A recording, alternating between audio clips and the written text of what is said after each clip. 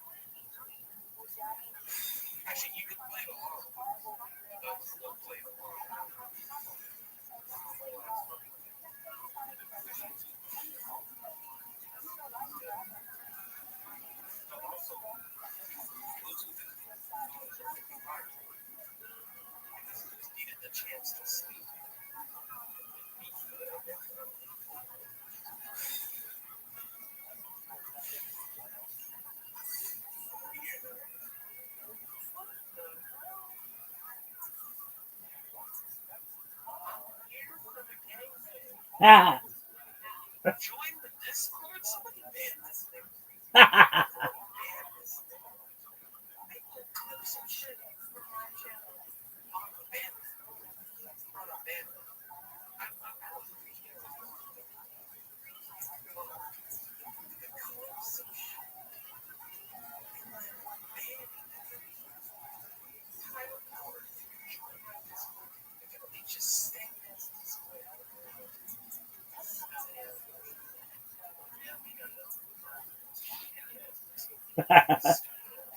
I love you.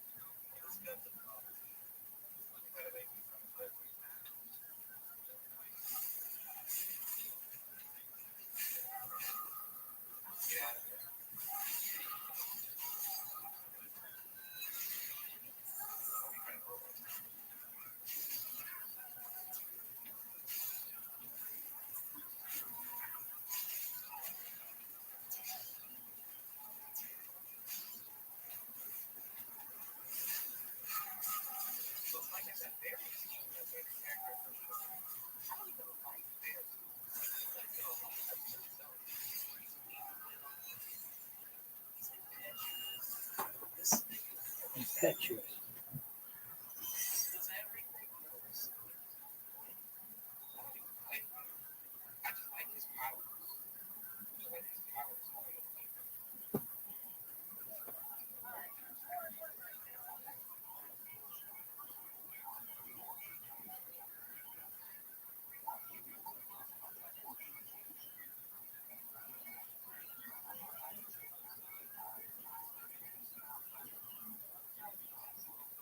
Everything was done quickly, with little and adequate thought.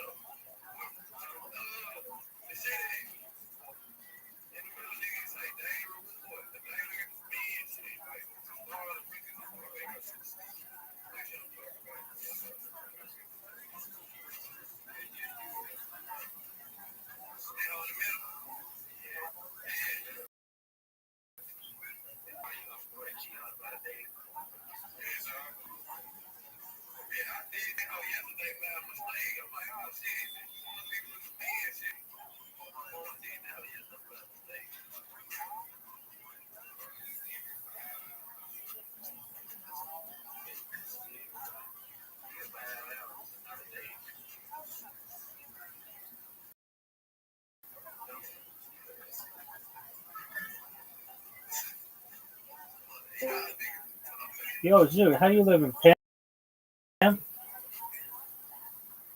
Long time. What's good, son?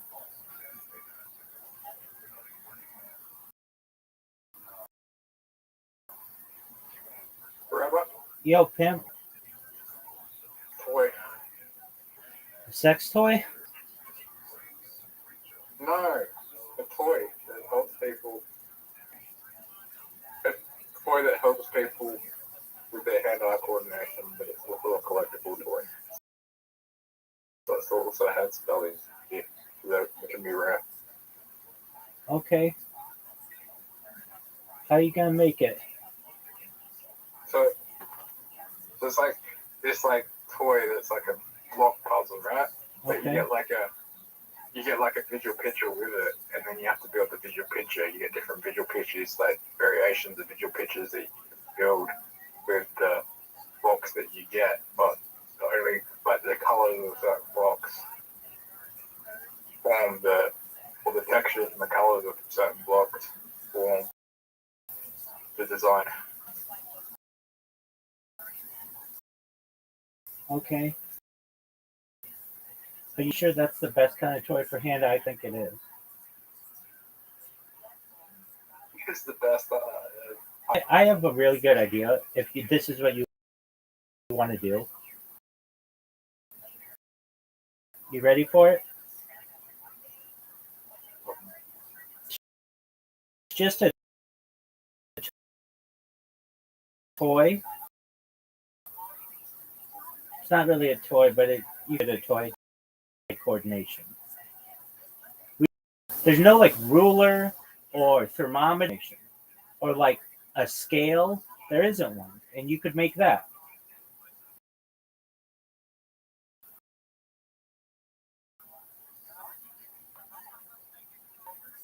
How do you do that? The way that I would do it, the way that I've seen, they have this.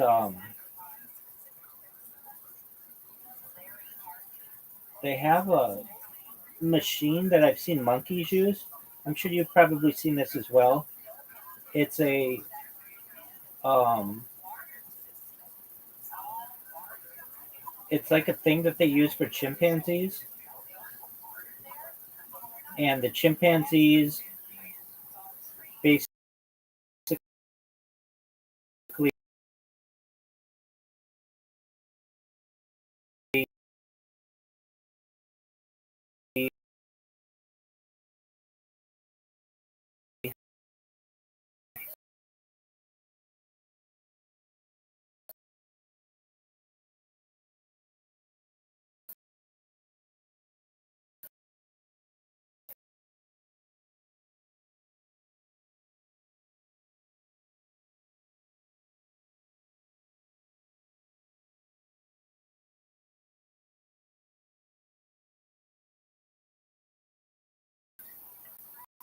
let me just find it, and then this is really okay. So type in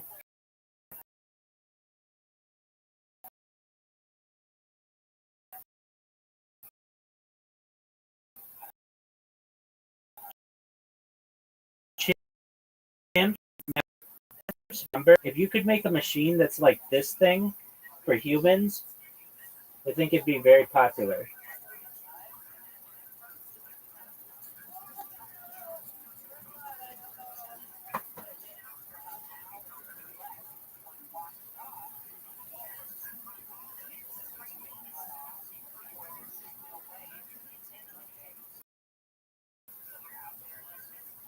Do you see it?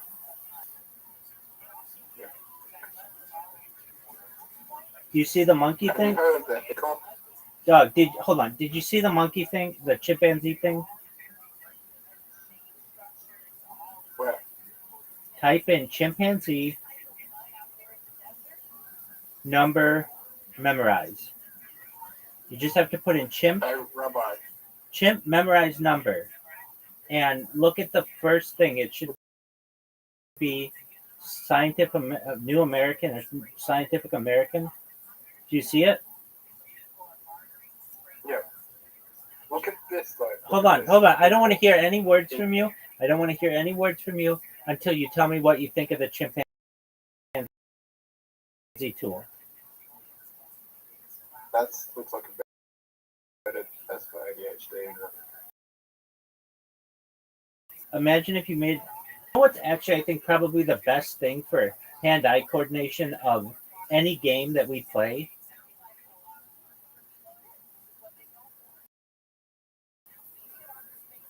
Zoot, do you know what I think is the best hand-eye coordination? What? What'd you say? What'd you say? Bounce is exactly right. Bounce should be the game that like is the ultimate test of hand-eye. It's not the ultimate test because there's no left right, but there's if you could make bounce left right, but even still up down, bounce is incredible for hand-eye coordination.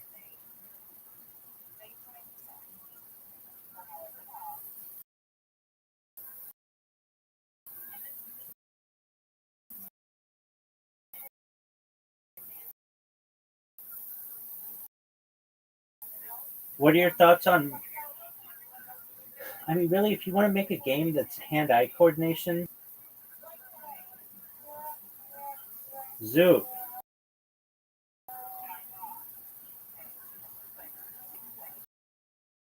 Zoot.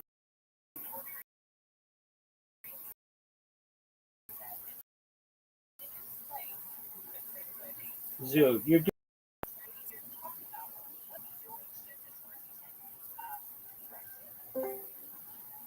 There he is. Gentlemen. Yo, what up, pimp? How are you? Hey, can you hear me? Can you hear me? Yo, dog, can you hear me? Hello?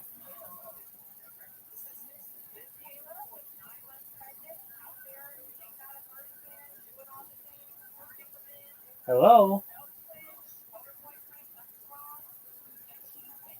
Can you hear me?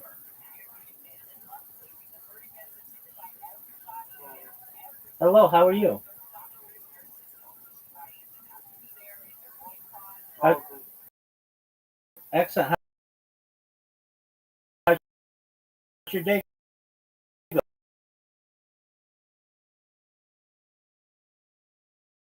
going?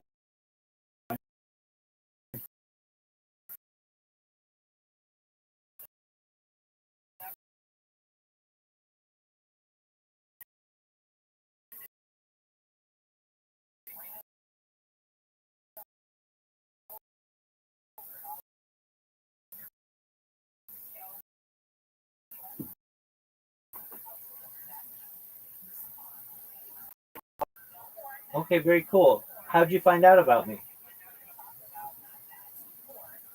From a friend, From a friend? a server. Oh, from a server. What server? Like like 5 months, I talked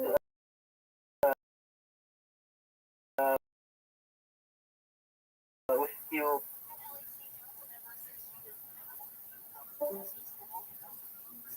Your English Do is you understand me? Yes, I do. Your English is good. Thank you. You're welcome. How have you been? Well, now I am stressed and I got anxiety when I talk English. Well, you're doing very well, so you should have no anxiety. Your English is great. It's beautiful. Relax and just know that I'm very understanding. So talk to me. What's good? What's new in your world? Uh, you told me about your devices, Yeah, dog. and you are trying to uh, make your uh, make your whatever. I forgot. It's okay. You're right.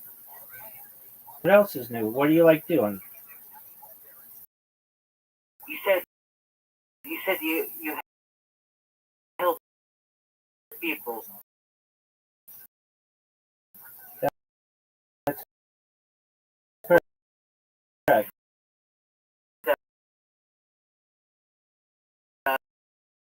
Your uh, job. That's working on robots. What are you up to? Okay. Oh,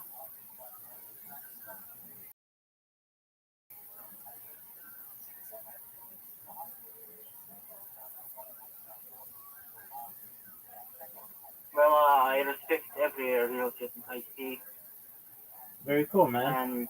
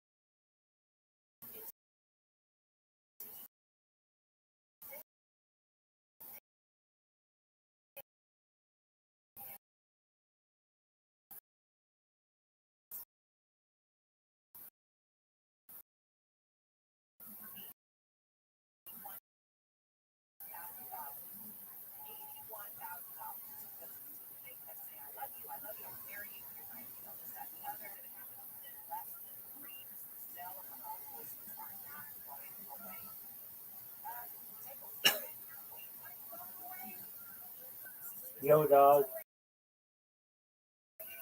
What up, Nolan Long? How are you?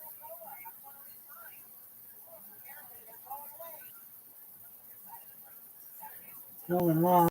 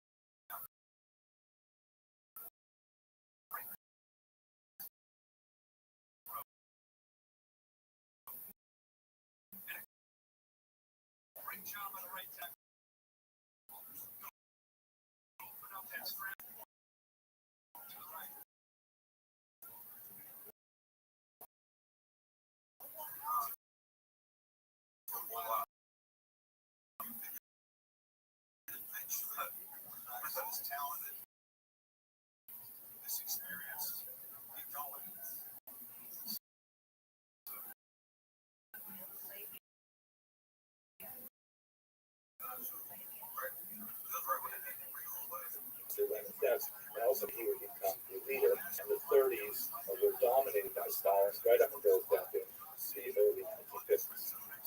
So back to where we are, Stein was placed in charge of the Jewish section of the Communist Party, and this was initially during the period of communism, but during the period of F, he saw that he had quite a bit more freedom to explore the methodology of bringing the Jewish population into communism.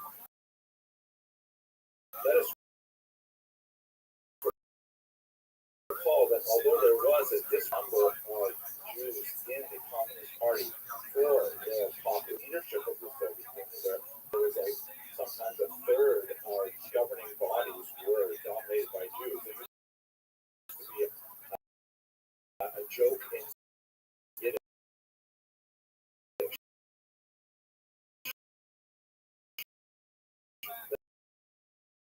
that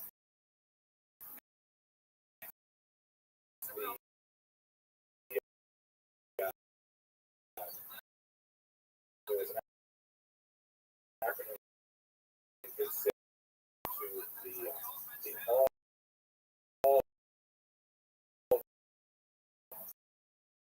Russian Central Committee. So of Jews who became communists was tiny. There is the vast majority of Jews were hostile to communism, threat to their traditional way of life, especially those who were of the anti-clerical nature of the Soviet Union. So it's a great complex of issues. Made the Soviet Union very popular in the Civil War period, as we discussed in the previous lecture, was the fact that Trotsky's Red Army forces were far less likely to commit other forces that were ravaging the countryside. That engendered an enthusiastic support for the Red Army that was transferred initially in the early 1920s to support the Soviet Union. But we shall see it rapidly decline. See that Einstein sees the calm, which was a Czech word, difficult to translate into English. The word koren can mean like a root, and so it can be translated as rootification, roots as in a tree, or I've seen it translated as indigenization, which kind of like was a way of thinking about the general society and identifying those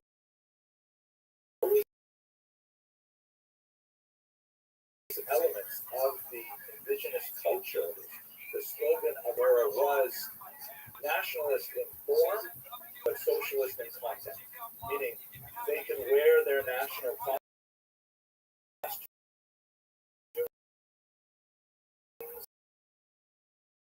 they can eat their national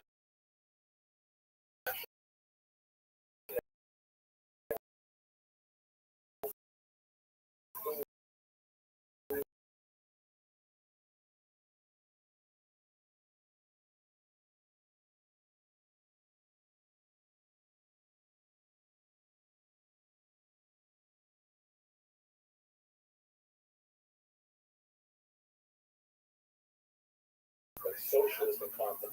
As soon as they got into things like ethnocentrism, that would be definitely not socialist and content.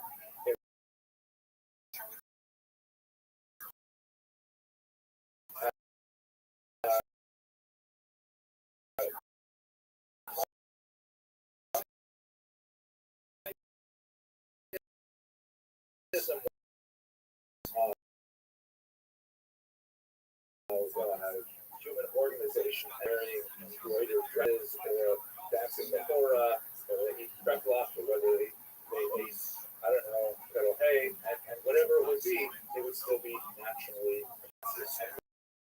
But even look at that material, they said, let us go to the Jewish people as the authentic element of their cultures and talk to them about communism, atheism, because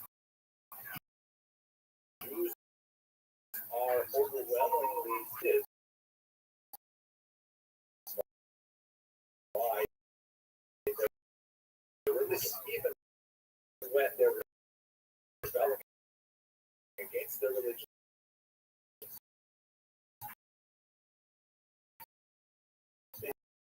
Still regard themselves as some kind of, religion that is rooted in a long religious tradition. And this was anathema to the Soviet cause. So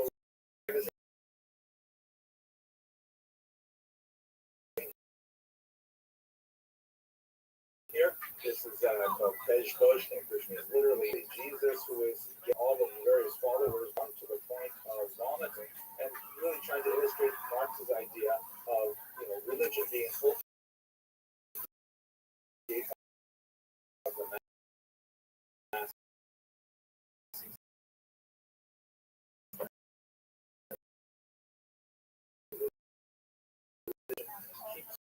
To appreciate your true enemies, things like that. So there was a Yiddish version of Bezboshnik, and there are tremendous amounts of effort placed in trying to things right that a red has celebrated Stalin and Marx instead of Moses.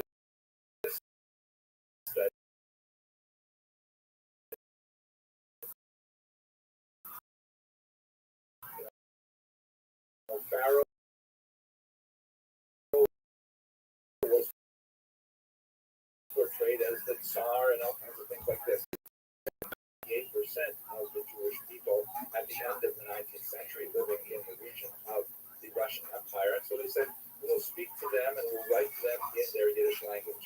And so there was just a flourishing of attention, lavish poetry, leaving America to go back to Russia because they saw this as a tremendous, cultural efflorescence. And in fact, the 1920s is very encouraging that Yiddish would have a tremendous hate in normal Yiddish, I have to say, because, the more they poked around, the more they messed it up. Yiddish is, as I mentioned, written in Hebrew characters, and it is heavily populated by Hebraic terms and Aramaic terms as well. And Hebrew was considered, because that was too closely associated with, also modern Hebrew was too closely associated with Zionism, also.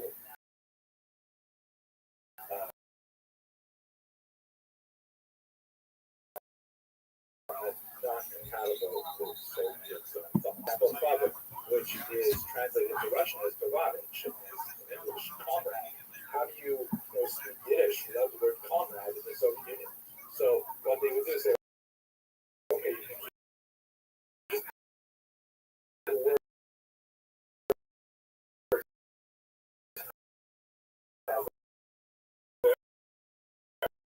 phonetically, spell it phonetically rather than spelling it with the traditional way. So, for those of you who are familiar with the letters, the word for Haber Hebrew in Yiddish is three letters. But in Yiddish, addition, the Soviet would be written Aleph Vav was the Ukrainian letter G, rather than the letter that looked like the letter H, and pronounced it like a Russian letter H. And you could be sent to Siberia. Here's something I find really ironic and amusing. This is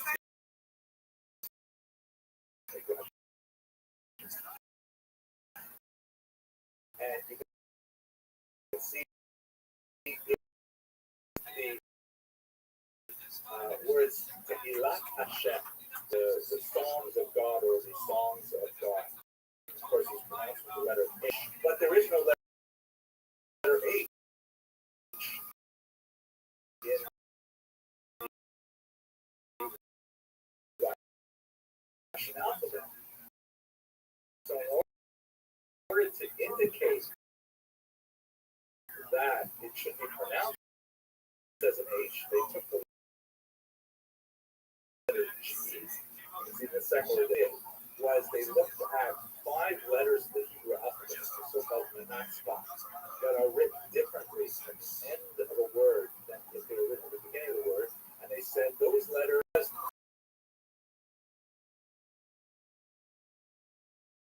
too hard for people to learn. It's not proletarian. We should have a system in return.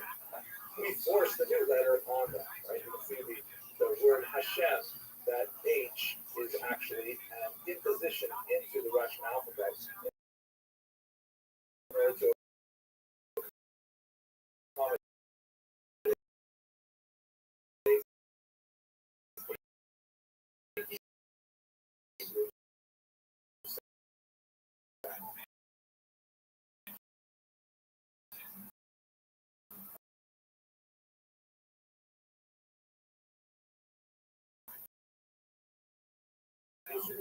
they created Jewish autonomous oblast called Birovich,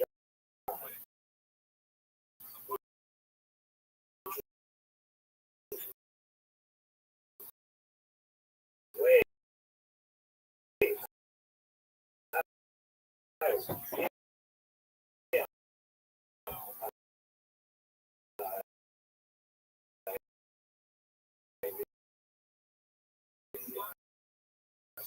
the border with China, a homeland for Jews. You don't have to think about Israel really pressuring an official language of Azerbaijan and stuff like that, but they had very few Jews actually live there, primarily because Stalin blocked a lot of the migration there exactly when the Jews could have used it. At any rate, though,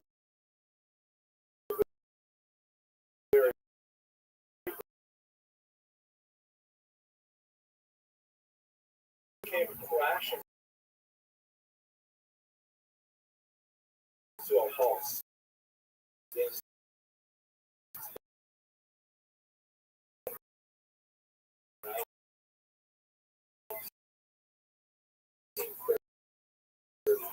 Joseph Stalin.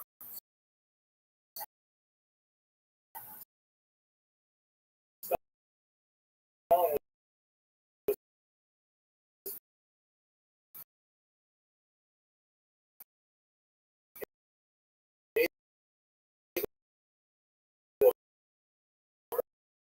by the end of 5-year plans, which were designed to rapidly that people were faking the results rather than, tell the truth to power and say, hey, we can't possibly produce this much pig iron over this amount of time. Well, we can't possibly harvest that much grain in this much time. One of the most terrifying and awful results of the 5-year plans was the Holodomor, this massive terror famine in particular affected Ukrainian regions.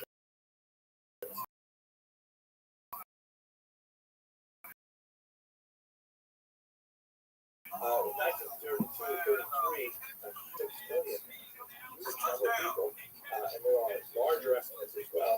This colossally awful artificial famine, which killed millions of people, was larger result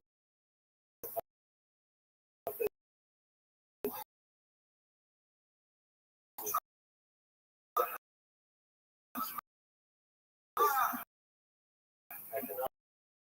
Stalin essentially context with the Holodomor and several factors, especially towards the end of the 1930s. People began to see glorious reports of Soviet funds, evident reality, rather than say, wait a second, maybe people are exaggerating findings about what they're able to produce. Instead, they blamed not records that were somehow, the promise for the Soviet Union. And these people were identified, which names of other saboteurs. This ecosystem of purges that was not at all unlike, in which heresy was hunted out everywhere. People were taken and tortured and asked to betray the names of other heretics and so on. And even a person who wasn't a heretic or didn't even know heretic, they would nevertheless the pain of torture, give up all kinds of names. This initiated arrest, torture, confession, arrest, torture, that resulted in millions of people. Yes, the scale is phenomenal. And this really consumed the Soviet Union later. And at this point, the Jewish enthusiasm for the Soviet Union collapsed dramatically. Prominent Jews were purged early on in this period of cleansing of the party and then later of society, and Jews with a few significant examples in Ukraine during the years of the Holodomor, with the exception of a few characters, much of the Soviet leadership was purged of its Jewish membership. Kind of like popularity that the Red Army enjoyed in 1819 was nowhere seen as people around the world began to realize it. So by the time you get to the late 1930s, what was once a more significant participation of some Jews in the Communist Party was reduced to a tiny, tiny remnant. And this is where we're going to have to pick up the story next when we look at the Holocaust. Because the memory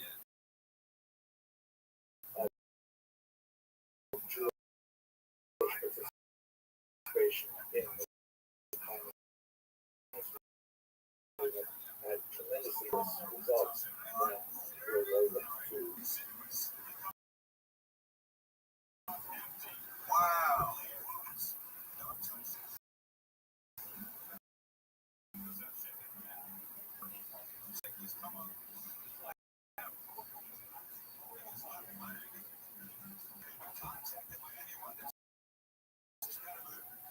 In order to understand properly the relationship of the Nazi occupying forces with the indigenous people here, and specifically the degree to which collaboration was prevalent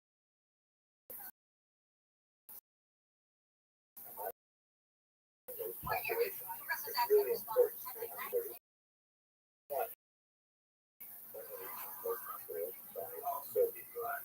Let's spend a little bit of time to try to understand what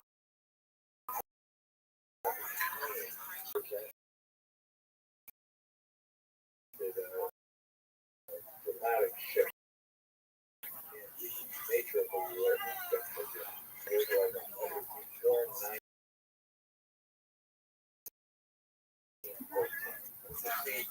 In Central Europe, divided between three empires: the German Empire, the Ottomans. As you can see from slight shading in this map, there is what is Russia proper, which is where the land areas, and then there are the newer acquisitions of Russia, particularly the Pale settlement region, which is where most Jews were allowed to live at first. That's why we grew after entry in. And then Congress Poland, which is a little further to the west. These were all regions under the authority of the Romanov Tsars, part of the larger empire.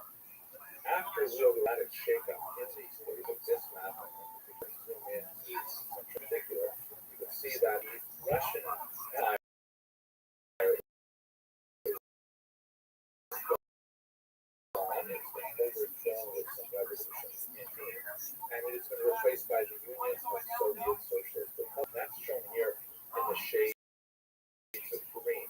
Note that the Socialist Republics implies quickly that there are multiple republics within this large unity. The United States of America, being one federal government, but made up of individual republics. In the case of the United States, states. In the case of the Soviet Union, republics. Now, the degree of autonomy of the republics in the USSR is in the United States of America. They were largely, unless they did have a certain amount of distinction. You can see in the center is by solution to the White Russian or Belarusian Socialist Republic, and the south is Ukrainian, also part of the Soviet Union. But in the yellow colors there you see independent Poland, and also newly independent Lithuania, Latvia, and just to the north you see also Estonia is just off this map here. So this new section, these new countries were carved largely from the remains of the Russian Empire, and needless to say, the leaders of the Soviet Union were not pleased that they had lost these valuable European territories and were gone. We move on from this map.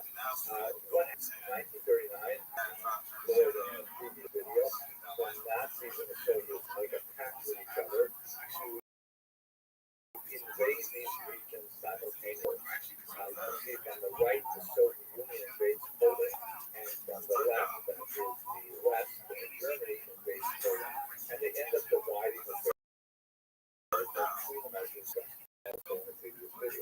Here is a clear map that shows what's happening from the historical perspective.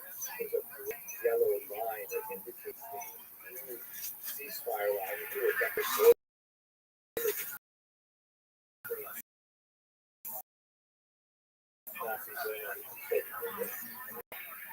They were technically independent countries, but amazingly, out of fixed elections, they all voted to join themselves to the Socialist Republic. So you have North Estonia, Latvia, and the Republic, and then you have the western region of Belarus, and you have the western region of Ukraine as well, all joined together with the Soviet Union. These regions were annexed by the Soviet Union in 1939. Now, going back to the Soviet Union stand, but what was Soviet? What does that word even mean? And what's communism? Let's just take a couple of things about that. The Soviet Union was formed, as I mentioned, in the U.S. as the Russian. The founder was this man, Rabbbi, or the philosophy called Marxism, founded by Karl Marx decades earlier in Germany and England. And it was basically an idea that the real enemies of the working classes are not the working class of other countries, but rather the upper classes of their own country. That is, that society was defined by class struggle, class warfare between the elite, the bourgeoisie, and the working class, which are known as the proletariat. In fact, the communist slogan is proletariat of the world unite, and working classes of the world unite. It's a very anti-religious movement. They thought that religion was, in the words of Marx, the opiate of the masses. It was like a series of ideologies that was given to the proletariat to keep them in their place, to make them think that they might be suffering in this world, but in the next world they would benefit and so on. So there's a lot to say about this philosophism, and then the extreme form that is associated with when it was renamed communism in 1918. It's also known by the term Rothschilism, which means literally bigness. And it got back there just because of one party, which is the large party, which is associated with the Bolshevik other party.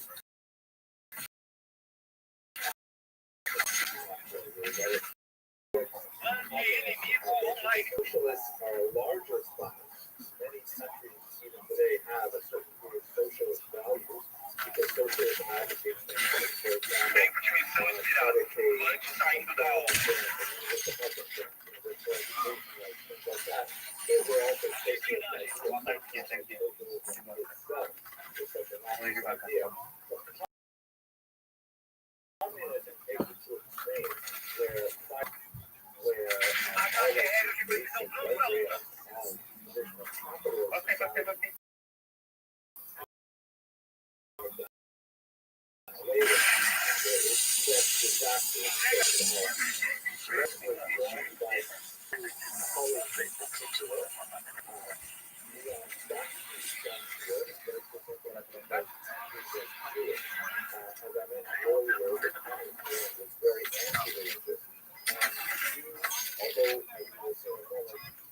we're attracted to some understanding.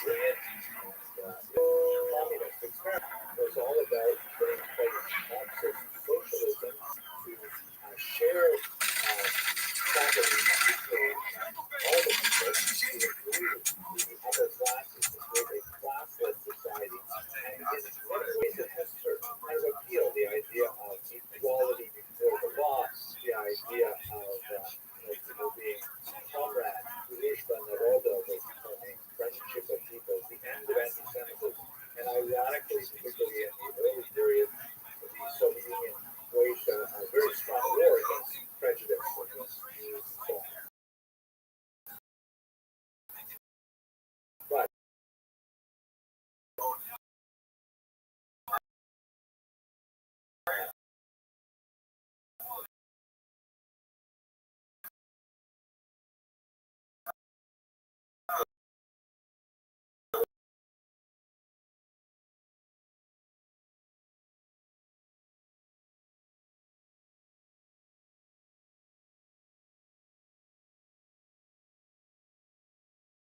there was any surge in popularity was because of horrific patriotism that followed the revolution of 1917. You'll recall, and then there was about 6 months period, which was then overthrown again by the Soviets.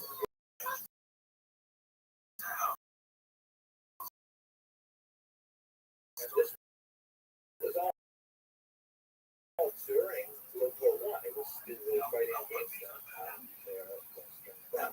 Ultimately, the Germans made huge mention where states were allowed to emerge because they were no longer under Russian control. But what erupted, particularly in Ukraine, and especially in the year 1919, was a horrific series of pogroms where it was complete lawlessness. There was civil war. There was multiple bands fighting each other.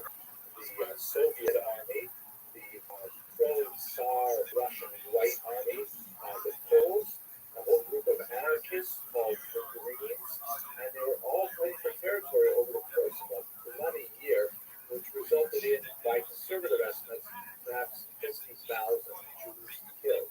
Also, other populations, Poles, Mennonites, and so on, were all brutalized during this period. The only force that had a better track record from civilian populations was ironically the Red Army under Johnson. And so you see in 1919 there was a surge of support among Jews for the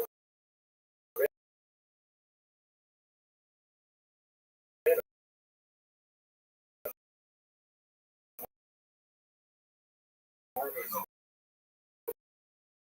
that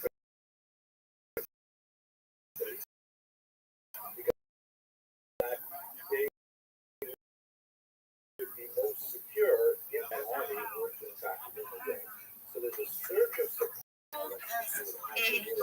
Se va a presentar quién más y por ahí liso, pero Katsai, es por Katsai, necesito ir. De pana, te lo juro. Es picnic day. Por eso picnic en serio. ¿Qué dije? Skrillex, exacto, Skrillex. No necesito ir. Sí, Skrillex, en Barito necesito ir. Dale de que también va, yo necesito ir. No, yo me propuse. A ver si voy. Esa no es el Lola, no. Pero vaya, el Lola creo que sí lo van a hacer en Chile. ¿Cuándo es? Dijiste sí. Otra vez que me trago. Pero van eso mismo, pues. Sí, pues, y va a ser en Colombia. O sea, yo puedo ir por carretera. Pero,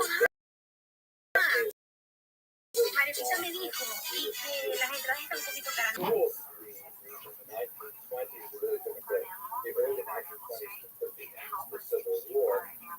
They tried to impose a new form of Jewish culture because, ironically, the Soviets were in favor of developing Yiddish culture as a form of a natural folk culture, also called colonization. And they promoted, for example, the use of propaganda to convince Jews to adopt Soviet beliefs. So, for example, they published this remarkable document, there's one page from it, called the Red Haggadah, which is a section of the Passover liturgy that's read typically in the home. That's one of the in the Jewish canon, because every Jewish home that has a Passover Seder will open up this small booklet and we'll go through the story of the Esther. And this particular passage shows that the left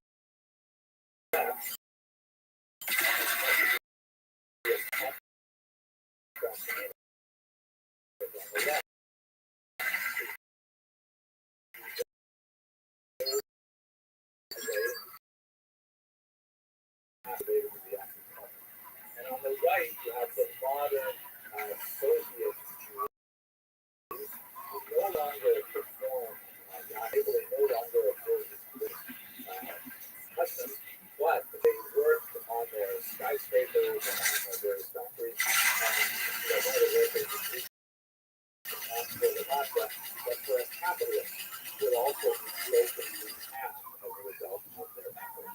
So we have this twisted kind of culture in the 1920s where the Soviets are promoting Jewish culture as long as it is in conformity with their anti-religious values and their other communist values, which is for you can see. They also, as one final note, really is this on moment, the Soviets created as an attempt to try and compete with Zionism.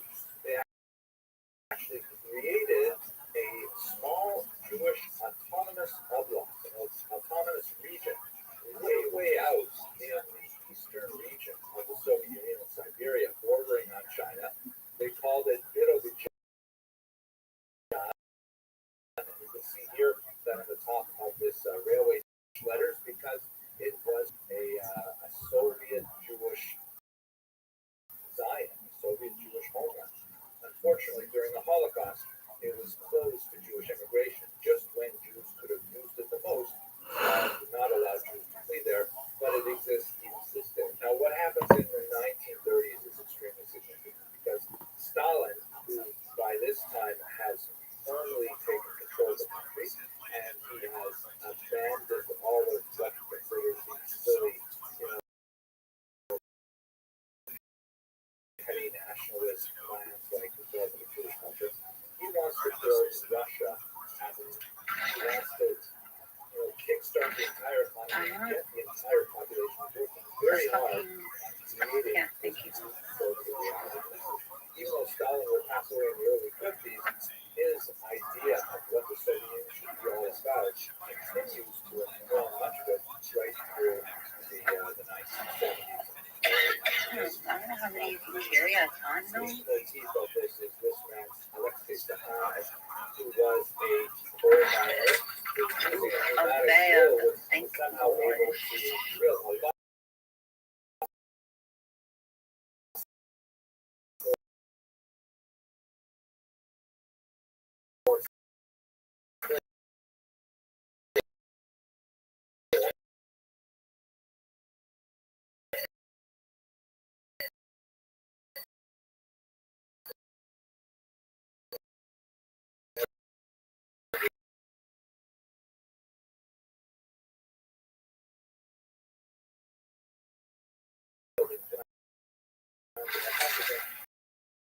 At the sacrifice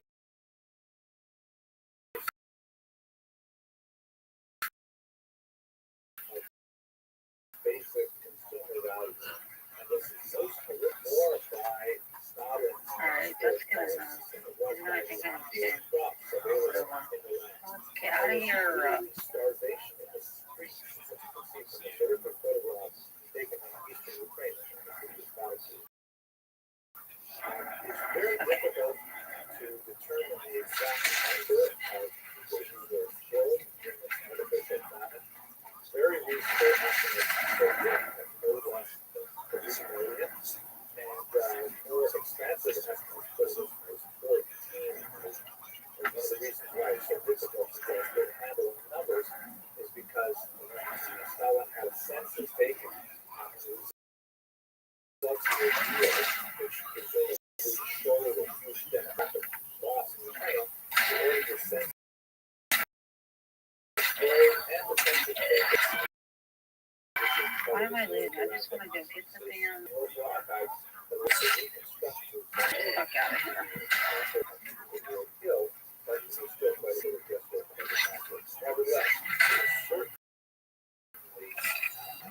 Genocide was always the best studies. Note also that the term Holodomor is an age.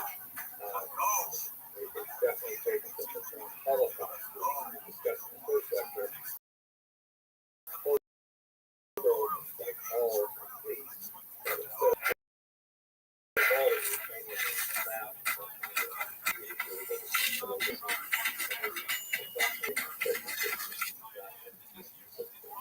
the 1930s closes with a series of horrific show trials and purges under Stalin.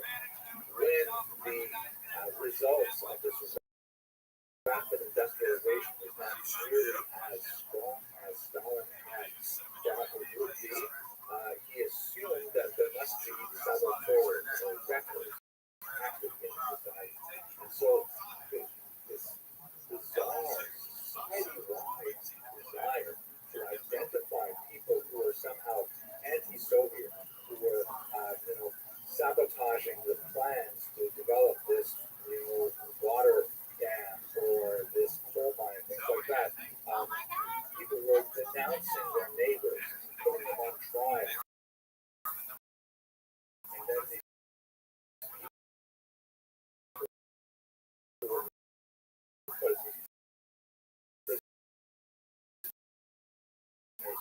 are put on trial. There was broadcasts that were essentially, in many ways, forced. The approaching a period in history where dark harmonies developing in Nazi and Soviet Union is impact of Soviet Union in newly conquered territory between 1939 and 1941. The activity of the secret police, which was originally known as the KGB, but at this time it was known as the NKVD. The secret police were opposition to Soviet rule. They were involved in many massacres, including this horrific massacre in Forest, which thousands of Polish soldiers were massacred and placed to rest in this huge grave without any indication of their disappearance. The NKVD in particular tried to root out any possible sources of opposition in the intelligentsia, which is a class of people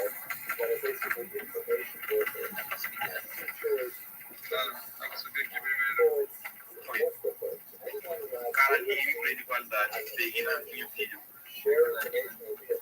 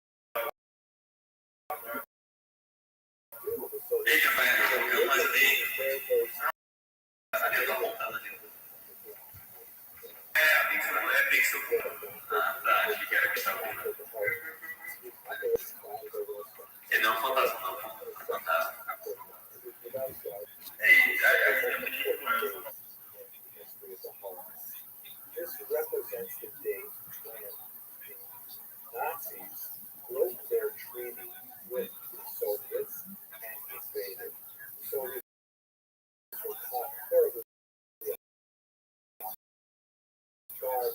They lost their territory up to farther way back. Eventually forced the Nazis to genocide. Right here shows Why can I shoot? Well,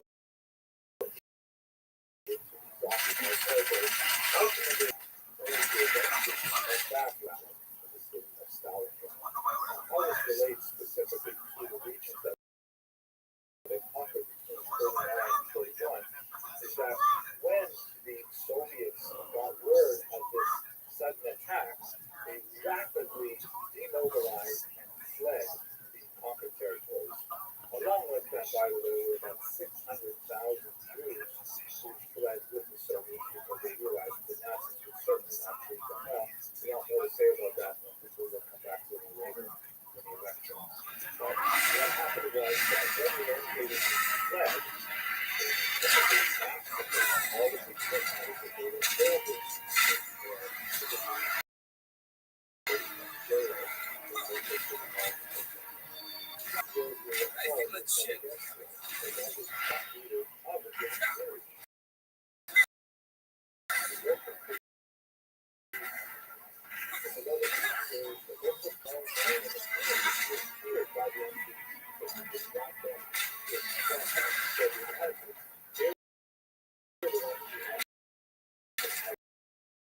I feel it shit.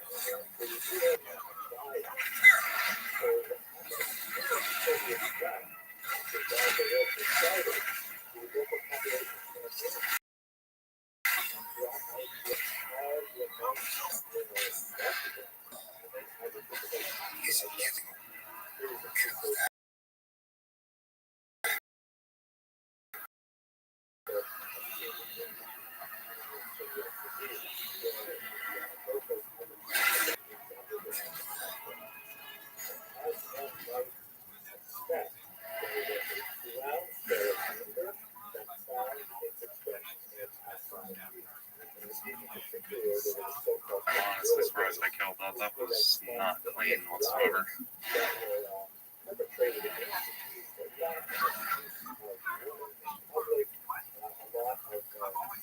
Symbolic abuse where people were ordered to clean the streets and sometimes including so this is the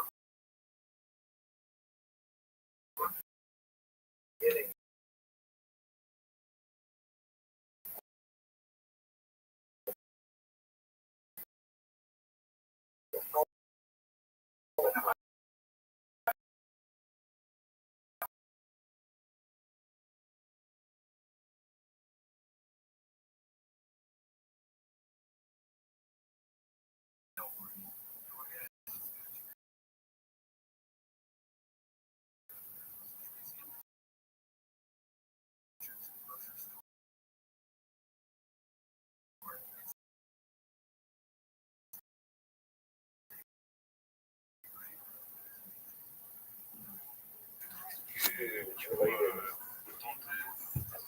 bien sûr, rapidement, comme ça, c'est pas que je veux.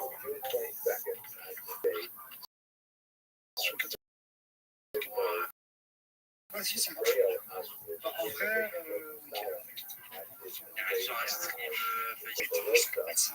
oh là là, la prolongation dans une DC. Waouh. Bon, en vrai, je sais pas. Mais de toute façon, dès 18h jusqu'à je sais pas quelle heure, mais dès 18h, non, je sais pas. De toute façon, je ferai j'ai fait 8 heures de stream. C'est vrai, je pense. Un peu chaud de la semaine aussi. Et lui, il est obsolète.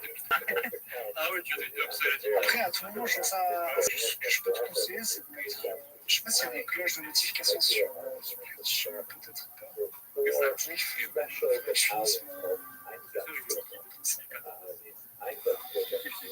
Faudrait que je finisse mon Discord, comme ça je toutes les annonces dessus.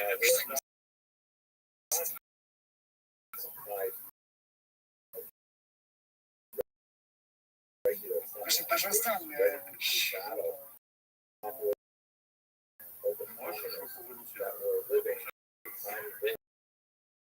Non, parce qu'il est moi, je suis chaud aussi, mais c'est pas une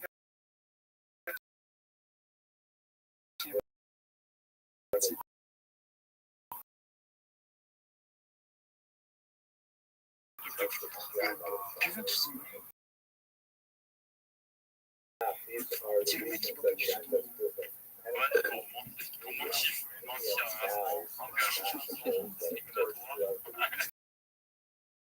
Mais du coup, qu'est-ce qui s'est passé aujourd'hui? Pourquoi il s'est passé quoi? Basically, the modus operandi of the Einsatzgruppen is they will hold their killing squads. They will drive out their trucks. They will drive into local villages. They will round up the Jews and the Gypsies.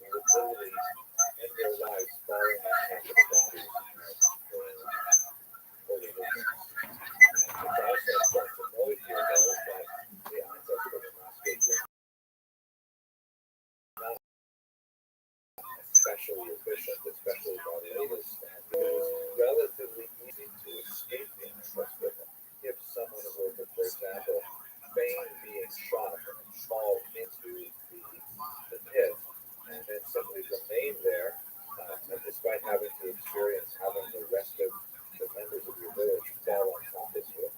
By nightfall, you could theoretically crawl out from underneath the bloody corpses of the former neighbors and make it out to the forest, where you might end up becoming a partisan. And it's actually happened to many Jews, especially younger people, who managed to survive the Einsatzgruppen murders and then went back to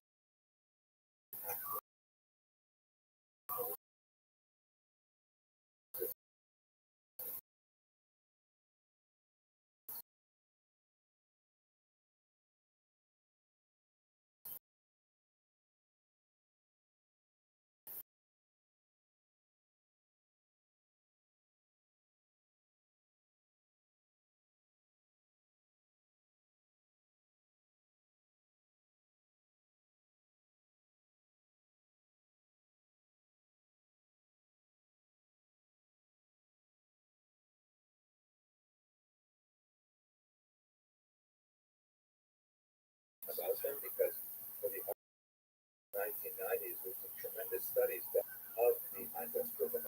We know that they were uneducated, and were unfit, and this led to a tremendous local population who then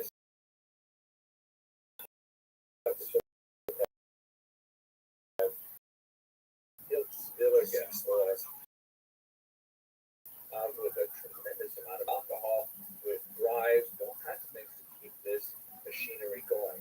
It did proceed, however, throughout the entire summer of 1941 and into 1942, with an estimated 2 million people murdered by the onset movement. But nevertheless, it proved to be psychologically quite consequential for the onset movement, and that's another method of mass destruction. Even structure of Operation Barbarossa and the Allies, it was dual goals as established programs around that is living with and so closely interwoven as we see it in Operation Barbarossa. What the Nazi experiment was all about. This massive drive to the east, the dimension as less than human, especially the Jews who were still more concentrated.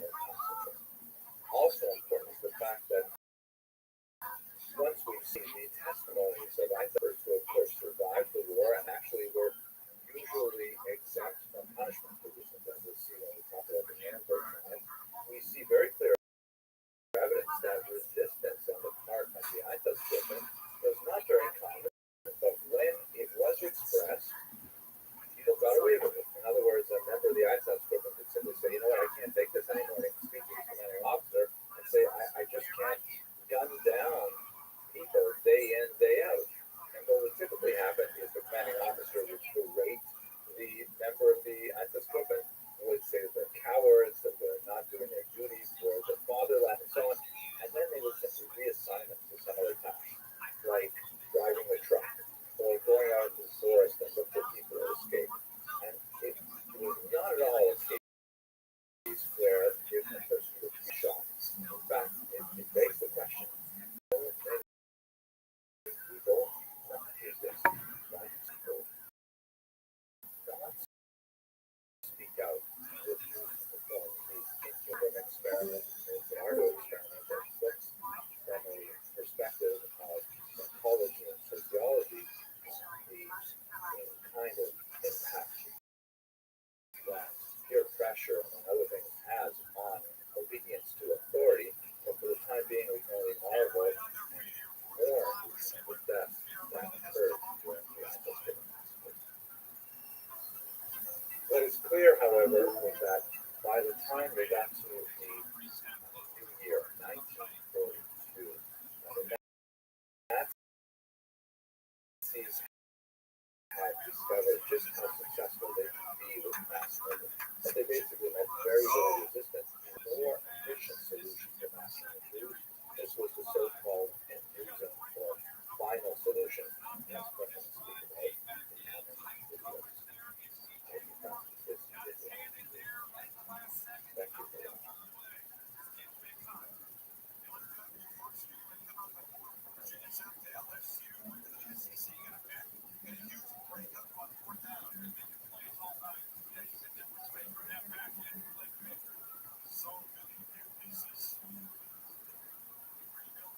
watching.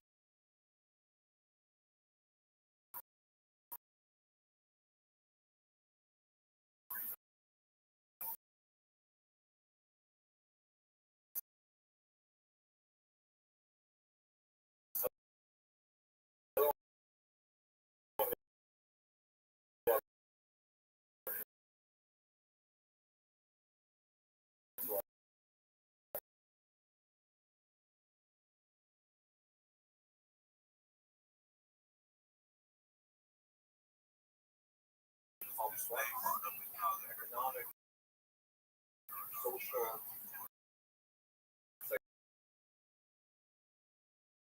psychological aspects of the nature of the Holocaust.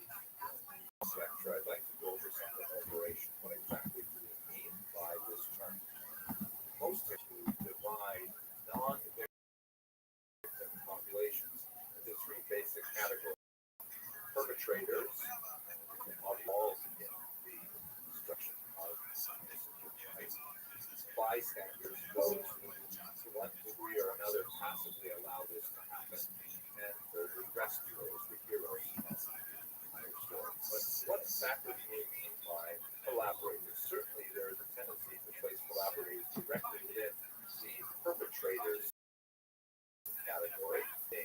The word, after all, is work together, and that indicates that we are directly part of the overall Nazi enterprise.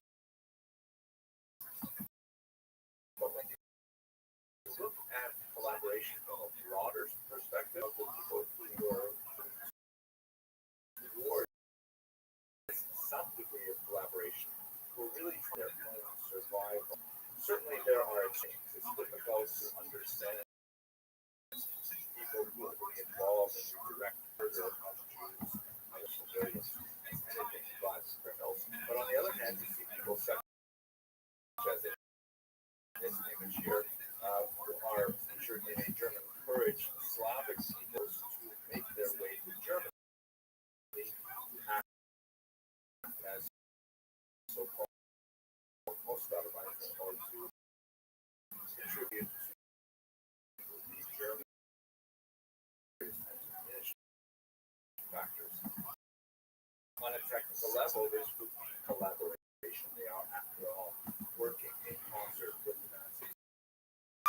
From the actual murder process, against lump them into the same category as perpetrators.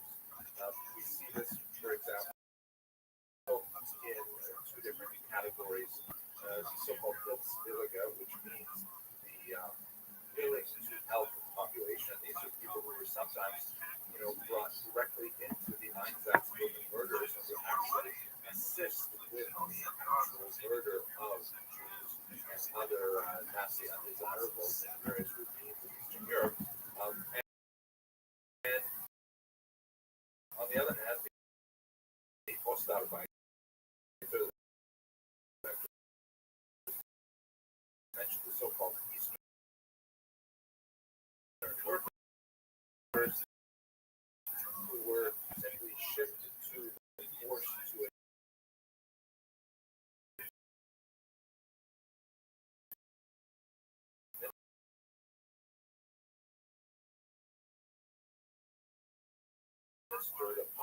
that were in many cases they were the people who actually executed the Nazi will on the population of the ghetto, right up to deportation, even employing their Jewish police force. So, this is one of those situations where obvious collaboration, criminal activity, is something which anyone can see that makes the relationship of not directly affected victims of the Nazi occupation difficult to classify as collaborators. We see this especially when we consider regional differences.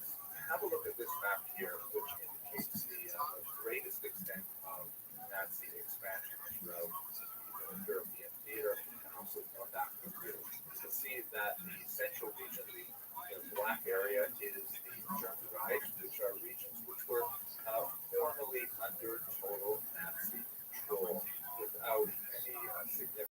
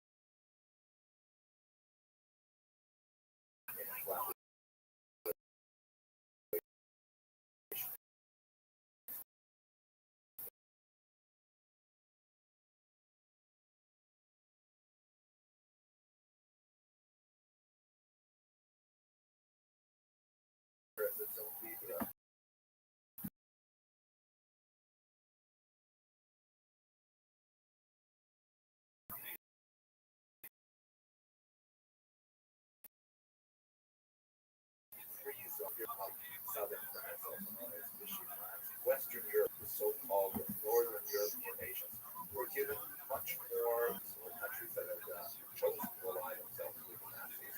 And so they were, by and large, these regions were given much more freedom with regards to the articulation of how they would relate to Nazi policies, specifically with regards to Semitic policies that Nazis certainly encouraged, but not laying down a heavy hand to make sure they were enforced.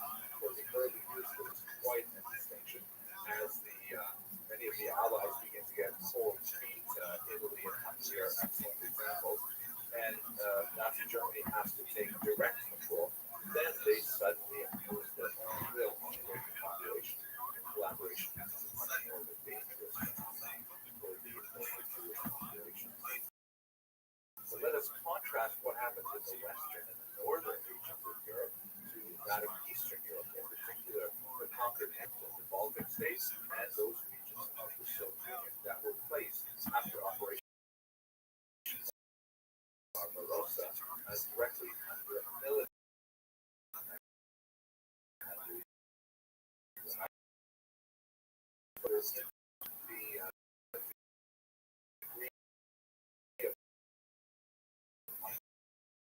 Economy of Soviet officials was almost basically execution, public hangings in the streets in Eastern Europe that were not seen to the same degree at all in Western Europe. In general, Eastern Europe was far more brutal. The consequences of this are more significant than were this really plays into our attempt to understand the nature of collaboration.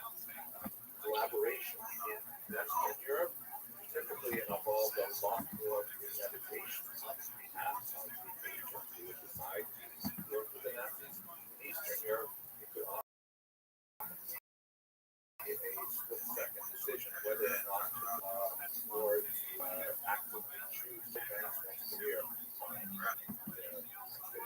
this is a very, very difficult topic that has clearly regional and national implications, and we'll discuss a little bit of that in part of this video. The following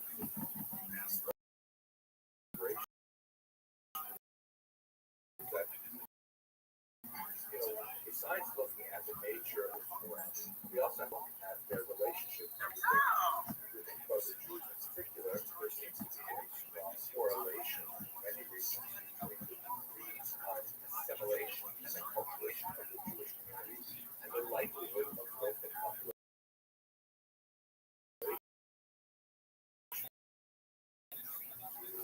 engage in collaborative activity in regions like North Africa, where Jews tended to speak the local language with fluency and dress the normal dress of the local population, but to be largely, working a high degree of acculturation in the local population. Collaboration was far less of a phenomenon. There are many other factors, including the nature of the natural occupation, the dates of natural occupation, and so on, but that's not just a superficial general statement that may hold true when we look at the entire region of Europe. We see this also very, very much so in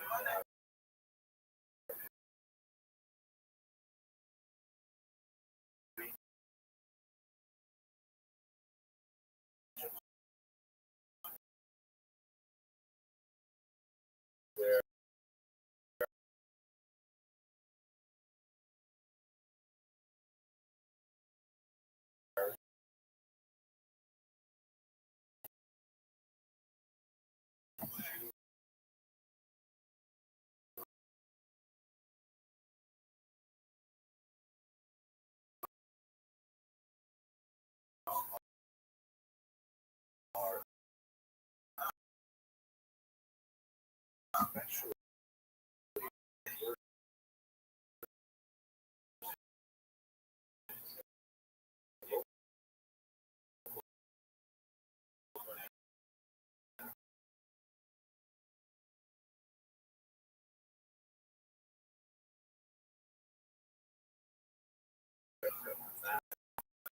so you often have, two different knowledge bases like that.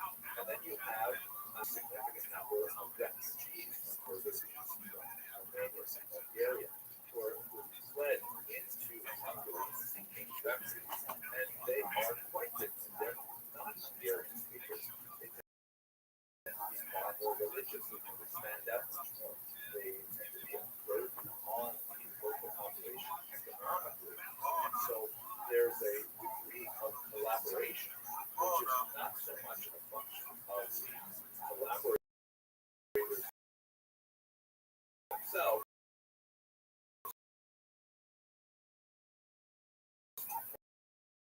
but of their relationship.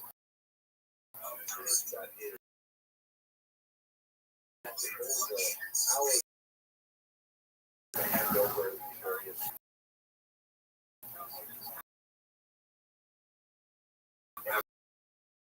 populations, the refugee Jews will basically consider working at the general issue of collaboration as well.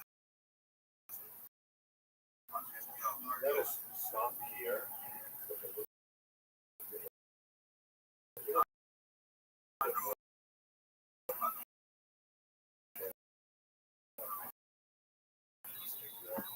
some more of the complex.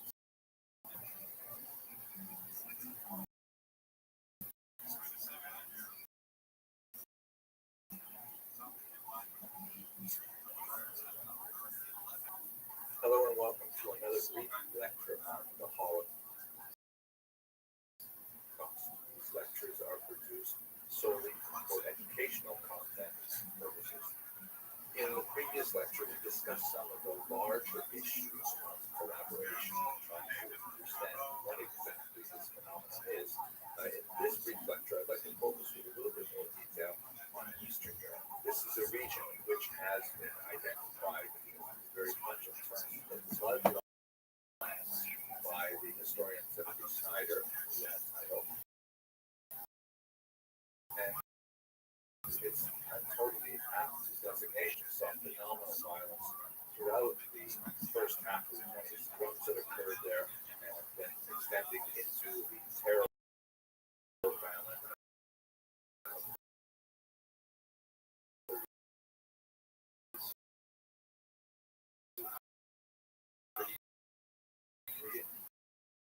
Rain and gone region and then divided between themselves as part of the Molotov-Ribbentrop Pact.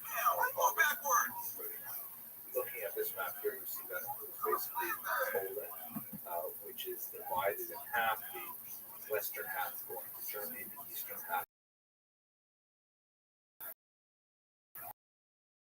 going to Sweden. And it is the Baltic things that we'll discuss in this brief video also apply to the military control of the Soviet Union that would be extended over these regions and further into the Soviet Union once the Nazis advanced into 1941 in Operation Barbarossa.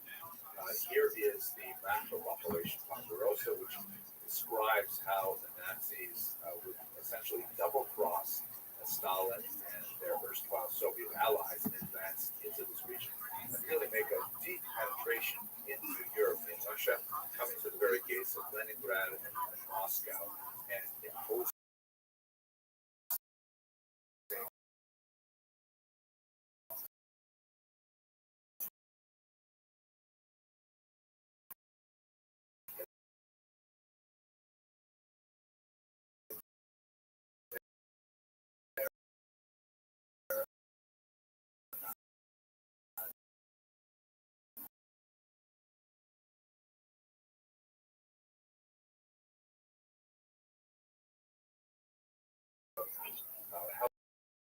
helps us understand exactly how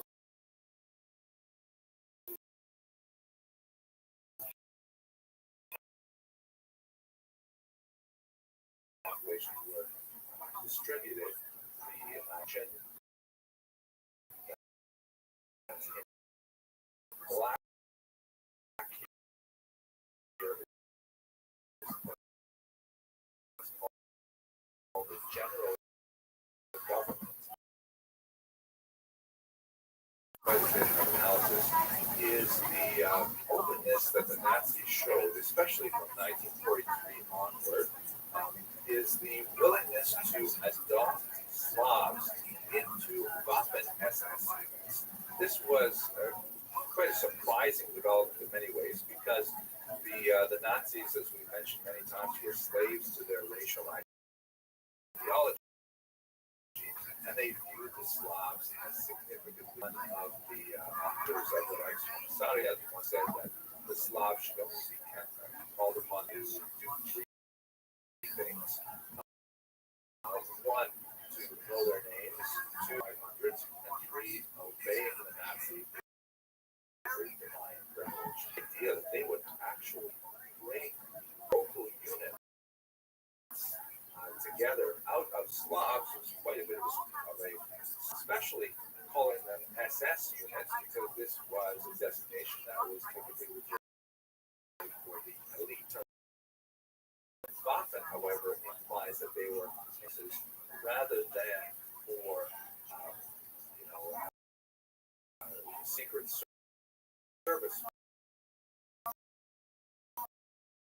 purposes, although they were headed up, as you see in this image here, by Heinrich turnaround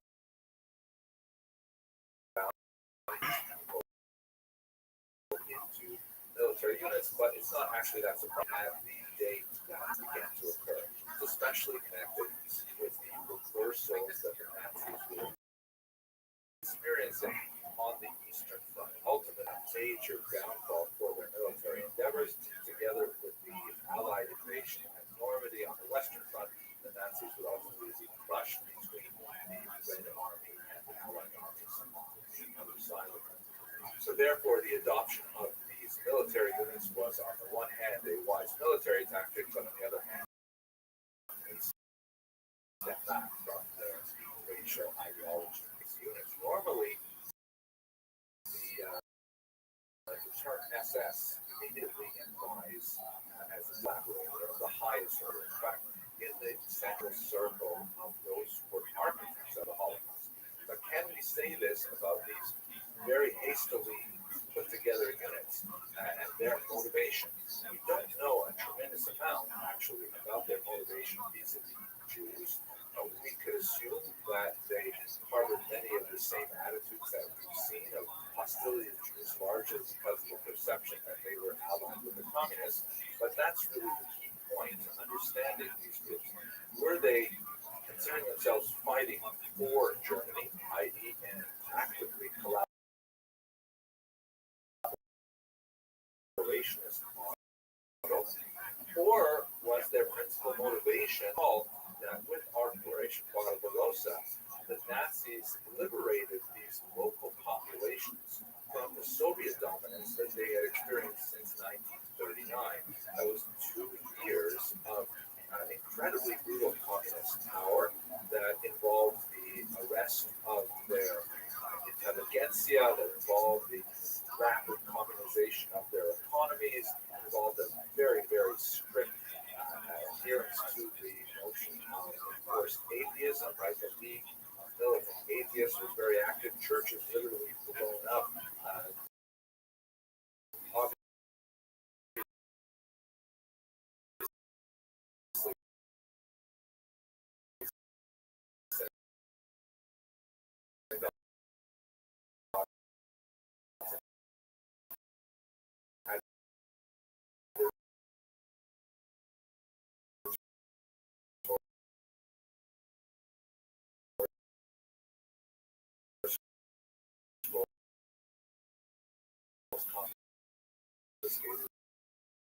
Shut down and so on.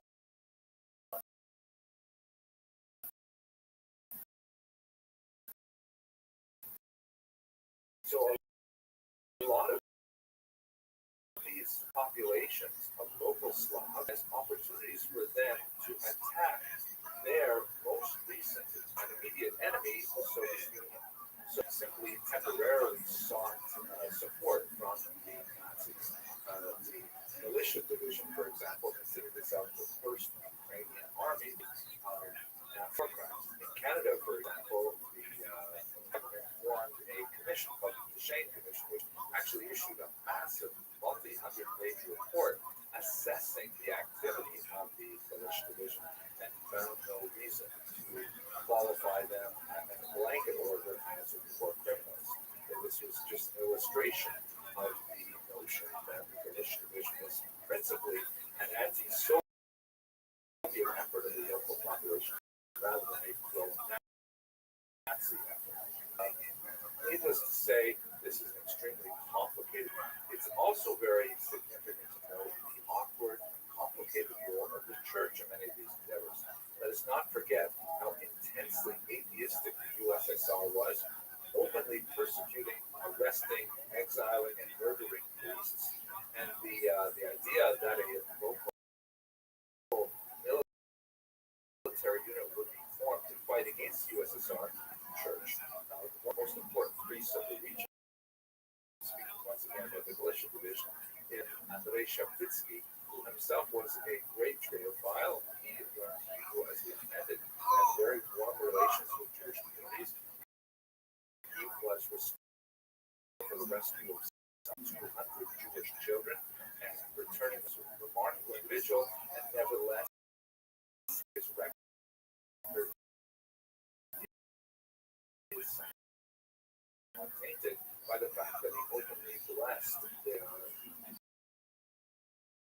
humanist and the pro-Jewish figure. So this is a complicated kind of situation.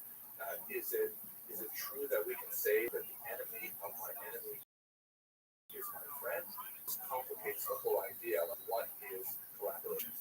And maybe if we strike at the root of the difficulty of understanding collaboration, besides the obvious overlapping concerns of self-preservation, economic advancement, that may have very little to do with open anti-Semitism or willingness to engage in murderous activities. Perhaps one of the most important, many peoples from the bloodlands are victims. The Ukrainians and the Poles and the Lithuanians and the Latvians also consider themselves victims, not precisely in the same way that the Roma, for example, consider themselves victims, but nevertheless, they do see themselves as set upon by both the Nazis and the Soviets. Not necessarily to the same degree of genocidal intent, but nevertheless, they have a legitimate argument to make that they also share in victimhood. You see this horrific image from the United States Holocaust Memorial Museum. 43. Read it. Do it for Devo. For their racial characteristics and Over. Aryan Ukrainian Polish girls were often taken, essentially sent into prostitution with the attempt to try and improve the racial characteristics of the Done. These are the so-called Volksdeutsche were selected out by the Nazis, racial characteristics, given additional privileges, or in some cases we see here, persecuting them more because of their slavish attitude towards racial purity. So a lot of the local populations view themselves as victims as well as the Jews, and saw their actions as entirely justified within these larger complex of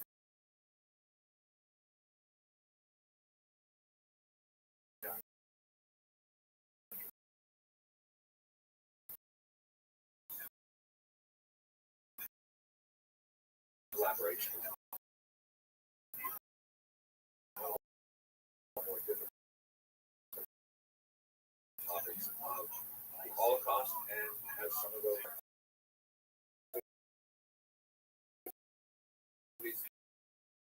very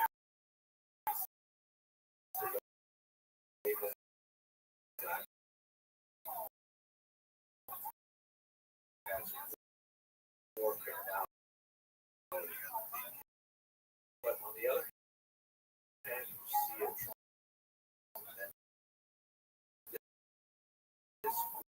smaller acts of collaboration, which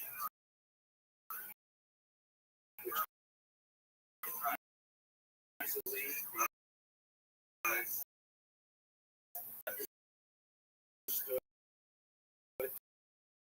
to some degree as self-preservation. And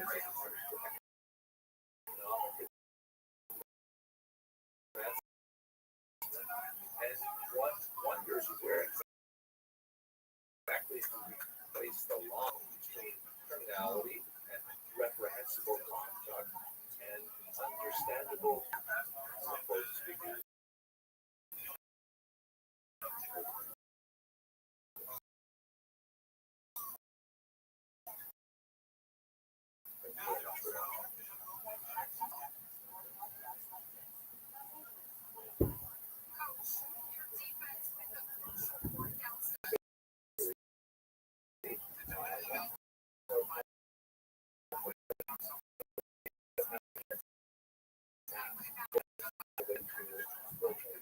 so terrible. So my goal to think about Passover and the refugee experience connected specifically to this talk may be a little bit more personal than most of my talk.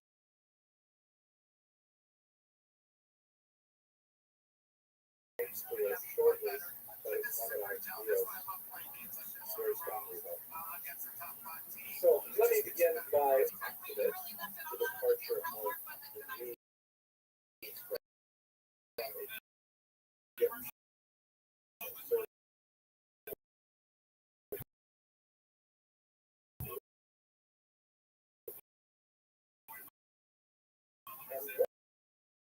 And one of the concepts that it would be a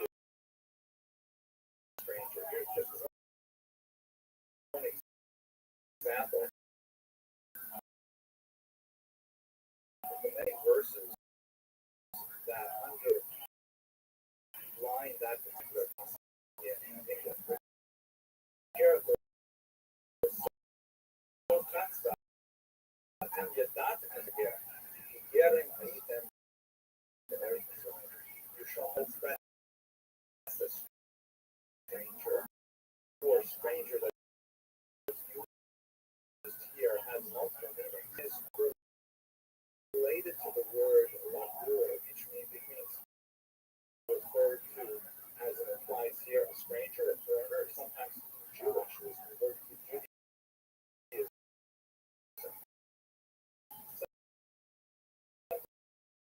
Sometimes it's referring to a resident alien. And depending on the context,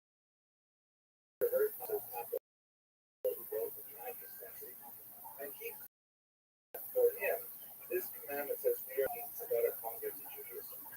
The verse refers to a person in a foreign land without friend, sibling, or acquaintance, whose spirit is low and whose heart is broken and crushed. One must have mercy and draw this person close, be a friend and a neighbor, and provide as much support as you can. In this way, one fulfills the commandment.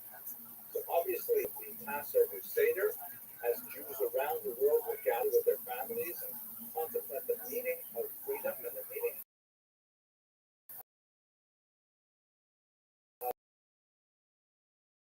of displacement. That is, according to Rabbi Paco, the Peleiotis commandment. Now, when we look at it in our specific moment, we're not talking just about Jewish refugees, of which there are many.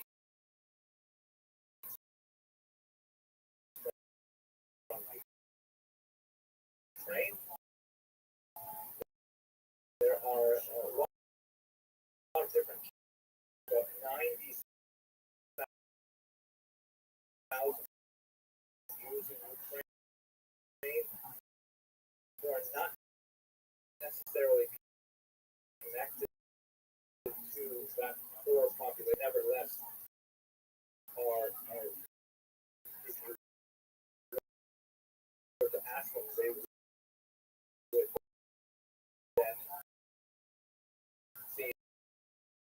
they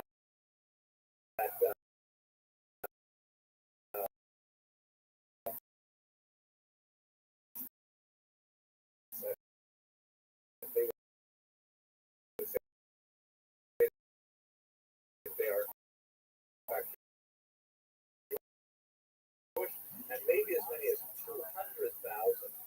Have a look, for example, at this report that just came out recently from the United Nations report on migration. There are about, as of April 1st, 7 million who are internally displaced within Ukraine, meaning they have not 1 million who are total of 4.1 million Ukrainians. Roughly one quarter of the is now out of boundaries of the year of the war. It's an absolutely mind-boggling number. Just really think about what William Faulkner said in 1951. He said, "The past is never dead. It's not even past." Meaning, people like to say that history repeats itself. Some people work with another quotation that it doesn't repeat itself, but it rhymes. But we are still living in an extended, egregious refugee crisis. For example, but let's just think about what this means in the context. The estimated number of international refugees after 6 years of World War II is 40 million. That's Ukrainian refugees have reached 4 million after only 6 weeks. An absolutely stunning number of people just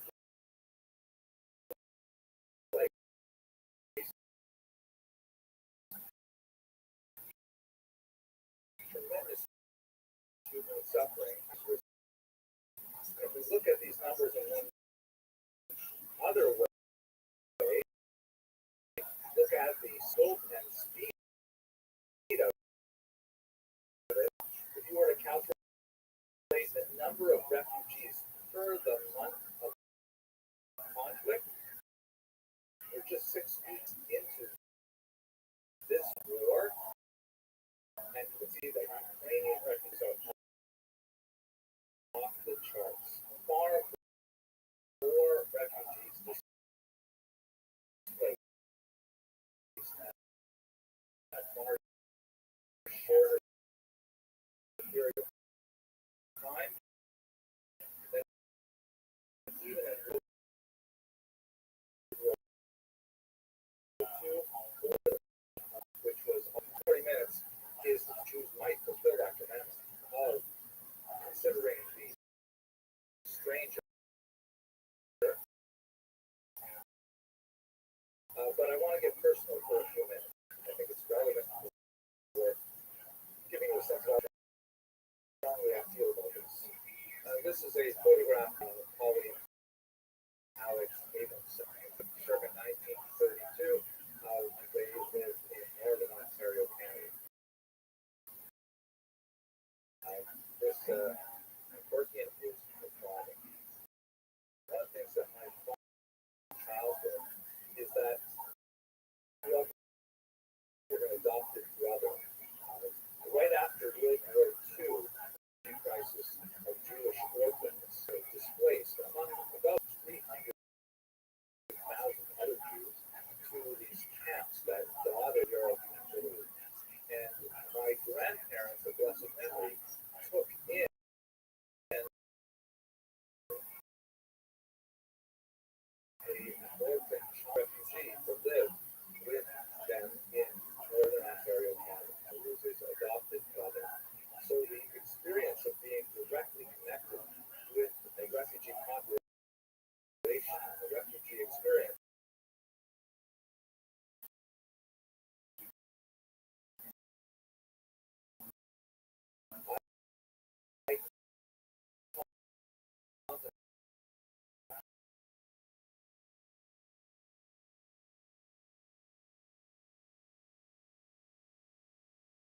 Oh, Miss Aquarius, how are you?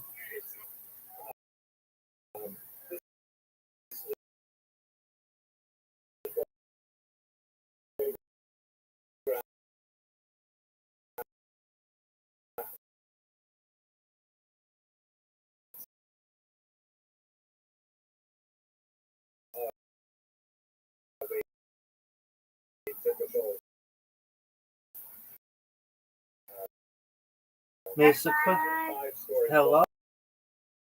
How are you? How are you? I'm lovely. Are you ready? Yes. Very enamored of Ukrainian history. Oh, that was. And so I thought I would try and Come on, Rabbi. two birds with one Got it. stone. I would have pressed my phone. Oh, I would that makes it really hard.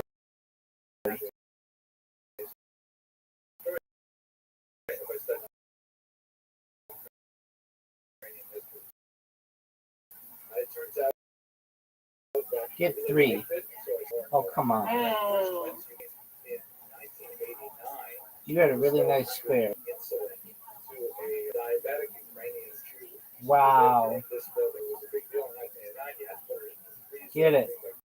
And No, no, right here. managed to All right. I need a really great. find my way over to left bank Oh, I almost got it. and to this address. And I delivered the insulin. I spent Aquarius, you got this win.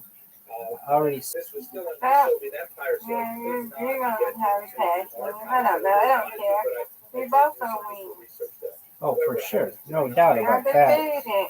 No doubt about that. But look at you, 3 spares in a row. Then, when the Soviet Union fell Oh, Rabbi, and that's right. declared independence, I was invited Oh. back, this time by a much more open and Ew. Western-oriented government. That was oogly. Moscow's influence All right. over much of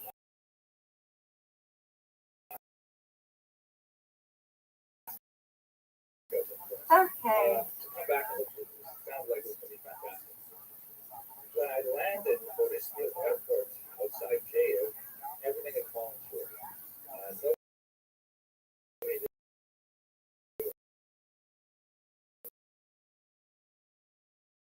knew I Come was.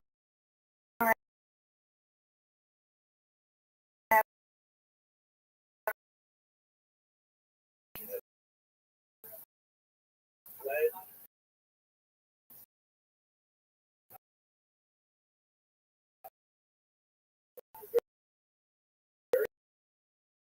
Oh, boy. I was completely alone in It's impossible for me to win. Do the iPad. So you got a chance. Come on. If I get 3 strikes in a row, I'll only have 65. I'm learning. Great game. Where the Yeah, you had I it. just took her now. You played. You just played spare, spare, spare. It was great. even after we were able to work out.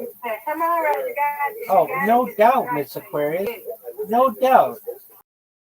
No doubt. I simply asked No, the Good girl. come on, Rabbi. Come on, Rabbi. You got this, Rabbi. Without a doubt. but I lived in their Yes, let's go, sir. Yes. Here's a picture of me with Yevgeny. Good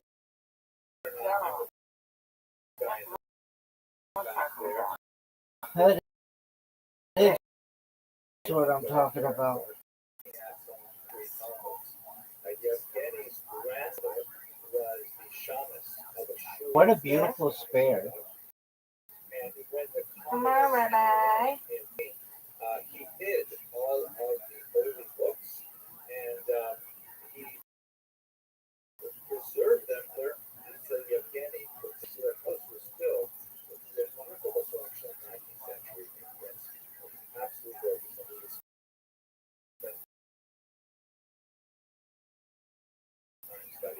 I got to see What a strike. Don't. there's another photograph. Come on, Rabbi. You got to get another. And also on the right, Yay. those of you who are students of Ukrainian This is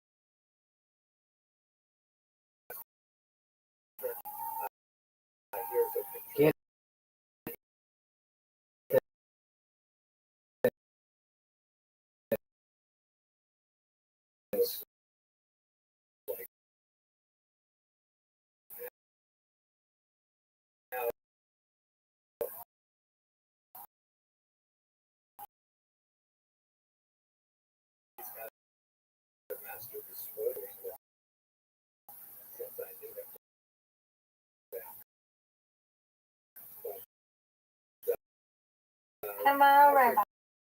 Beautiful. All right, come on. It's you. What a comeback, Mr. Prius. Yes, thank you, Rabbi.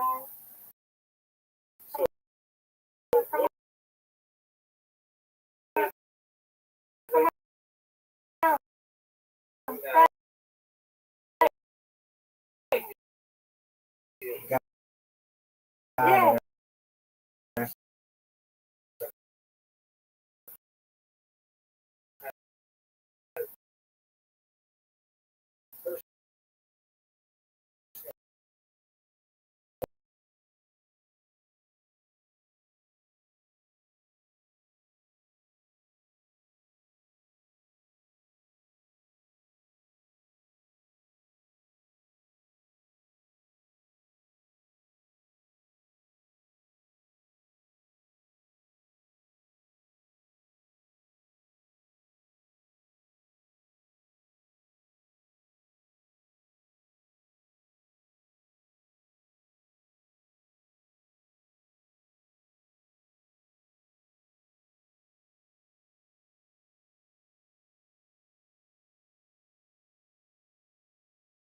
Nine more, right? You got 9 more. I'm gonna win too. I win, you win, you win, I win, and we undefeated in friendship and undefeated in boldness. You got it, girl.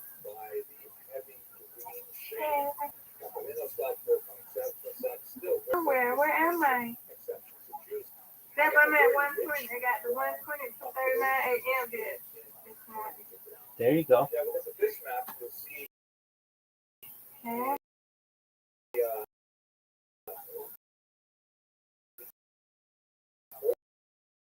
Okay. And I get down pressing when I come back and leave. Okay, I'll be here. Okay. Excellent. Sweet dreams.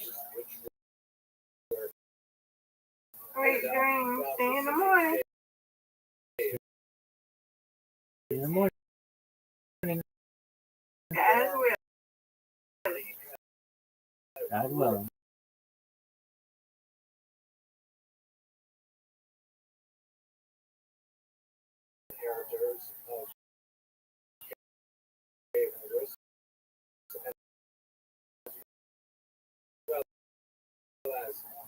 Political, religious, and cultural narratives. Jews lived in this region easily from the 10th century on. There in the several historical chronicles that we have of the era, including the Provost Permanente, which is one of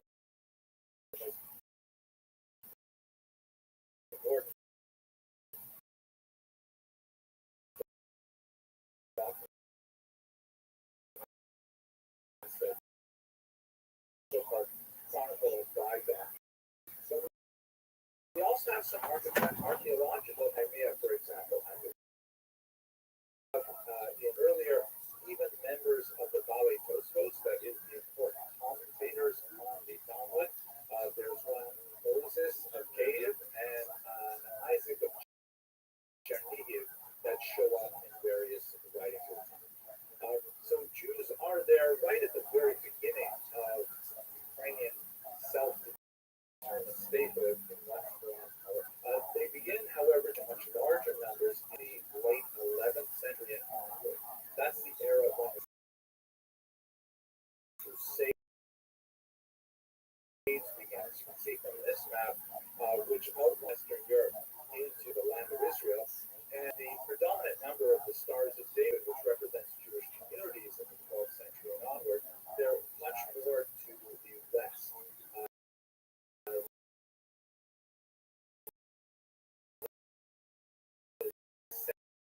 Central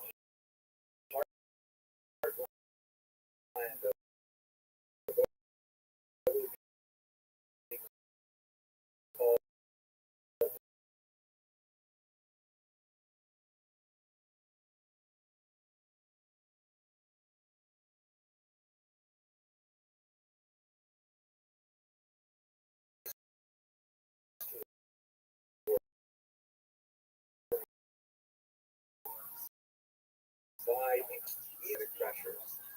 example, the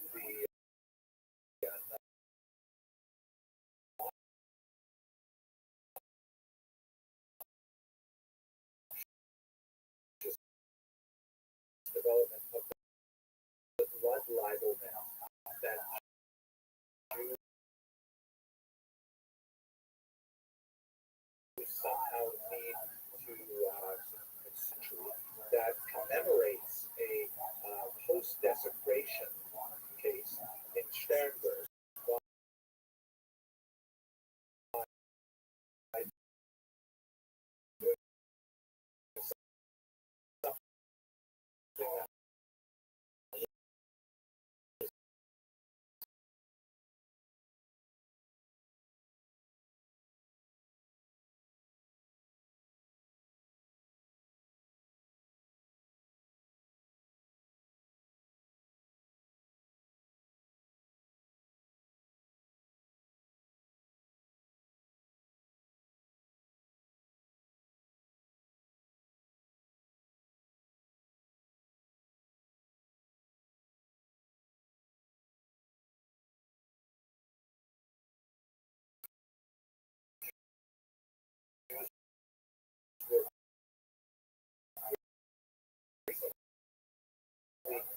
Charged with this heinous activity, and they were frequently judged guilty and were leaseholders to help manage these large landed estates. Jewish use of that term, but in terms of the Christians, were an excellent choice to bring in to manage these estates, both because of their developed skills in literacy and in numeracy, but also because they would be dependent on these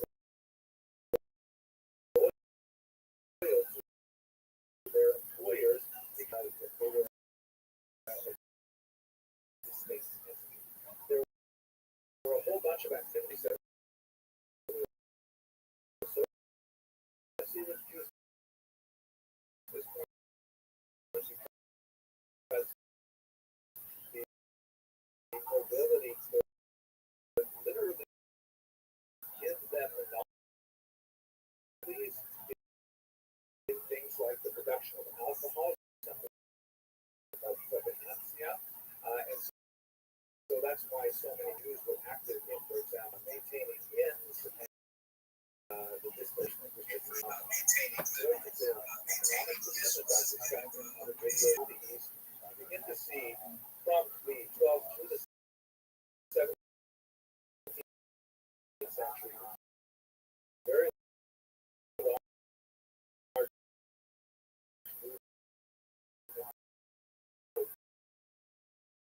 Jews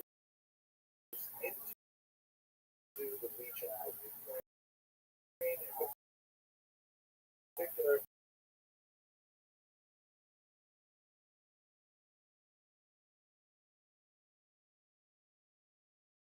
There, Ukrainians in particular would attack Jewish communities momentarily. But the overwhelming and prosperity Ukraine managed to find a way to eke out a living, to stop some remarkable religious innovations like the Hasidic movement, and for the most part, for 1,000 years, Jews and Ukrainians lived together in peace. Does not mean that they joined together in everything, but there was a level of cross-cultural pollination, of cross-fertilization, where ways of looking at the world influence Jewish ways and vice versa. Just to give you a little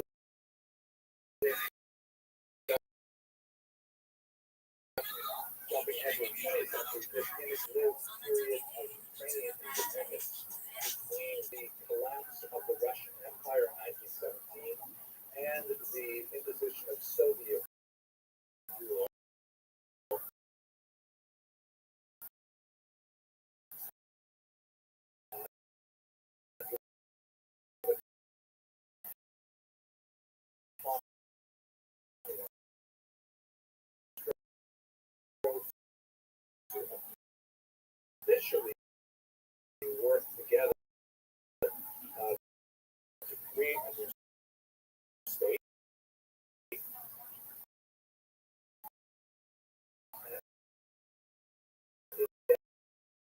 ended in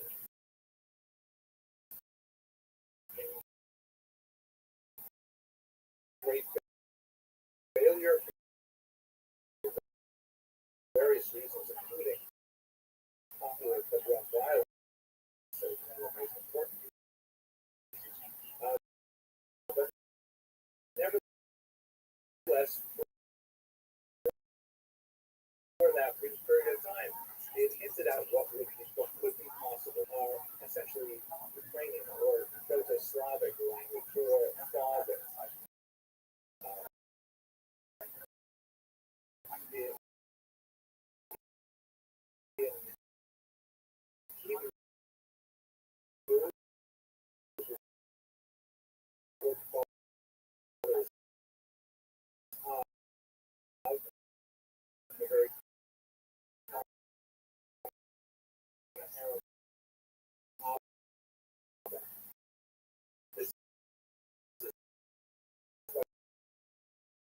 Ancient term that Jews have used for a very long time.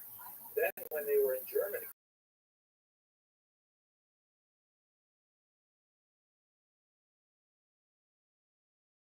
to both the bishops,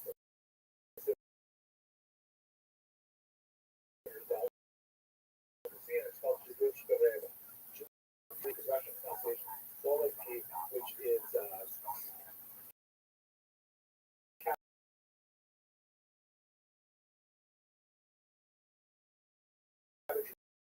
Ukrainian Jews that make their way into the Jewish tradition as well. And in folklore, there is a very popular song that is Nezhitzer Klopsi, which is literally in Ukrainian. And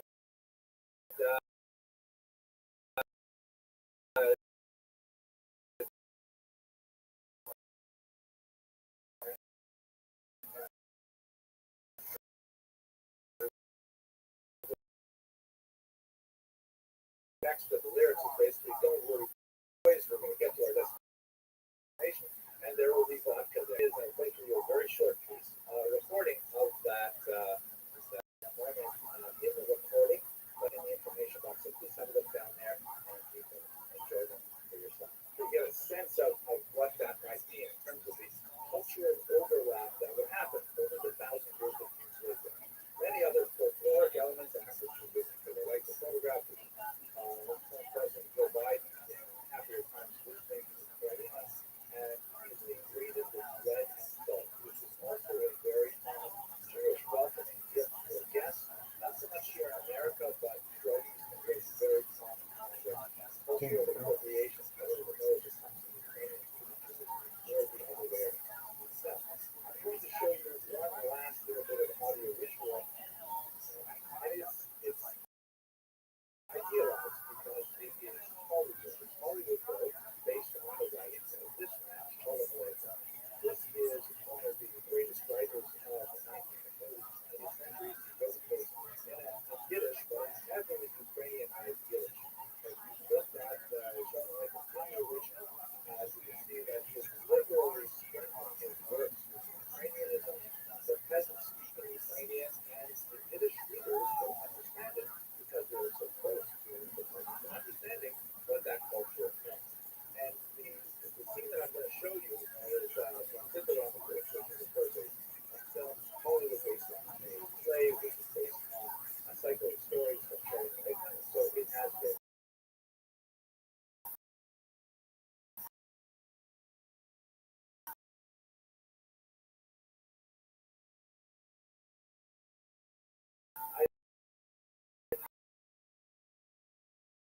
all of it.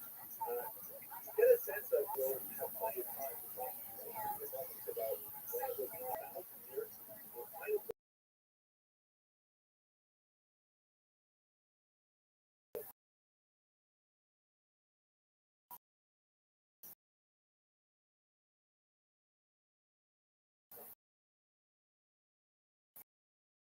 certainly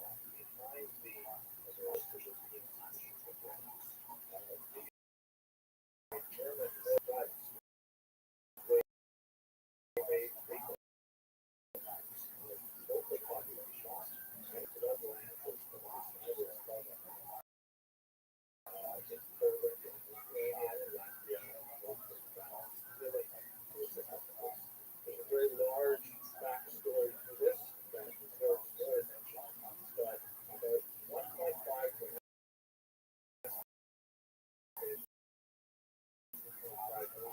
was killed by the Empress in all of the Central Delta. This is also, in terms of my personal story, father's parents, my grandma's parents, they're buried somewhere in this mass grave.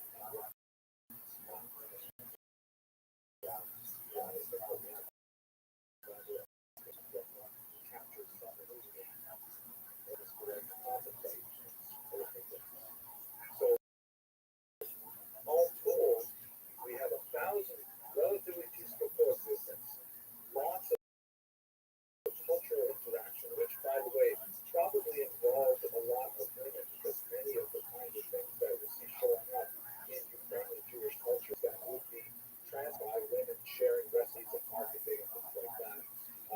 But they are punctuated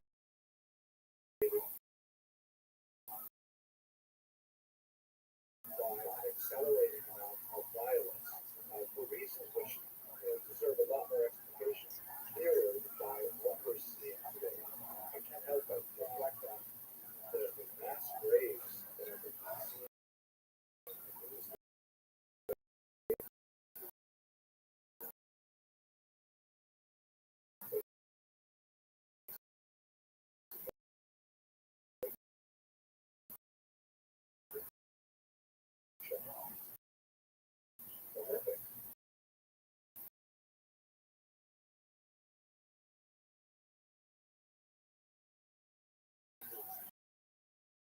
Place this Ukrainian Jewish reality within the Soviet Union, because for most of the period that we're discussing today, Ukrainians are not in besides most in general a lot of how they manage their Ukrainians did not have, as Ukraine, with the exception of a very brief period after the devastating they lived under Polish, Tatar, Mongol rule, under Russian rule for the duration of this time up until the 20th century, where they could finally articulate their own self-determination. So, looking at the contemporary period, they're living under what is shown here in his KGB days, which I think in many ways speaks to the core of his personality. And I believe that in his thinking on Ukraine or Ukrainians, he's channeling three Russian leaders and two other leaders. They are really guiding his thoughts on how he is punishing this population. First is Catherine II, also known as Catherine the Great, who is actually the first Tsarina to conquer right bank Ukraine and bring it into the Russian state, the Russian Empire. She was instrumental in forcing the will upon the Ukrainians and reducing their ability to essentially peasantry once again, so that under the Russian heel, they would be forced to work essentially like they did for the Poles, they would end up working for the Russians. He's also channeling Nicholas I, who was a Tsar in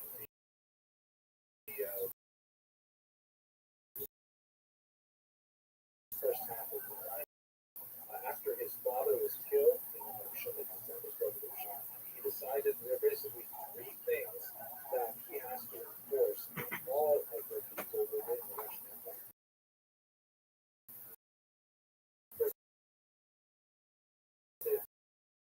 First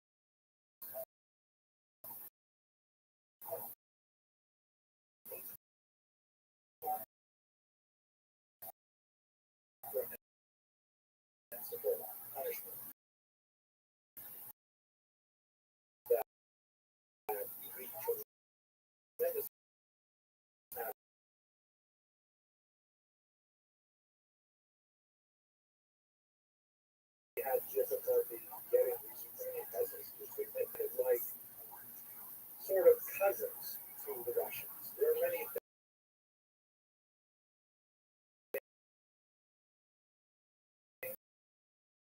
to say for that, like for example, the fact that they steal from vocabulary in a lot of places, but nevertheless a related language, sort of like if you will, Spanish, French, or both Romance languages, maybe a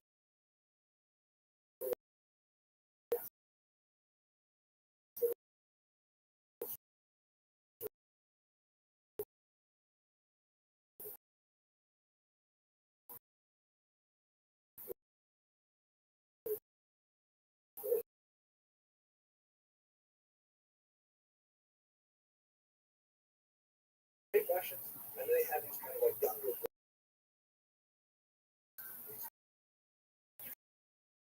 cousins, the little Russians, and they were somehow part of the overall family, even though they did not necessarily see this propaganda today.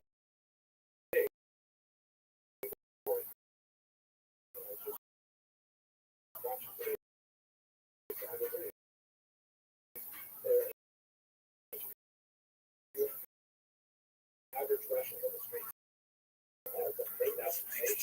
It's just that Lenin decided to respond to assimilate the Ukrainians into a larger Russian. And of course, it's also channeling Joseph Stalin, who was the first dictator of the Soviet Union, who chose to impose his will on the Ukrainians.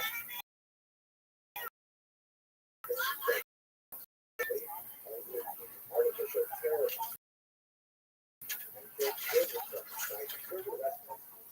Most likely 5 minutes per possibly even killed in that disaster season because of the policies followed by Stalin in his rush to industrialize. In other words, you can think of Stalin kind of like as Stalin put it at the time, if you want to make an omelet, you have to break some eggs.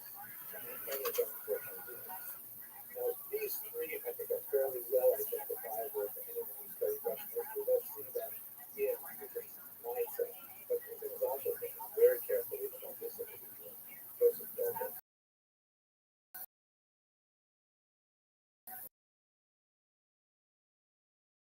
This is something I want to focus on a little bit more. Brilliant ways of thinking of how to convince people to do the right thing. And his basic theory was tell it a big lie.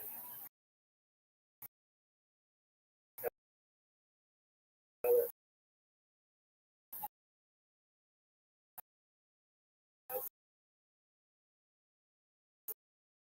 loud.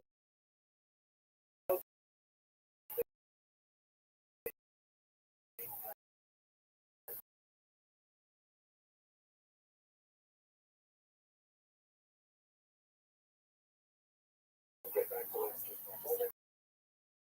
That is back to starting. One other individual that reverberates throughout the power of God.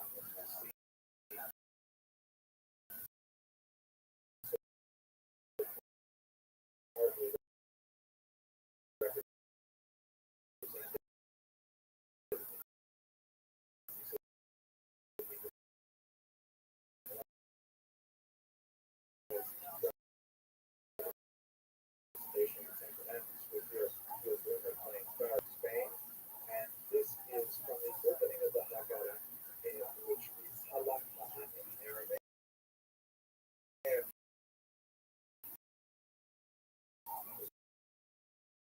This is the blood of a piece of matzah, comparing leaven.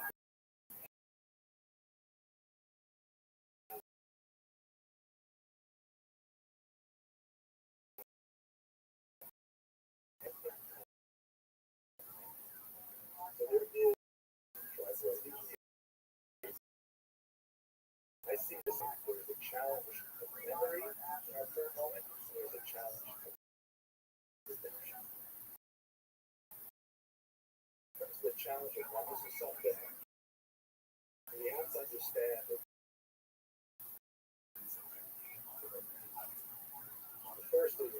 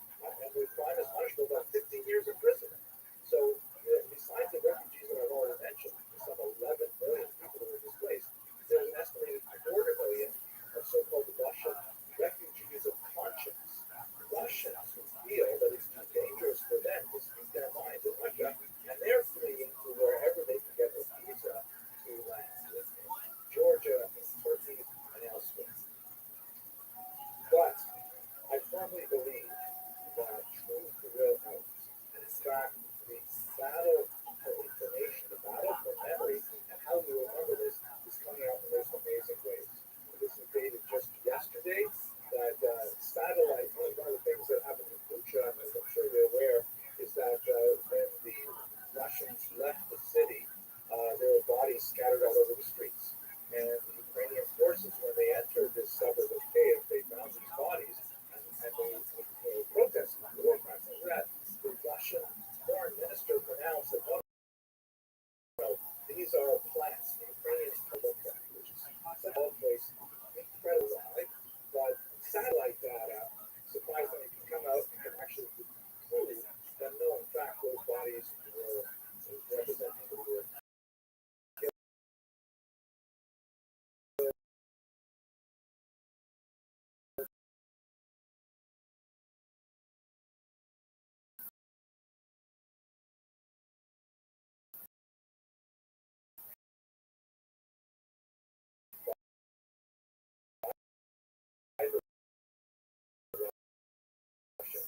Left there.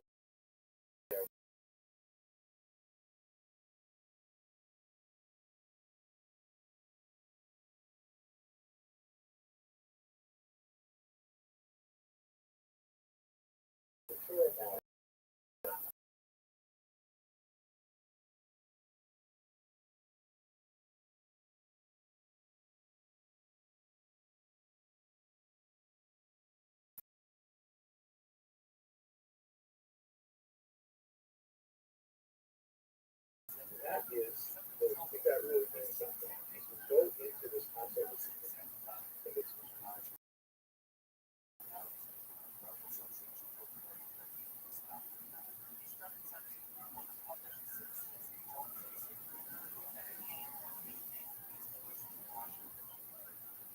hello, fellow students of Jewish America. If you're like me, you're following the news and you're being very careful.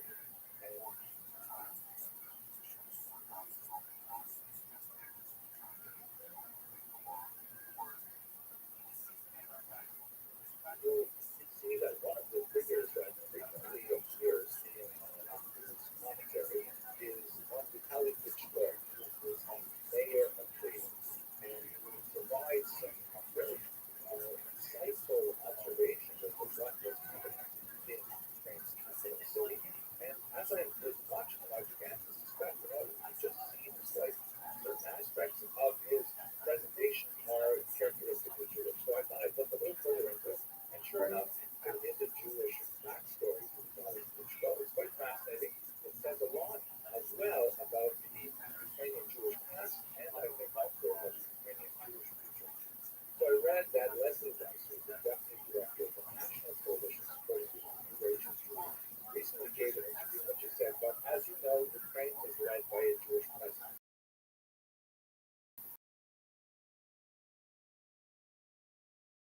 Of course, she reports to the regular staff.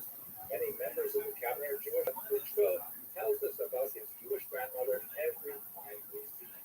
That is, in fact, the story. His father's mother was Jewish.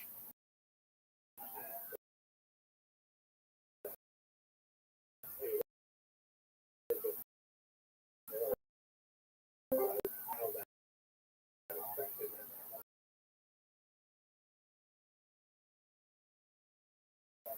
That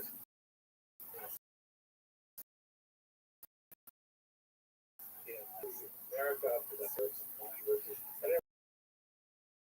But nevertheless, he is not ashamed of his Jewish background. In fact, he has mentioned that he is very proud of how he's Jewish. He's a very impressive figure overall. Weight-boxing champion. He holds multiple titles. He is the current mayor in at least 3 languages: Russian, Ukrainian, and English.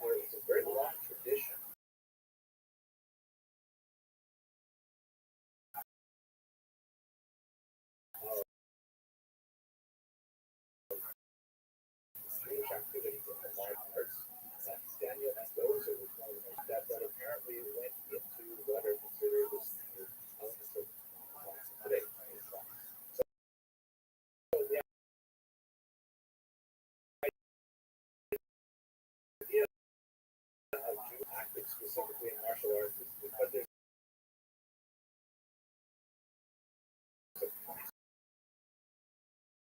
fascinating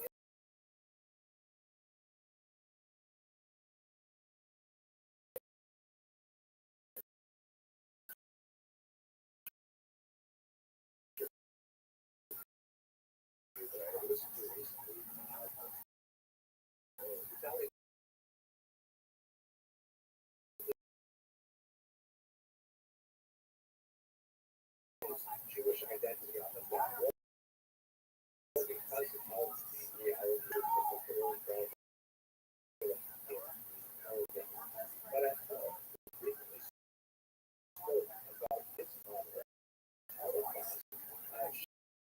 She was hit in a chest by her husband during all of these Nazi searches that would go on during the occupation period. And this went on for months and months. Each post speaks about the tremendous impact this made on him. Ironically, there are elements of his past through his mother's side that relate to the Holodomor, the great terror famine that occurred in 1933 to Stalin, on his mother's side, the Holocaust. And he relates to the Holocaust in his Ukrainian dad, specifically through this mixed heritage. Remarks in this interview how very proud he is that Yad Vashem has a record of his Jewish family and tribulations that they went through the Holocaust. And Moses in this interview a challenge for himself and the future mayors of Ukraine who speaks very close to media. He says that in Jerusalem there are places like Yad Vashem and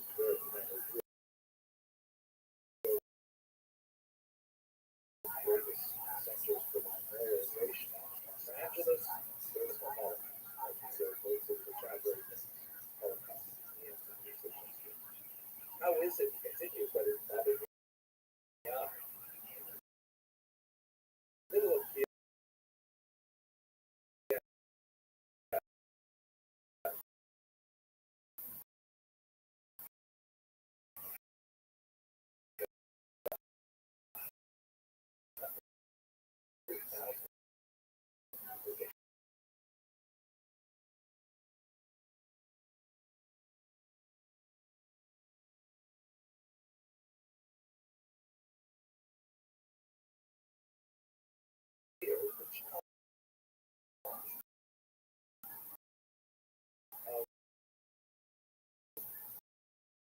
putting energy into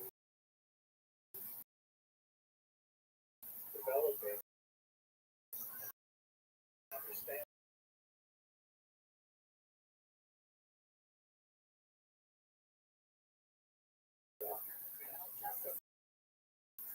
Let's get the side up, side down. And the triggers also had family show. Yeah, they could shoot the children or domestic people with the truth capital. Yes.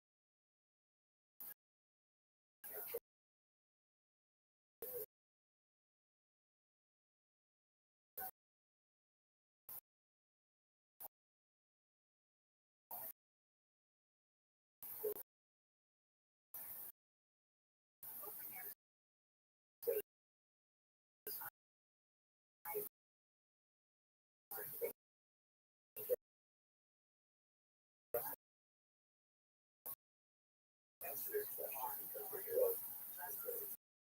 There's future, so we're looking towards ways of understanding this context. So we tell the Klitschko, we're saying he's definitely not a library. He is actually a library.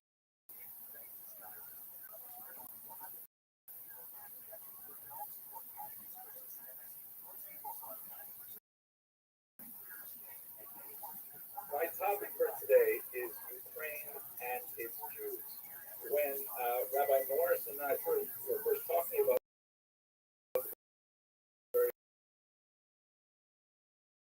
these topics and how we would actually phrase this, we had some challenge, fairly generic topic that would cover all possibilities. So what I'm planning to do is to develop a single thesis, which I hope to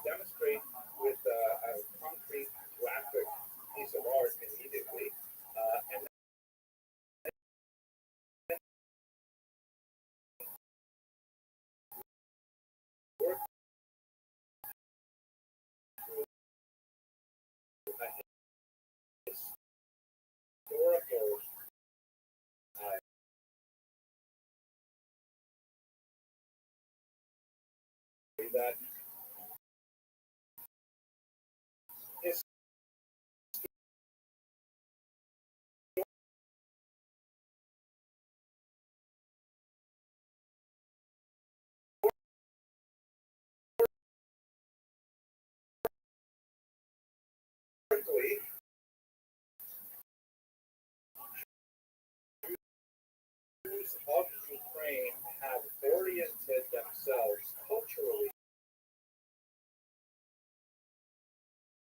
They were first holophile, meaning like developing an identity that began to connect them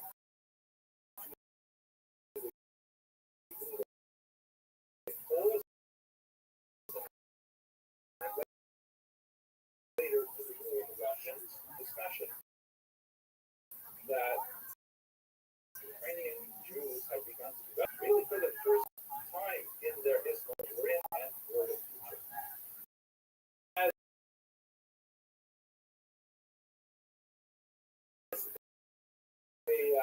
a kind of point of departure, have a look at this unusual, the Great Synagogue of Roots. Let me just show you yourself. Here's a map that shows I've dropped a little pin where Roots is. Eastern Ukraine, just to give you some orientation. Here's Kiev. At the right is Poltava, which I know is a place very important to you because it's the sister city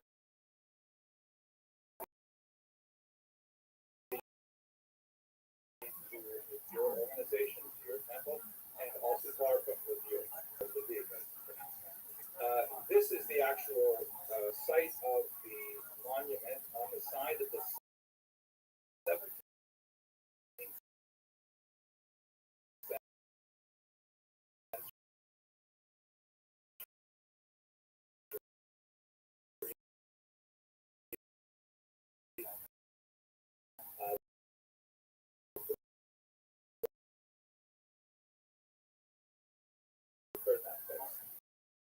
But let's have a closer look at the image itself. Well, a couple of superficial things. The first is you can see between 2010, when the photograph on the right is taken, and 2011, just a year later, when this is taken, there's been some,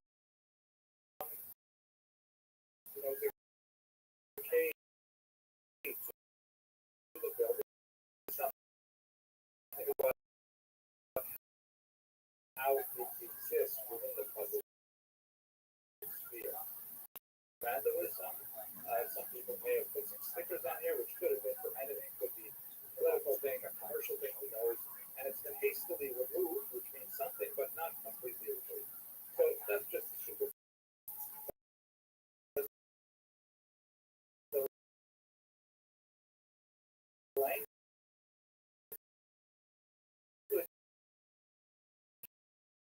that's used there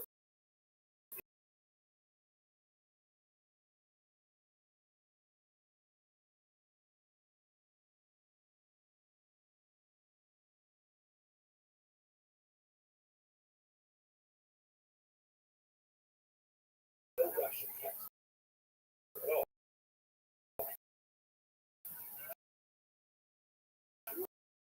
Jews overwhelmingly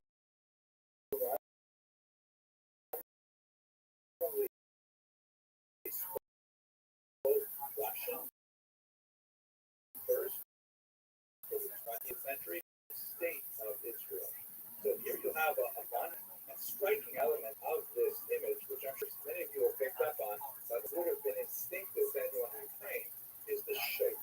You can see that the figure in the center, which looks like a Jew with hands raised in prayer looking upward, is clearly evocative of the trident of Volodymyr. This is the national symbol of Ukraine, which is named after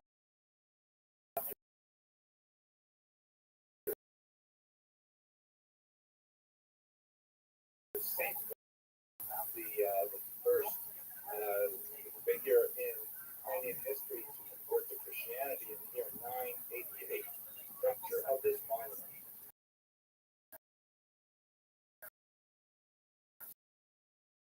So,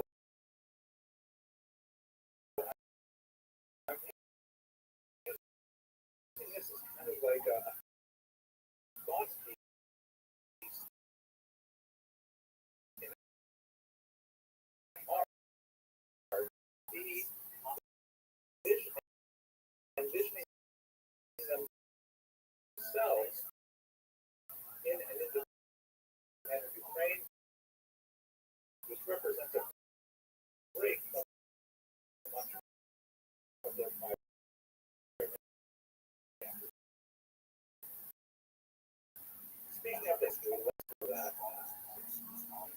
here is a very well-known map, the long campaign to root out what is called Judaizers, and no Jew was allowed, except under very exceptional circumstances, to live in Russia proper.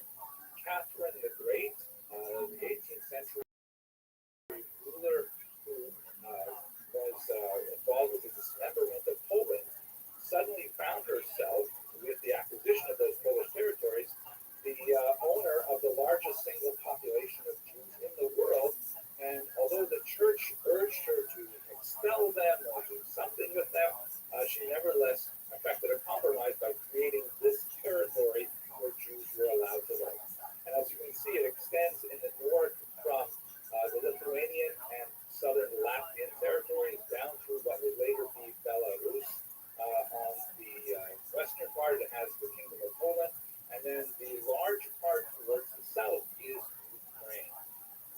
This circle here just roughly describes the main area of Jewish settlement, which was on the right bank of the Dnieper River, which bisects Ukraine. It goes through Kyiv and then down to the Black Sea, and most Jews lived on the western side of that river. Poltava was towards the newer area of Jewish settlement, and Odessa as well for other reasons, because it was founded in late. Have lived among Ukrainians in a kind of an economic symbiosis where there were moments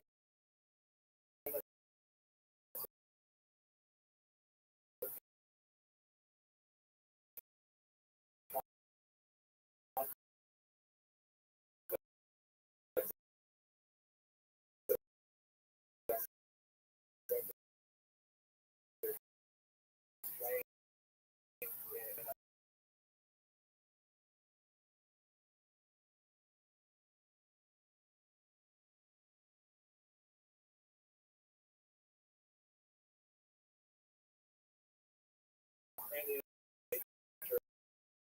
there's a lot of Ukrainian in Yiddish, a certain amount of Yiddish also made it, and so on.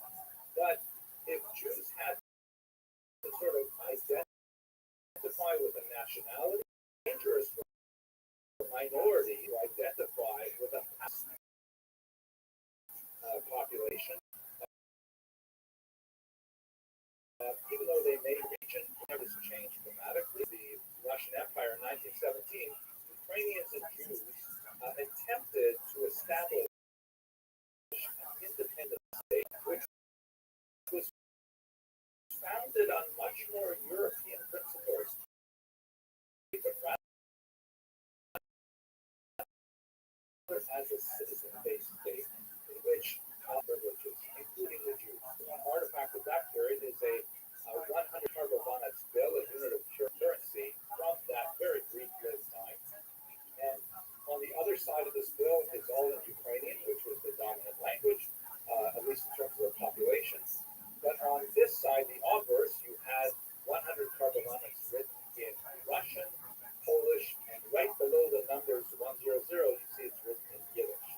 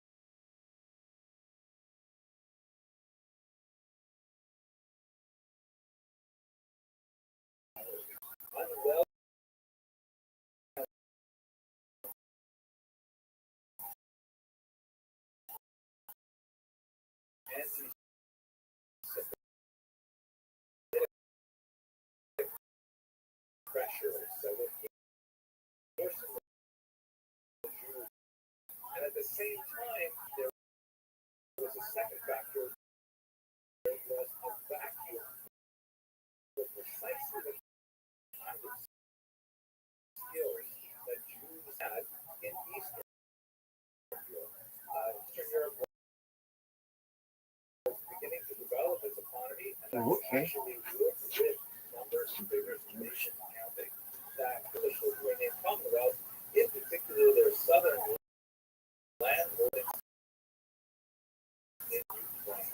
So that's basically when Jews started making their way from the economic culture of the region was very much like caste, like the vast majority of Ukrainians were agrarian or working with fields, and the landowners, the Jews,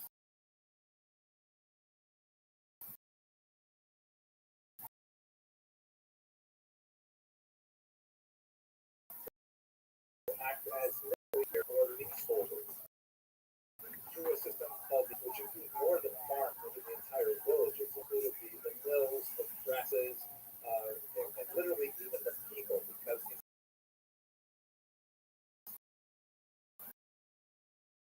Ukrainians were serfs, which is not exactly the same word, attached to land. They could not leave the land, they could not marry without the permission of the Lord and so on. And the nobleman was typically, the Polish nobleman would typically say to the Jew, okay, you and your community, I want you to raise 1,000 zloty from it, the force of law,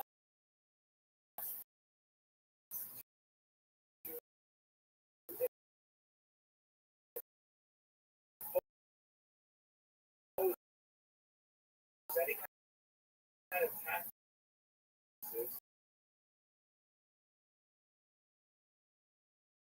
that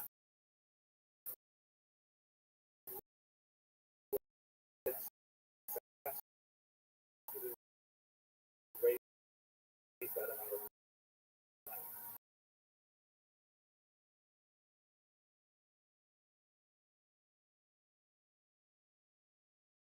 of the local Ukrainian population.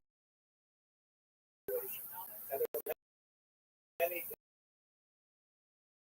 innovative ways of taxation, which is essentially the monopoly on the distillation and sale of alcohol, which meant that Jews in Ukraine, they owned the market on all of the Frenchmans. Now, Frenchman, which has Jews involved in the sale of alcohol and music,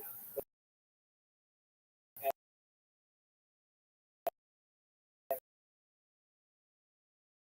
Ukrainians in their best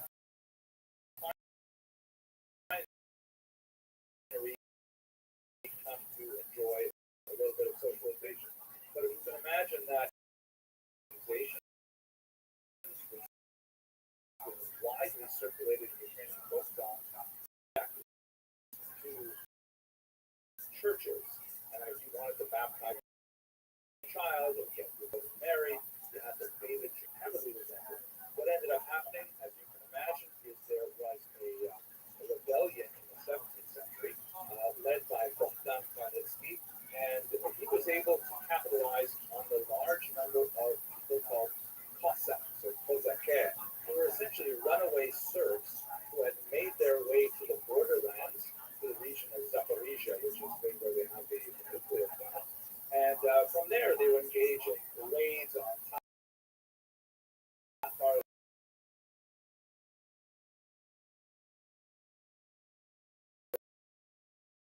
lands and Turkish land on the Polish coast. Here you can see this remarkable, the idea of this is something that really fits very well with the way Americans see themselves as a Canadian.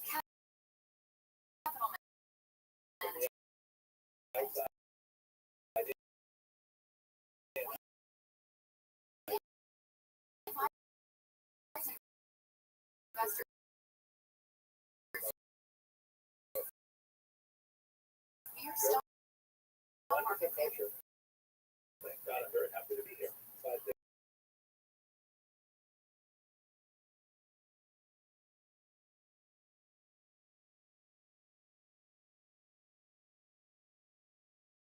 By Snake Capital Management. That's Snake Capital Management. Investors fear stock market failure. You can learn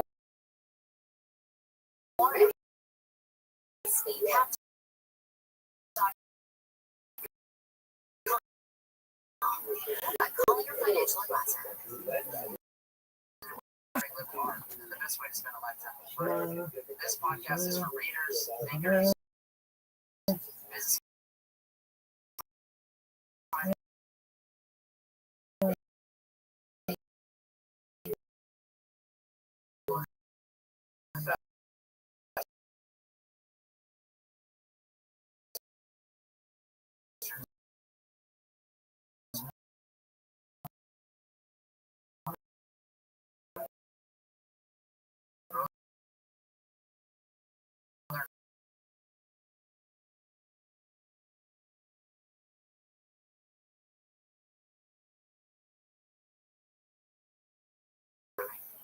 Let's see, I'll kind of go off script about today. Just love this book. It's synthesized a whole bunch of studying history and the way it intertwined with fundamentals. Second time on the podcast is Greg Steinmetz discussing his book, The Richest Man Who Ever Lived. The Life and Times of Jacob Bucher. A little about just to reorient you. As an author, he spent 15 years working as a journalist for the Sarasota Herald Tribune, Houston Chronicle, Newsday, and the Wall Street Journal. While at the Wall Street Journal, he served as the Bureau of Securities analyst in 08, Cunningham and Goldfarb, the manager of the Sequoia Fund. Greg joined us on the first season of the podcast to talk about his newer book about Jay Gould, which is titled American Rascal. Was a true treat. It's great to have you back to talk about Jacob Bucher. Just kickstart us off. I'd love to know. Thank you very much. Really appreciate the attention. Talk about this book. I first heard about her in a freshman year history class about the Renaissance Reformation. The Reformation, as we know, is one of the pivotal years in maintaining the power of the papacy. At the time, the papacy has very little to do with what it does today.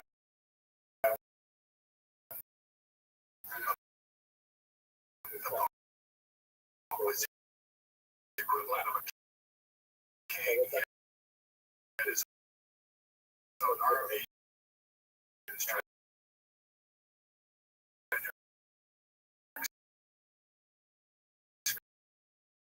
and his territory.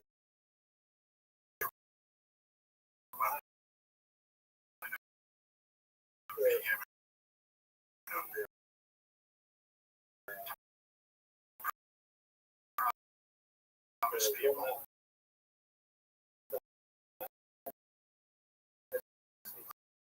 eternal salvation. So, in Germany is something like the name right here. If you want to say that someone's loaded,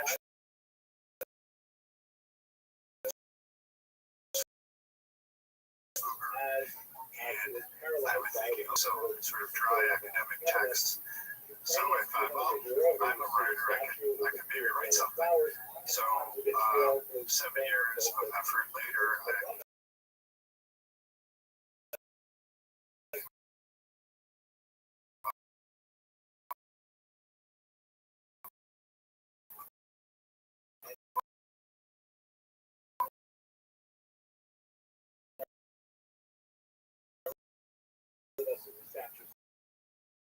So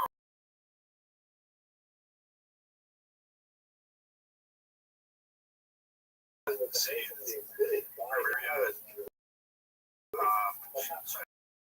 the distant suburb of Munich takes about an hour on the train. The grandfather dabbled in textiles, to being a farmer, got his business of weaving, and his son took it over. And for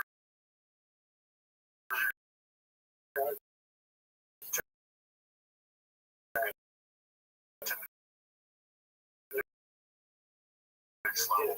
It was the father who struck up the first relationship with Emperor Maximilian came right in. That was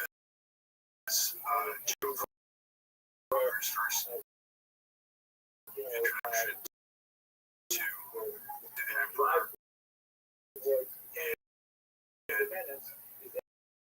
And how to describe the family name wrong. Well, in those days, a show of sophistication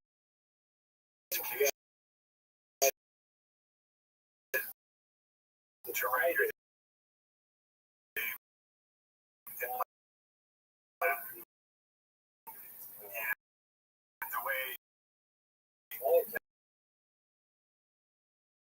that Fugger spelled F-U-G-G-E-R, it was just a coincidence. I think there have been those who have said, the guy was exactly that. Those who don't like capitalism very much, they get education at pagan writing. You would be taught by monks in business. I think Oxford was a business, but they were in the business of trading priests.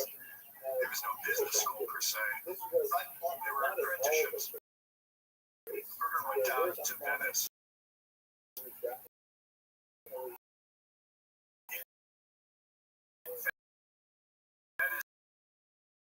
There was a warehouse where the judges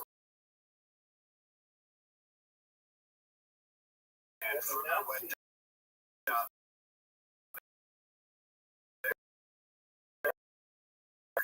there for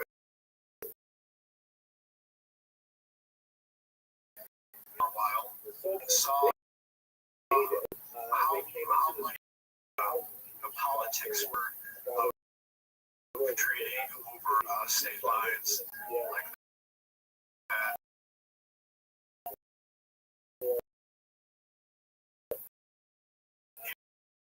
And he really got in those days. He probably slept on a straw mat in a drafty attic room and nothing to him because it must have been so fascinating. A guy like him probably enjoyed every minute of it. And then after that, modern accounting didn't exist north of the Alps. Double entry bookkeeping was in its infancy. Fugger learned that down there in Germany. Teaching our listeners about the importance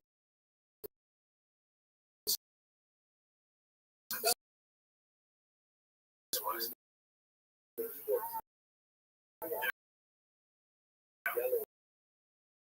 While Venice is strategically located in northern Italy, and came even wanted to get to northern Europe.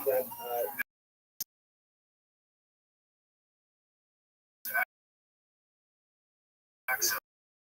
You wanted to keep so bad, and the goods were super when they were on ship, and when you were going down some trail in the middle of the woods where you were vulnerable to robber barons coming in and take them in. This was was right there.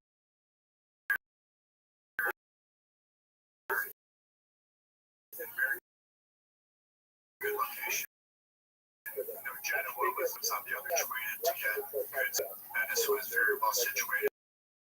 Goods to Germany and the rest of Eastern Europe. The big thing.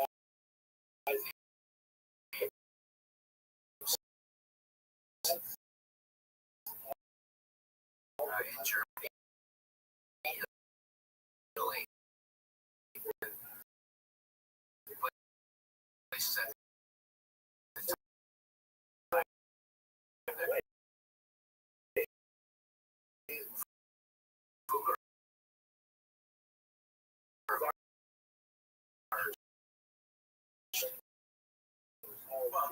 we know, of course,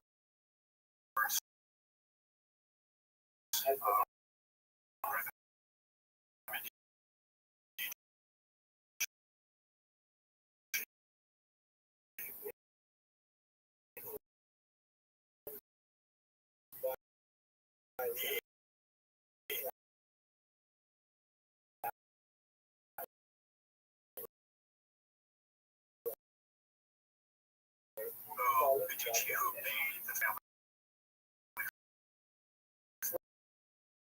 fortune was Lorenzo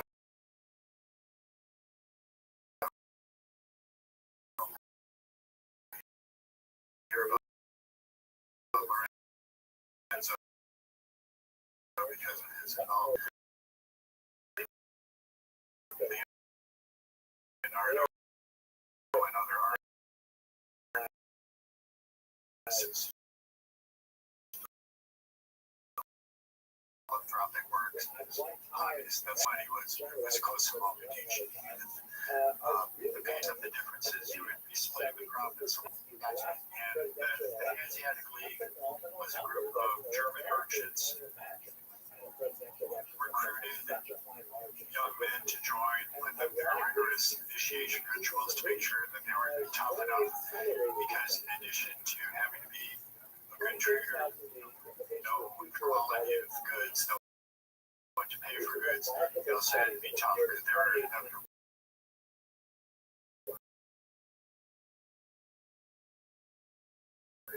Flights at the ports and other places.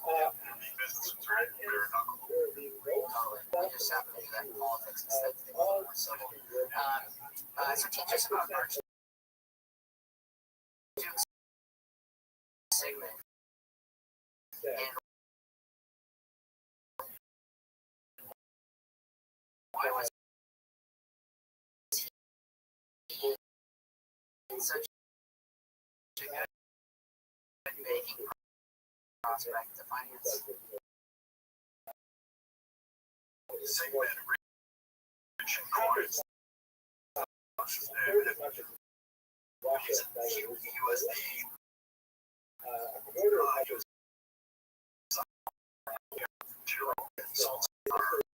beautiful and albeit buying the silver and built a bunch of castles for himself. Jerome, he wasn't very interested in fighting wars, paying mercenaries.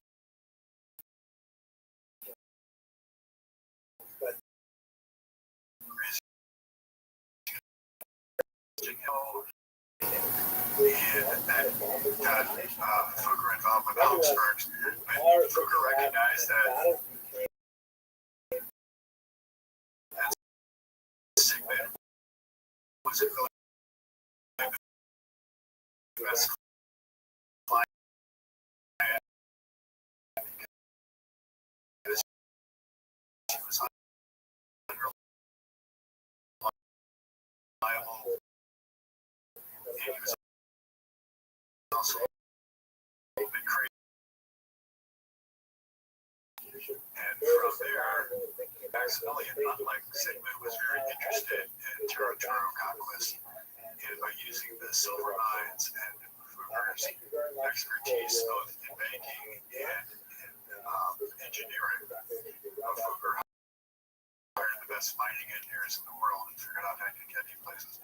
Maximilian was able to dramatically expand the Habsburgs' territory.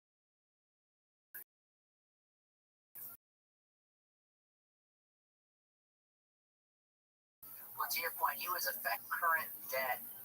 We'll call it. He was taking on sovereign debt risk for almost like a strip for his messengers to sell the silver after it was produced. So he was collecting the commodity at a discount, if you will. But ultimately,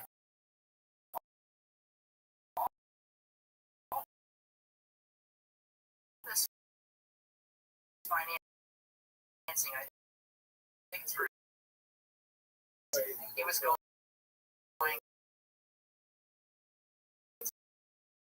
to go after the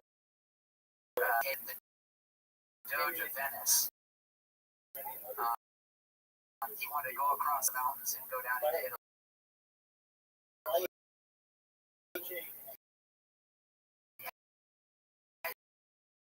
As I think about it today, I mean, I think of all the debt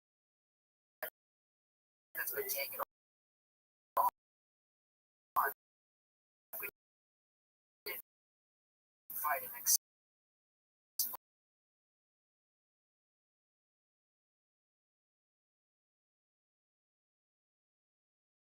And Fugger rounded up and shot to have the counterpart issue. And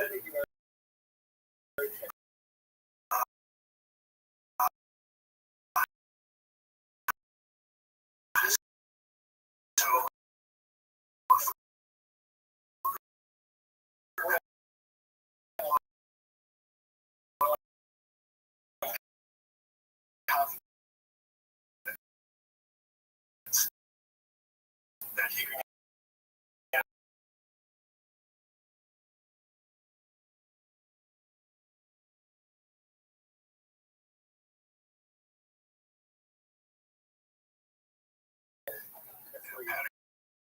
Patagonia.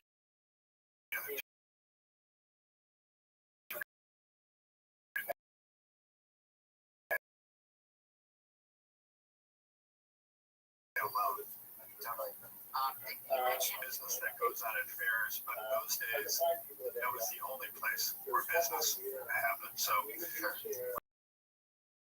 they had Fugger would bring textile, and people would bring gold, silver, all sorts of things. It would all happen in Frankfurt, and Fugger made a point to go there and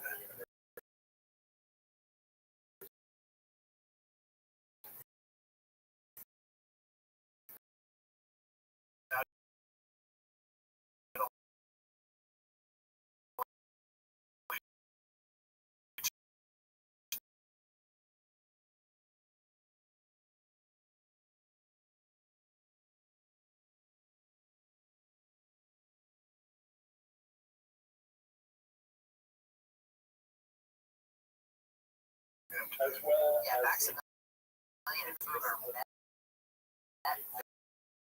there. Wouldn't it be fair to say that no one expected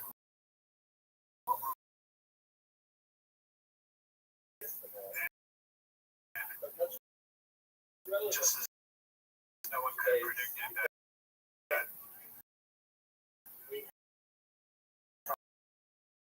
Fugger, who was one of the people who was the textiles, banking, and Augsburg.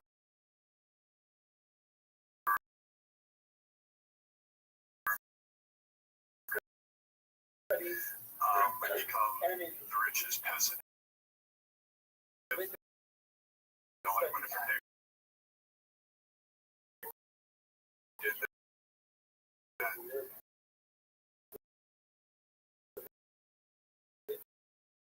Maximilian would one day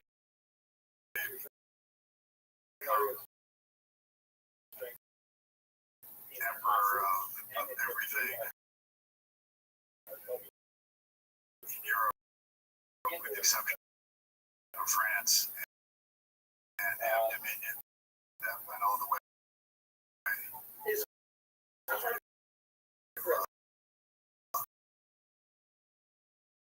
South America.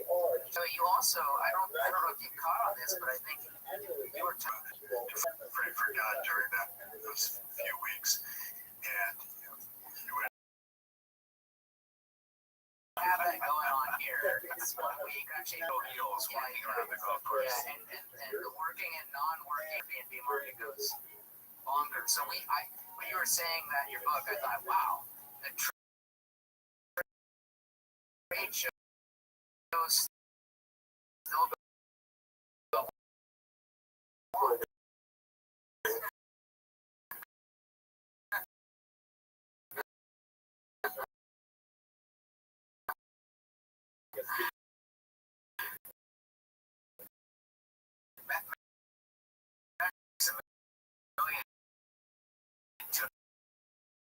Control of the Dutch.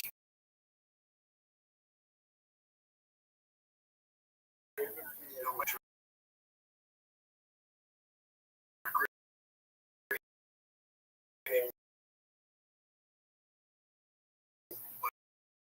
was that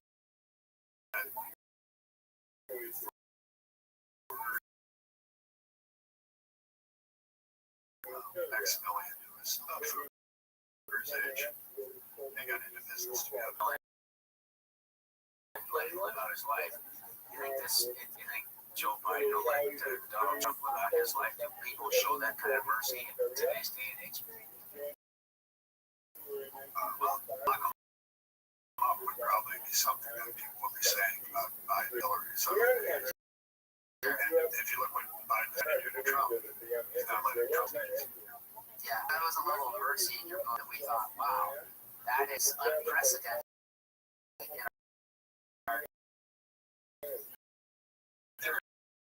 Family, yeah, very family.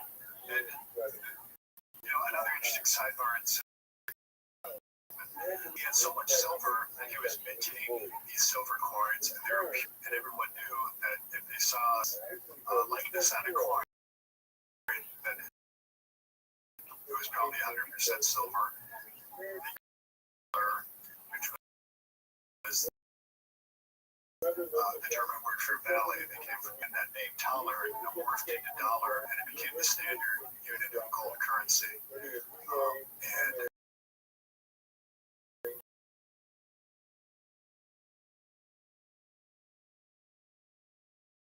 that lasted for a long time, whether it's Spanish doubloons, Sigmund and Fruiter were to roll. So Maximilian begins his empire building. And where does he march next from there? Well, he goes into southern Italy, and he has some successes, some failures, but he does well enough so that he wants more. Now, the way Maximilian acquired territory wasn't just through war. He had a mixed record as a warrior, but he had a very good record for making advantageous marriages. So he married well, and more importantly, his son married very well. His son Charles married into the Spanish Empire, and through that, the Habsburgs had control of both Eastern Europe, extending all the way from Austria to the Balkans. And they also had Spain, and because of Spain, they ended up getting control of South America. Reading your book, it hit me very hard. I never understood as a young person reading about World War I why Archduke Ferdinand being killed in Yugoslavia caused all these nations to line up at each other and start shooting across the 2-mile expanse. And your book helped me understand based on what you just said. That was the connection there.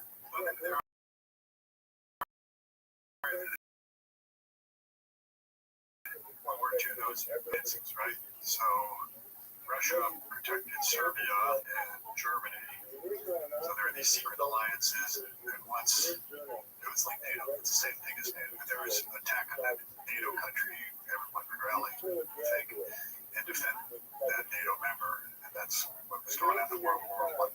One of the best books for me that really explains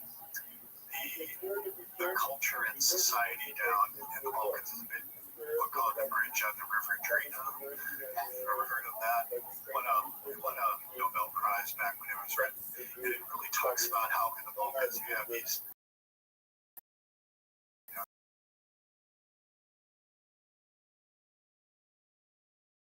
three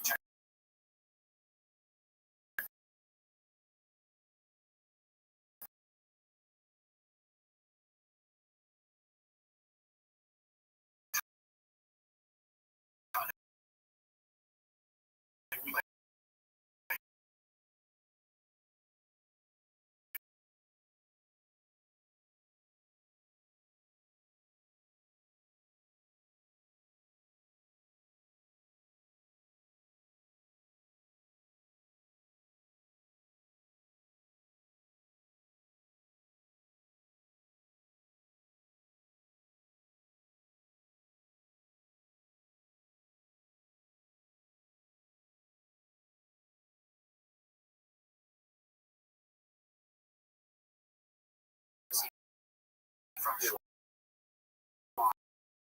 US. Okay, but understood the risks inherently involved. Can you explain, how Fuller looked at the risks? Well, he was involved in relation to the Habsburgs, so there was some diversification there.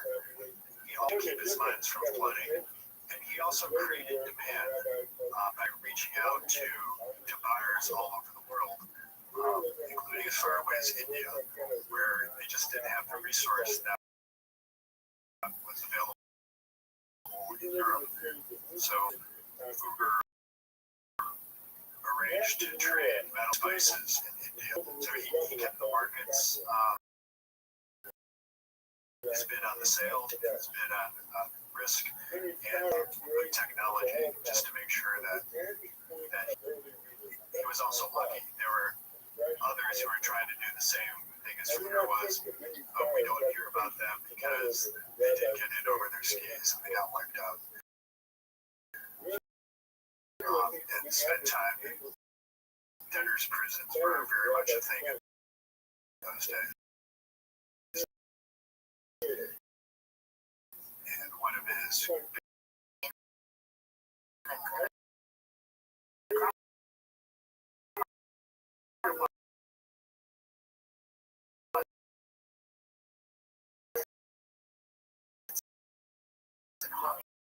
Sorry.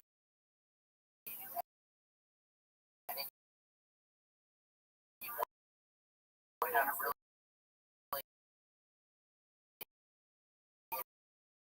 interesting tidbit.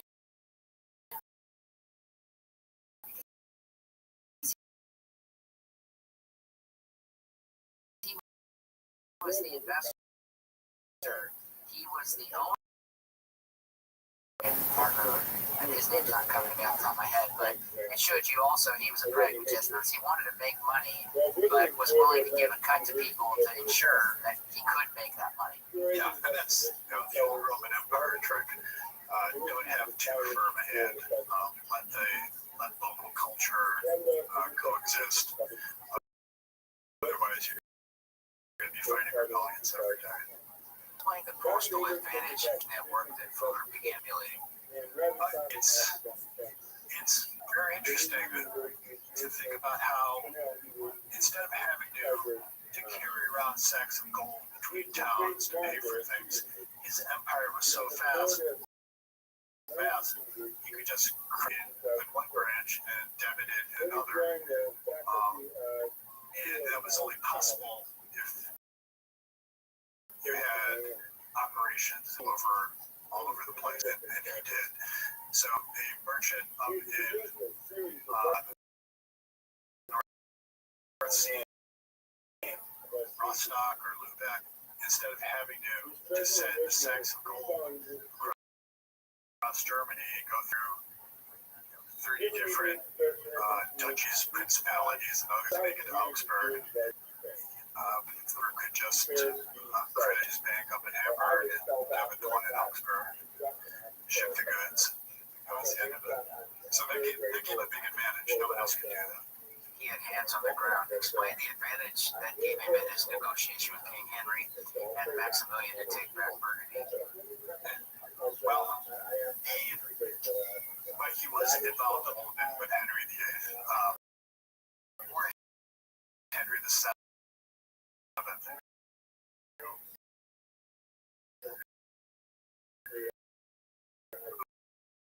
who was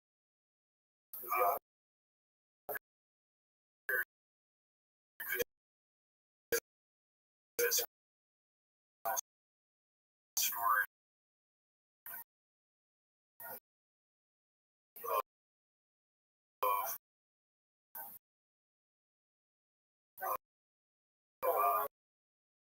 because Maximilian gave Mary a diamond, and as we see now in the luxury goods market, once celebrities and rich people start giving something and making it popular, then everyone wants to be part of the world. And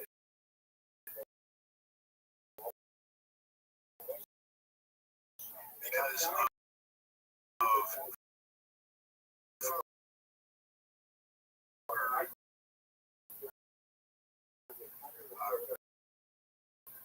Maxwell was able to raise a nice dough. If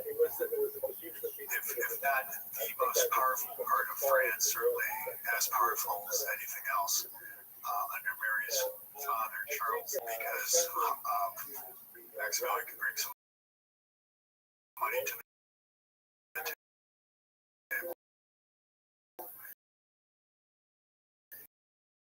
He was able to marry into Maximilian became king of Burgundy as well as Austria. As you point out, he was crowned in Worms. He was king of the German word that they hailed him. That's what you're thinking of? Yeah, follow on from Roman times. Yeah, exactly. Yeah, it's great. Hitler's whole 1,000-year reign was a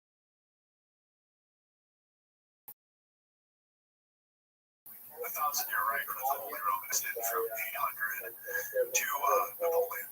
1,000 years later. As you point out, it wasn't long before he was sitting in a Flemish jail, explaining the assemblies and all. So the electors he now had to deal with. There was no democracy, but it wasn't sole rule either.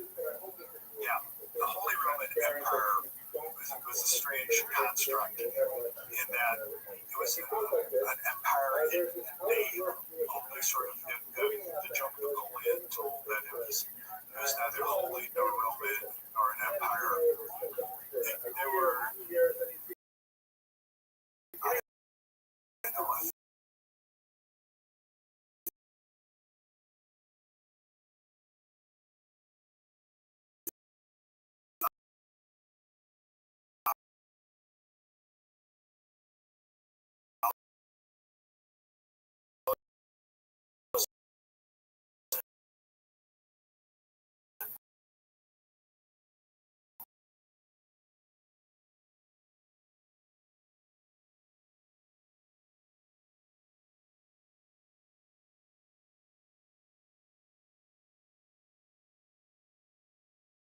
up to Rome, and you had Charlemagne, who's crowned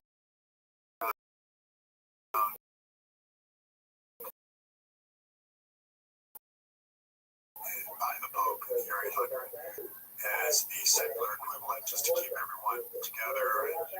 And what's now the Czech Republic, but it was German in those days. Then you had the Habsburgs, here to keep electing Habsburgs to this post. But in the election where Maximilian became emperor, there were others who wanted it because they saw an opportunity to make more money for themselves. If they could turn this strange thing of being a Holy Roman emperor into being an actual emperor with all the powers that that entailed.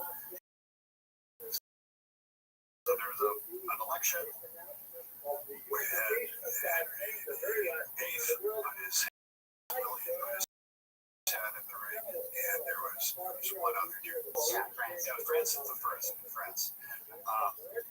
And they all wanted it, and it became a contest to who could bribe the electors the most. So Maximilian was able to put the most money, and he won the election. He understood the power of precious resources. Did it become a winner-take-all business from here on out? Yeah, well, he was extremely ambitious, and he thought that go out of Rome for a while, and he never really territorial ambition in Europe. He was never able to wrest that much power from the other. And in some ways, being an emperor was a ceremonial title. He could try to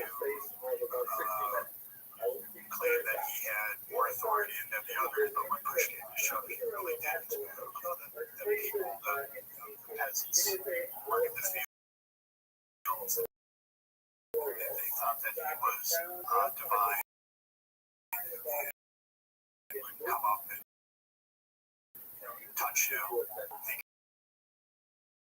that he had magic healing powers and all that. But again, what his best successes were with marriages. For himself and how point earlier on World War I think of it as like World War I was actually a family split where it's either one or the other. Ultimately, and maybe that's why family starts. You make the case he was intellectual long before there was such a group, in college educating intellectualism in America.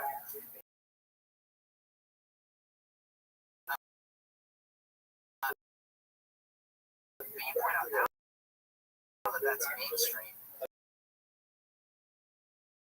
He was there on Earth doing what he was doing. That is not mainstream today. So I guess this mix of pragmatism and business and providence seems like a big driver for him individually. In other words, he could go out with purpose because he was trying to solve something and he had God on his side. Well, yeah, who knows? Who knows how far skepticism went in those days? There were so many unknowns. You had the plague and the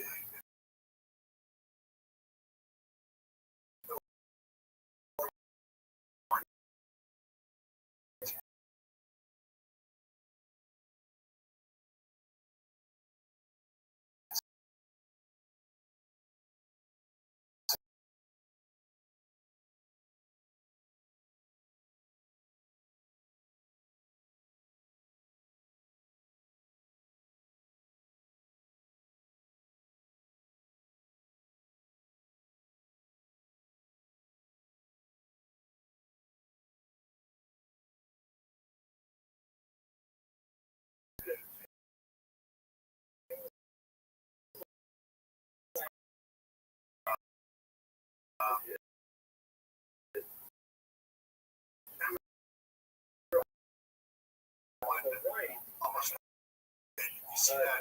you see that most in the way prepared for the afterlife.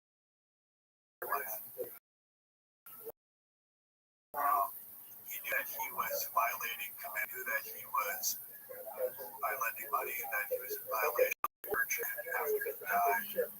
And he was just doing everything he could to atone for his sins. Like a lot of rich people example, he was able to rationalize. Yeah, he didn't have children of his own. Sure, it's interesting. So he just. Let's pivot to you use some very interesting term explaining him.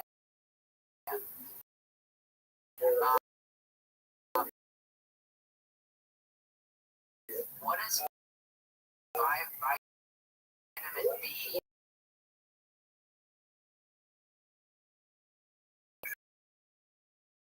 You have contracts, you have rule of law, trust was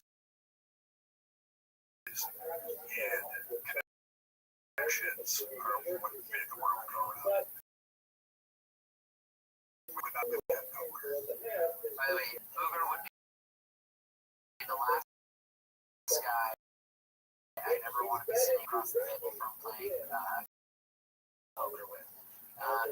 Because you explain wonderfully,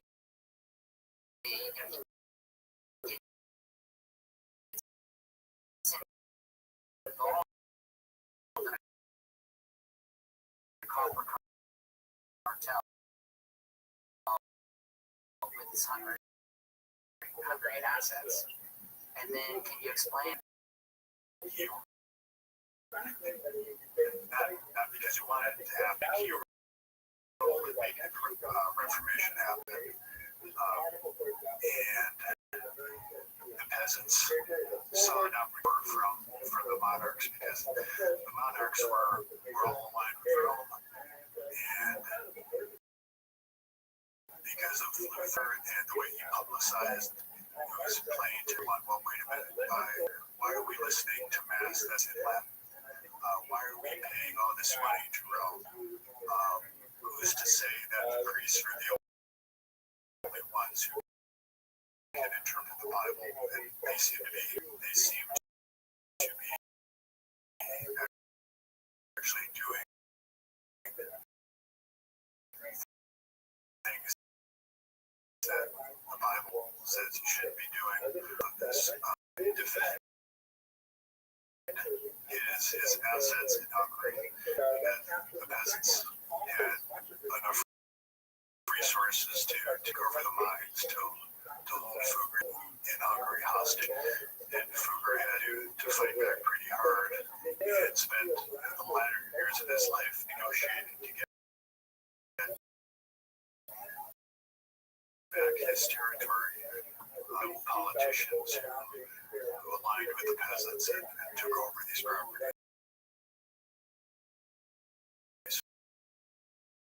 And Fugger wanted either or the end of his life. And prior to that, you also explained his in that copper cartel, he had joined it and then turned around in kind of a Rockefeller cut-to-kill fashion. He chopped the legs off of everybody in the cartel by underpricing everyone and taking them out of business, which, again, that's why I mentioned earlier, he's a tough guy to play cards with because one minute he's your ally, and if he sees an opportunity to ruin you, he can take it. Yeah, no, that's when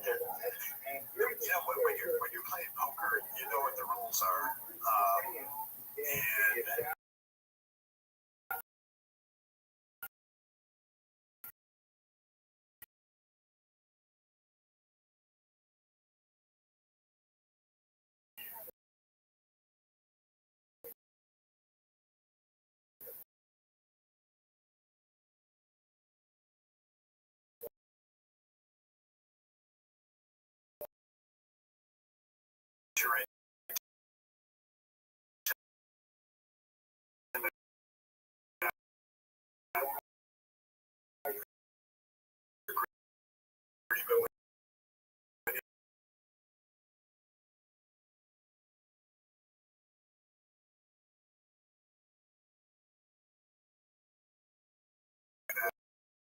he made the calculation that he could wipe out he was correct in that calculation. He's a very smart guy. Yeah. Well, that anecdote, I forget exactly what happened. You can refresh me. I know he did have a big part. I don't remember the number in your book, And so that I think the town and city are starting to live in a party size. And so you throw a massive wedding in comparison and just pay the tax. Yeah, you see that today too, right? Okay, if the fine's only $1,000 for making noise after midnight, why didn't people don't bat an eye? Well, you know, also think back to the pandemic. You know, if they say, hey, it's going to be $1,000 if you throw an unsanctioned party, you just have a big party. Yeah. Exactly. Jules became an hit. The three brothers, Joel,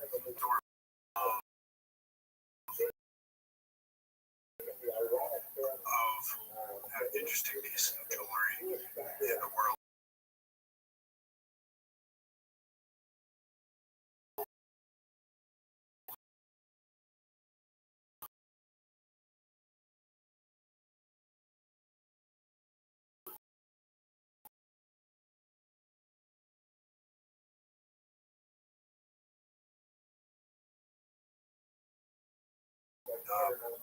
And he kept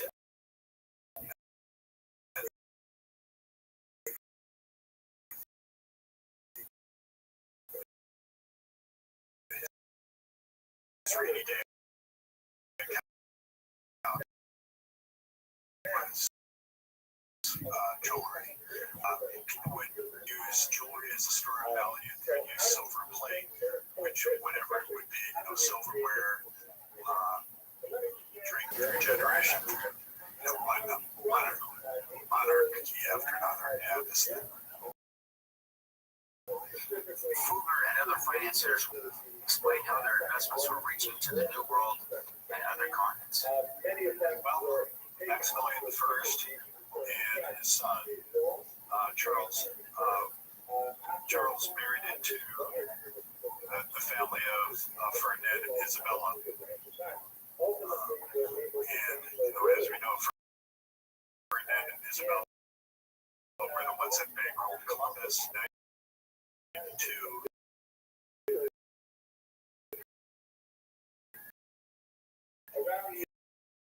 and put the Spaniard on South America, and Hoover was involved a little bit with some of the transatlantic trade. It was just in its infancy. It was also involved in this secretly.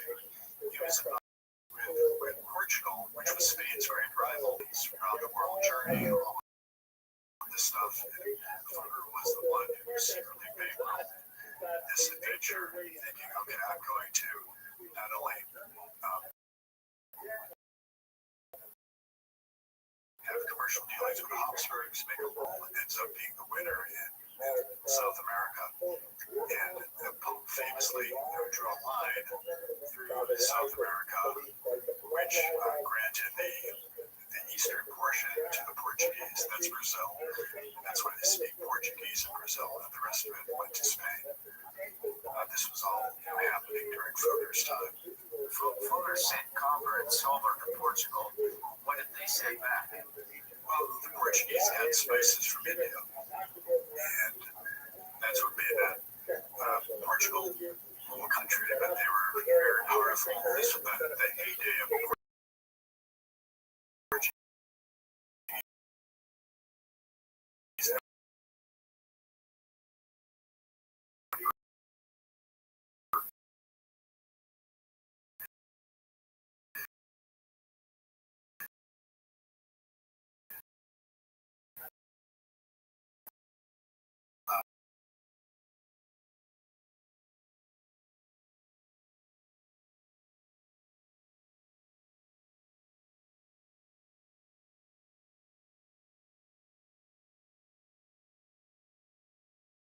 But apparently the Portuguese is different enough in Portugal, so they wanted their own translation.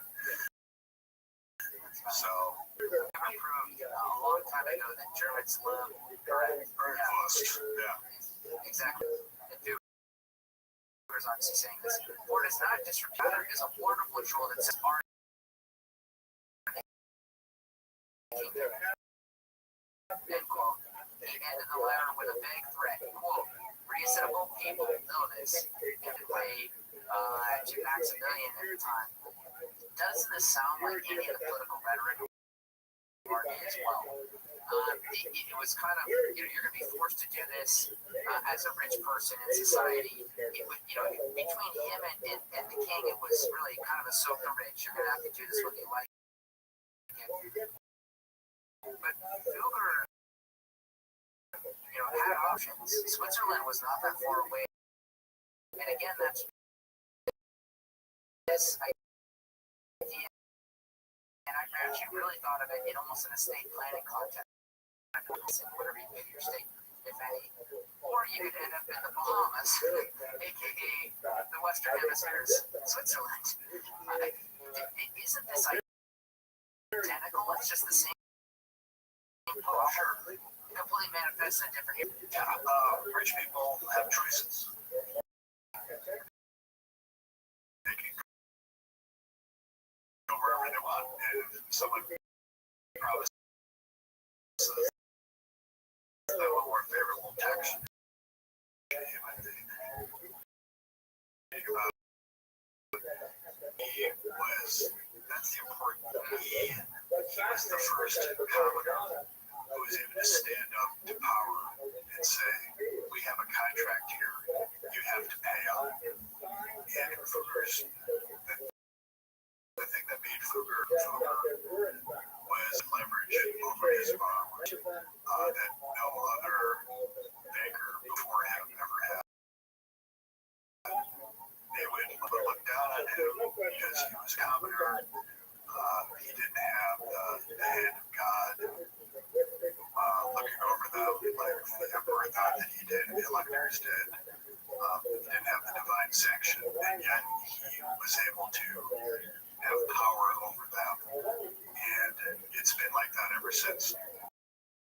Where those who have the money. Talked about Argentina.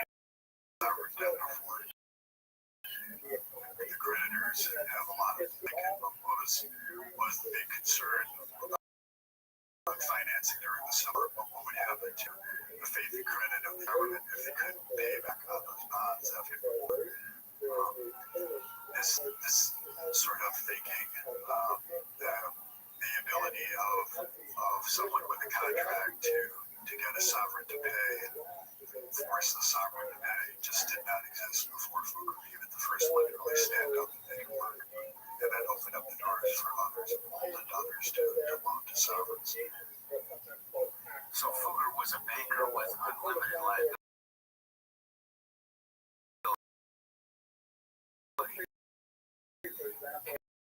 Explain.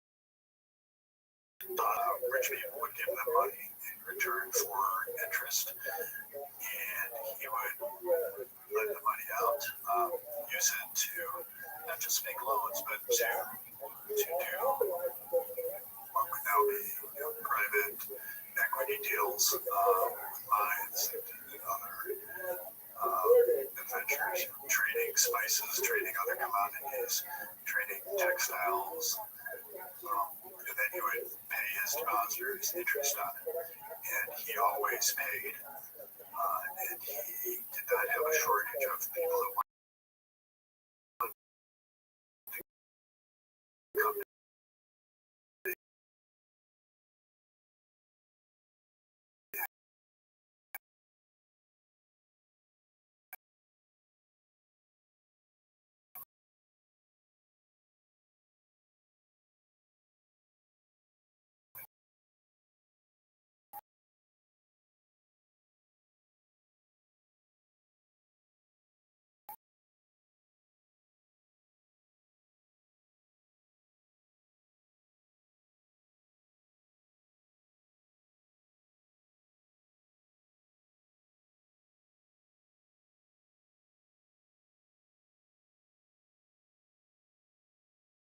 He was one of Fugger's big depositors. He was a cardinal who would stay in the family. He didn't officially have children, although I'm sure he did. was the assumption that this money would just and Fugger in a stunt that we still see today, pretended that there was nothing wrong, pretended that Germany dressed in his finest clothes, on his best horses, 13 horses leading his coach, throwing coins to the peasants who are following after his coach. He just wanted to show, even though he was facing the gravest crisis of his career, he wanted to powerful and create the impression, at least, that there is nothing to worry about. And by doing this, and then by working out a deal with the Pope so that the Pope would keep the money with the Fuggers, he was able to get out of this jam.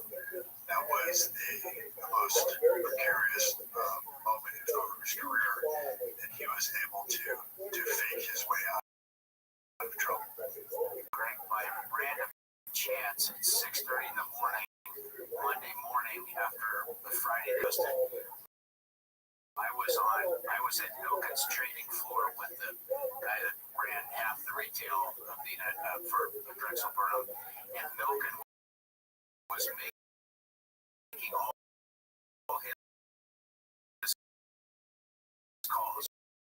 He'll get Erwin Jacobs on the line, get Carl Icahn. He was making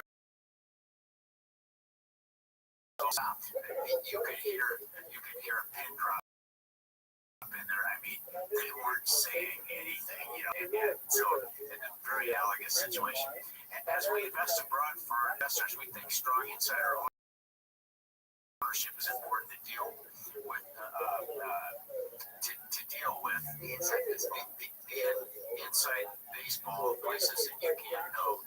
Explain how Zink was Fugger's strong insider in Rome with the Vatican.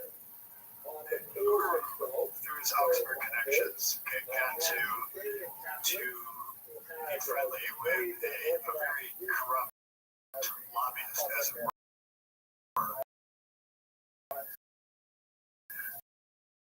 who worked the halls of the Vatican to Fugger's benefit. It was Zink who negotiated the terms of how that transaction would work, where they would split the money between.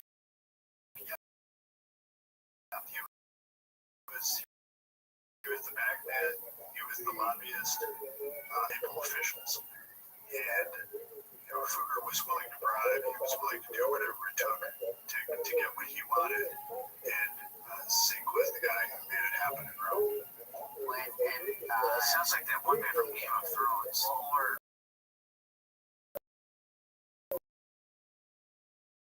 past Lincoln partners. The interaction was they go to the peasants. I touch on Sunday. We're going to go back to this in just a second. But they go to the peasants and say, "This is for St. Peter, St. Peter's Basilica. They were going to rebuild it from its. I think you mentioned it was just wood. It was nothing, and so it was all under the heading of like, let's put the apostle in a great resting place. That was a small use of the money, and then the profits were split between the Pope and Fugger from there. Yeah. And the Pope really wanted to, show his wealth, show his power. Nowadays, you would influence.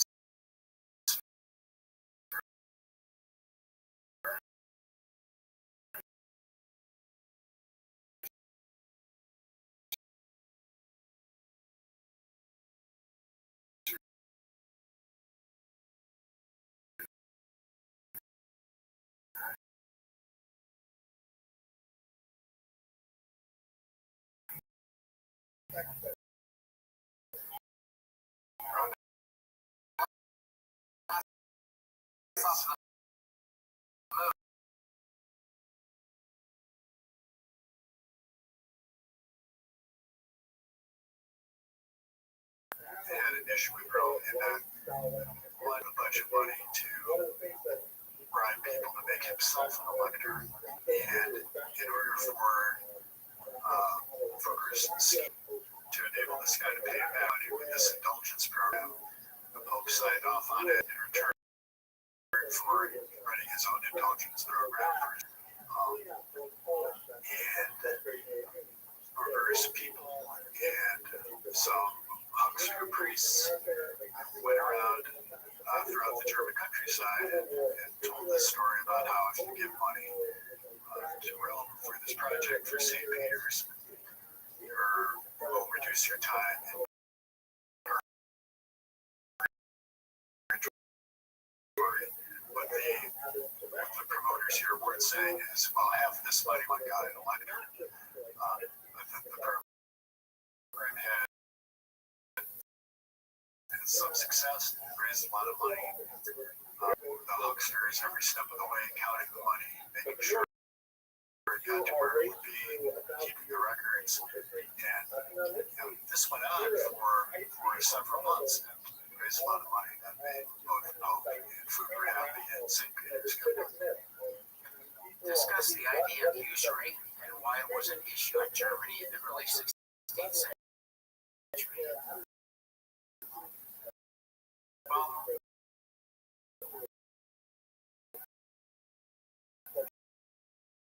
the New Testament is alive.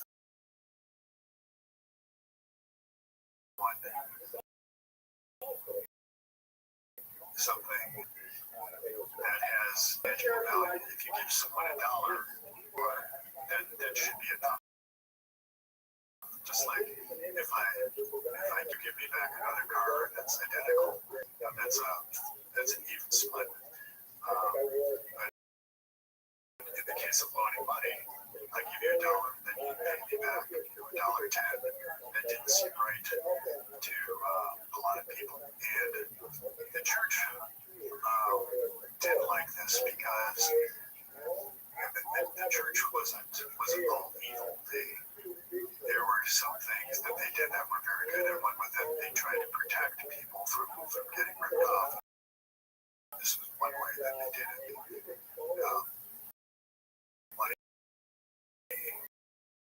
Money changers were common. They were back.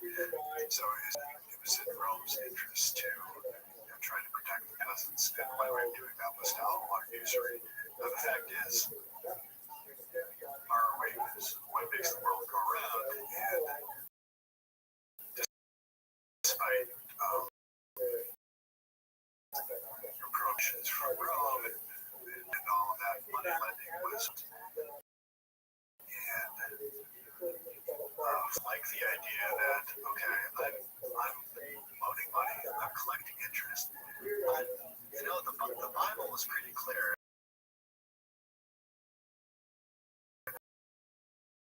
And I shouldn't be doing this. It would be really nice for my eternal salvation Pope and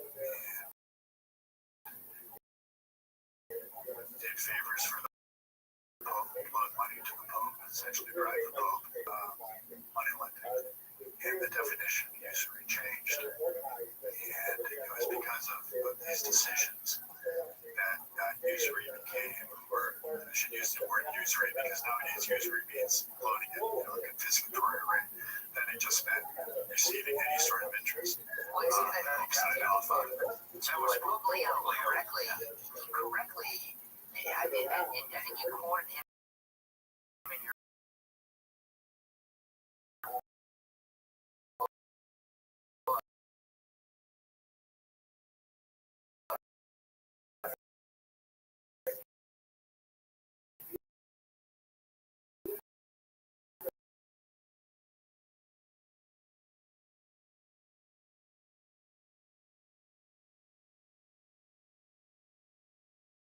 That is usury. In other words, there's no connection between the risk and the reward versus this. We looked for loopholes, and he had good lawyers, and his counsel was that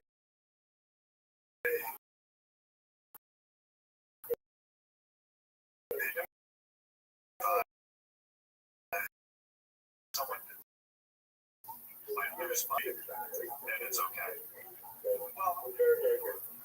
it certainly morphed into that. There were peasants who were in debt, who lost everything, and by rebelling against the rich, they were hoping that they could sponge their debts and maybe even take power away from those in charge.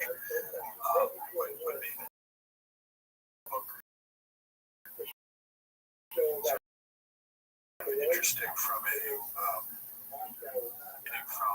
when Fruger had nothing to the point where he becomes the richest person on earth, to the point where he spent the latter part of his life handed, and he has to defend it against what was, up to that point, the biggest mass revolutionary effort in the history of man, which was the German Peasants' Revolt, which happened right around the end.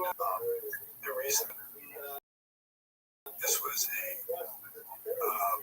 something not just isolated to a single town, a single jurisdiction, is we know about Gutenberg and the printing press. The ideas of Martin Luther were able to spread across Europe. The revolutionary ideas of Luther provoked the peasants to rise up against the papacy and their allies, number one being Fruger. So Fruger spent the last portion of his life, as mentioned, trying to hold on to his property. Fruger actually had to fortify his home, his palace in Augsburg. Fruger controlled a few little towns around Augsburg. The peasants marched on these towns, tried to take them over, but with superior weaponry and the ability to bribe people and take them out. Fruger was able to hold off the peasants, but it got pretty dangerous for Fruger at the end there, but he did manage to. Greg, is it possible to make an analogy between indulgences as a way to find salvation and making ESG or climate oriented? Well, one was peasants getting salvation then. Today it's wealthy people looking down on the rest of society for salvation today. So Yeah. A lot of signifying going on, right? So that's one of the things that really came home to me in this book, is that technology changes, but human nature doesn't change. And the more things change, the more they stay the same, right? yeah, they were pragmatists. So they found a common enemy. Teach our listeners about it. There was concern. He saw that he created a monster, and Luther wanted his own version of Reformation to come into being. The peasants had even more radical ideas than Luther, and there were priests that had views that were even farther to the left than Luther's own. Luther wanted to make sure that Lutheranism prevailed rather than something even more radical. So Luther actually advocated military force against the peasants to put down those who were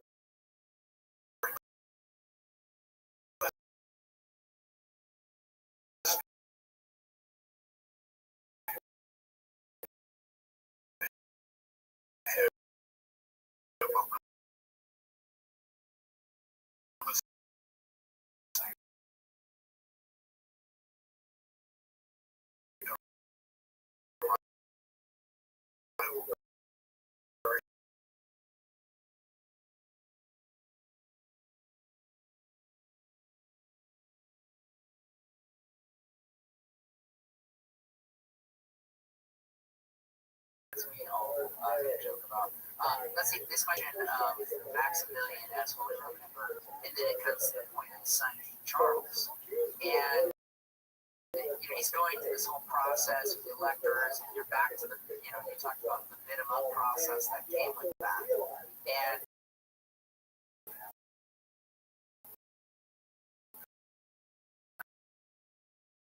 I think it was that is an incredible line. I mean, you're going to see that rolling right up the tongue in the movie. But it also spoke to how important Maximilian knew that the price of the Roman Empire, the Holy Roman Empire, was that you needed to pay. Yeah. What's strange about that, the Holy Roman Empire really didn't do a lot for it. I mean, it was, if you could divine and had authority over everyone else on earth, then you could do something with it. But there was too much resistance to that. But to even get to step up and try to make that argument require that you paid and paid and paid. So just melodious talk. At the end of the day, everything came down to money. Right, there's things that we didn't talk about even looking back. We didn't talk about how King Francis ended Switzerland as a nation in your book, which I thought was a very interesting little tidbit, which is why they only, I also, some of the reasons why they guard the Vatican obviously came from Fugger. Originally, there's just really great storylines that are very society, how we look at things.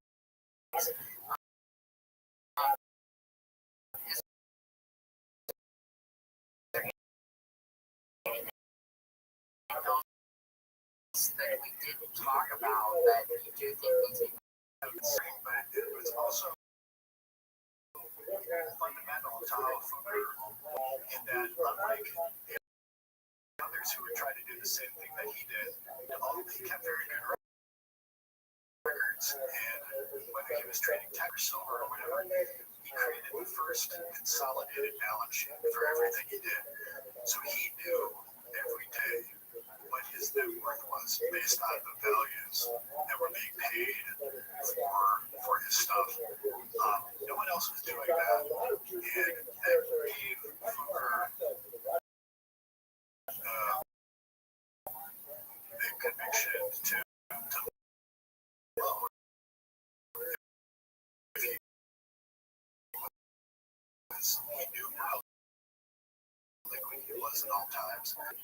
So not only was he a great negotiator and understood the power of engineering and political connections and all that, but he also knew the numbers better than anyone else on earth.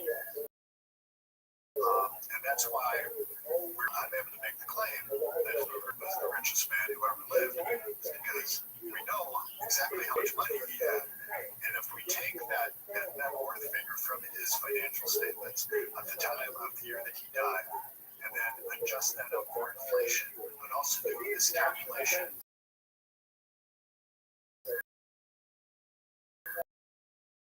that is the common way to judge relative wealth through the age, and come up with the fact that Fugger in today's dollars would be worth something like 400 billion. I think that would put him atop Rockefeller as the richest of all time. Yeah, as Buffett says, we play a relative game, to your point. Greg, thank you so much for joining us again. For our listeners, if you want to think about the path to success and wealth in business and investing, you need to go buy a copy of Greg's book, The Richest Man Who Ever Lived. Jacob Fugger explains the pragmatism and risk needed for the unknown future that we all must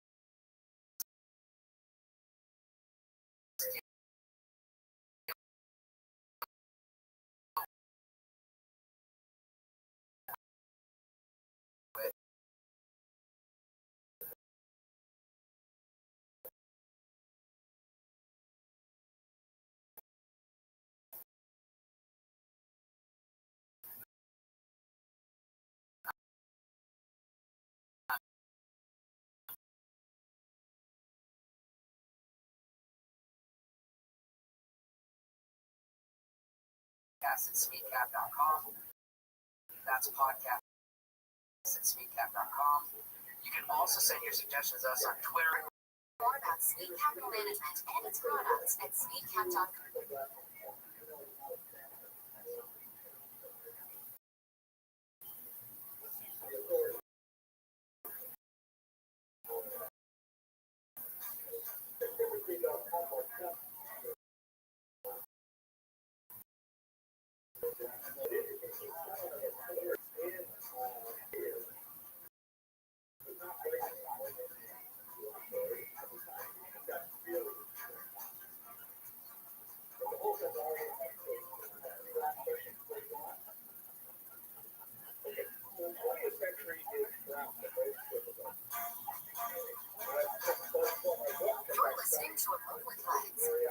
podcast presented by Sweet Capital Management. At Sweet Capital Management, we advise investors who fear stock market failure. You can learn more at sweetcap.com or by calling your financial advisor. Welcome to a Local Legs podcast. I'm Leo, portfolio manager here at Sweet Capital Management. It can be said that leaders are readers, and we believe books provide us a great source of information for filtering what is and isn't important for us as investors. Investing is the last great liberal art, and the best way to spend a lifetime of learning. This podcast is for readers, thinkers, busy people, and investors who want to grow their knowledge. Charlie Munger often talks about using multiple mental models and analysis. Our aim for this podcast is to hosting this episode with me is our Chief Investment Officer, our Chairman, Bill Smith. Thanks for joining me. Thanks for having me. Let's see, I'll kind of go off script. What are you excited about today? Just love this book. It synthesized a whole bunch of different things I do in history, and fantastic. I think we're going to have to start paying Greg directly to write more books because it's a blessing. And so, for our audience, thank you for joining us for this episode. We're going to discuss one of the great financing minds of the last millennium. Joining us for the second time on the podcast is Greg Steinmetz discussing his book, The Richest Man Who Ever Lived, The Life and Times of Jacob Bucher. A little about Greg for our audience, just to reorient you with him as an author. He spent 15 years working as a journalist for the Sarasota Herald Tribune, Houston Chronicle, Newsday, and the Wall Street Journal. While at the Wall Street Journal, he served as the bureau chief in Berlin and London. He's a securities analyst Wayne and Goldfarb, manager of the Sequoia Fund. Great to have you back to talk about Jacob Bucher. Just kickstart us off. I'd love to hear the story of what made you aware of Bucher and then what drove you to make this your first work published, because that had to be quite an entertaining. Yeah, well, thank you very much. I really appreciate the job of this book. I first heard about Bucher in a freshman year history class in college about the Renaissance and Reformation. The Reformation, as we know, is one of the pivotal events in world history because it cleaved Christianity between those who followed and those who wanted to follow Martin Luther and others who were questioning the papacy and making that happen. And it wasn't that he wanted to divide the church. He wanted the other thing to happen. He wanted the Pope to maintain its supremacy. One of the things the Pope was doing was raising money to fight his wars and maintain the power of the papacy. At the time, the papacy has very little to do with what it does today. The Pope was the equivalent of a king. He had his own army. He was trying to expand his territories. He just did it a little differently. He had the extra weapon of being able to promise people.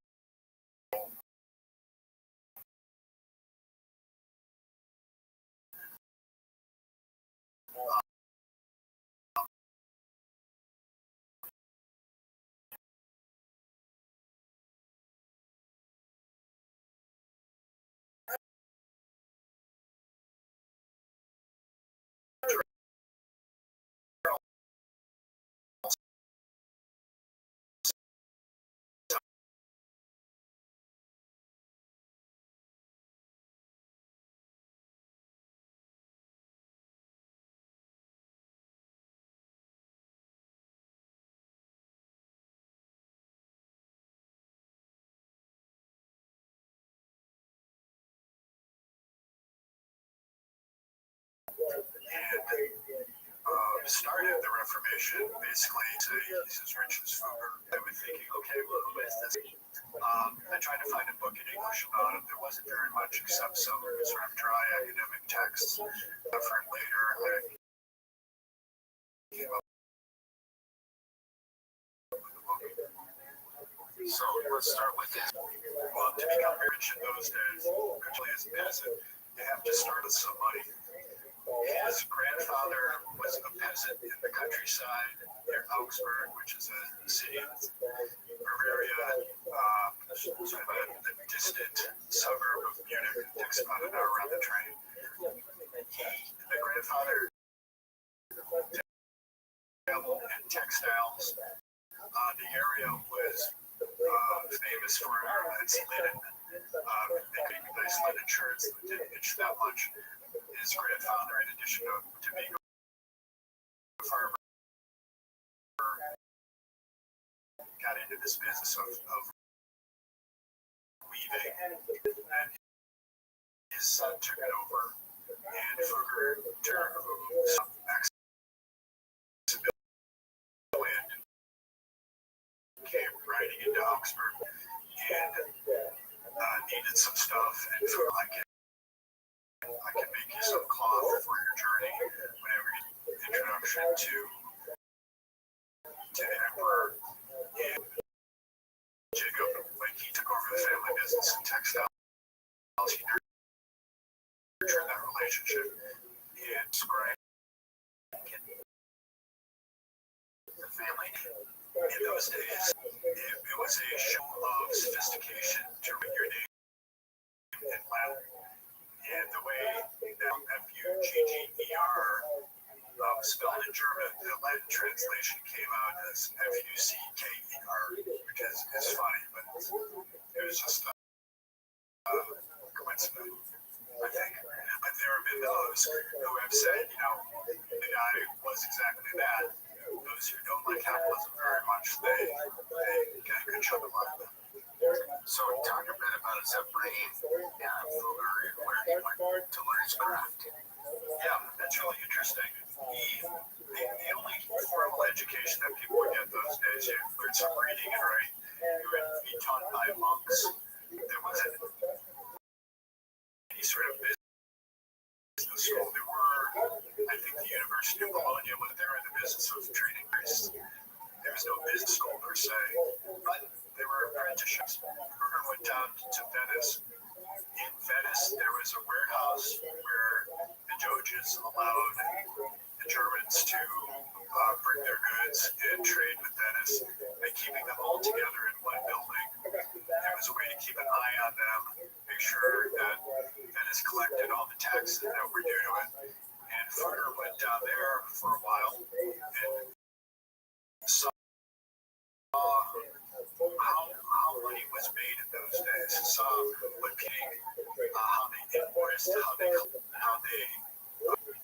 after bad debtors, what the politics were of trading over state lines.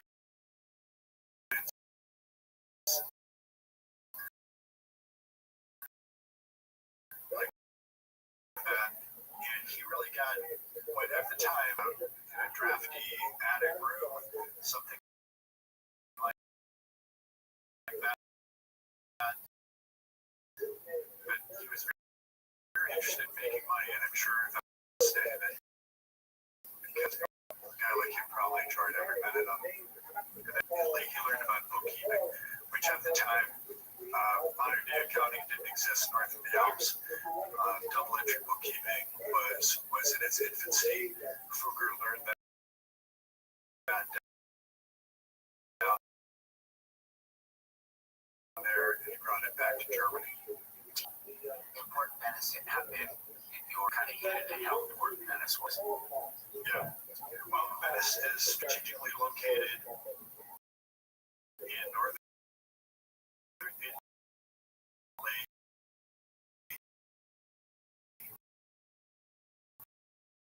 And what is about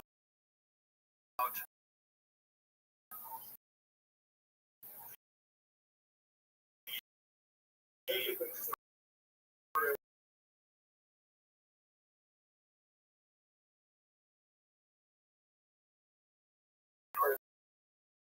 Europe, the easiest place to access Northern Europe is, and you wanted to keep you wanted to ship, and when you were going on some trip, vulnerable to robber barons Americans coming in and taking everything that they have. So that was right there in a very good location. Side of the Italian Peninsula, very well situated to get goods to France, situated to get goods to Germany and the rest of Eastern Europe. Who were the big banking names in Germany, Italy, and places at the time that Fugger emerged? Well, of course, were the Medici. Who made the family fortune wasn't Lorenzo. We hear about Lorenzo because of his involvement with Leonardo and other artists, his philanthropic works, and his hobbies, and that sort of thing. But the one who made the money was Cosimo Medici. He was the patriarch of the family, and he was such a successful banker in Florence that he ended up grabbing a lot of political power. And passed it on to Lorenzo. I think Lorenzo actually went bankrupt. He ran the company business into the ground, but there was enough money there that he could sustain it. His interests weren't in making money as much as his father's were. So that was a big name.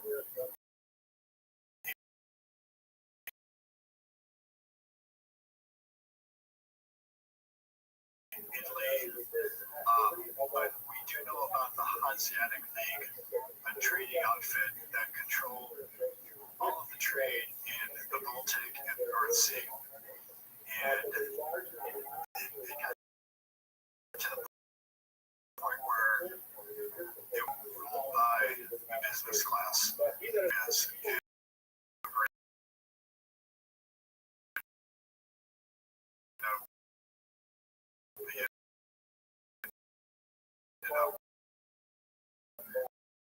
working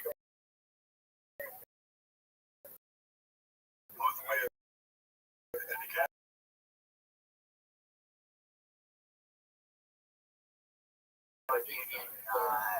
A company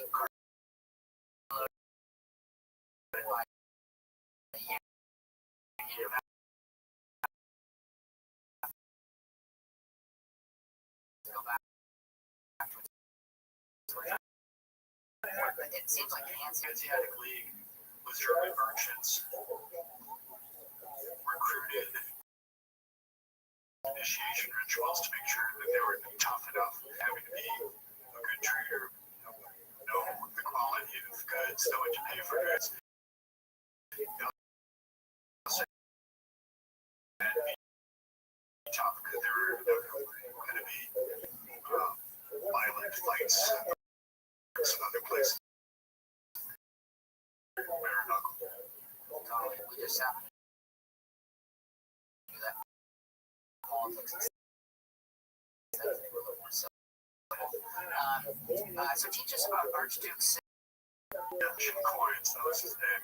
The reason he was a Habsburg who ruled the Duchy of Tyrol, which is where Salzburg and Innsbruck are. A beautiful alpine state. But that's all they happened to sit on the biggest silver deposit in all of Europe. Sigmund mined the silver and turned it into coins. Use that to mostly spend money on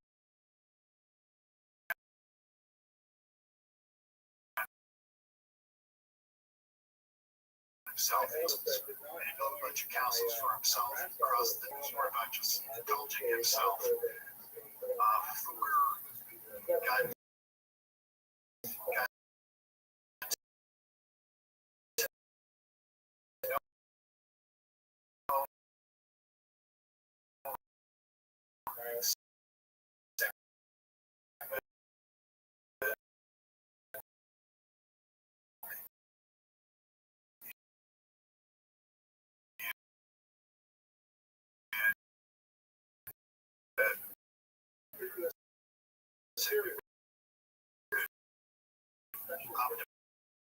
optimize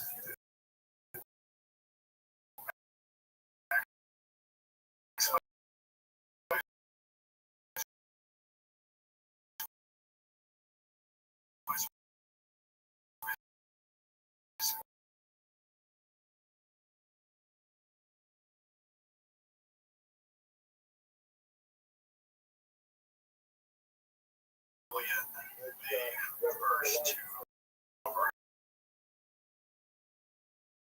as emperor. And Fulmer Mines and Fulmer's expertise both in banking and in engineering. Fulmer hired the best mining engineers.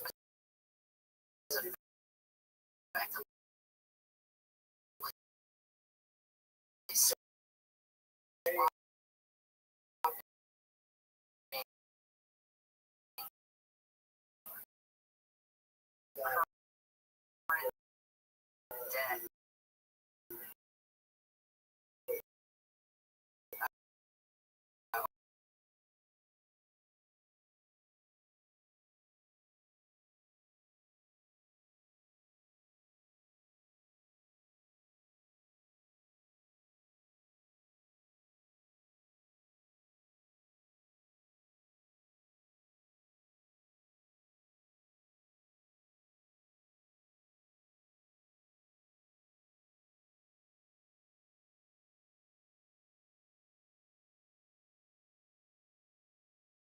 Of Venice. He wanted to go across like was in his day, with what we see today as any different for the effects it has on society.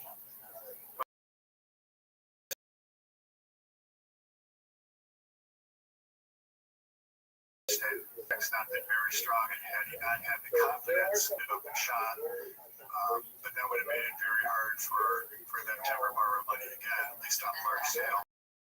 So you have the counterpart.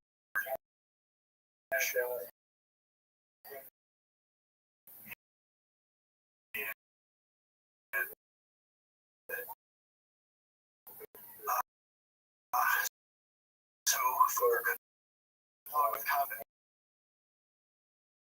might not get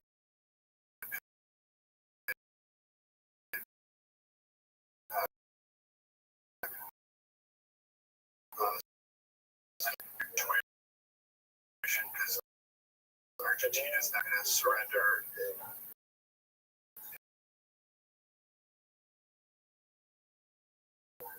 Nowadays, they're still important, particularly in Germany, and the tradition moves on. There's a lot of business that goes on at fairs, but in those days, that was the only place where business trade whatever they had. Fugger would bring textiles, other people would bring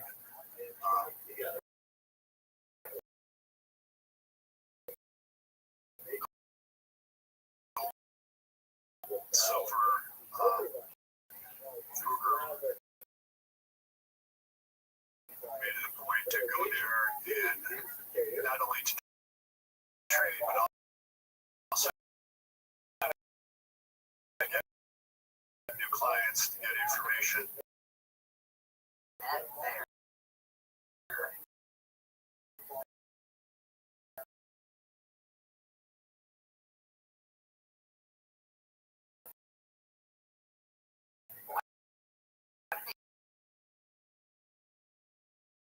Fair to say that no one expected to become of that. There was not, it's not like they shook hands and the Frankfurt Sea Party. Textiles and many people would become the richest peasant who ever lived. No one would have predicted that.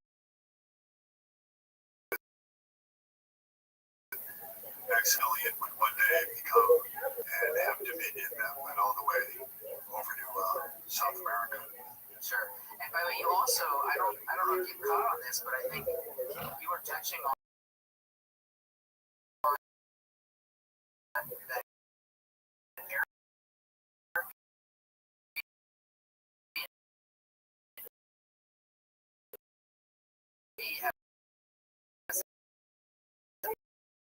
business model that's been around how much money people bring out their floors of their homes or just space to sleep. So there I got to mention that the prostitutes would come to Frankfurt to work the fair. Peasant girls, that's their one chance a year to make big money. Prostitution was actually legal. There was no restrictions on that. So that sort of trade was going on. yes, people would rent out their homes, people would rent out rooms, people would be able to earn enough money during that 1 week to last them the whole year long. That's how busy Frankfurt got during those few weeks. And you would, I guess nowadays you're talking about surge pricing, and surge pricing definitely applied at the Frankfurt Fair. It sounds like the Phoenix Open. Yeah, I was gonna say we have that going on here. It's 1 week, actually a couple weeks. You've got Barrett Jackson. We got the Phoenix Open. Stiletto heels walking around the golf course. Yeah, and the working and non-working folk, I'll call it, do show up, and the Airbnb market goes longer. So when you were saying that in your book, I thought, wow, the trade shows still go on. Maximilian took control of the duchy via financing. Explain how he took advantage of the free spending Sigmund. Well, Sigmund was getting old. He might have had syphilis. He didn't have all his marbles intact. And Maximilian was able to work out a deal with him to let him hold on to some of the vestiges of power if he would turn over the keys to him. And the way that they got Sigmund to agree was that Fugger said, "Well, I'm gonna finance Maximilian instead." And without access to capital, that was the end of Sigmund. So he lived out his days as a doddering old fool in one of his castles. And Maximilian was about Fugger's age.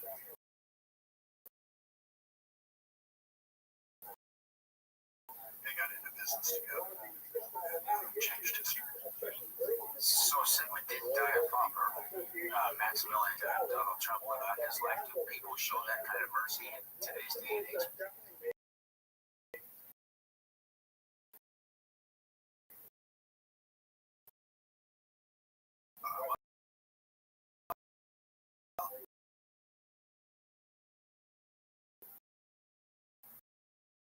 Lock him up.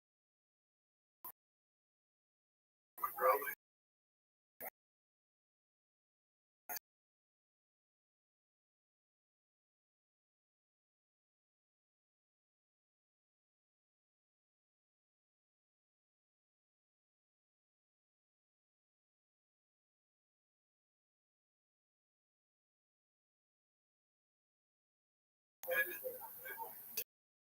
He realized Sigmund was harmless.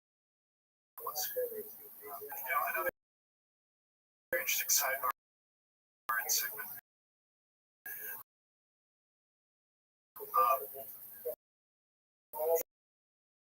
He had so much silver that he was minting these silver coins. They called these things the taler, which was their unit of gold currency. And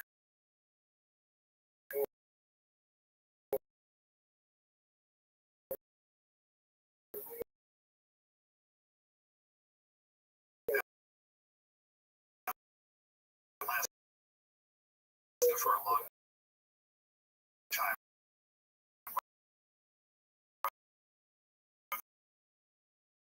There was national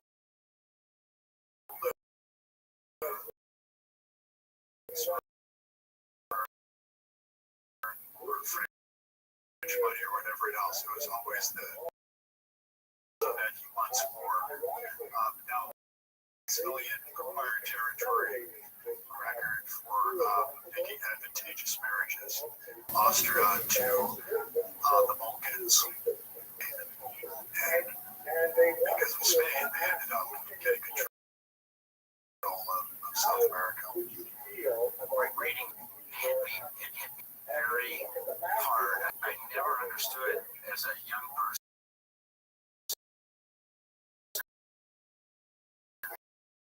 reading about World War why Archduke Ferdinand being killed in Yugoslavia caused vital experience. And your book helped me understand based on what you just said. That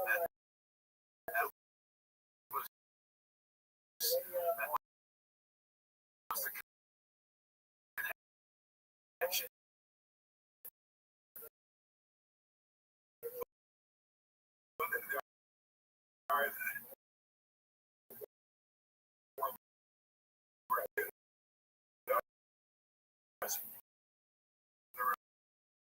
all these alliances, right?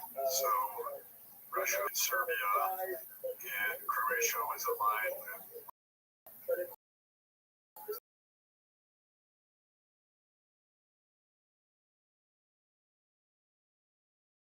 plates that come together. So it's very volatile on the margins. So you had the Orthodox Christians, the Catholics, and the Muslims. They all come together right in the moment. So 50 years or so it goes up. Fugler saw large opportunities in mining, obviously from Schwaz. Okay. But understood the risks inherently involved. Can you explain, how Prices fluctuate.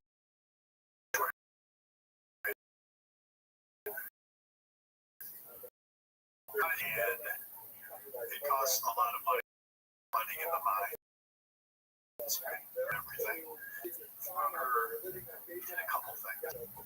It wasn't just the mine in Schwaz, the Tyrol, which was the biggest silver mine in the world. He was involved in other mines. Hungary was very rich in copper. There are other silver belts. It was involved, again, all under the protection in the Habsburgs. So there was some diversification there. He also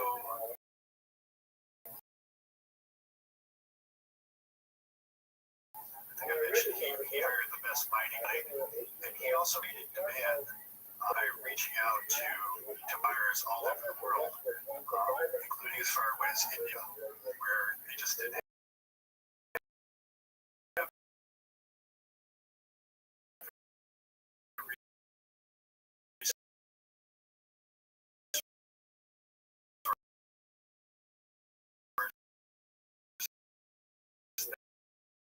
to trade metal.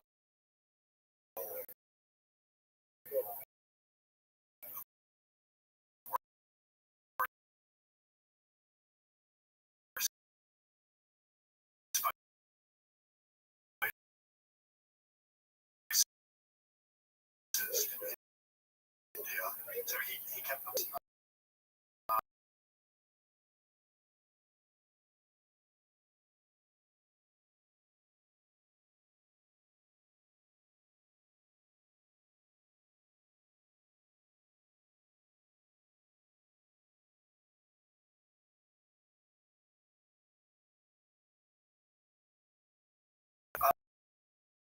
But they spent money, and that was good enough.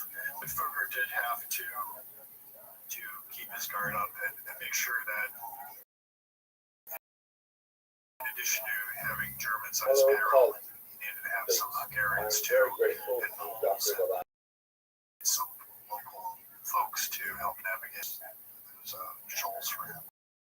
giving part of the interest in the mine to it's not coming off the top of my head, but it showed you also he was a pragmatist. Now, he wanted to make money, but was willing to give a cut to people to ensure that he could make that money. Yeah, and that's the old Roman Empire trick.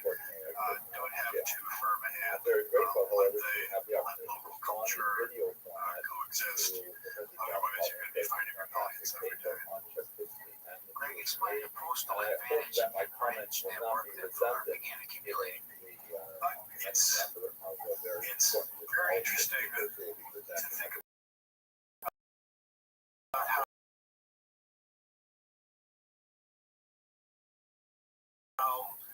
to carry so fast, just credit an account in one branch and debit it in another. And that was only possible.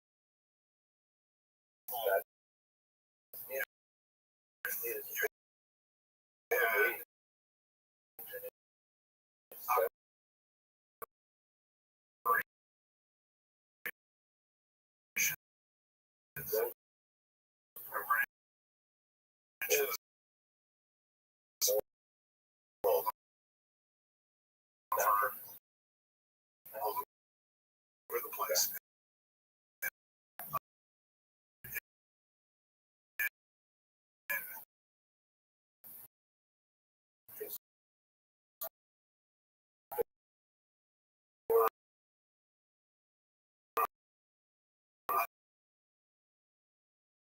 let's see, Rothschild or Lubeck or had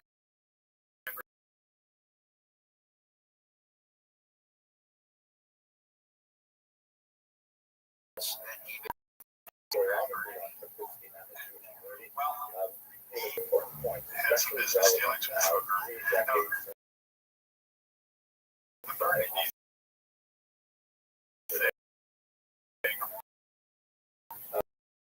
was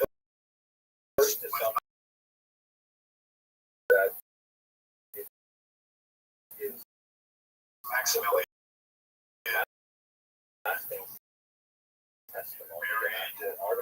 married. It's interesting. We're just talking about the jewelry business here in the Ottoman areas. That's because Maximilian married a diamond part of that. That's what happened in the engagement.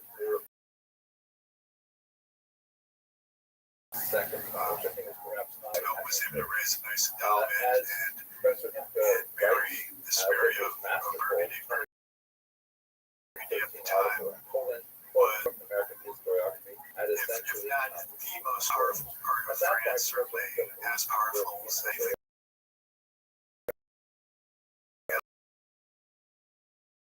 else. Under Mary's renowned for the massive army and all Europe. And because Mexico could bring some money to the table, he was able to marry two.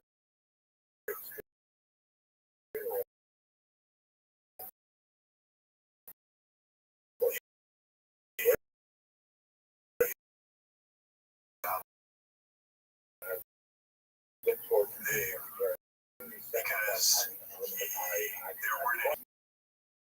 He was crowned in worms. He was keeper that they hailed him as. Guys are good for where they come from. Yeah, it's a follow-on from Roman times. Caesar. Yeah, exactly. Yeah, it's great. Hitler's whole 1,000-year reign thing was a 1,000-year reign with the whole Roman Empire, which lasted from 800 to Napoleon, 1,000 years later. Small man's complex dominates. As you point out, it wasn't long before he was sitting in a Flemish jail. Explain the assemblies and all, also the electors he now had to deal with. There was no democracy, but there wasn't soul rule either. The Holy Roman Empire was a strange construct in that it was an empire in the joke Napoleon told that it was nothing for an empire. There were, I don't know, 1,000 city-states, duchies, kingdom, in German-speaking Europe. The original idea was to unite all of Christian Europe under a secular equivalent of the Pope. So you had the Pope down in Rome, and you had Charlemagne, who was crowned by the Pope in the year 800 as a secular equivalent, just to keep everyone together and keep the peace and resolve conflicts. Maximilian became the emperor of this thing, but the way it happened was by an election among 7 electors, 4 of whom were bishops, 3 of whom were secular rulers. They were all from different parts of Germany. So you had elected in Worms, you had one in Dresden, you had one in what's now the Czech Republic, but it was German.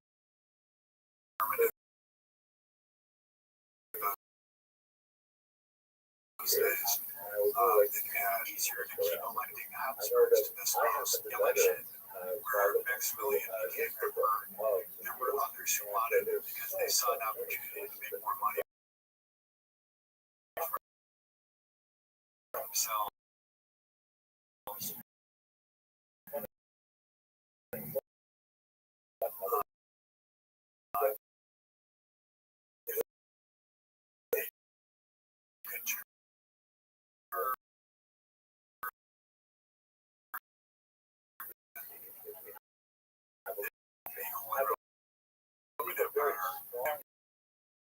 into being an actual emperor with all the powers that that entail. So there was an election. We had Henry VIII, we had Maximilian put his hat in the ring, and there was one other dude. It was not.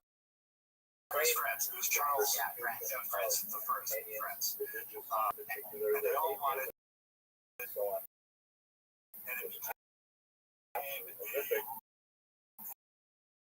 a contest. Did it become a winner take all business from here on out for Maximilian and the Habsburg dynasty? Yeah, well,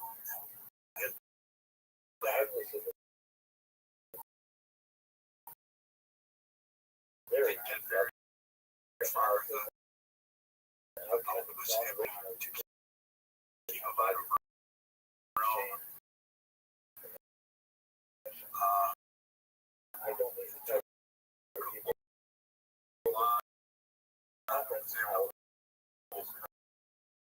for a while.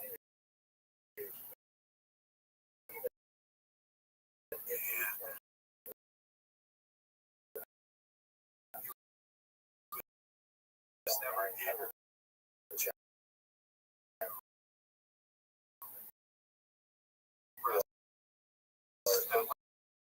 much power from the other big monarchs thinking that he had magic healing powers and all that stuff.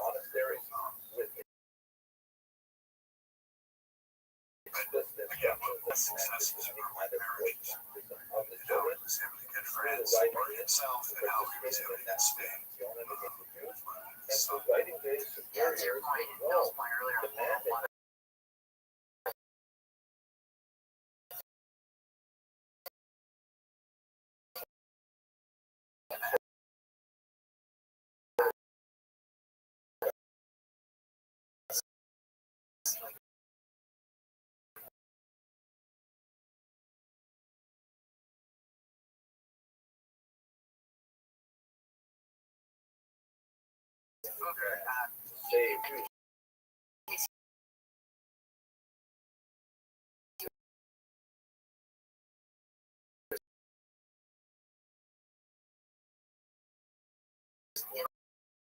intellectual long before there was such a group, called the Renaissance. He was there doing. That is not mainstream today. So I guess this mix of pragmatism and business and prominence, he could go out with purpose because he was trying to solve something. so we had a plague that the 14th century had.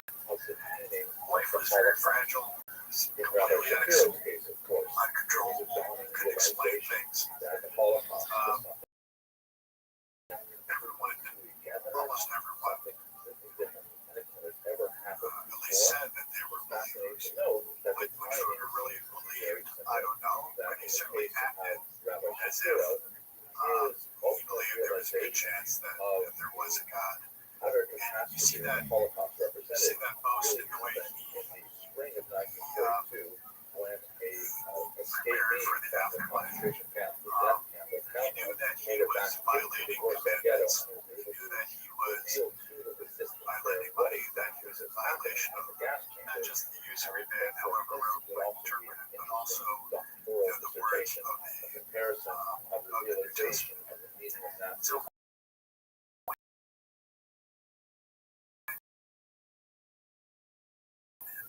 when he wrote his will, it was very clear that he was just doing everything he could to atone for his sins. Like a lot of rich people, he was able to rationalize what he was doing. Probably did think that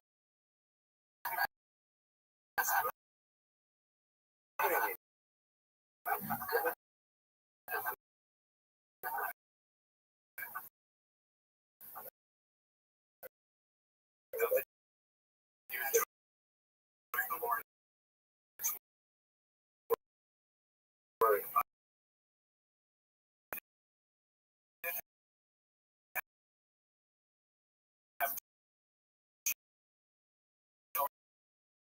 of his own. Sure. Let's pivot to you use a very interesting term explaining him.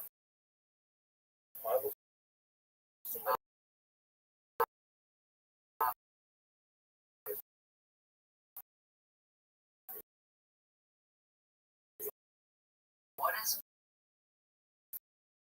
vitamin B Texas Hold'em poker with? Because you explained wonderfully, he gets involved in a copper cartel with his hungry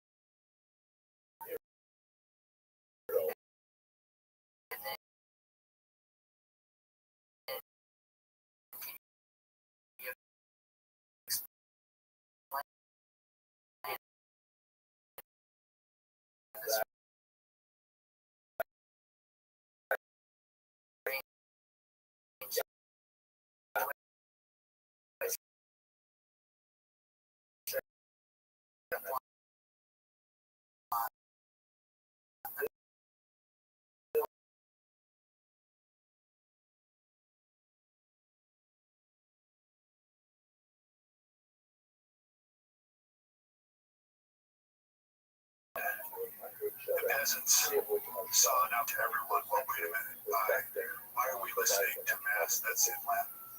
Why are we paying all this money to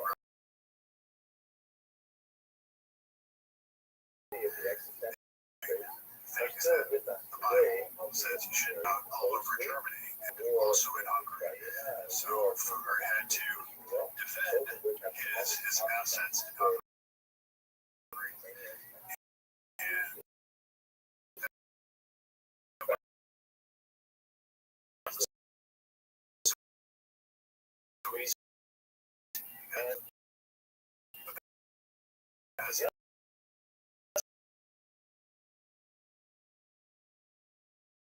Spent years of his life negotiating to get back his territory.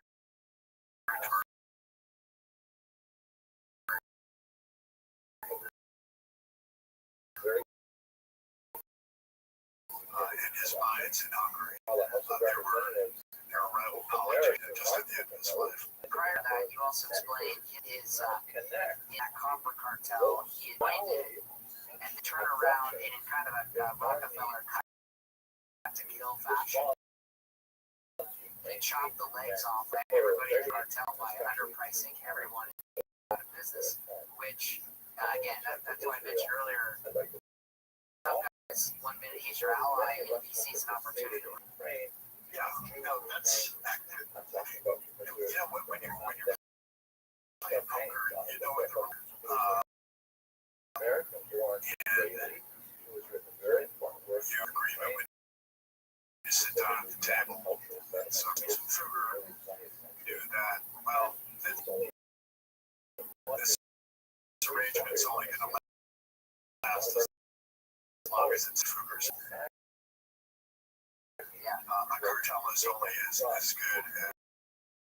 play along and slash prices. Fugger saw an opportunity. He was looking to do that, and he made the calculation to wipe out the others, and he was correct in that choice. He's a very smart guy. When he left himself an out, for reasons, money and status, Augsburg limited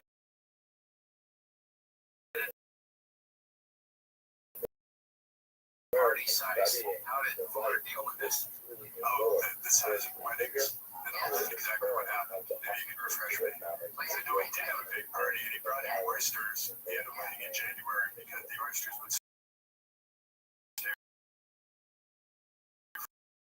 fresh.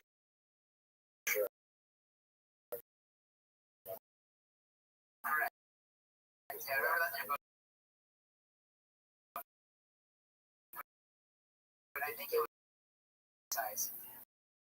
And so he threw a massive wedding comparison and just paid the tax. Yeah, you see that. $1 unsanctioned party. You just It's a paid the dialogue, $1,000 it's for a a wonderful play, big it has party. characters, it has drama. $50,000 There's one character who is called the Chacham. Jules He became an is interest a for learner, explaining the three he's brothers Joel interested and its in, historical of significance. course, learning Torah, he's completely observant and so on, but he's interested in the broader world of intellectual inquiry. And one of his interests is he wonders, what is it that those Haredim do with their time? And then one day, early on in the book, he looks across the room and he sees an old high school friend of his, who he hasn't seen for very many years, and he sees that his friend has become one of the Haredim. He says, listen, I'm really curious. I have always thought what you do. Why did you become this way? To have some somewhat liquid assets. So jewelry was one of those because, as is today, it's portable. I'd like to invite you to participate in a new online course that I've created on the history of the Holocaust. I've received a lot of feedback that these lectures, which I put on YouTube some time ago, have been very well received by individuals who just want to expand their awareness of this dark period of Jewish history, but especially from middle school and high school teachers who have used these lectures in part or in whole to supplement their social studies curriculum and to give their charges an awareness of what exactly happened in the middle of the last century and why it is relevant for us even today, unfortunately. So please have a look at the information box below. There's a link to this online site, and I hope you find it meaningful. As we know, Thank you very much for watching. were the ones that bankrolled Columbus in 1490. And According to some news the Spaniards accounts, South a America. woman took a brick and threw Charles it married one of through the a fly and sort of expanded and expanded.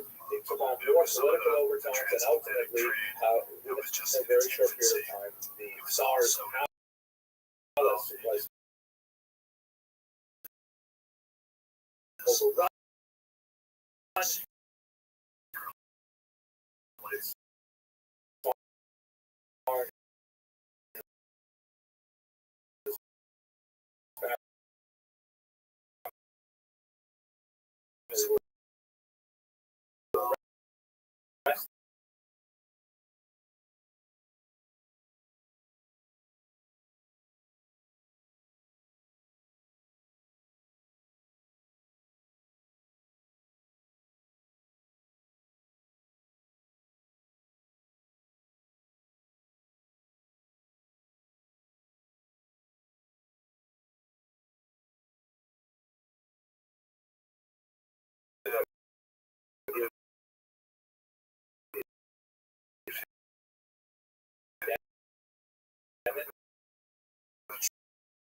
Shown here.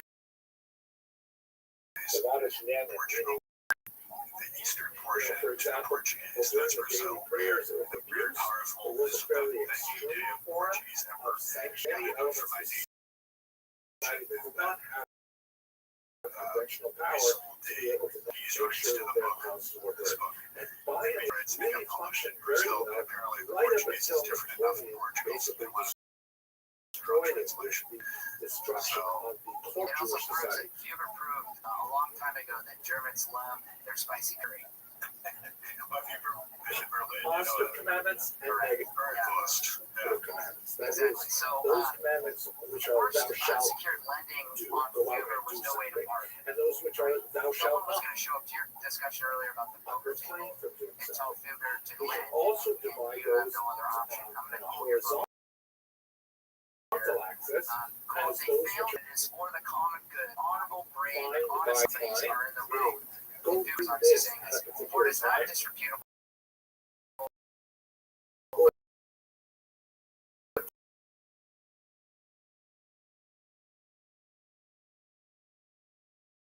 Rather, it is a Which are he not ended the defined letter by with a time. vague threat, quote, You read, to to Maximilian A at the positive time. commandment, which is Doesn't this defined sound by like time, any of the would political be the rhetoric of our commandment to day as sit well? in a sukkah.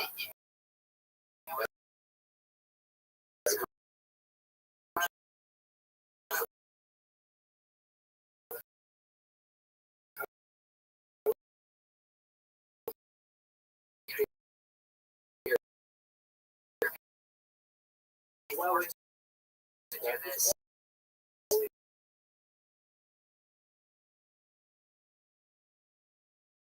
And again, that's true today. So how do you look at this idea? Have you really thought of it in a state planning context?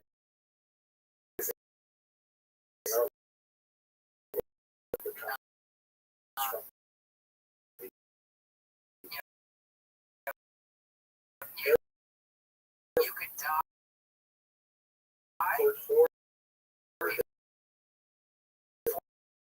45% shared. I don't know how tracing from classes judge it's identical. But this point about some of that stuff you're just reading about, that to me, first commenter who was able to stand up to power and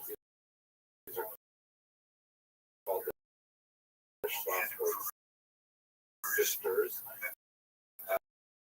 I think that being because the was that he had leverage. The sovereigns would look down on him. Like this is very judging, so to speak. Synagogue has a much more graceful kind of attitude and posture of decline, falling away from the wrong, which indicates the was able to, and it's been like that ever since. Where those who have the money.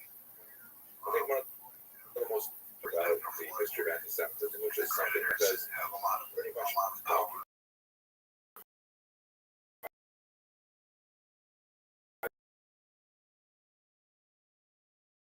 In my mind, since I personally encountered it as a small book called the Réflexion sur la question juive, Reflections on the Jewish Sort of Question. thinking, Si le juif the n'existait pas, ability of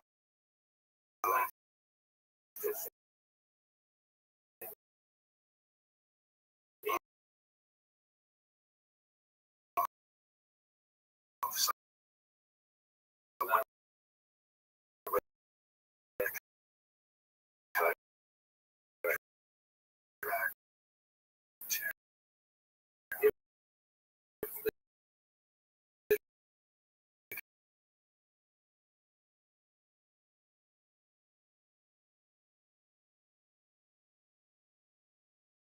with the problem of the Jews is a problem. explain how his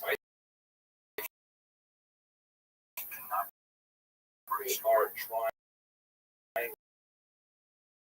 to use the Jews to explain the challenges they have just like in their things personal lives, in their rich society, people would and so give on. them money. The recognition of the value the Jews have to initiate the economy, and so they are If you have money, what do you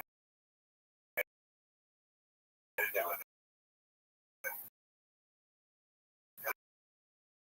Jews someone that you've ever had Jewish trust families die. up on.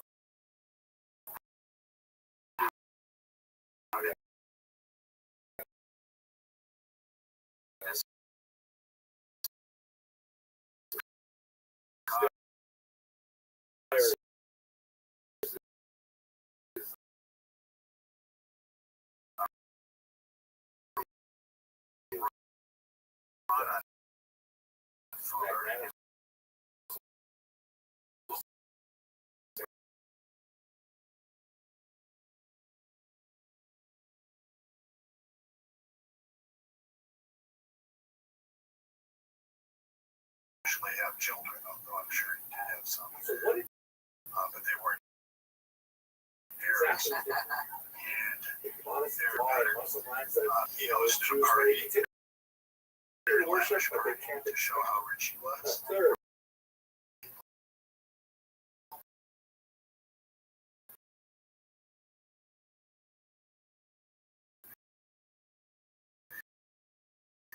May argue with a Christian about religion, concerned that with Christians that discuss these things with Jews, they might end up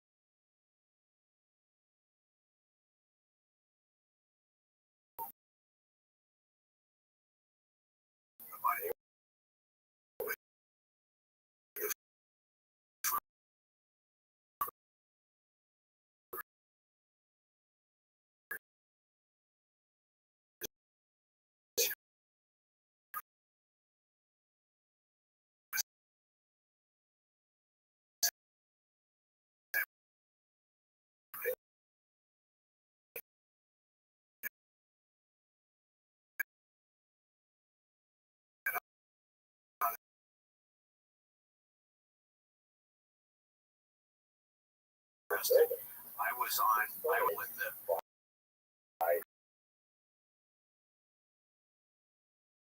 guy that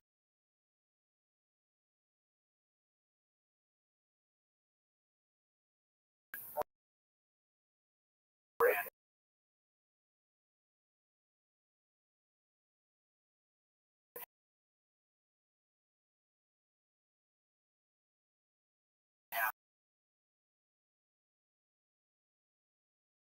the retail. I mean, for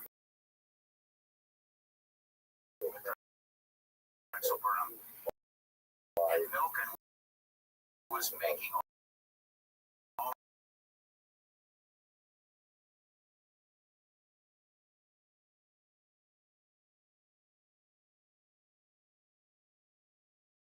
insight. I explained how zinc was flourished and strong and when they came up with the indulgence scheme.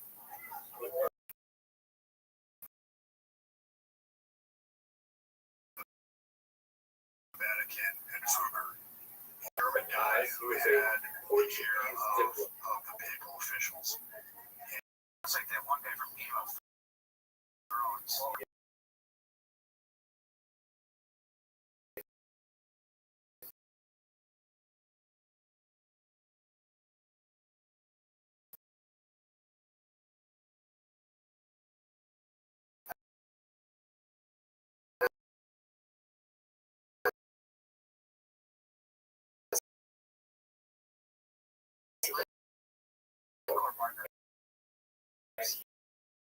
He was born around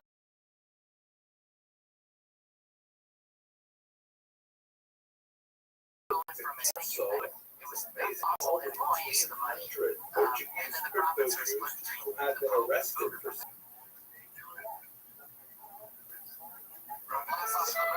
yeah, do something like that. But in those days, you were doing it by building something very large. As we're talking about the people who travel the sea, we were having this building that was power, or perceived power. And so, wanted to build this giant complex and grow and needed a lot of money to do it.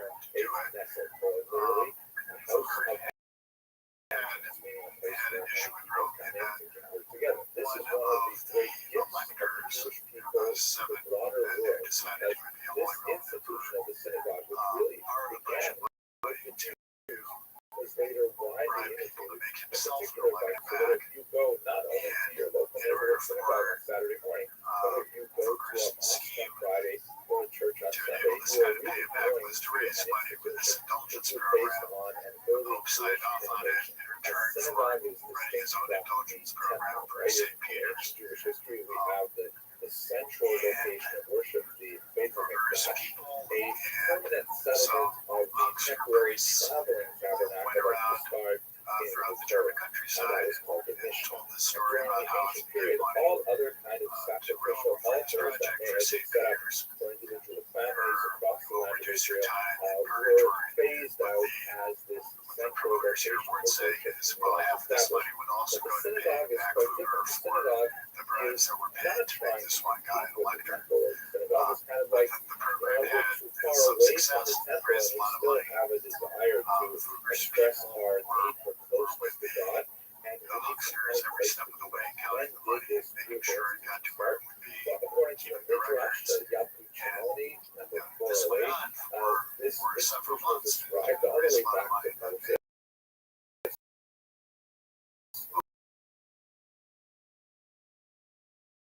Also mentions in the 16th century. There's a lot of interesting literary suggestions In the New Testament, there's a line that says, synagogue was land widespread and by the expect 6th nothing in century return. before the common The era. idea that you The can land make of money Israel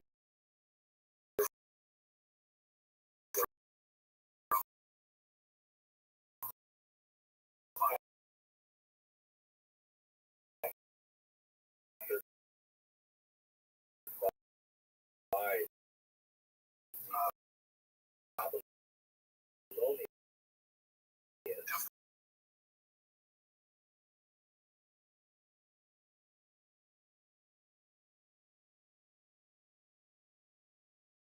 God says you give me to the back another prophet, car, and that's like you sanctuary split. in the country In the case of loaning money, I'm giving you back small $1.10. sanctuary That's great. all of the top Just because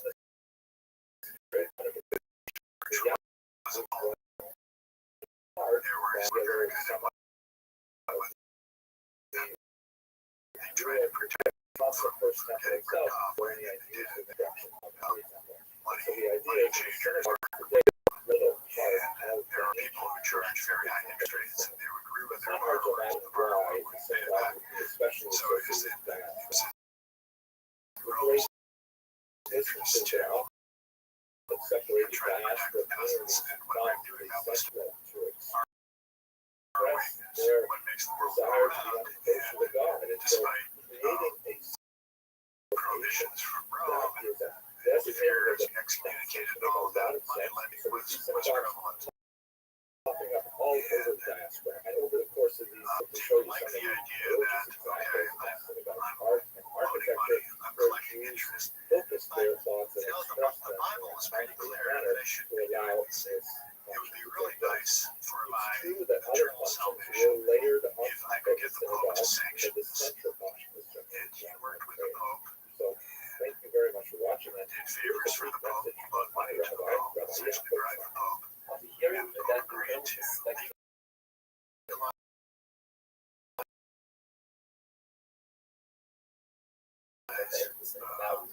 money like decisions. Usury became, or I should use the word usury because nowadays usury means loaning it, confiscatory rate. I just meant receiving any sort of interest.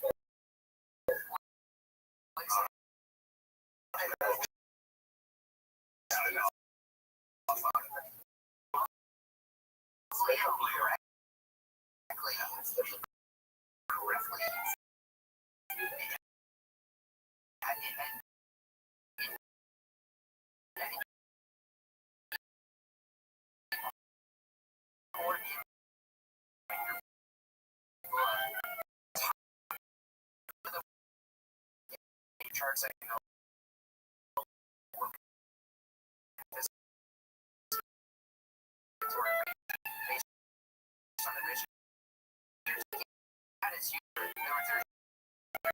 Talked about the risk.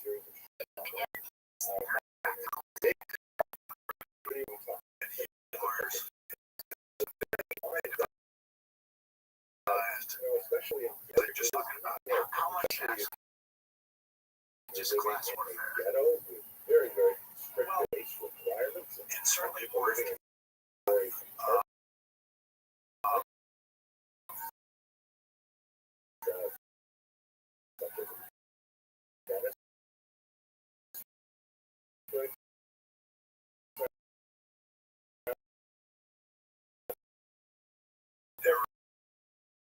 So having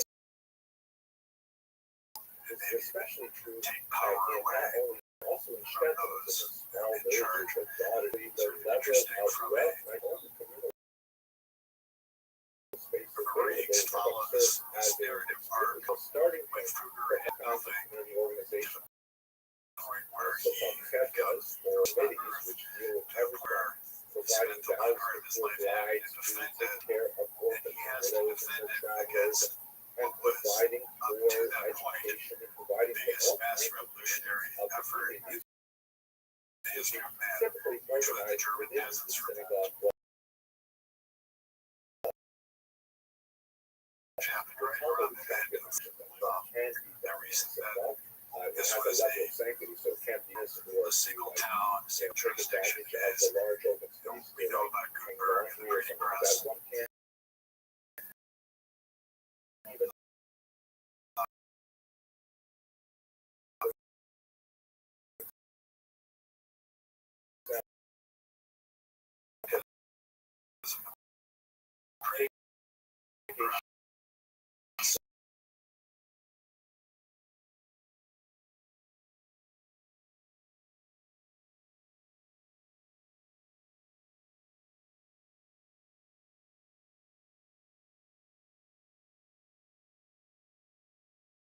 Trying to his property, organized charities, actually had to march on these towns, take them over with superior weaponry and to bribe people and take them out. Kruger was able to hold off the peasants, but it got pretty dangerous for Kruger at the end there, but he did manage to survive. Greg, is it possible to make an analogy between indulgences as a way to find salvation and making ESG or climate-oriented investments? Well, yeah, one was peasants getting salvation then. Today it's wealthy people looking down on the rest of society for salvation today. Yeah, well, there's a lot of signifying going on. Right. So, yeah, sure. That's one of the things that really came home to me in this movie, that technology changes, but human nature doesn't change. Where things change, they stay the same, right? Yeah, they were pragmatists, though. They found a common enemy. Teach our listeners about their common enemy. Well, Luther was concerned. He saw that he created a monster, and Luther wanted his own version of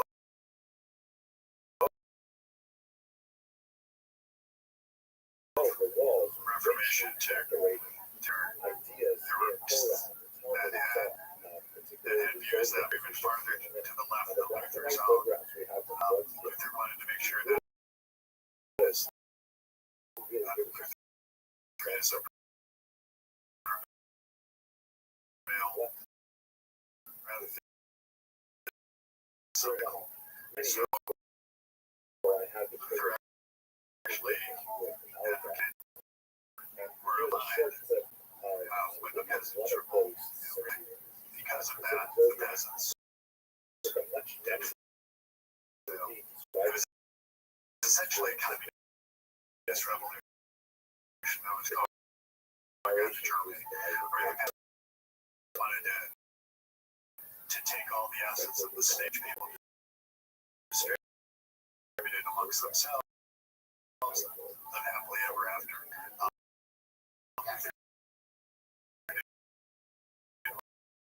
Want that to happen. Kruger didn't want that to happen. The emperor didn't want that to happen. Because that'll always work out. The process with the electors, and you're back to the, you talked about the bid-em-up process that came with that. And I think it was Maximilian told Charles, quote, if you wish to gain this play at a high stake, that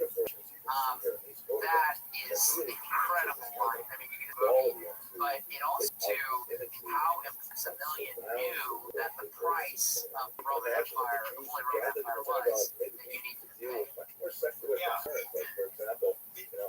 What's strange about that, the Holy Roman Empire really didn't do a lot for it, because it was, if you could get the people to believe that you were divine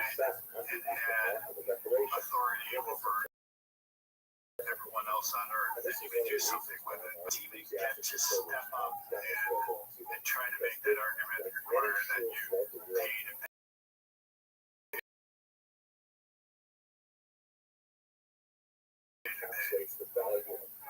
So despite all this, We did talk about, even our notes here, let's look back, we did talk about how King Francis pretty much ended Switzerland as a foreign nation in your book, which I thought was a very interesting.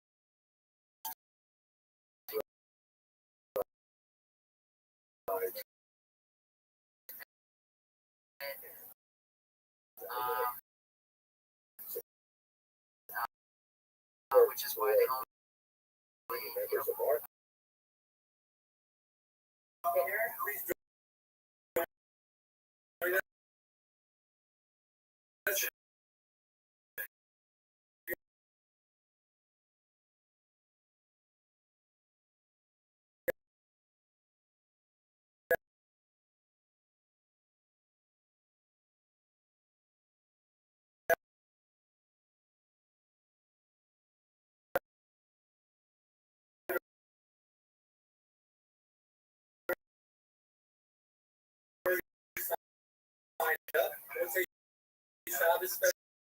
February 12th, 2022. Kind of worried about, and gave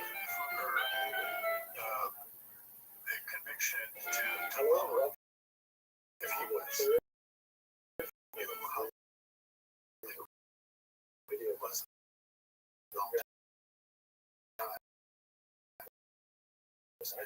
He knew how much in the black he was. He knew how understood the power of engineering and the local connections and all that. And he also knew the numbers better than anyone else on earth. And that's why we're able.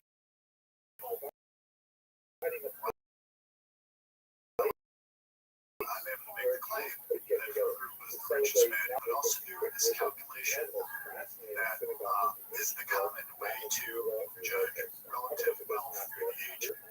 In today's dollars would be worth something like 400 billion, I think, and that would put him atop Rockefeller, as the richest of all time. as Buffett says, we play a relative game, to your point. Greg, thank you so much for joining us again. For our listeners, if you want to think about the path to success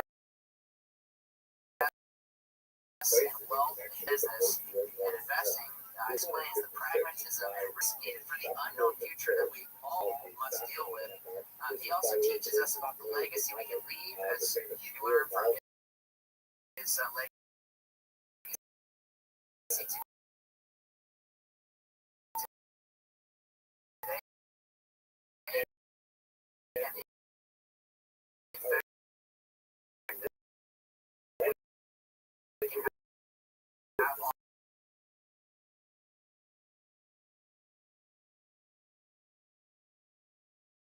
Smith asked for Vocal Length podcast.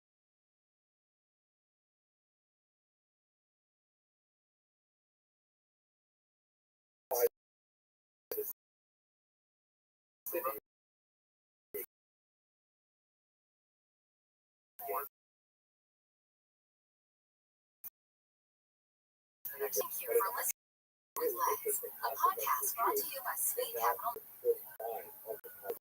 There is a plaque that mentions always have plaques, right? Those inscriptions tells a lot. Let's have a Rabbbi Alan Kurdish. This is the western wall because we are on the east side. So here in America, we tend to put our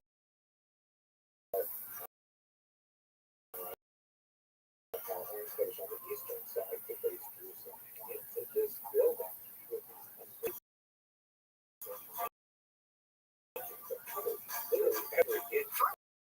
Listening to A Cook with Legs, a podcast presented by Premier Stock Market Failure. You can learn more at sweetapp.com or by calling your financial advisor.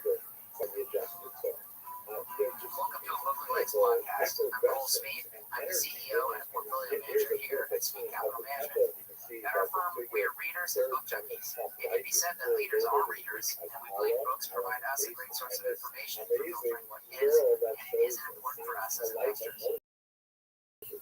Investing is the last great liberal art, the best way to spend a lifetime of learning. This podcast is for readers, thinkers, business-minded people, and investors who want to grow their knowledge and great authors in their writing. Charlie Munger has multiple mental models and analysis. Our aim for this podcast is to help listeners. Episode with me is our Chief Investment Officer, Chairman, my dad, Bill Smith. Thanks for joining. Thanks for having me.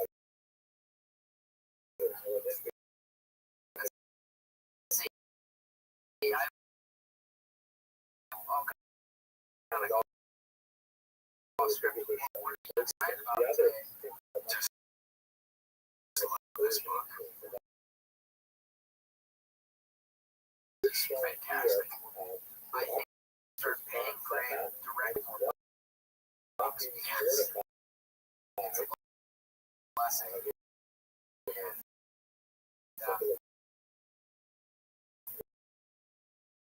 Podcast is great events to discuss his book, The Life and Times of Jacob Bucher. A little about Rick for audience, just to reorient you with him as an author. He spent 15 years working as a journalist for the Sarasota Tribune, Houston Chronicle, Newsday, and the World in Berlin and London. He's a securities analyst at Related Conduct and Goldman, the manager of the Sequoia Fund. Greg joined us on the first season of the podcast to talk about his book about Jake, which is titled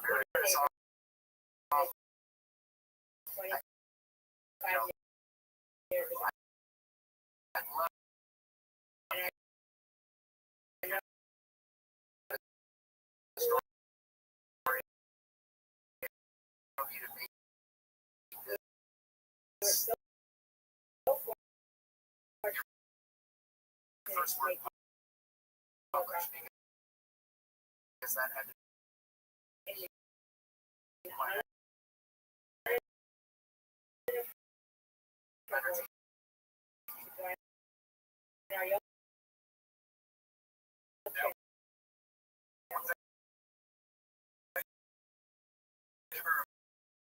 much I really appreciate was doing was raising money to fight his wars and maintain the power of the papacy.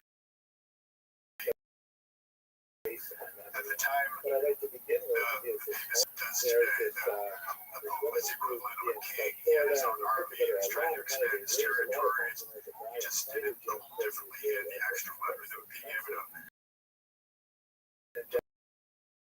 Promise.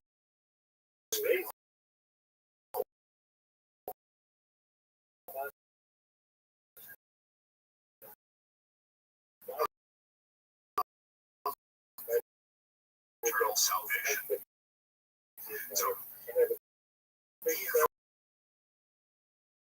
sad about this.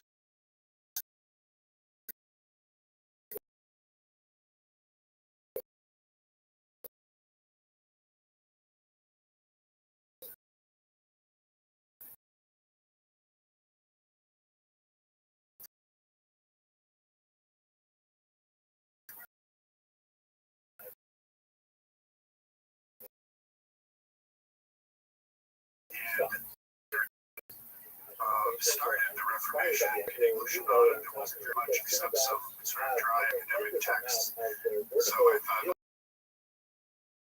I'm a writer. I can maybe write something. 7 years of effort later, I came up with a book. So let's start with his lineage. Jesus made the house of food. Well, to become very rich.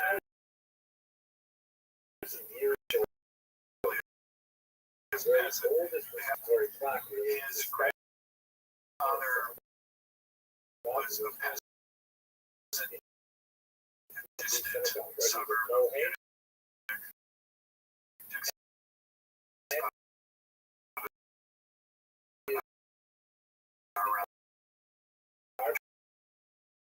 The grandfather dabbled in textiles. The area was, in addition to being a farmer, got into this business of weaving. Then his son took it over and took it to the father who struck up the first relationship with her.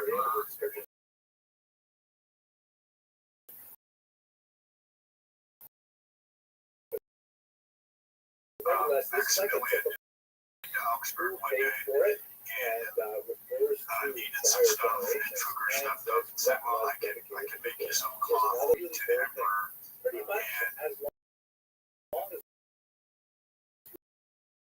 And Jacob,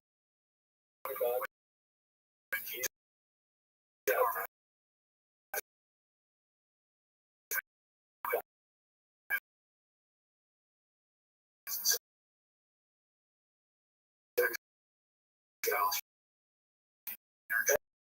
Relationship. And they became very tight with the Habsburgs.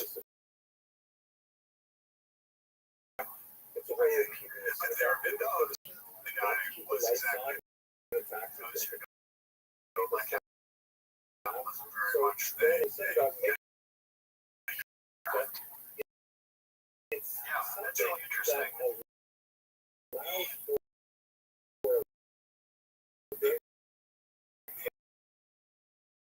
The only formal education that people would get those days, there wasn't the University of Bologna was in business. I think Oxford was in business, but they were in the business of trading price. There was no business.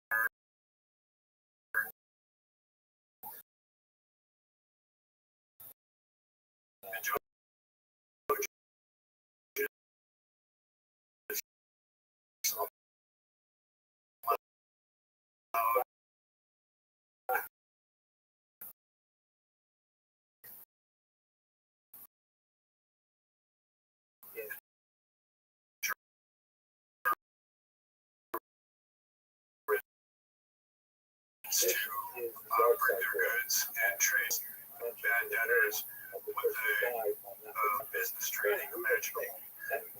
Business was tough in those days.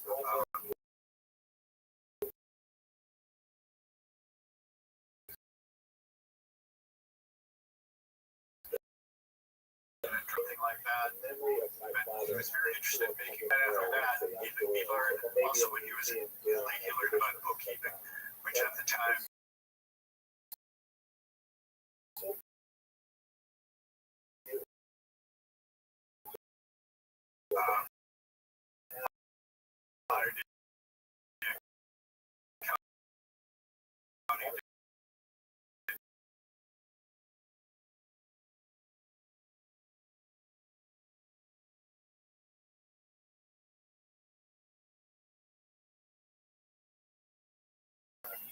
and how part of Venice was.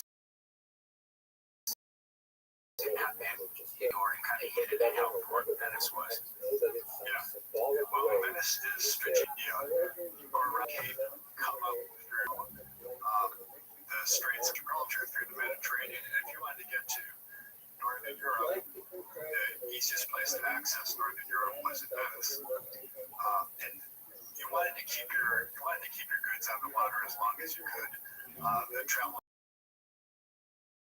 time wasn't so bad, and when you were going down some trail in the middle of the woods where you were vulnerable to robber barons coming in and taking everything that they have. So Venice was right there, in a very good location.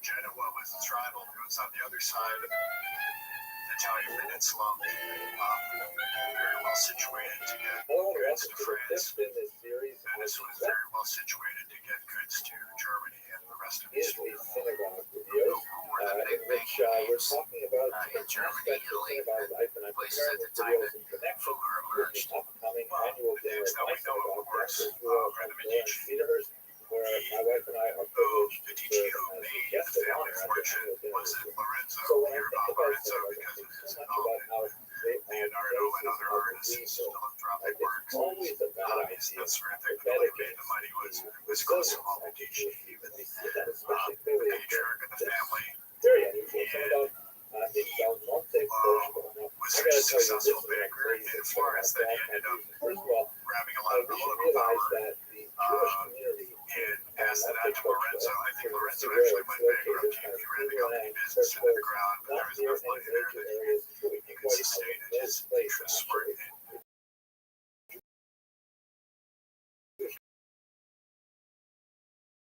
Anyway, was basically as much as his father's. authorities.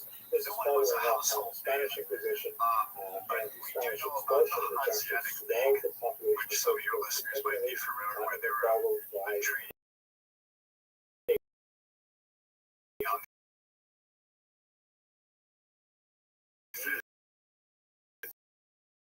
that controlled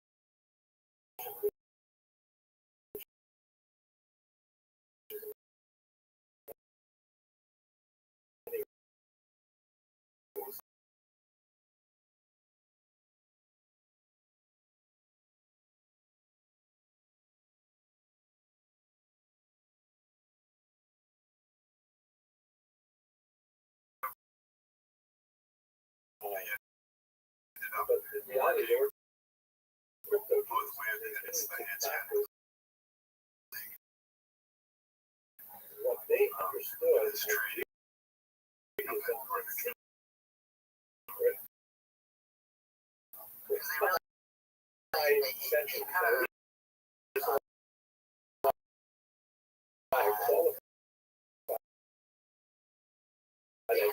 because kind of smacks it's of, really you know, implied by this was a man, group Samuel of German Schwartz, who was merchants a Polish Jew working in the region as an engineer. And young you men know, to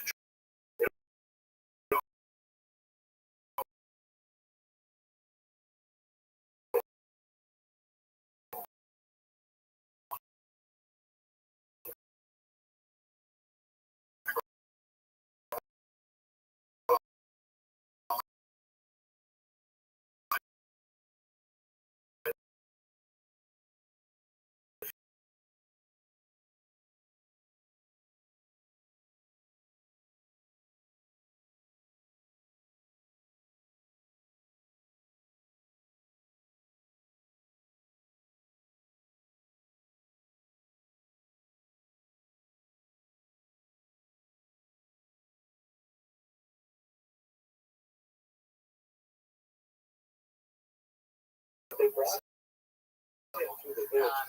Now, so teach us, writing a and few why was he prayers that such a good they had baking memorized like prospect? Israel. And He was the elders said to everyone gathered around, he was yes, a he Habsburg is in fact Jewish. Dutch They are Jew, Jews a that beautiful and my Alpine wife and I had the state. great But privilege that's of all it was. visiting It was a little the state, history of but that it had happened. many mercenaries, raising an army, and that sort of thing. It's more about just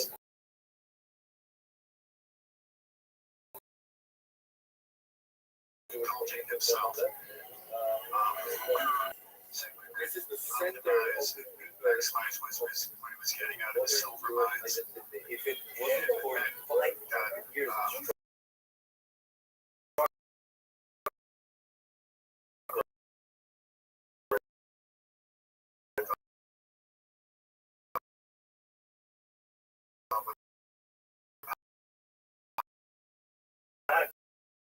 but I think that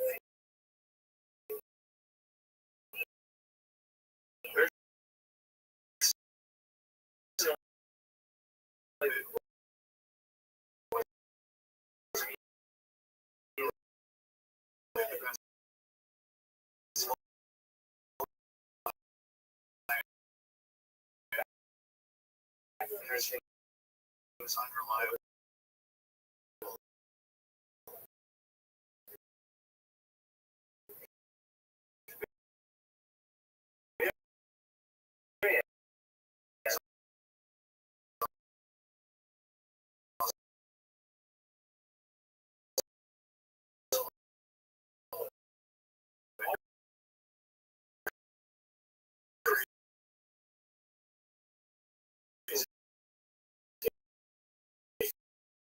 and the people that like him was working coup against Sigmund, which allowed at a price that was in his best interest, all the silver afterwards. So he was collecting the commodity discount.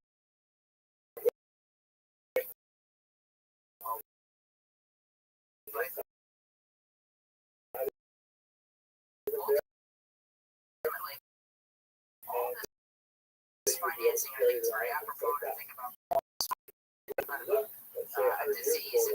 But do you see any difference between Robert debt, like it was in with what we see today, as any point of effects it has on society? One difference was that Fuker's day was centralized. It would have advanced the money to the emperor and enough in silver standing behind that. And his contracts not been very strong, and had he not had the confidence that he could collect.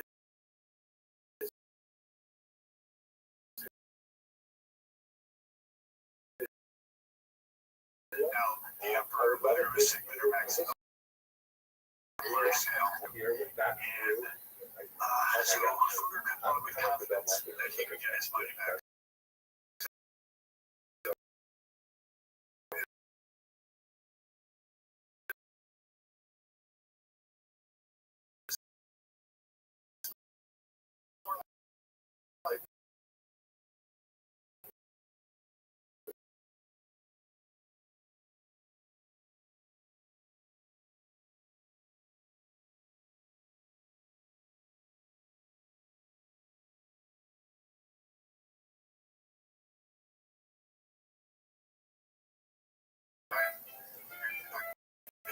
It was a different situation. I surrender Patagonia and ALL.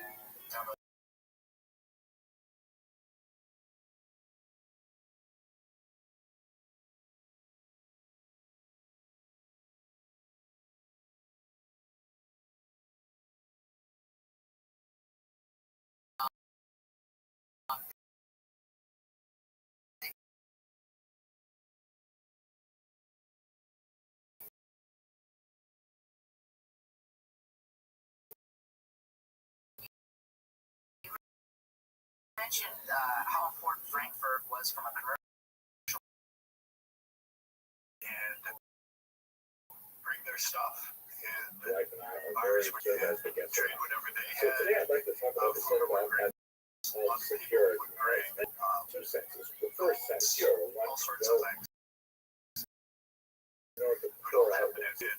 one expects just to is, live, you know, Jewish the man base shall you're see going to get at that so-called time. fortress Both young men in a hurry. connection with architecture Just as no one could have predicted that goals. one of many By the way, this was architecture worked is in by textiles made in as Augsburg. well. But also Become Jews had a special the richest peasant who ever lived. No one would have predicted There that was always the concern Maximilian of would one day peasant become uprisings, emperor anarchy, of which could everything. always affect Jews In very Europe, with the negatively, exception of France, and by have dominion that anti-Semitic went all the way ideologues and so on. over to During the South America. Crusades in the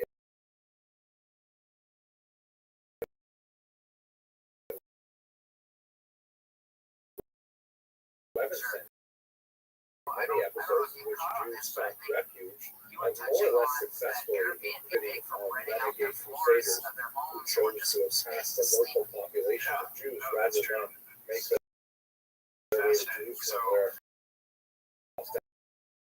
their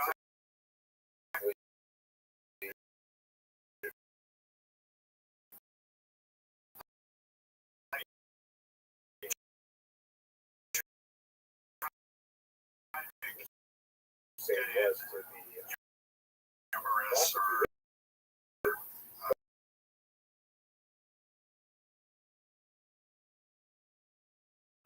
here's that Yes. Scots would rent out their homes. 16th century again. Rent out their homes.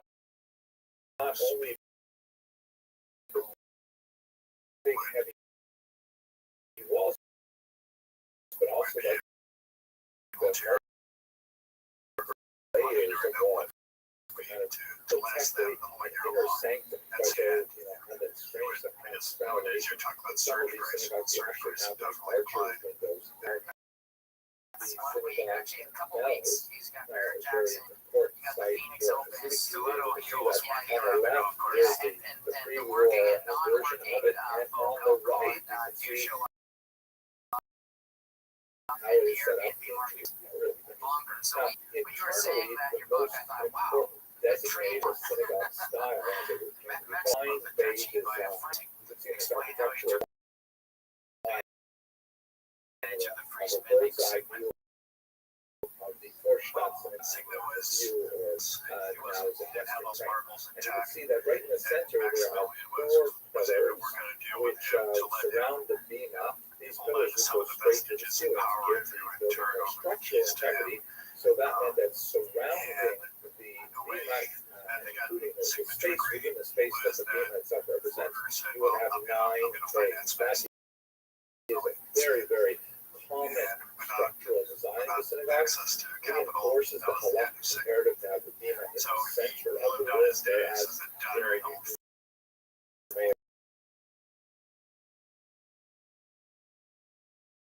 One of his castles. off center and other construction provides both structural integrity and also a sense So of Sigma didn't protection right within the this very middle in of the today's synagogue. culture. Now here's another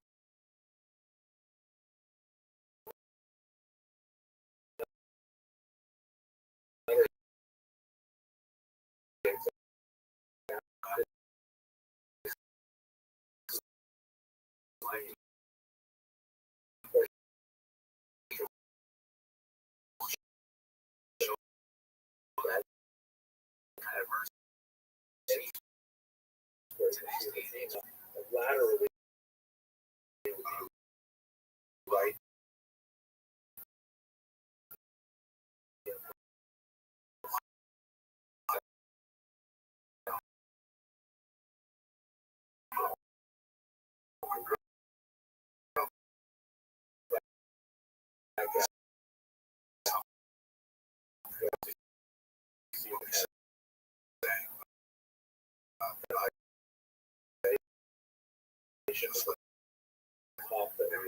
So these architectural designs tend to Trying to do the job.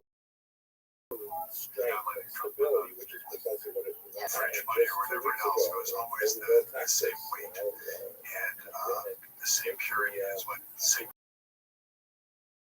been for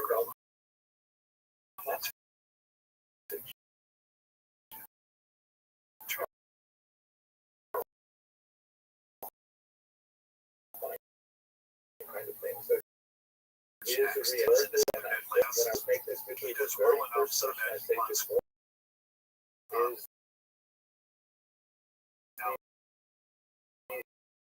the security staff at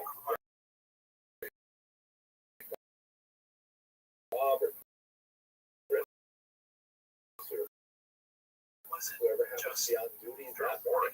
They're the first at the door, making sure that I'm safe when I get up to synagogue.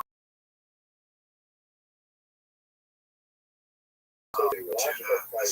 from Austria And to in that context, let me invite you to participate. they also had If you're able to attend the dinner, it would be great to meet you in person.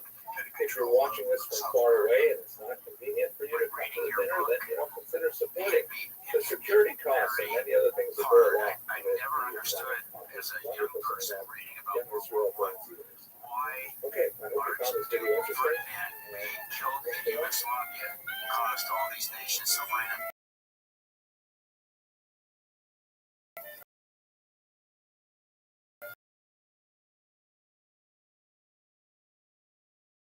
At each other and start shooting at. Well, there were World War II. There were all these alliances, right? So Russia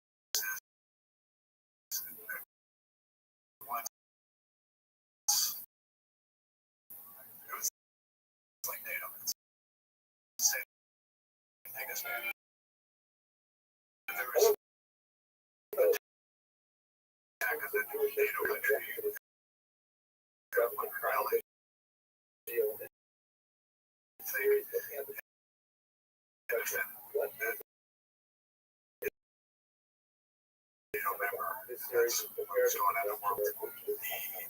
The culture and society down in the Balkans.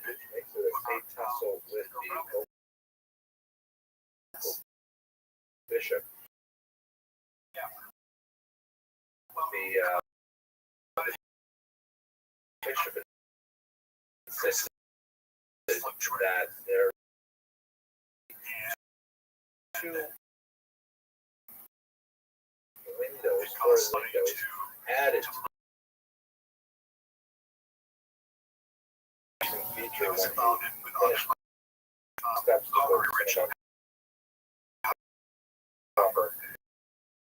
there is one tile which is out of place, which not yet perfect human is real goal in perfection there, and this is just one of the job. Beautiful with the he also created demand by reaching out to buyers.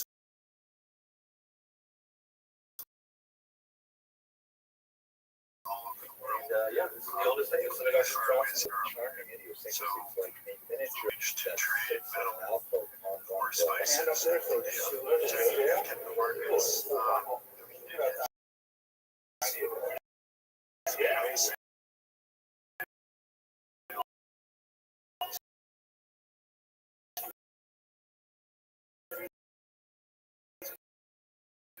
Another interesting feature of this 18th Kosher River reduced the level of important traveling and so they not only showed us their prized possession, the sacred Torah with the Sephardic style case, but they used all of their which were worn, some reading, but they had the arrow, a dark space which loves herb. It's very, very old, centuries old. Keep his guard up, have some Hungarians too, and the whole needed someone local folks to help them navigate those.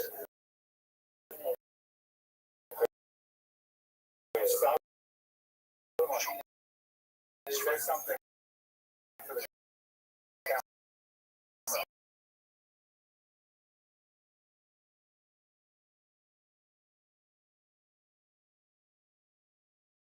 With the heated filter and a separate container shortly that was actually formed to the requirements of Jewish law, whereas the place where people would immerse was primarily a more comfortable place with heated water. Instead of having to carry around sacks of gold, so fast. So use some wood under, and you make it, and then In the basement of the 14th century Coptic synagogue is community white lyrics right from an occasion that the light dusting on the top of the water is from the flecks that come off the limestone.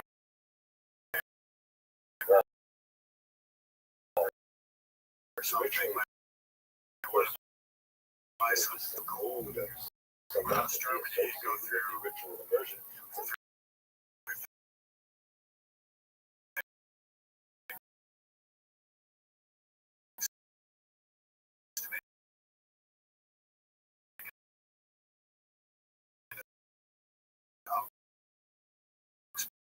Just back up in Hamburg and one in Augsburg. Shipped to 14th century Nicola renovations. So, based was discussed.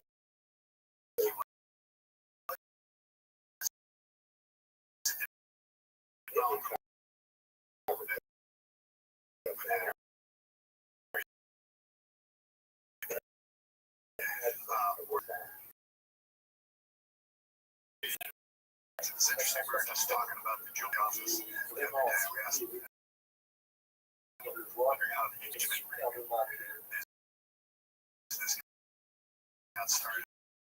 That's because Maximilian gave,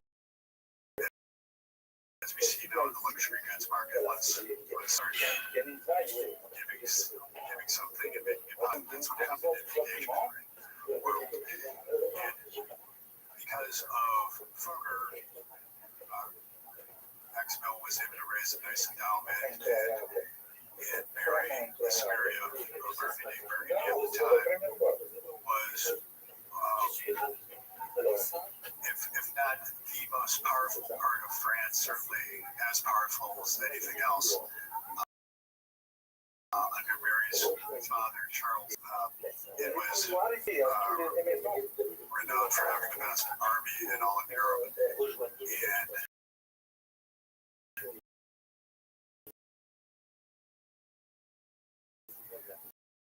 Maximilian could bring some money to the table.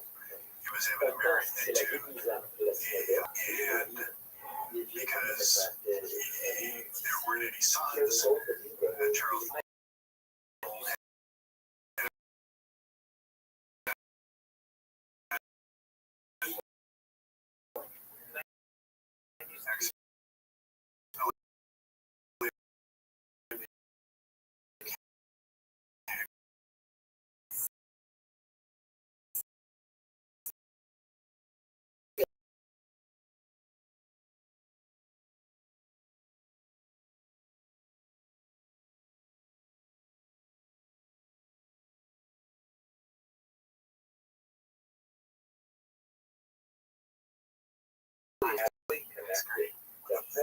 You're right. This lasted from 800 to Napoleon's dominance. As you point out, it was long before he was sitting. Spread out across a wide variety of geographic something truly unprecedented since the Gutenberg era, but we can now rely on connection to replace the actual action of being physically together with other people in Zimbabwe. So I hope that this short series has been meaningful for you. If you are able to make it physically to the dinner in actual person, and if you right to go why make that possible, perhaps consider supporting either, which I would certainly like, your own synagogue, so that the participation of Jews in this wonderful The emperor of this thing. The way it happened was by auction amongst bishops. Three of rulers. They were from different parts of Germany. So you had Electric Worms, you had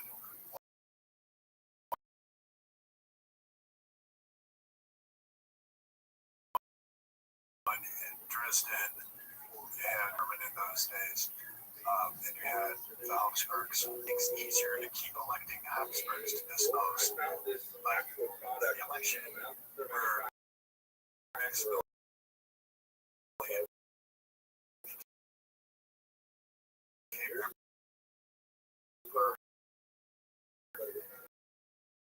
there were others who wanted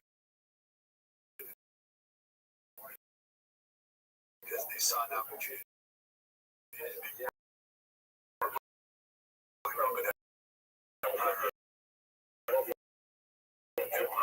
being an actual member with the world of affection. It was Charles, Francis the First in France. And they all became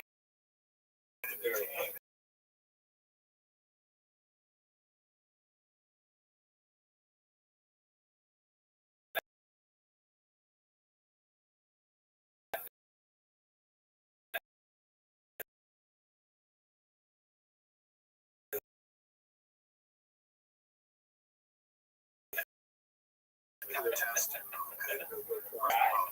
and because of God was on his side. So he kept fighting these little wars in for a while. And never really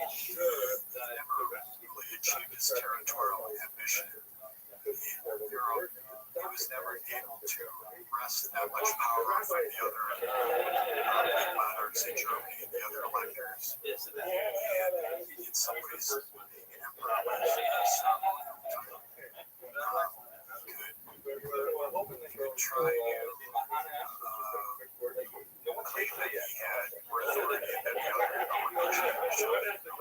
The people, the peasants working the fields, they thought that he was divine and would come up and touch him, thinking that he had magic healing powers and all that stuff. But again, his best successes were with marriages. And how he was able to get France for Burgundy. Or himself, how he was able to get Spain. Yeah, to your point, in Bill's World War One,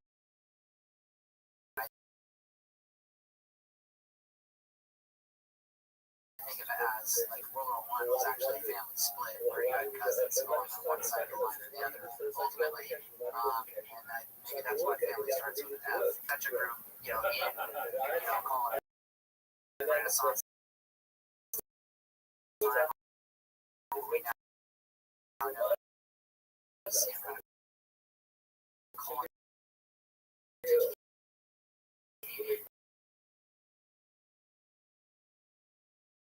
Intellectualism in America. So I guess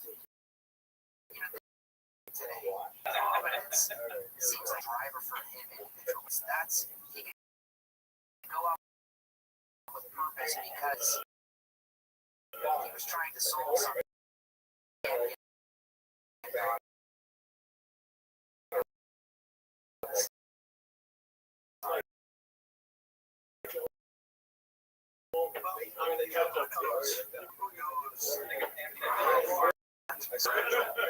Completely uncontrollable and explain things.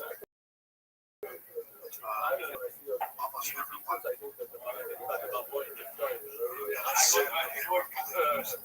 What Kruger really believed, I don't know, but he certainly acted as if there was a good chance that there was a God. And you see that most in the way he prepared for the afterlife. And that he was violating commandments, that he was not letting money, that he was a violation of not just the use of your land, however interpreted, but also the words of the New Testament. So when he wrote his will, it was very clear that he wanted to give money to the church. He wanted to make sure that after he died, and he was just doing everything he could to atone for his sins. Like a lot of rich people, he was able to rationalize what he was doing, dictate that he was doing. Not that he was doing the Lord's work by making money for himself. Taking the millionaire's pledge, you might say. They have children of his own. Sure, it's interesting. Let's pivot to you use some very interesting term in explaining that. What is private torture? I've never heard that term as a verb. It's a German expression. It's a German word for relationships. It's healed. And in those days where you really had to rely on trust much more than you do today, because you have contracts, you have rule of law. Trust was a big deal in those days. And connections made the world go. More so without the right introductions.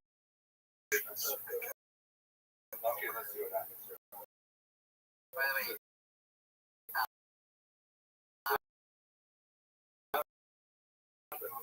be the last guy I'd ever want to be sitting across for cartel with his hungry nuts.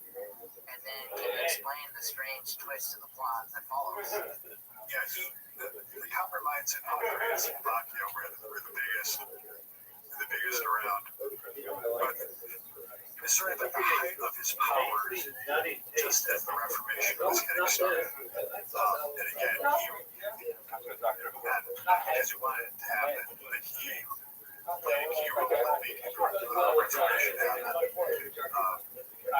And the peasants saw an opportunity to seize power from the monarchs because the monarchs were all aligned with Rome. And because of Luther and the way he publicized the iniquities, I was playing to everyone, well, wait a minute, why are we listening to Mass? That's the plan. Why are we paying all this money to Rome?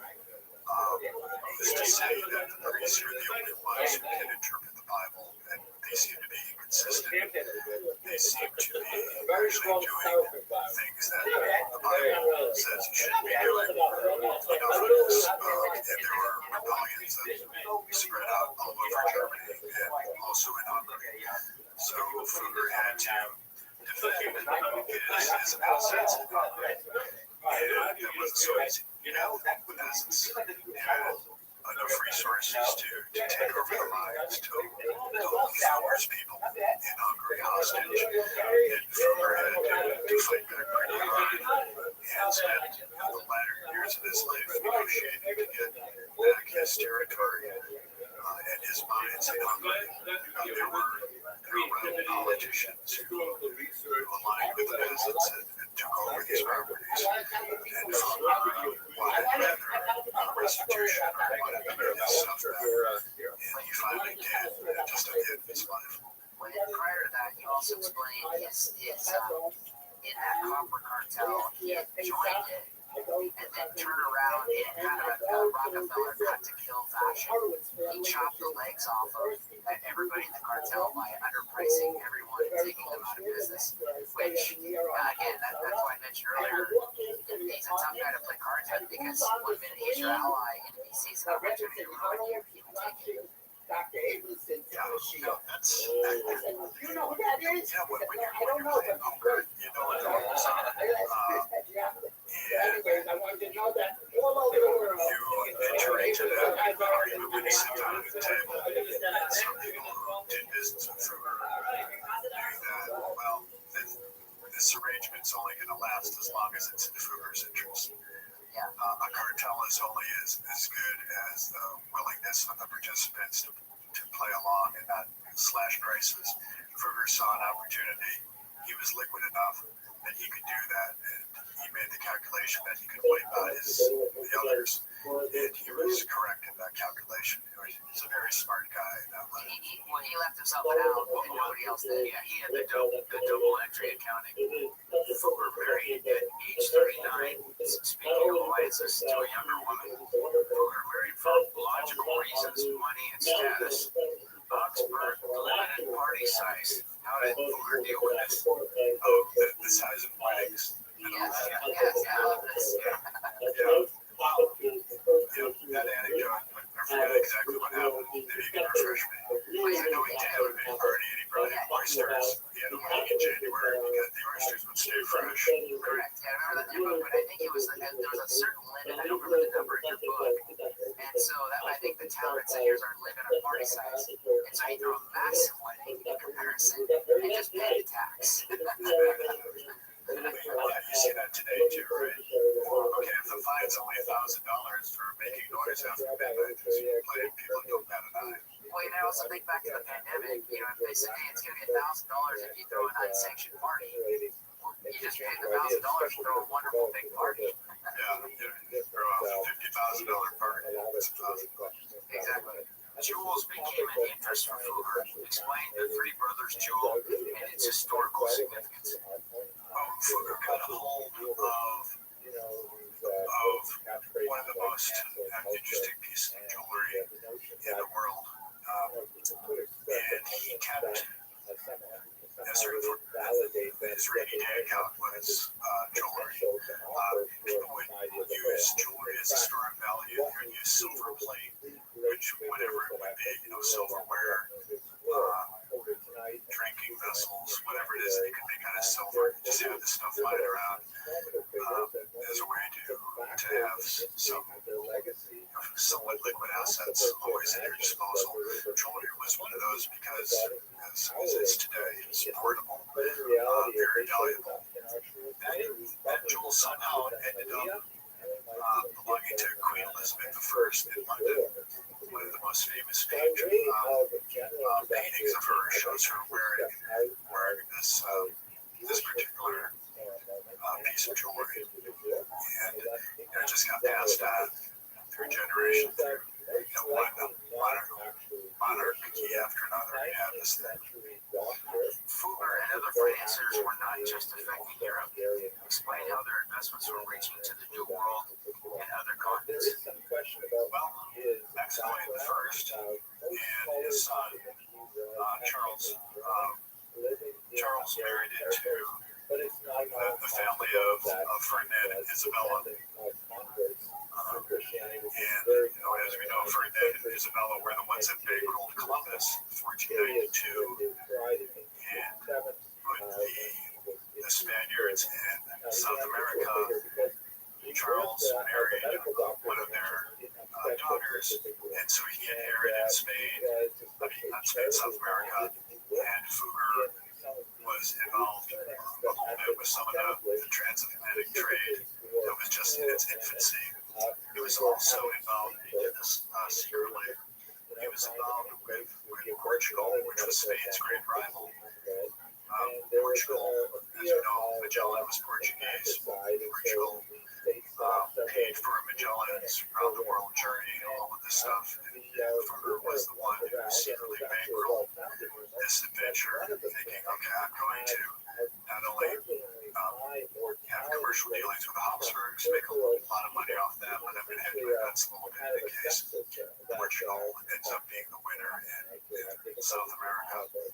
And famously drew a line through South America, which granted the eastern portion to the Portuguese. That's Brazil. And that's why they speak Portuguese in Brazil, and the rest of it went to Spain. This was all happening during Fugger's time. Fugger sent copper and silver to Portugal.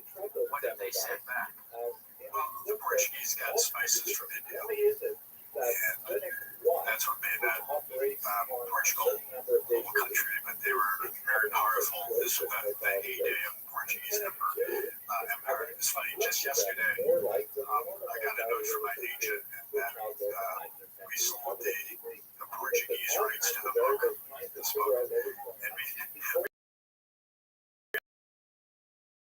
already sold the Brazilian rights. They got published in Brazil, but apparently so. But it also proves that if you ever proved a long time ago that Germans love their spicy curry. Well, if you've been to Berlin, you know that.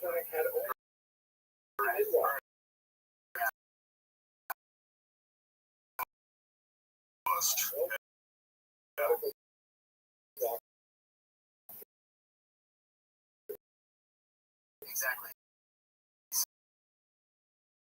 So,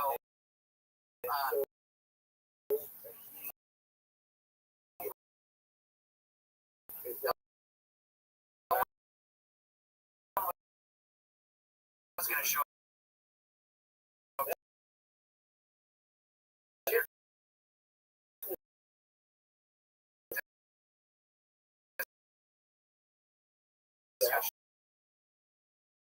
earlier.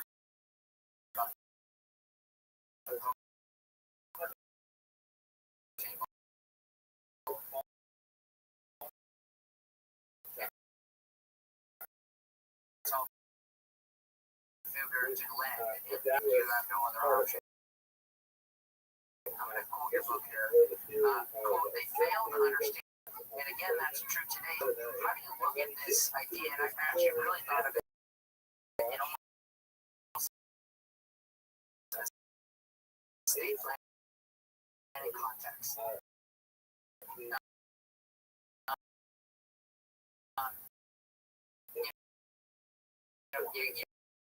You can Bahamas, aka the Western Hemisphere. Complete manifests in a different era. Richard, they can go wherever they want. Someone promises the perfect action. That's it's good. Yeah, sure, it's identical. But this point about some of the stuff you're just reading about, that to me was that's the importance of a commoner who is able to stand up to power and say, we have a contract here.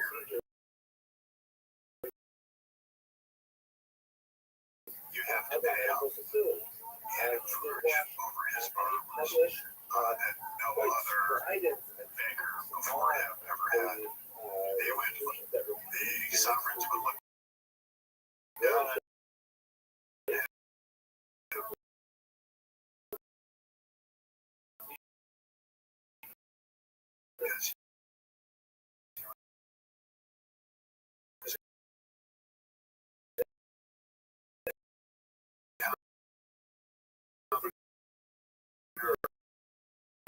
because he didn't have the hand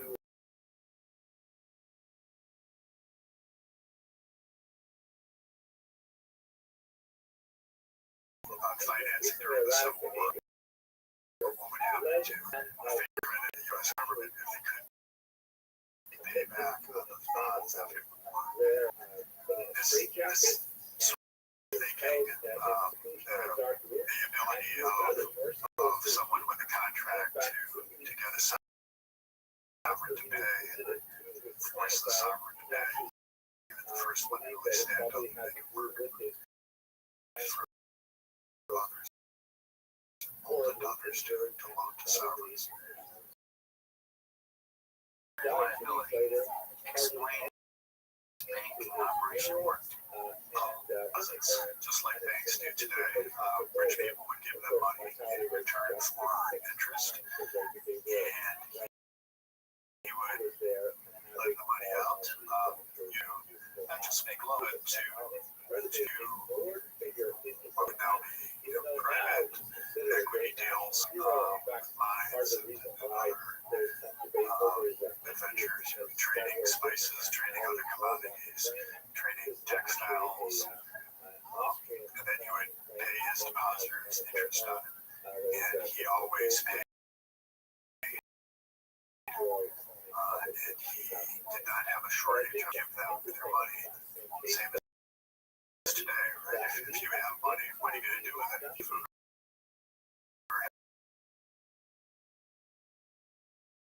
The trust of his depositors, and he made a good return for them. What was his solution? Well, he was one of Fugger's big depositors, and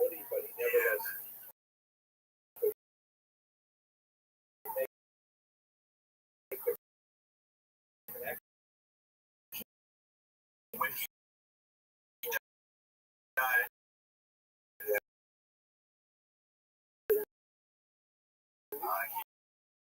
didn't officially have children. I'm sure he did have some, but they weren't here. That we still see today. Pretended that there was nothing wrong, pretended that things were never better. He hosted a party, to show how rich it was.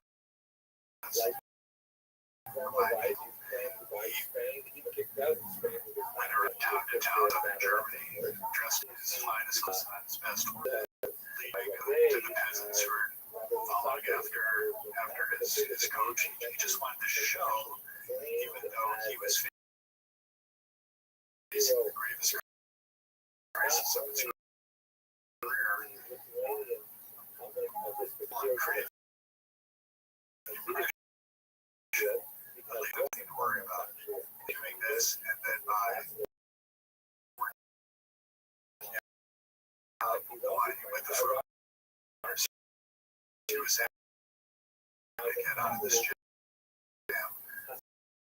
That was the most precarious career, and he was able to fake his way out of trouble. Greg, by random chance, at 6 morning after Friday that Ivan Boski I was hitting floor with the guy that ran half the retail for Drexel Burnham, and Milken was making all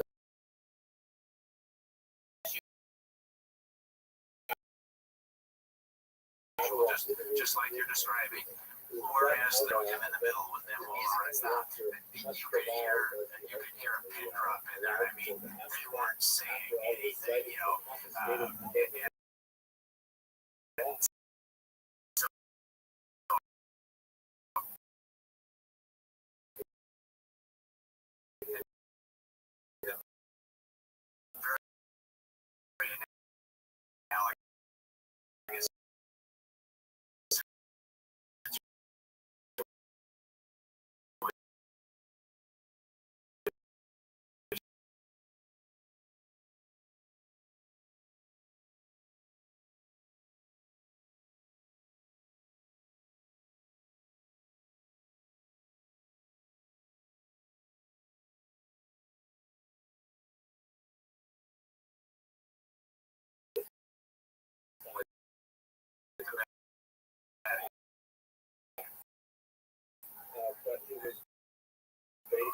There's Augsburg got to be friendly with a very corrupt lobbyist as negotiated the terms of how that transaction went. So yeah, he was the bag man, he was the lobby, and Fugger was willing to bribe, he was willing to do whatever it took to get what he wanted, and Siggy made it happen. From Game of Thrones or past Landlord part. Made me think a lot about is which was they go to the kind of touch on. We're not going to get back to this in just a second. But they go to the pen and say, "This is for St. Peter." Yeah, St. Peter's Basilica. They were going to rebuild it from its, I think it was nothing. And so it was all the apostle and a great resting place. That was a Spencer's link between the Pope and Fugger. Yeah, and his wealth showed his power. Nowadays, you would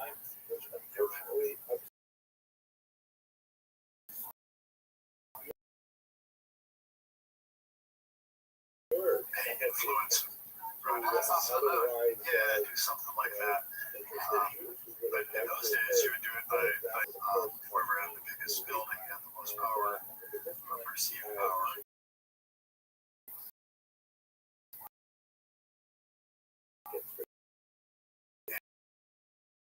It's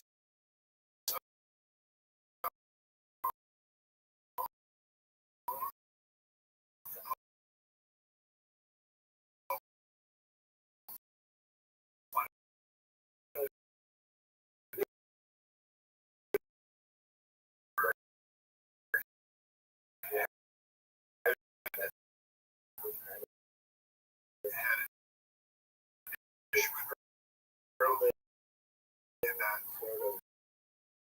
one of the electors was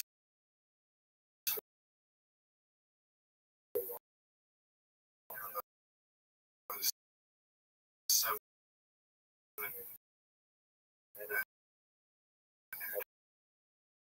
decided to reveal borrowed a bunch of money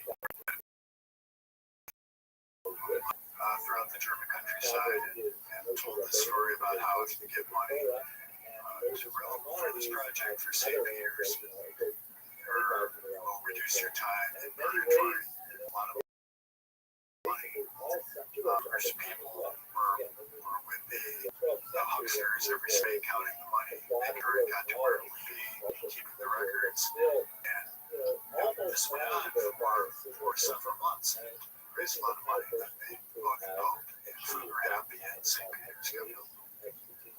Discuss the idea of usury and why it was an issue in Germany in the early 16th century. Well, in the New Testament, there's a line that says, lend and expect nothing in return. The idea that you can make money from money defied logic for some people, because you're not giving someone something that has any tangible value. If you give someone $1, if they give you back $1, then that should be enough. Just like if I give you my car, you give me back another car that's identical. That's an even split. But in the case of loaning money, I give you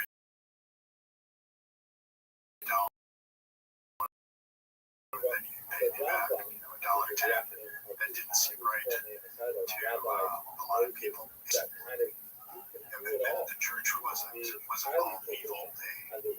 There were some things that they did that were very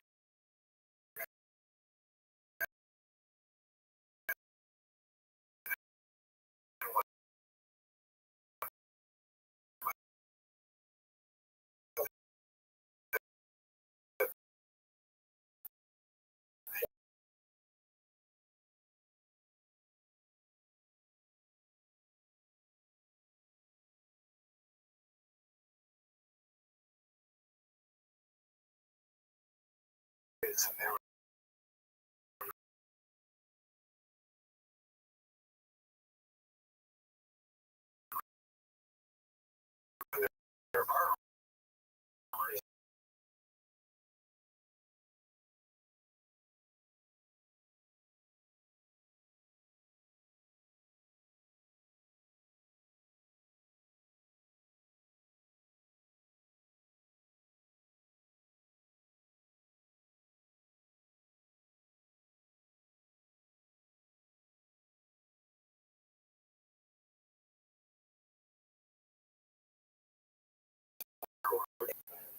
agreed to legalize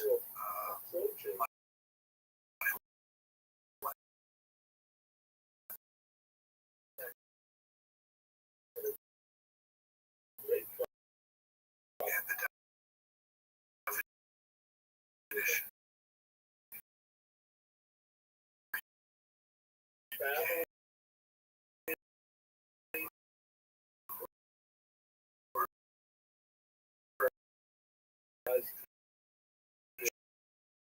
use the word user because nowadays user means loading it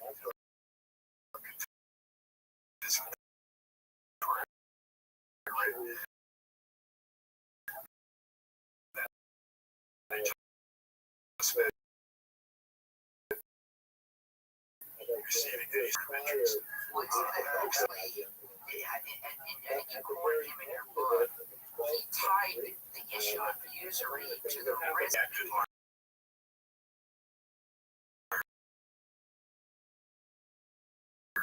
And they were able to come up with this solution. So whenever Vatican Council was telling them, if there's money, then it's okay. How much of the usury debate was actually just class warfare?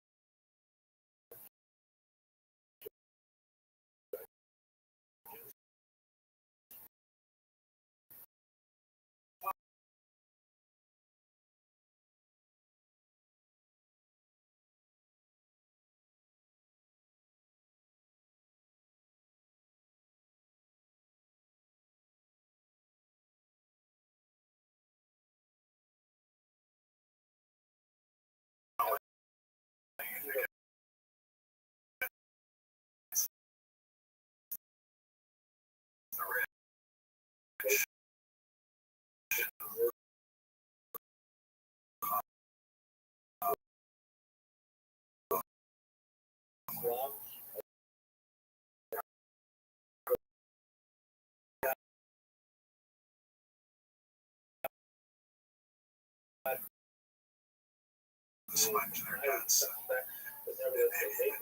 What was up to that point the biggest mass revolutionary effort in the history of man, which was the German Peasants' Revolt, which happened right around the end of Flicker's lifetime.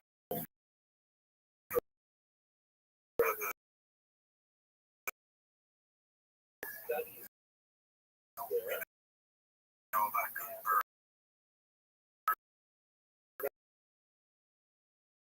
is the press. Because of the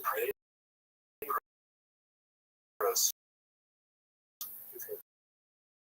the ideas of Martin Luther were able to spread the revolutionary ideas of Luther.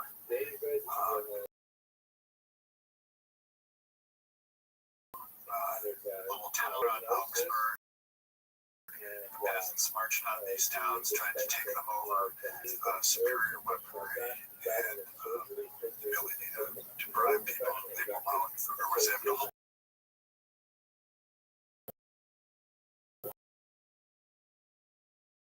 off the peasants. Pretty dangerous for at the end there, but he did manage to survive. Greg, is it possible to miss as a way to find salvation and making ESG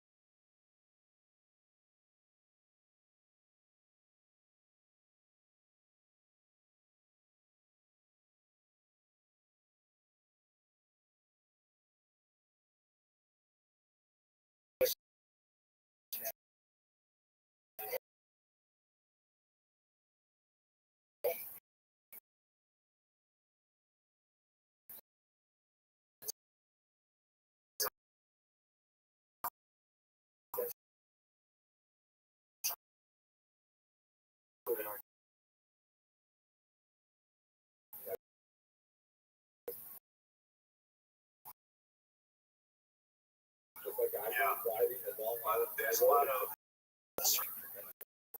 to come in to the peasants had even more radical ideas. They're actually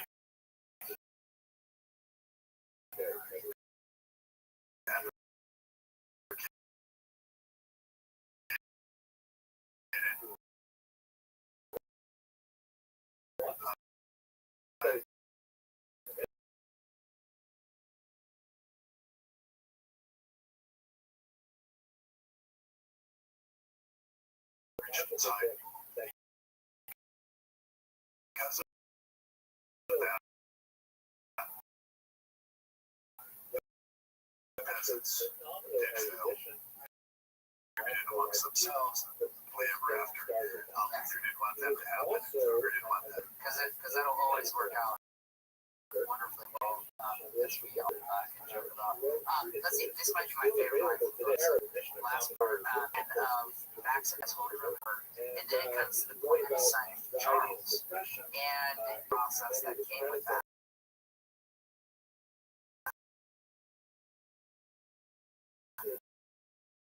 And I think it was Maximilian told Charles, quote, if you that is incredible line. I mean, you're going to see that rolling right up the time of a movie. But it also spoke to how important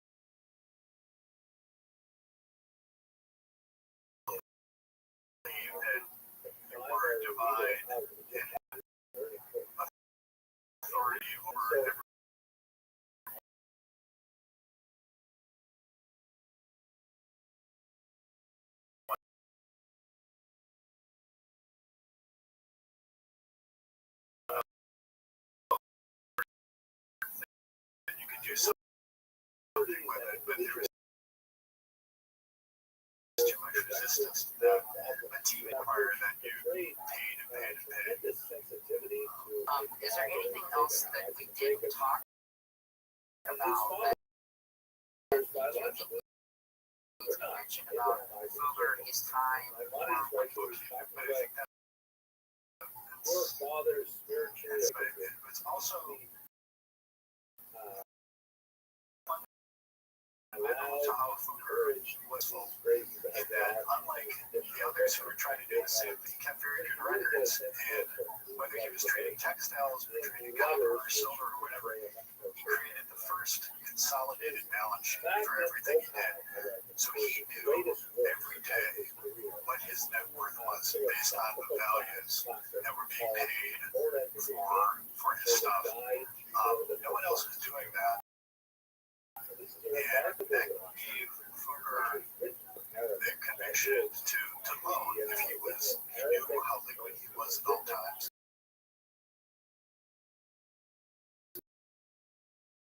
He knew how much in the black he was, where he could name. And so not only was he a great negotiator and understood the power of engineering and local connection.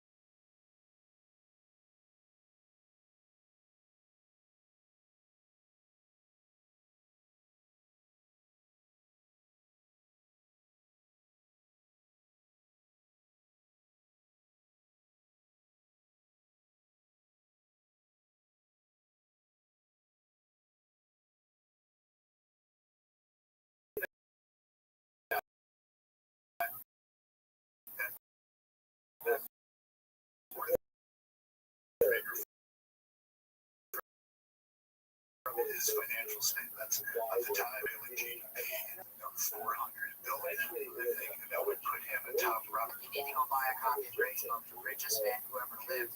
Jacob Fugger explains the pragmatism and risk needed for the unknown.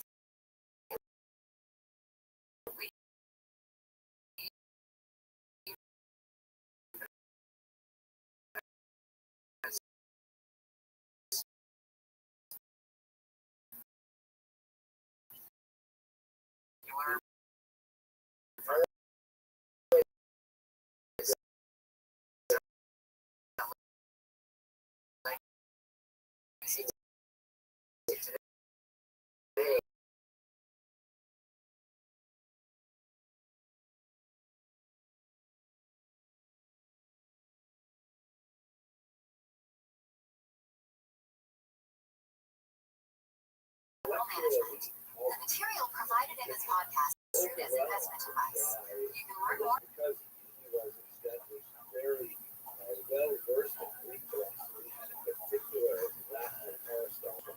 Aristotle, of course, is seen as the greatest of the philosophers of his day. So the idea of a concordance between Jewish thought and Philistine thought was considered a very valuable book to Rothschild. So this was a book essentially, you can imagine in contemporary times, it's kind of like a book for former students who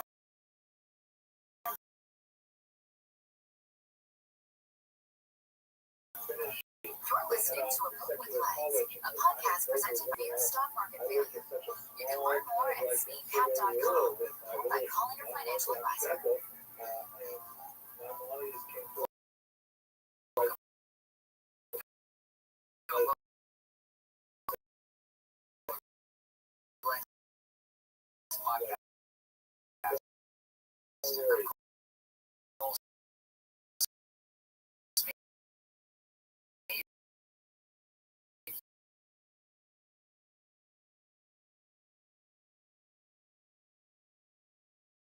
And the best way to spend a podcast is for readers. Thinkers.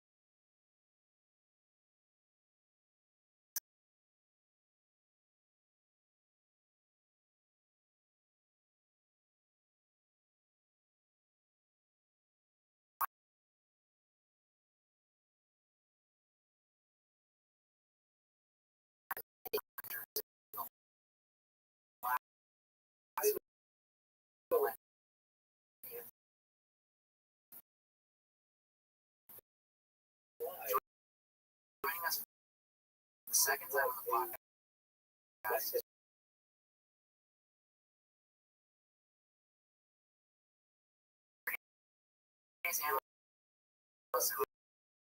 Dwayne Gunn.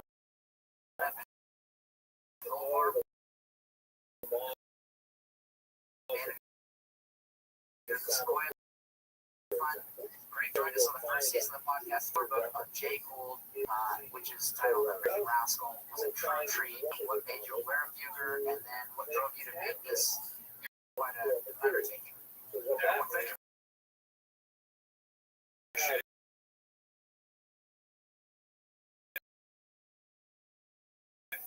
This book. I first heard about Renaissance Reformation. The Reformation, as we know, is one of the pivotal events in world history because it cleaved Christianity between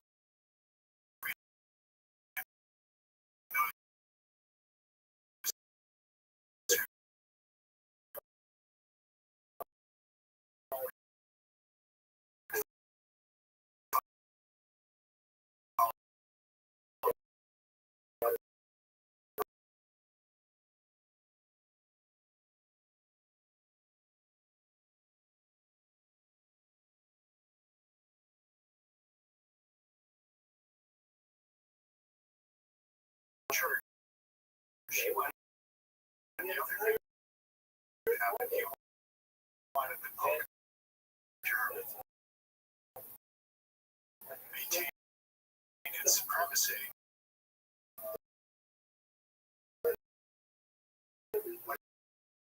I think Paul was doing was raising money to fight his wars and maintain that value. That's where if you paid a fee, you could lessen your time in purgatory. Fugger came up with this idea. He was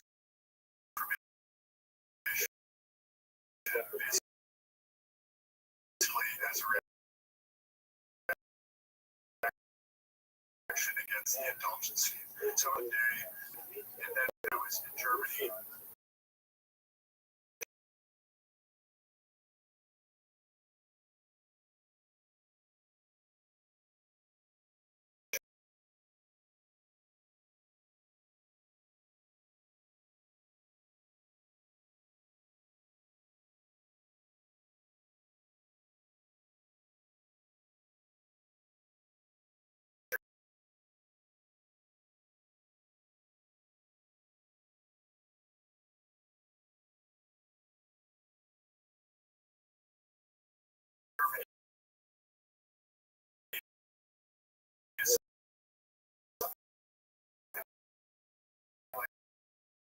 Rockefeller here, if you want to say that someone's loaded, you have to start with some money. It takes about an hour on the train.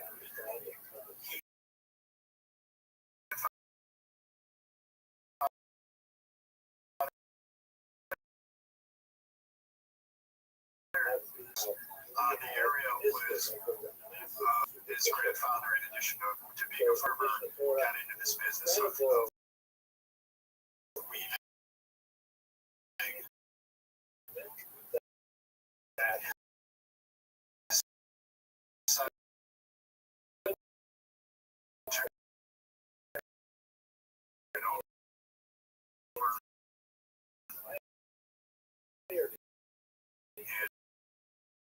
first relationship with Emperor Maximilian came riding in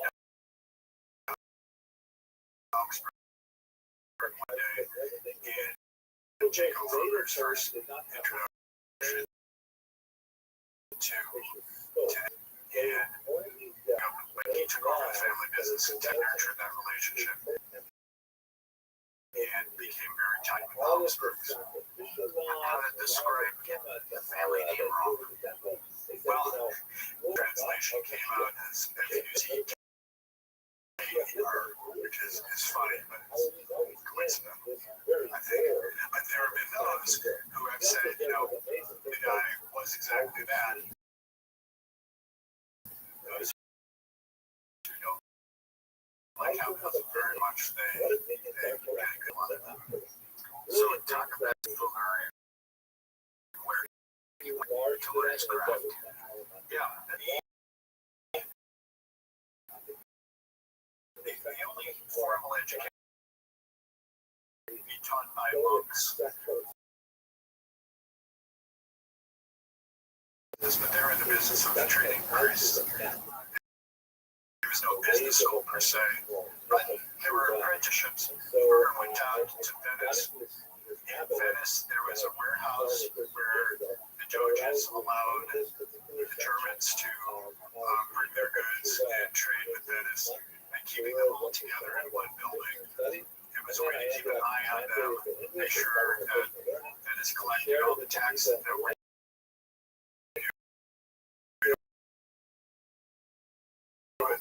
and Fugger went down there when people were trading, how they invoiced, how they collected the money, how they went after bad debtors with a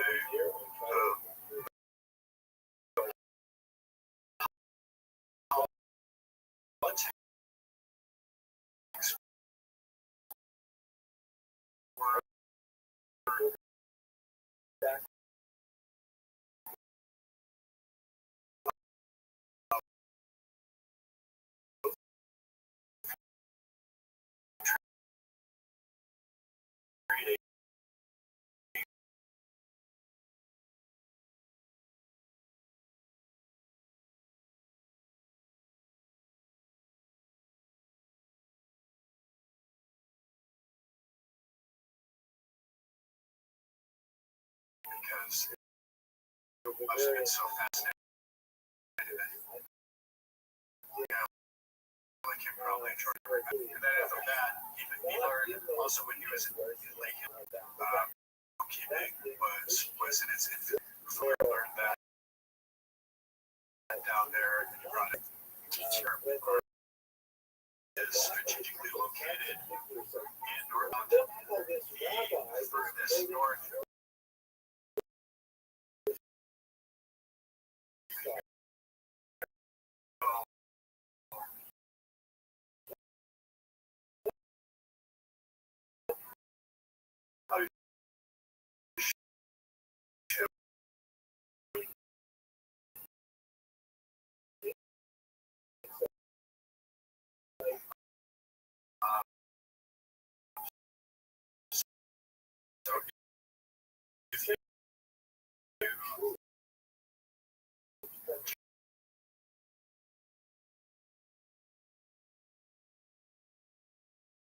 time wasn't so bad in rat ship, and when you were coins where you were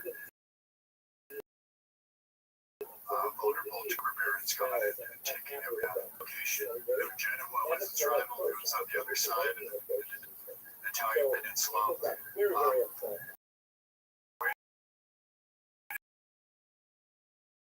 get goods to Germany and the rest of Eastern Europe.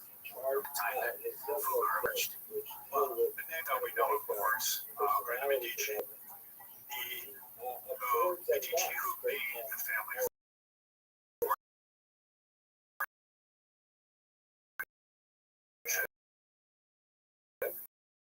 was it Lorenzo? Hear about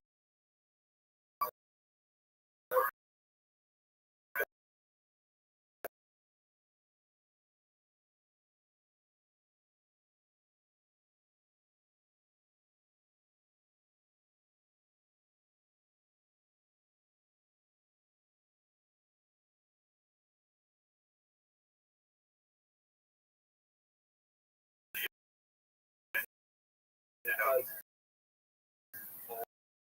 grabbing a lot of political power. And as the natural, I think Lorenzo actually went bankrupt. He ran the company business into the ground, but there was enough money there that he could, as much as in Italy, the other names in Germany, no one was a house name. But we do know about the Huns by the business class in these areas. And we ended up working both with and against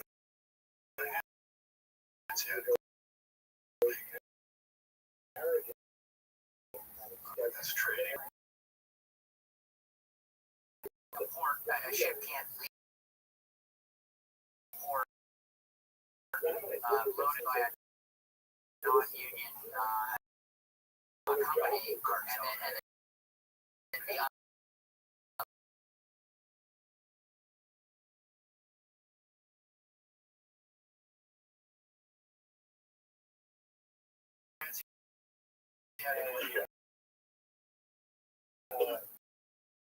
Was a group of German merchants recruited young men hauling in goods, knowing to pay for goods. They also had to be tough because there were going to be violent fights at the ports and other places. There would be naval battles between rival factions.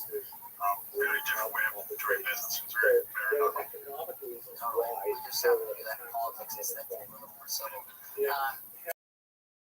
So teach us about Archduke Sigmund and why he is such a good banking prospect to France. Sigmund Russian coins. That was his name. He was a house in Salzburg and Innsbruck are a beautiful alpine state, but that's all it was a little state. But it happened to sit on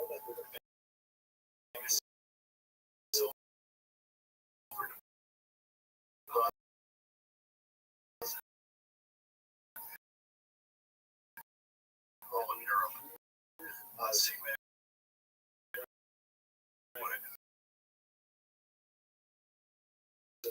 many mercenaries.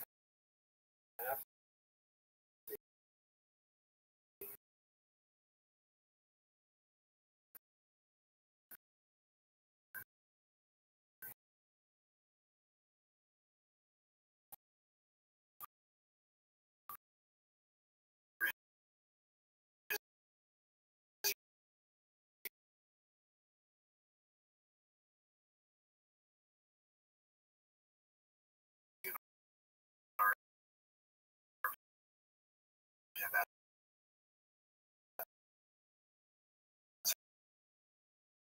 sort of thing. It was more about just intelligence. And he was also a little bit crazy, and the people didn't like him. There was worry that it wasn't the best business partner for him, so he, they were first to take over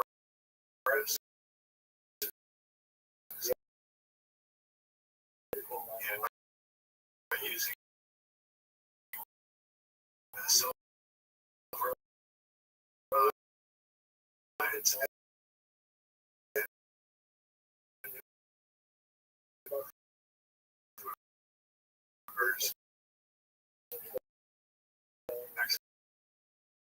expertise. So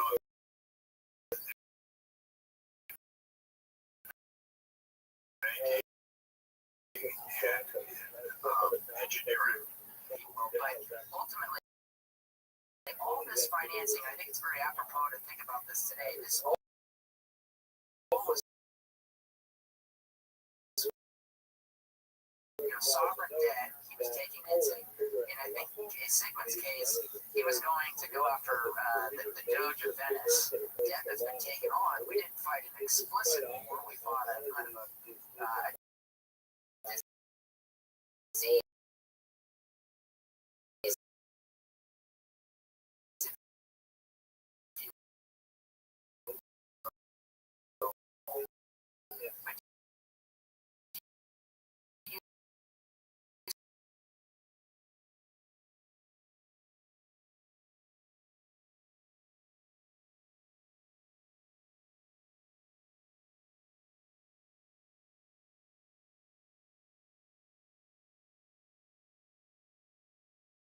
it was collateralized. He would ask the money.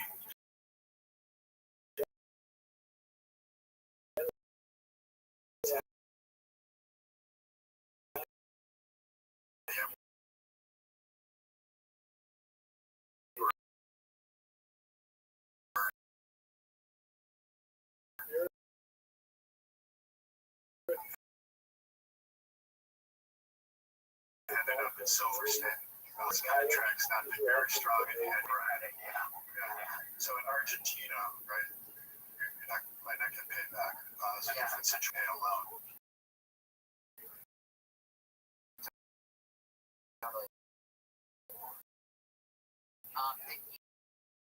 You mentioned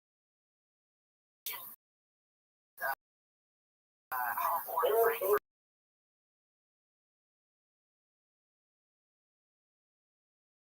Those days, that was the more business to happen. So once a year, and the boys would come and trade whatever they had. For textiles, gold, silver, livestock, carpets, all sorts of things. But all happened in Frankfurt. And Kroger made it a point to go there and not only to trade, but also to get new clients, to get information. It's an absence of communication. Maximilian Kruger met there. Would it be fair to say that no one expected what would become of that?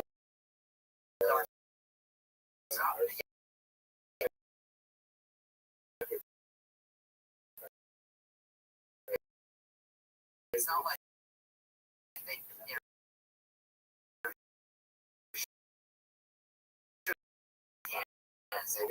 the Frankfurt.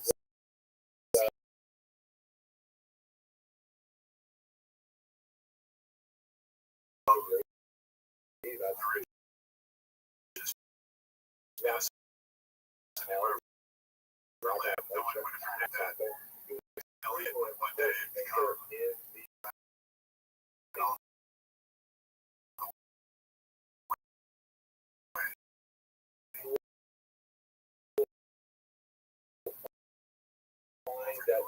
South America.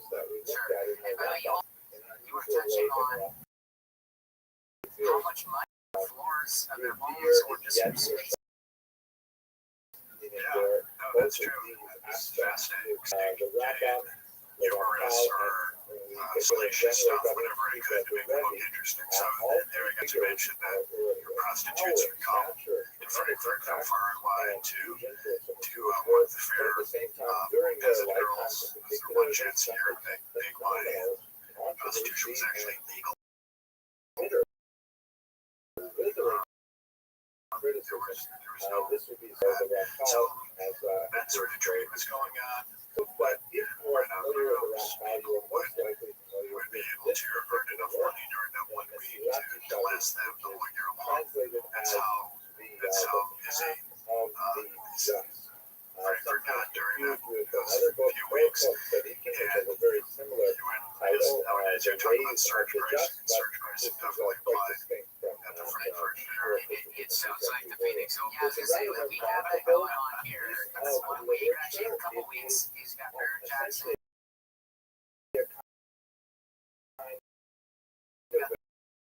Phoenix Open, Stiletto Heels, and the Airbnb market longer. So when you were saying that in your book, I thought, wow, the trade shows still go on. Maximilian took control of it.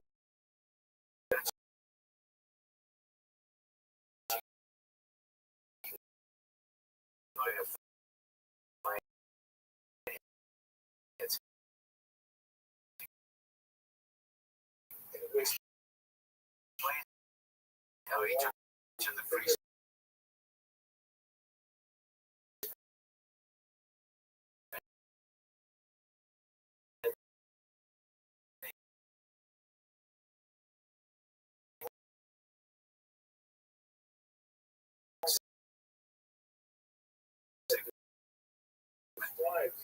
it was series to the capital. That was the end of primarily because South Cougar's age.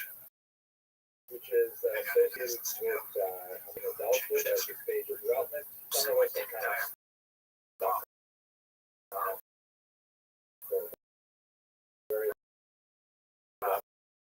Maximilian Blake for example, I think this jury, I know that Donald Trump will not his life to people show that kind of mercy in today's day and age. would like to match that goal. Hillary, so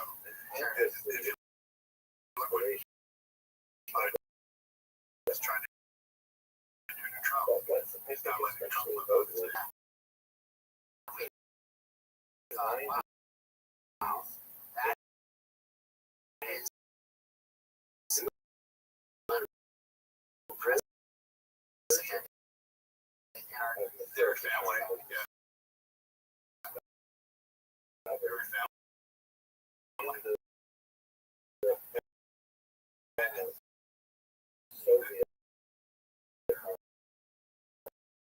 Another interesting side.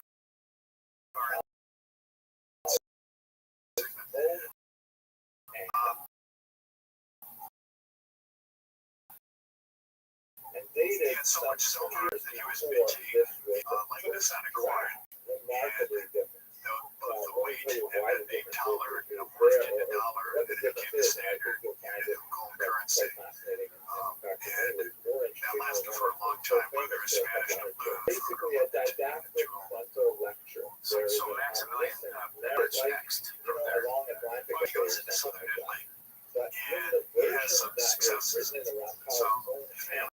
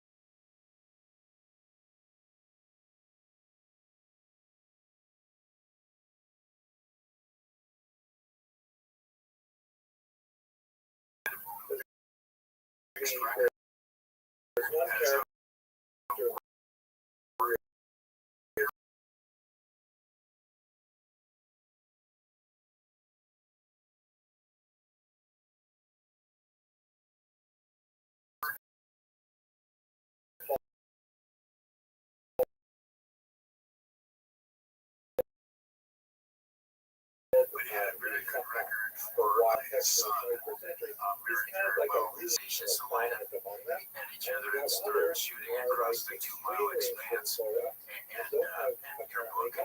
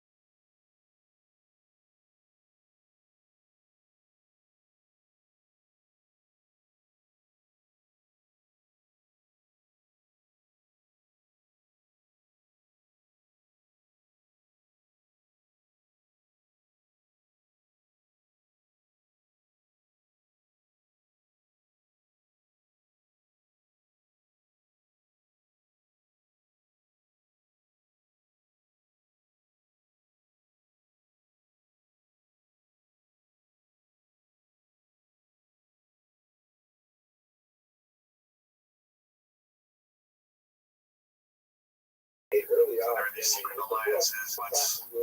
It's like NATO. It's the same thing as NATO. They were a breach of the river treaty. Never heard of that. What commodities and it costs a lot of money and shot. And Rothschild, which was the biggest silver mine in the world. It was involved with other mines. Belgrade was very rich in copper. There were other silver belts in Europe where he was involved. They had all under the protection in relation to the Habsburgs. So there was some diversification there. He also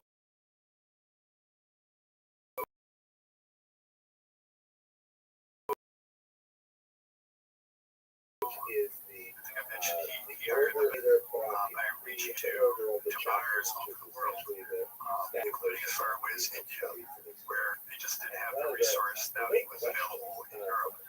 So,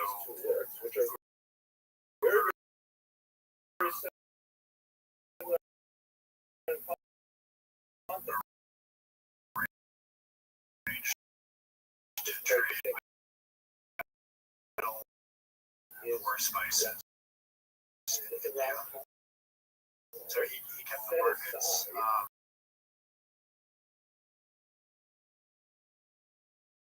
Go and hear about them because they did get it over.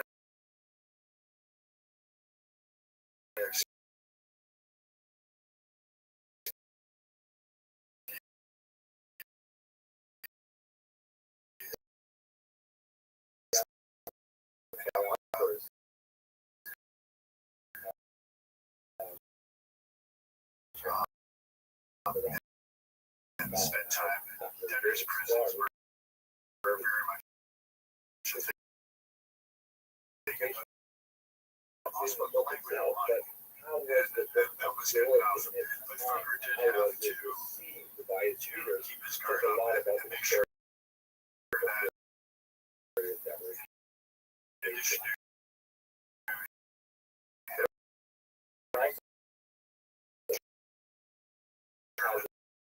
on his payroll.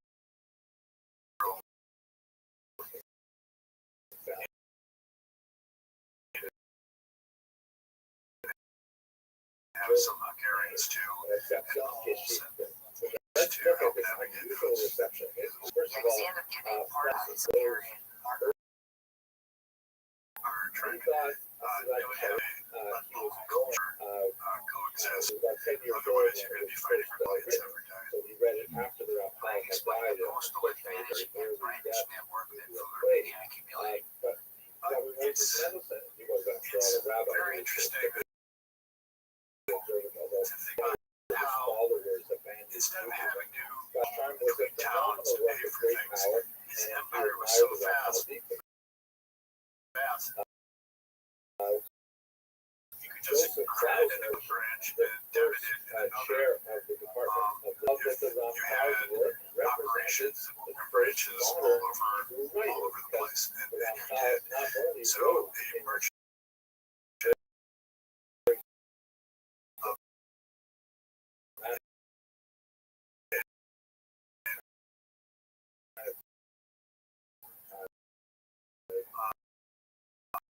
North Sea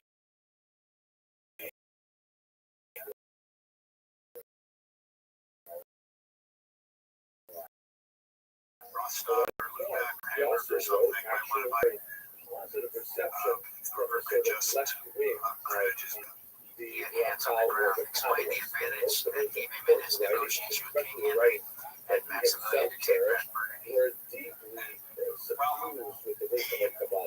But he was involved a little bit with Henry VIII, or Henry VII, who was a very good fiscal steward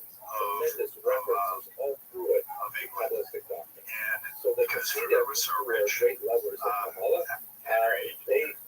had some business dealings with Fuller.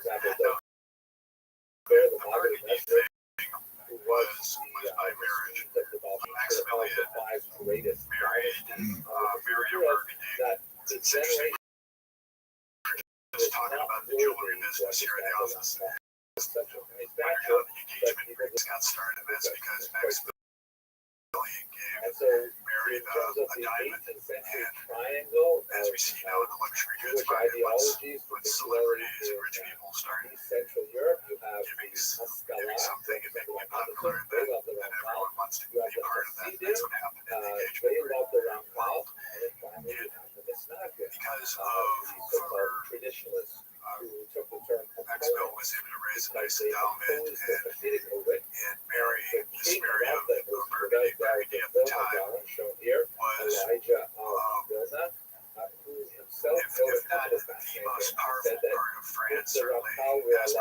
as anything else.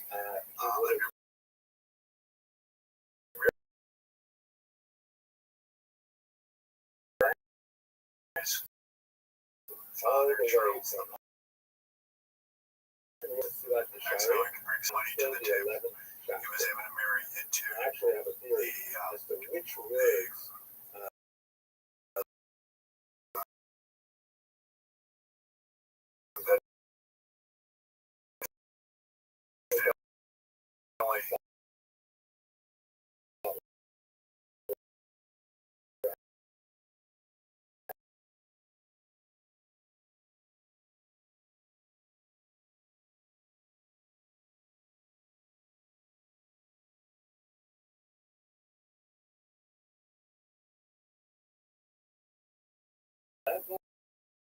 as you point out, he was crowned at he was king. What was the German word that they hailed him as? Sir.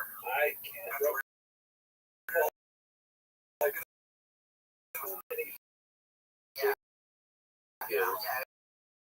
Isaiah. Follow on from Romans. Get into his complex. As you point out, it was long before he was sitting in a Flemish jail, explaining the assemblies and all, also the electors that he now had to deal with. There was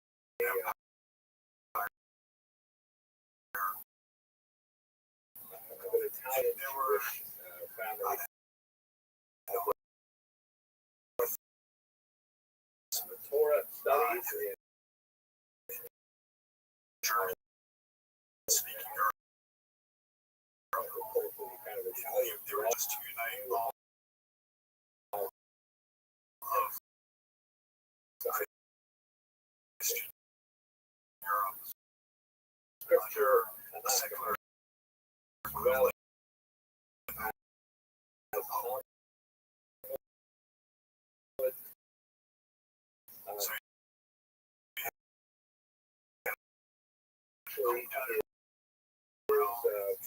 you had Charlotte, they were all universities from different parts of Germany.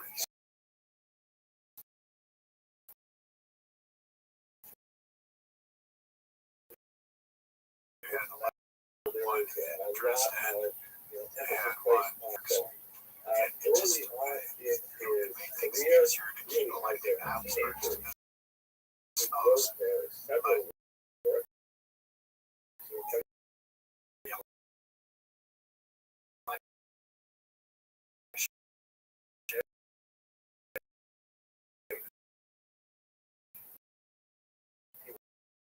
Where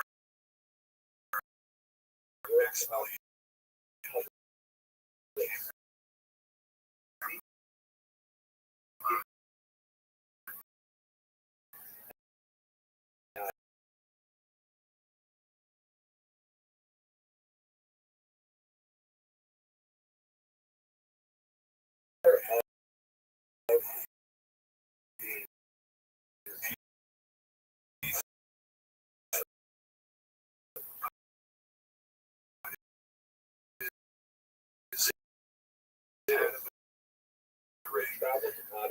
and Maximilian Diamond, and there was one other here. Do you remember what that was?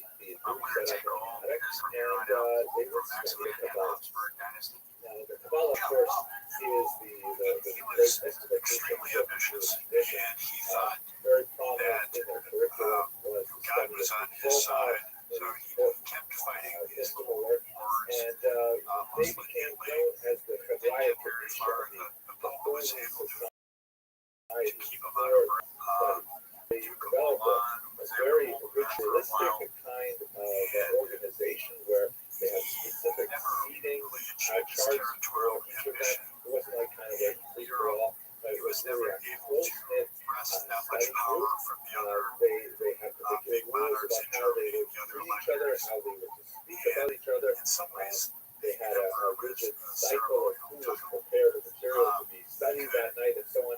And it was really it must have been quite an amazing intellectual experience to claim be that he at had the more authority than the table other, but when push came to studying shove,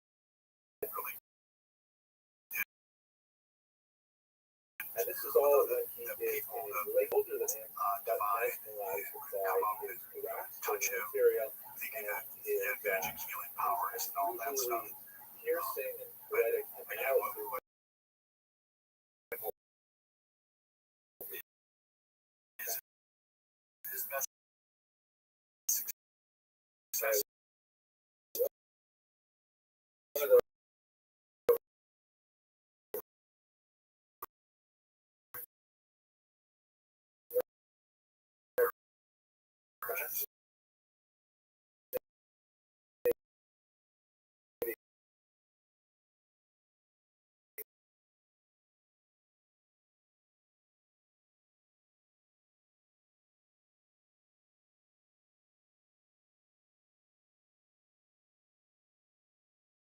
ultimately, and I think my family's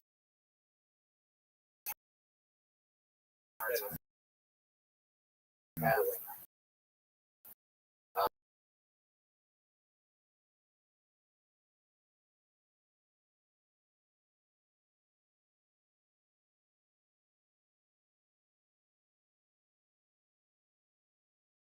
So to another F, let's go back to Fugger. Pragmatism in business and providence seems like a big driver for him individually. Notice that's, he can go out with purpose because he was trying to see how far skepticism went in those days. And so that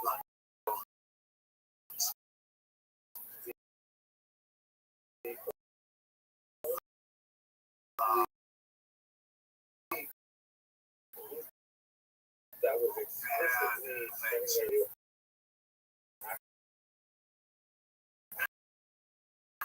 or a very and so they received formal exemption to regard them. Essentially, by the way,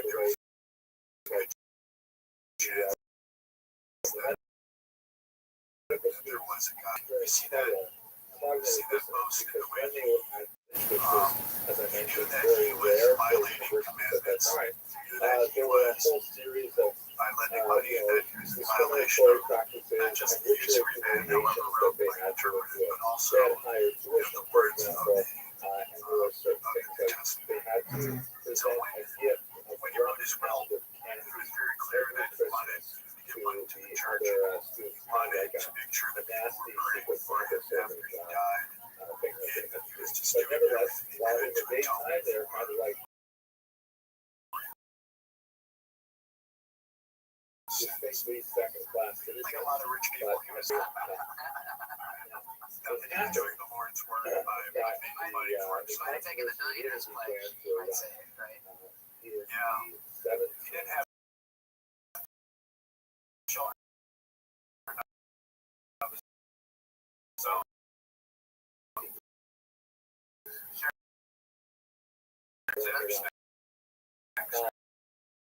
I just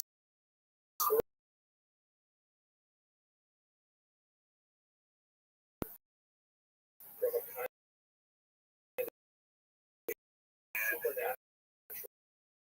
in those days where contracts had rule of law, trust was a big and actually it's describe when where we go with that. Yeah, they still do. More so in those days. Without appeal to him. By the way, Hogan would be the last guy I ever What would he sit would across then the table relate from to playing his a game of tennis. weird, Because you explained definitely wonderfully, was a very it's involved in a copper cartel with hungry assets that follows. stories yeah, the copper mines in Hungary and Slovakia were the biggest around. But sort of at the height of his powers, just as the Reformation. And again, he evidence-based, very that close to played a logic key or role in making observation and so on. Reformation But in happen. reality, the author of the code that we peasants revere and study today saw was an the Bible. opportunity to seize power from the monarchs because the monarchs were all aligned with Rome. About it, something called non-humanation. Because of Luther and the way he publicized the inequities, it was About plain to everyone, well, wait a minute, why are we listening to Mass that's in Latin? So, in the case Why of are the we Rabbbi, paying all this the money to answer Rome? Who's to say that the priests are the only ones who can interpret the Bible? And they seem to be consistent. They seem to be actually doing things that the Bible says you should be doing already, and also in other. So Fugger had to defend his assets in Hungary, and it wasn't so easy.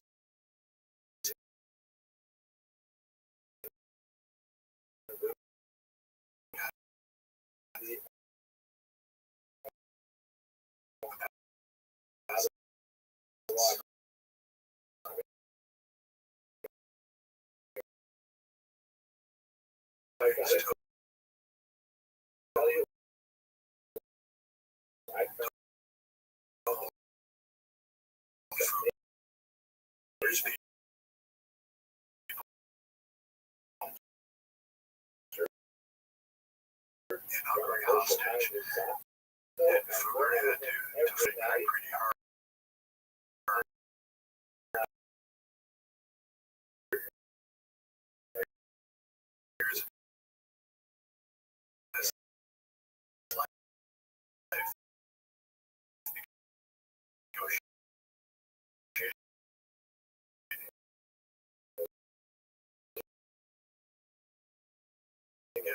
Back his territory. When prior to that, he's a tough guy to play cards with because 1 minute he's your ally, and if he sees an opportunity to ruin you, he can take it. When you play poker, you know what the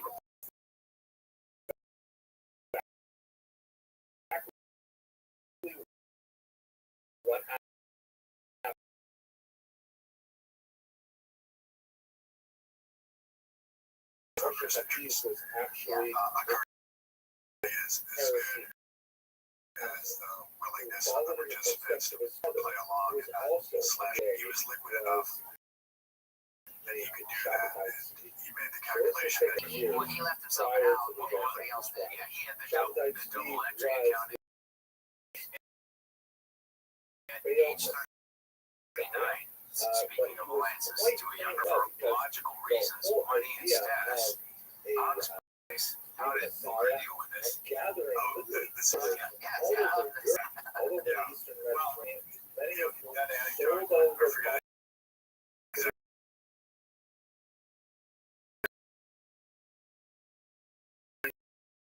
What happened in January because the oysters would stay fresh. correct. Yeah, I remember that neighborhood, and so that I think the town and cities are living at party size, and so you throw a massive wedding in comparison.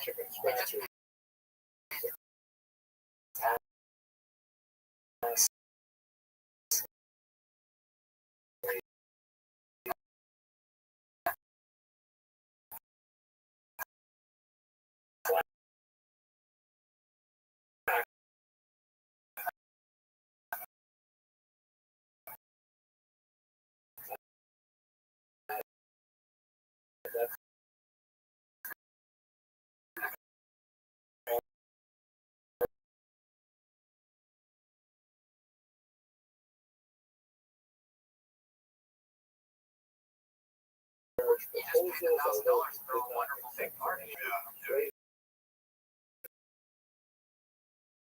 Yeah.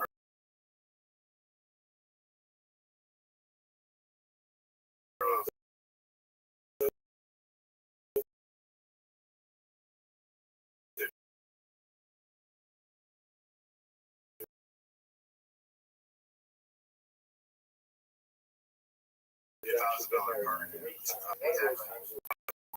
You use silver plate, which whatever it would be, silver, very valuable.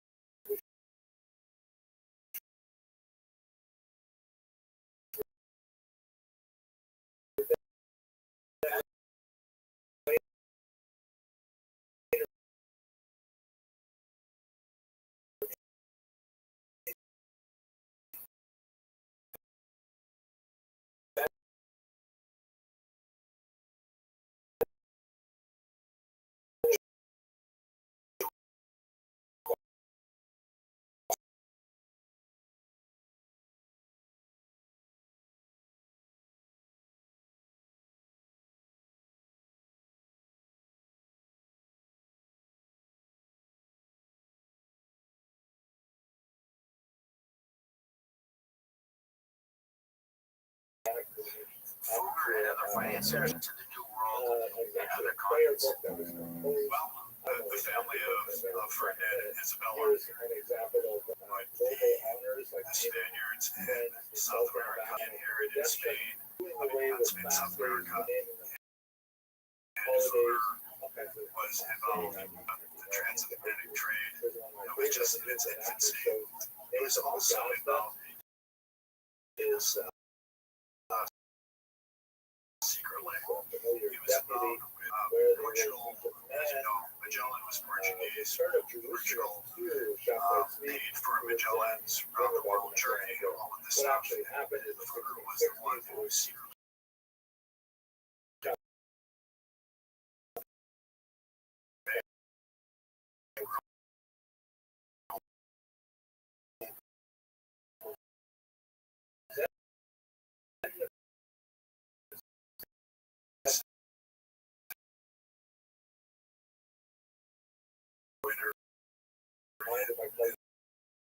in South America.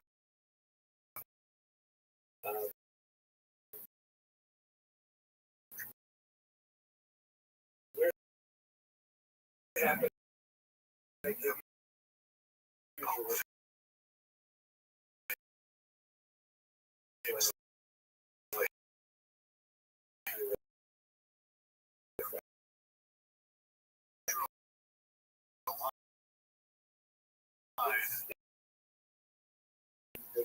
I got a note from my agent that we sold the Portuguese rights to the book. And we fucking rights, they got published in Brazil, but apparently the Portuguese is different enough in Portugal, so they wanted their own translation.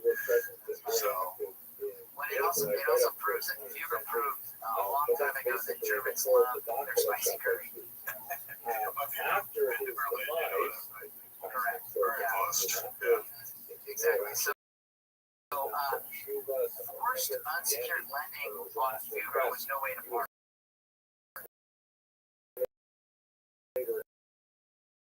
Right? No one was going to show up.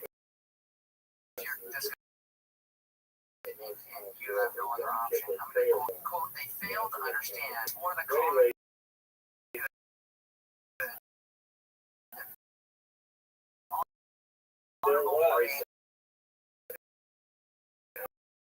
honest companies are in the realm. Fugger's not just saying this. Or it's not disreputable, but rather it is a wonderful jewel that such companies are in the kingdom. End quote.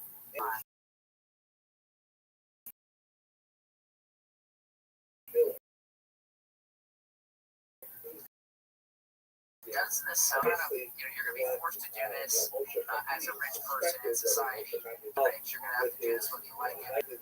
But Fugger, had options. Switzerland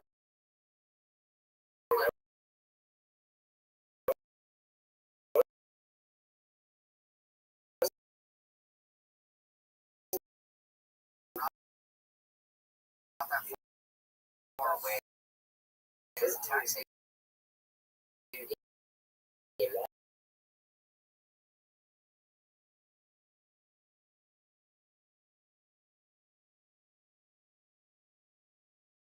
The United States. If any, or even aka Switzerland.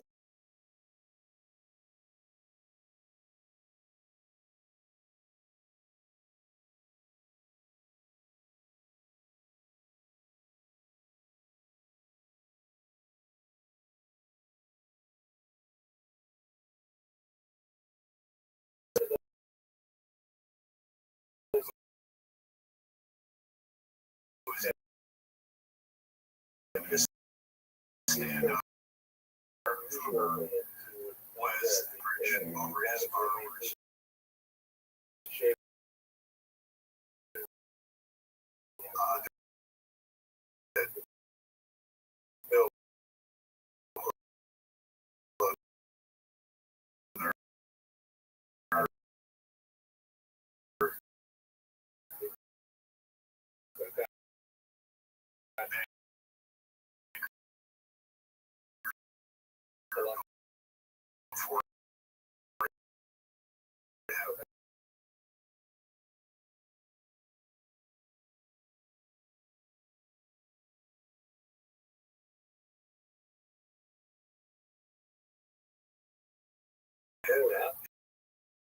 it's been like that ever since. Where who have the money, the credit of the U.S. government if they couldn't pay back on those bonds after the war. This to get a sovereign to pay, force the sovereign to pay, just did not exist before Fugger gave it the first one to really stand up anymore. And that opened up the doors for others and others to loan to sovereigns. So Fugger was a banker with unlimited liability. Explain how his banking operation worked.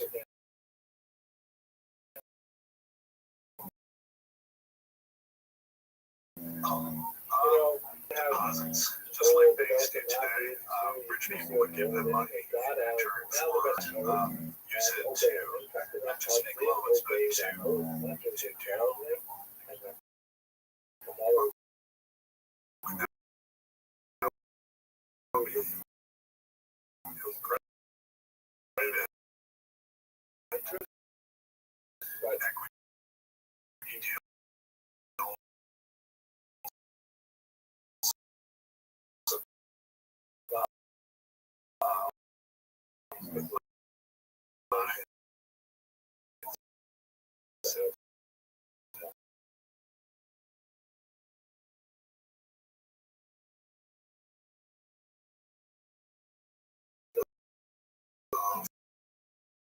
these deposits.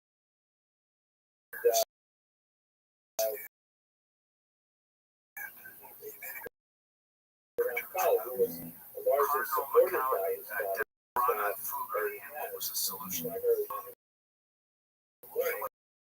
was one of Fugger's neighbors. And when he died, that his wife, because he was a cardinal, would stay in a family. If there was no family, he didn't officially have children. I'm sure he did with Fugger. There was a run on the bank. And Fugger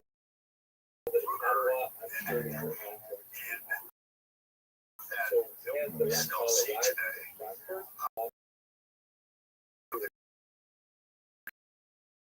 Pretended that things were never better. He was partying to show how rich he was, to remind people. He out in southern Germany, dressed in his finest clothes, his best horses, 13 horses leading his coach, throwing coins to the peasants who were following after his coach. Even though he was facing the greatest crisis of his career, he wanted to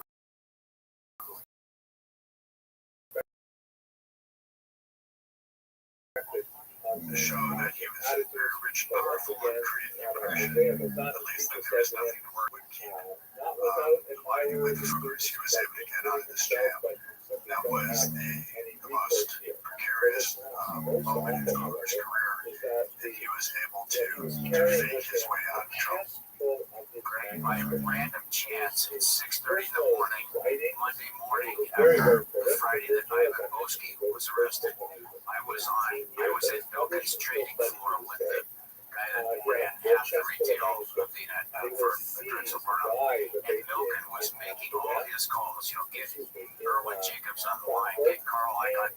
He was making every attempt to make it look like it was business as usual, just like you're describing. Whereas the 30 men, I think it was almost all men, surrounding him, the way it was all centered, him in the middle and them all around. You could hear a pin drop in there. I mean, they weren't saying anything, and so it's a very analogous situation. As we invest abroad for investors, we think strong insider ownership is important to deal with inside baseball places that you can't know. Explain how Zink was Fugger's strong insider in Rome with the Vatican. Through his Oxford connections, he got to be friendly with a very corrupt lobbyist, as it were, who worked the halls of the Vatican, came up with the indulgence scheme. Luther vilified. It was a kind of negotiated terms of how that transaction would work, where they would split the money between the Vatican and Fugger. And he was the bag man, he was the lobbyist, he was the German guy who had the ear of the papal officials. And Fugger was willing to bribe, he was willing to do whatever it took to get what he wanted.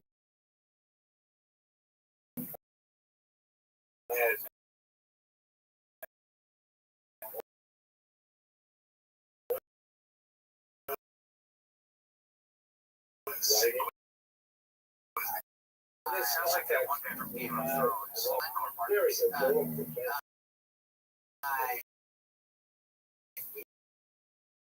think the other thing I made me think a lot about is,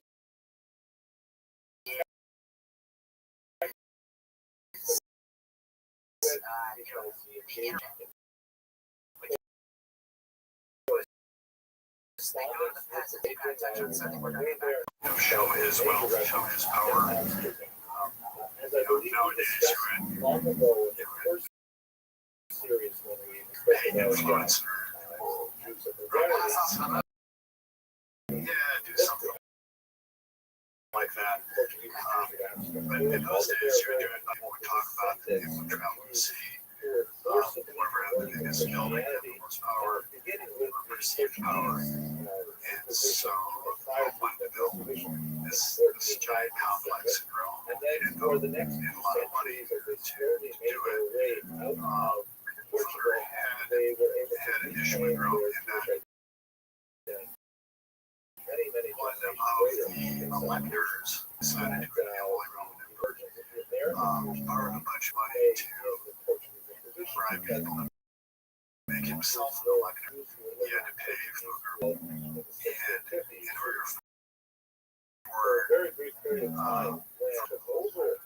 for this guy to pay him back was to raise money with this indulgence program. The Pope signed off on it in return for his own indulgence program for St. Peter's.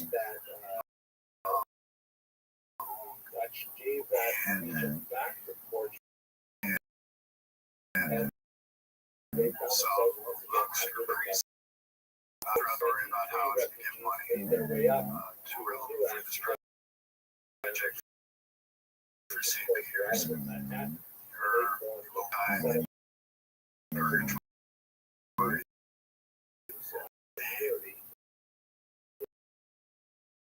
What the promoters here would say is, well, half of this money would also go to paying back Fugger for the bribes that were paid to make sure people were the hucksters every step of the way, making sure it got to where it would be, keeping the records. And this went on for some months. Both Fugger and St. Peter's kept Discuss the idea of usury and why it was an issue in Germany in the early 16th century. Well, in the New Testament, there's a line that says, you'll lend and expect nothing in return. The idea that you can make money from money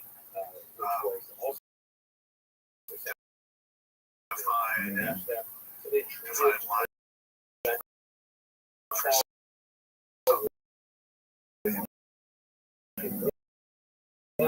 because you're not giving someone to give you back $1, and that should be enough. Just if I give you my car, you give me back another car, and that's identical. That's an even split. But in the case of loaning money, I give you $1, then you pay me back $1.10.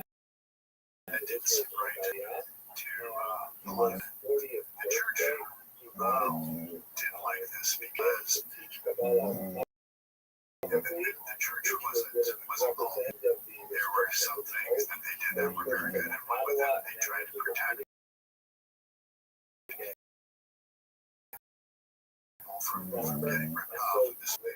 Money money changers were people who charged very high interest rates, and they would ruin their borrowers. The borrower would bid back. So it was in Rome's interest to try to protect the peasants, and one way of doing that was to outlaw usury. Now the fact is, borrowing is what makes the world go around, and despite prohibitions from Rome and fears of being excommunicated, all that money lending was prevalent. And Foucault didn't like the idea that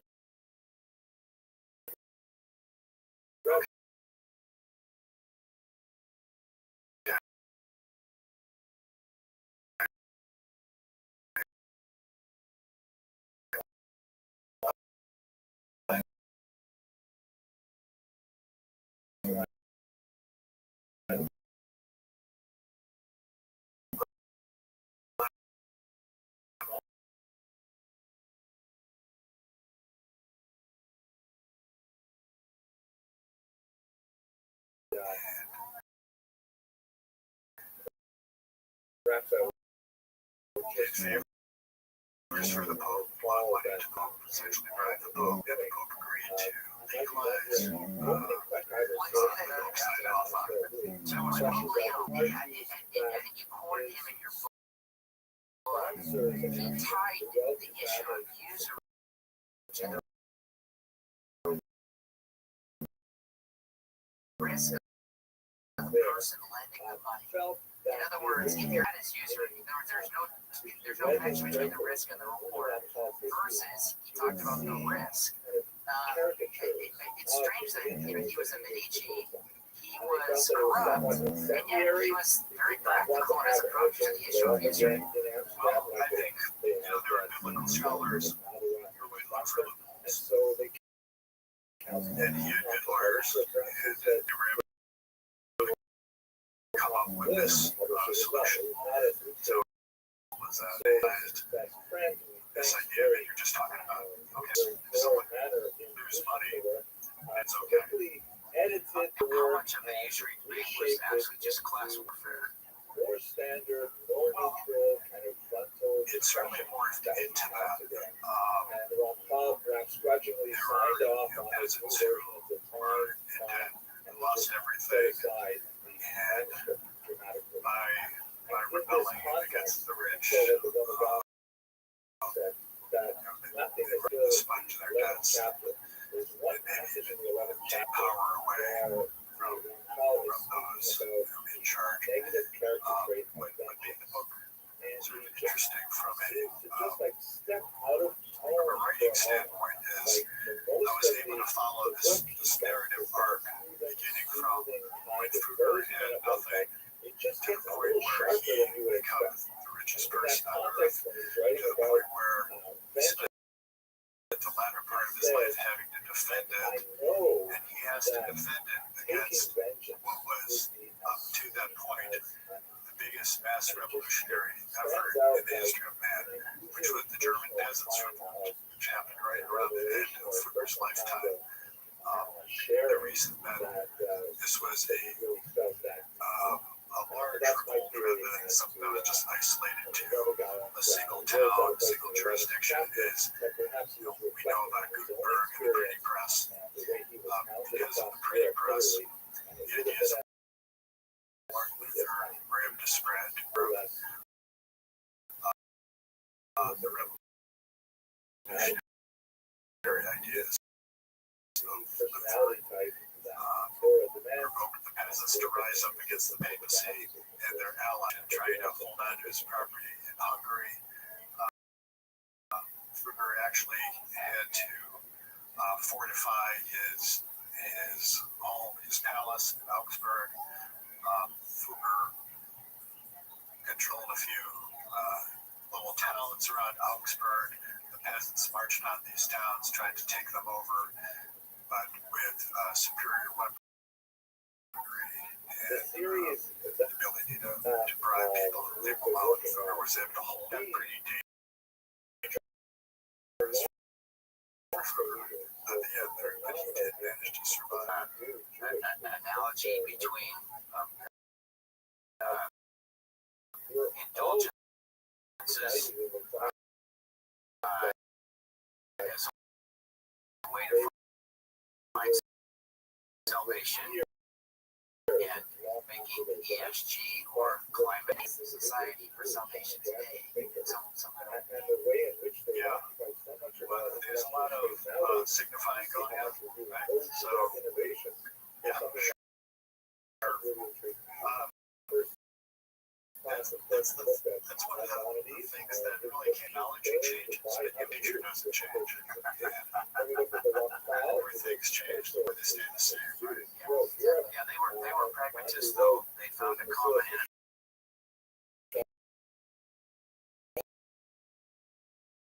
Teacher less enemy. Well, Luther was concerned through what is his own version of Reformation to come into being. The peasants had even more radical ideas.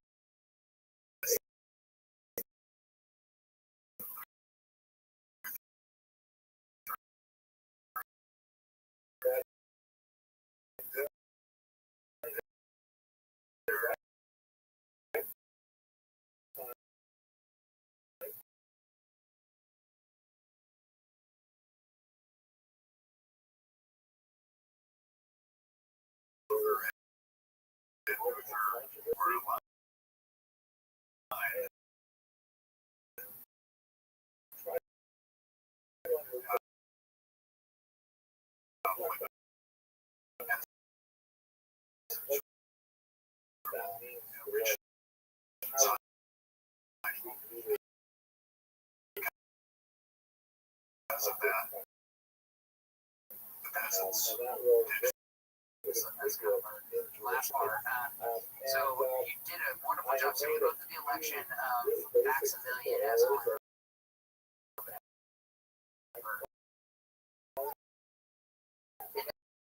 And it comes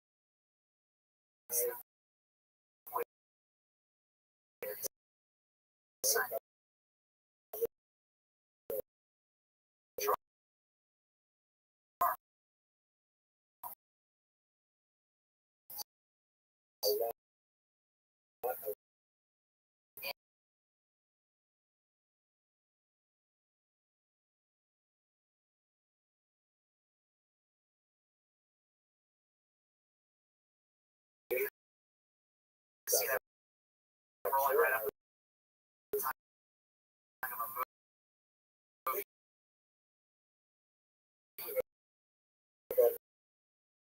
But it also spoke to how important if you could get the people to believe that you were divine and had authority and try to make that argument require that you need, so despite all the sanctimonious talk, at the end of the day, let's see, right, there's things that we did talk about even in our notes here. Let's look back. We didn't talk about how Francis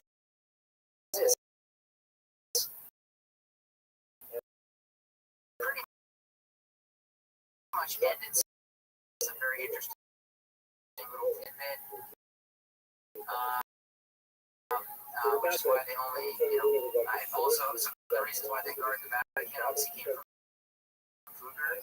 Originally, there's just really great storyline, very critical for today's society. How we look at things else that we did about that you think we could mention about Fugger when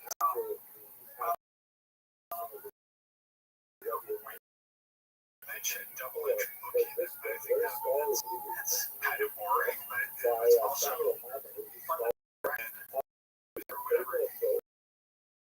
He created the first something he did for his stuff. No one else was doing that, and that gave Fugger the connection to Rothschild. He knew how how it is written that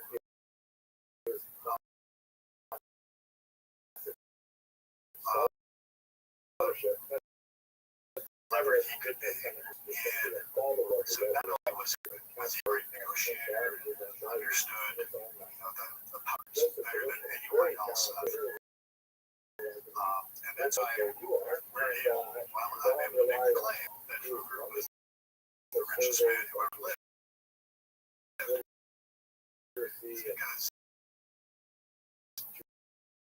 we know exactly how much money he had. And if but also do this calculation that is the common way to judge relative wealth through the ages, which is divide the wealth of an individual by the prevailing GDP.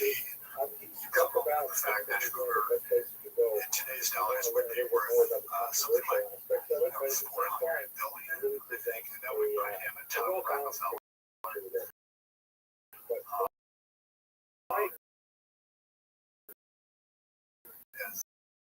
The richest of all time.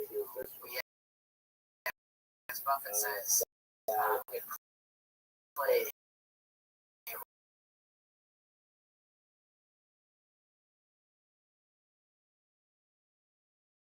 all must deal with. He also teaches us about the legacy we can leave as you learn from his legacy today and that we can have on the world. David Arsh that we had currently running on American Razzle. If you have a club you'd like to recommend like Greg's, email podcast@speedcap.com.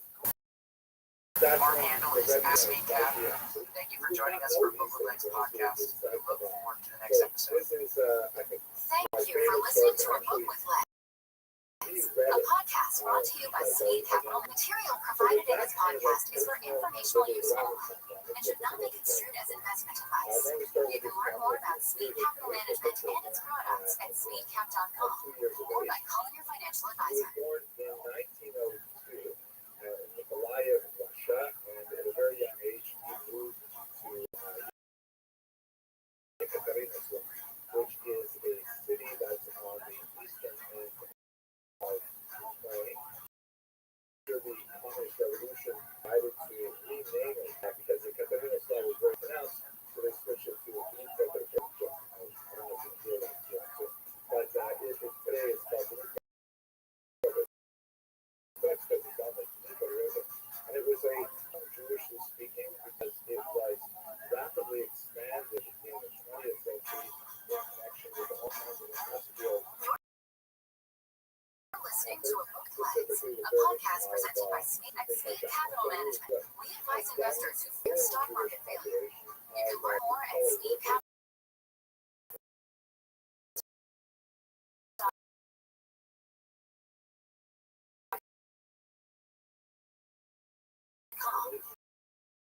I went out there to see work particularly. Welcome to A Book with Legs podcast. I'm Cole Speed. I'm the CEO and a portfolio manager here, and it is important for us as investors.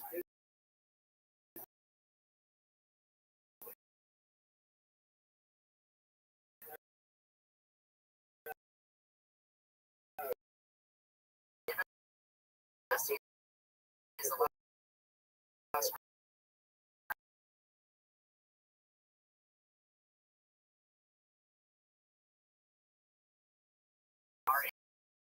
for this podcast is to help listeners test on their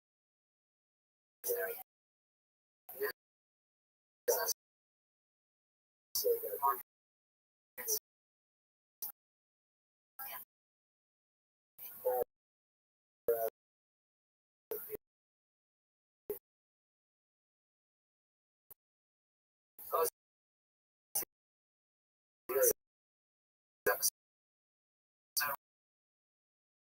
Are you excited today? Just love this book synthesized a whole bunch of Steinmetz to discuss his book, The Richest Man Who Ever Lived, The Life and Times of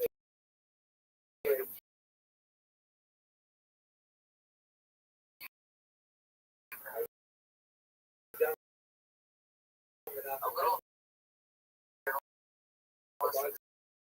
Sarasota Herald Tribune, Houston Newsday, and the World. All at the Wall Street Journal, he served as the bureau chief in Berlin and London. He's a securities analyst at Ruane, Cunniff, and the manager of the Sequoia Fund. Greg joined us on the first season of the podcast to talk about his newer book about the Jay Gould. Start us off, I'd love to hear the story of what made you aware of it, because that had to be quite an undertaking. Yeah, well, thank you very much. I really appreciate the chance to come back and talk about this book. I first heard of my freshman year history class in college about the Renaissance Reformation. The Reformation, as we know, was one of the pivotal events in world history, because those who wanted to follow Martin Luther and others who were questioning the papacy and rule from Rome, was instrumental in making that happen. And it wasn't that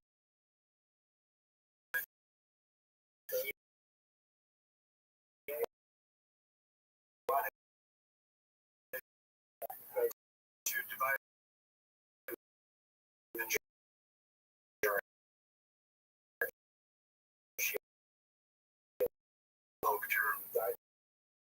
to maintain its supremacy. One of the things that Pope was doing was raising money to fight his wars and maintain the power of the papacy. At the time, the papacy has very little to do today. The Pope is the equivalent of a king. He had his own army. He was trying to expand his territories, enable eternal salvation. So he founded a money-making scheme called indulgences, where if you paid a fee, you could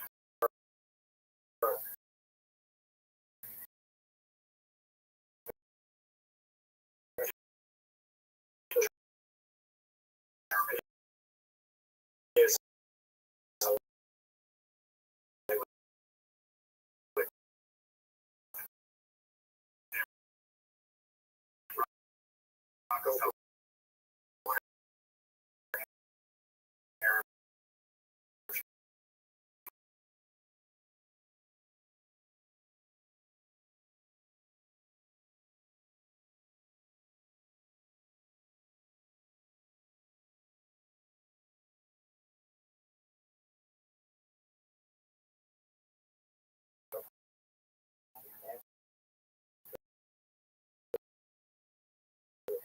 So let's start with his lineage, which is a city in Bavaria, sort of a distant suburb of Munich. It takes about an hour on the train.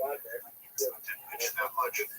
His grandfather, in addition to being a farmer, got into this business of weaving. And his son took it over and further took it to the next level. It was the father who struck up the first relationship with Emperor Maximilian, came riding into Augsburg one day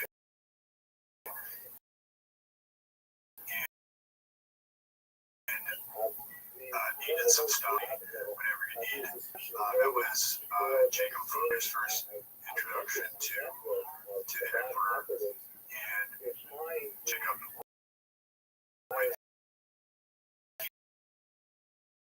he took over the family business and textiles. He nurtured that relationship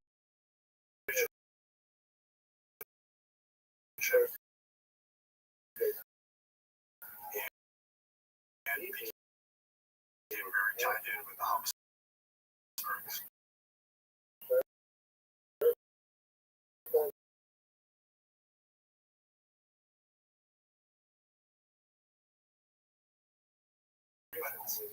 It was just coincidence.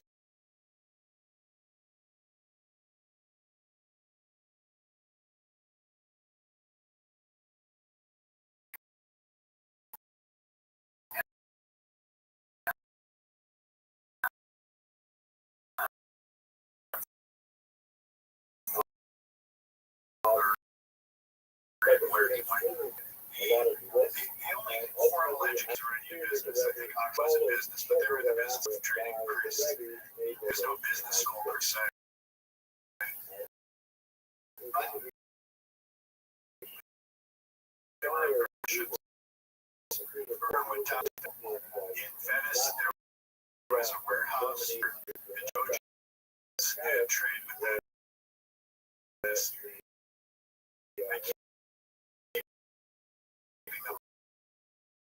All together in one building. It was a way to make sure that Venice collected all the taxes they do and saw when people were trading how they collected the money, how they went after bad debtors, were trading over state lines like that. And he really got what at the time was trading magical. Business was tough in those days.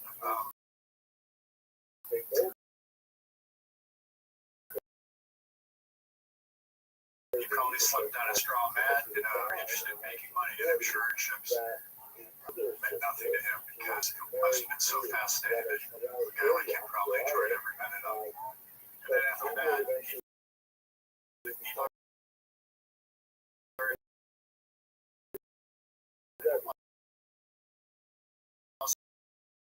so when he was in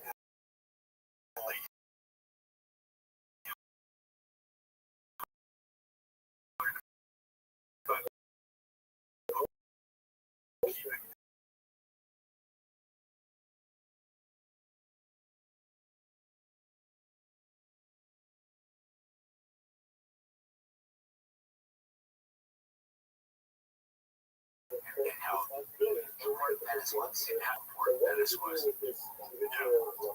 Venice is by ship. If you came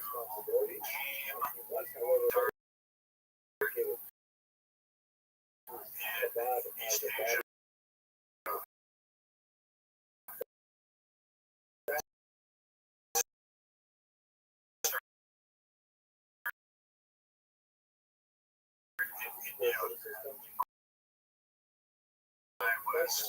wasn't so bad, and goods were safer when they're on ship than when you were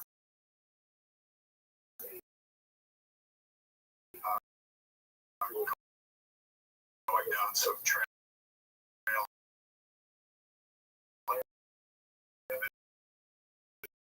Very good location. Jets rival who was on the other side of the Italian Peninsula. Very well situated to get goods to one of the big banking names in Germany, Italy, at the time that were. Well, the names that of course are the Medici. The Medici who made the fortune wasn't Lorenzo. You heard about Lorenzo because of his involvement with Leonardo, the patriarch of the family, and he was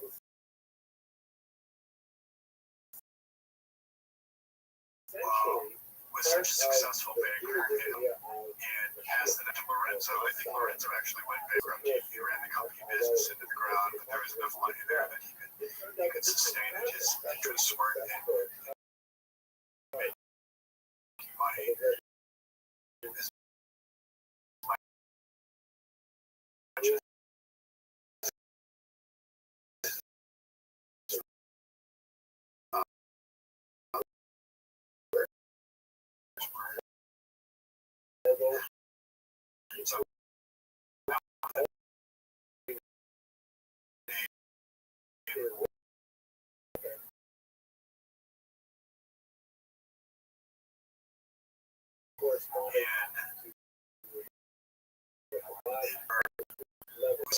in these areas and over in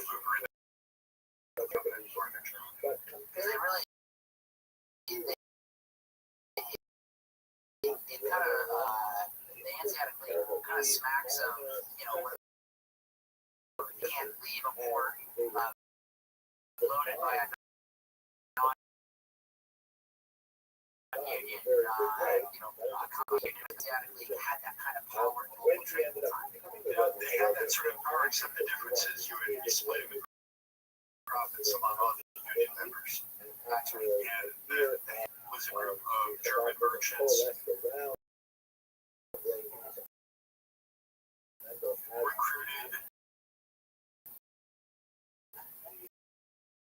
young men to join, put them through rigorous trader, no equality, and going to pay for goods. Also, because there were going to be violent fights at the ports and other places. There'd be naval battles between rival factions. Very different way of doing business. It was very weird. We just happen to do that in politics instead of civil. So teach us about Archduke Sigmund and why was he suspected of finance? Yeah. Sigmund Rich in Coins, that was his name. And the reason he was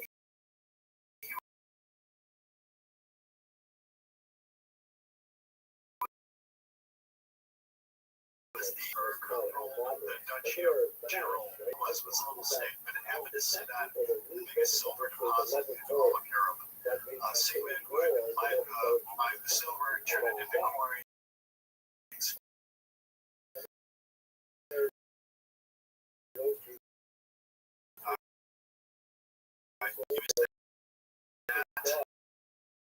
to many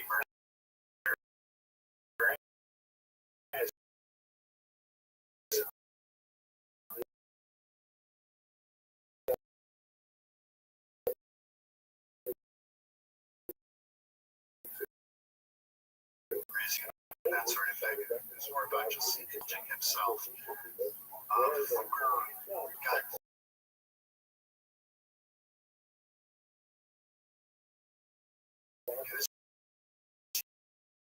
He was unreliable, and he was also crazy, and the people didn't like him. It wasn't the best. He switched his allegiance to another branch of the Habsburgs, and they first to take over his headquarters. And from there, Maximilian territorial conquest, and by using silver mines and farmers, expertise both in banking and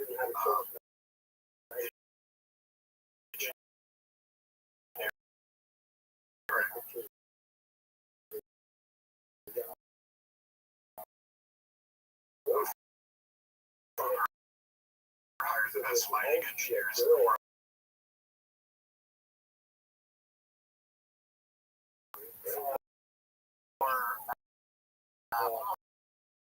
Like a strip or a stream off of the future mine production. But obviously he was collecting the commodity at a discount, if you will. But ultimately all that was sovereign debt he was taking on ultimately for finance. And I think in Sigmund's case, he wanted to go across the mountains and go down into Italy. As I think about it today, I mean, think of all the debt that's been taken on. We didn't fight an explicit war. We fought kind of a disease, if you will. Do you see any difference between, large buildup of sovereign debt and different society? Well, the difference with that debt in Foker's day was collateral.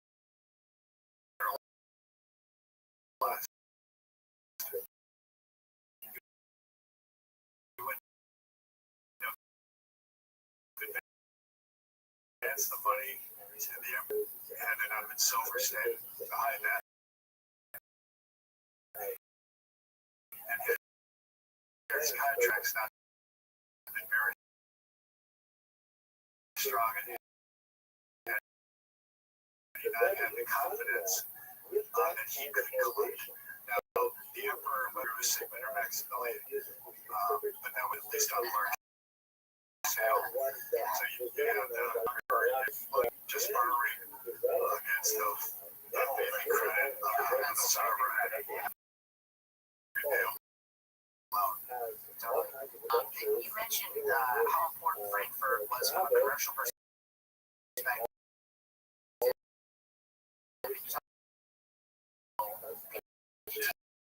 Our listeners somewhat about that.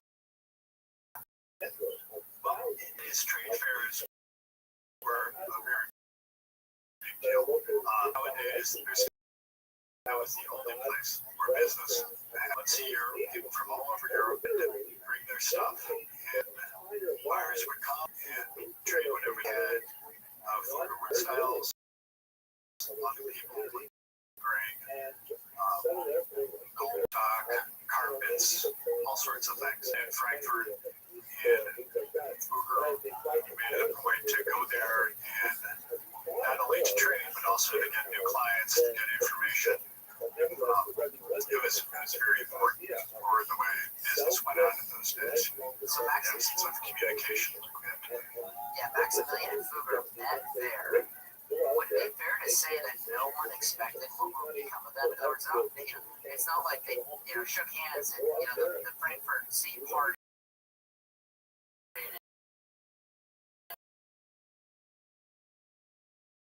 Everyone said, "Oh my gosh, he met the crowd." Just as no one could have predicted that Fugger was one of many people who was working in textiles and banking in Augsburg would become the richest peasant who ever lived. No one would have predicted that.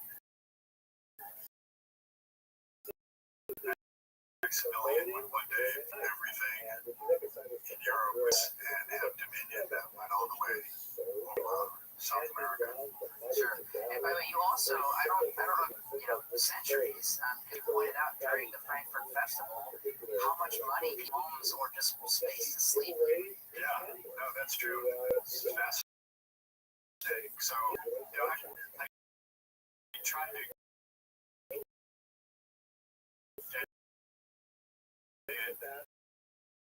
humorous or salacious stuff whenever it could to make the book. So there we got to make that prostitutes in Frankfurt from far and wide to work the fair. On that. That sort of trade was going on. Yes, people would rent out their homes. People would rent out rooms. People would be able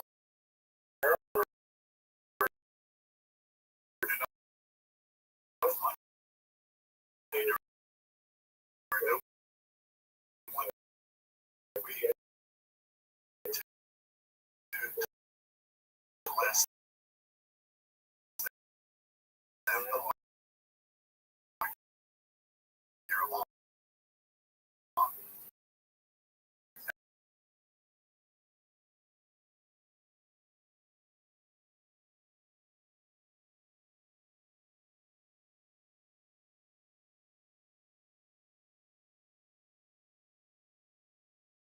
And the working and non-working folk, I'll call it, do show up, and the European control of the Dutch way of financing. Explain how he took advantage of the free spending segment. Well, the segment was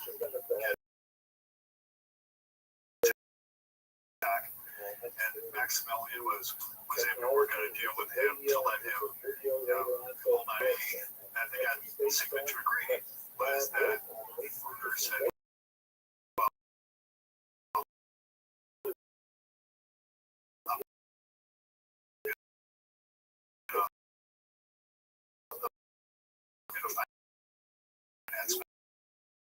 Maximilian.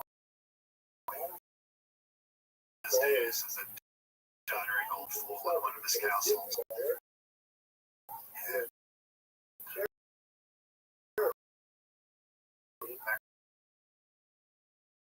Maximilian, it was about Fugger's age.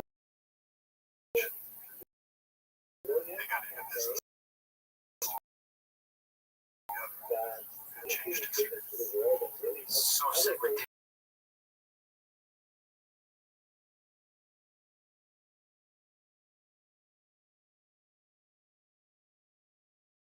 precedent in our Their family.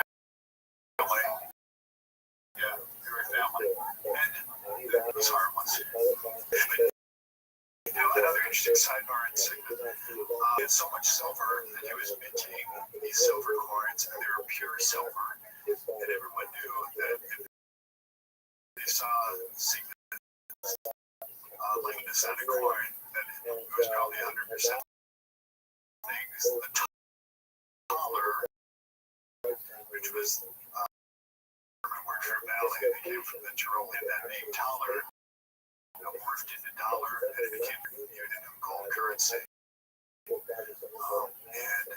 that last vanished doubloons or French money or whatever else, it was always the same weight and the same purity as what Sigmund and Führer were into Tyrol.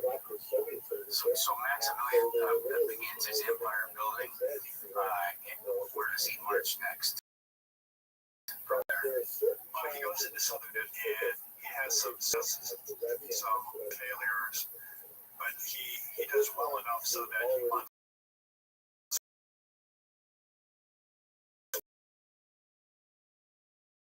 more. Maximilian acquired territory.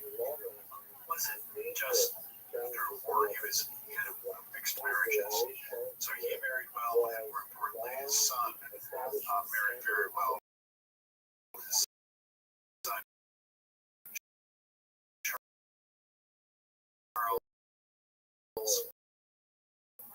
married to the Spanish Empire, and the Habsburgs had control of Eastern Europe, extending all the way from Austria, and they also had Spain, because ended up getting control of South America.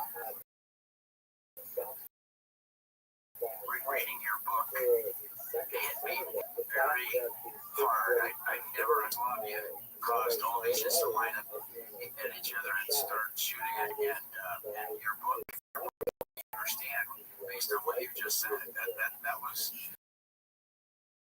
the connection there. Well, there are origins, right? So Russia protected Serbia, Austria, and Germany. So there are these secret alliances, and it's like NATO. It's the same thing as NATO. If there was an attack on a NATO country, everyone would rally, you think, and defend that NATO member. And that's what was going on in the world. Because for me, that really explains the society down in the Balkan, what called the River Drina. Ever heard of that? Won a Nobel Prize back when it was written. And it really talks about how in the Balkans you have these three tectonic plates that come together. So it's very volatile on the margins. So you had the Orthodox Christians, the Catholics, and the Muslims. They all come together right in the Balkans. So every 50 years or so. Fugler saw large opportunities in mining, obviously from Schwartz, okay? But understood the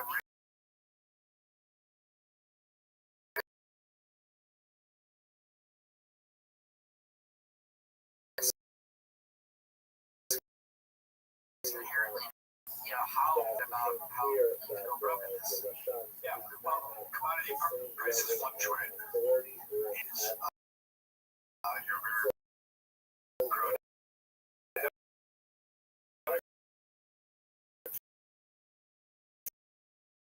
to get them growing everything. Copper. There are other silver belts.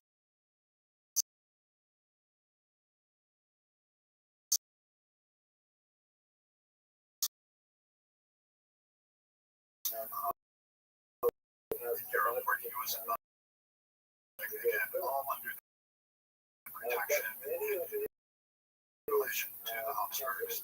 So he also think I mentioned he was the best mining engineers in the company in the world to keep his mines running. And he also did demand. So he kept the markets. He did his bid on the sales, his bid on risk, and technology, just to make sure that he always stayed above water. Now, he was also lucky. There were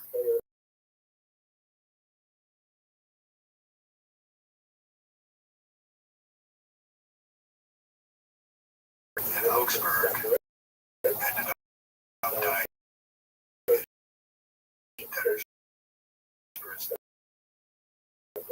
So, in the copper deposits in Hungary, I think you point out a really interesting tip, because he was the investor.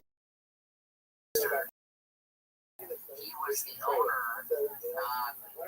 Make sure that in addition to having Germans on his payroll, he didn't have some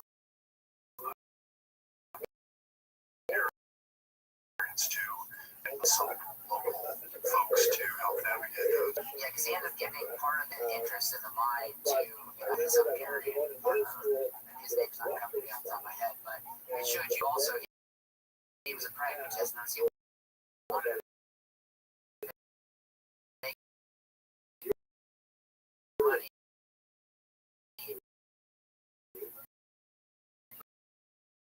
But was willing to give a cut to people.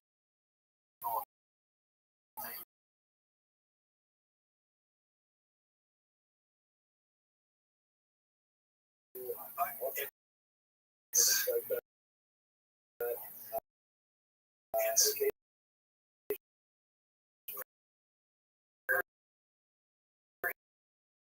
interesting. Think about how instead of having to carry around sacks of gold between towns,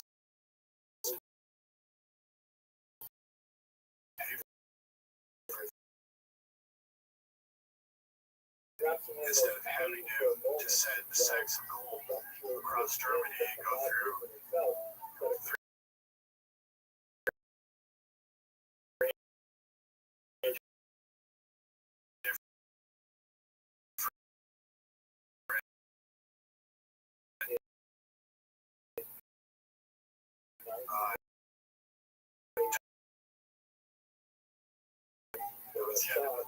so that gave a big advantage to Henry and Maximilian to take back. Well, he wasn't involved with Henry VIII, or Henry VII, who was a very good fiscal steward of England. And because Fugger was so rich, Henry had some business dealings with Fugger. Now, the Burgundy thing was by marriage. Maximilian married Mary of Burgundy. It's interesting. We were just talking about the jewelry business here in the office the other day. We asked, wondering how the engagement ring business got started. That's because Maximilian gave Mary a diamond. And as we see now in the luxury goods market, once celebrities and rich people start giving something and making it popular, then everyone wants to be part of that. That's what happened in the engagement ring world. And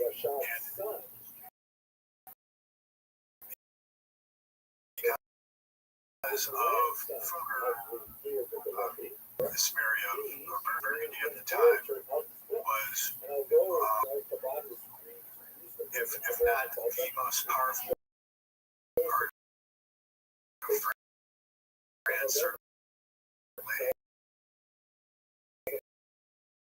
as powerful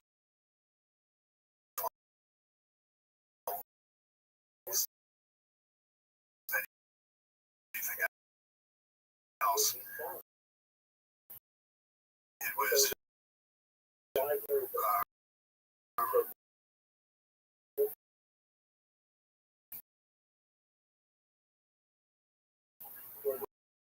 renowned for having the best army in all of Europe. Maximilian could bring some money to the table. They would marry into that family, any sons, and Charles had Maximilian became king of Burgundy as well as Austria. Yeah, that's great. Hitler's to Napoleon 1,000 years later. Small man's complex dominates.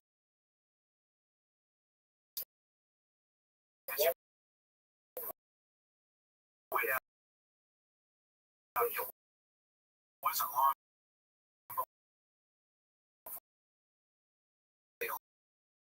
Electors he now had to deal with. There was no democracy. It was so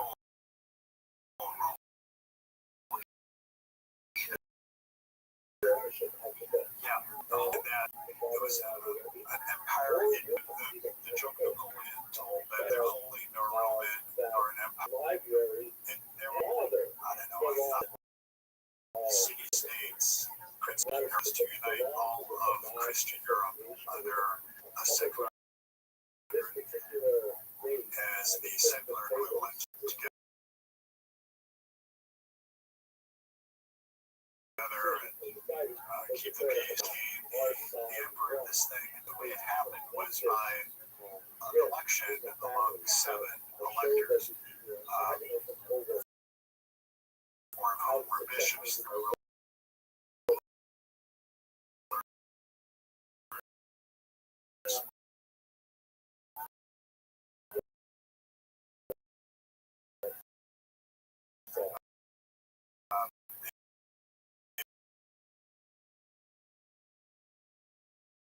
was German in those days.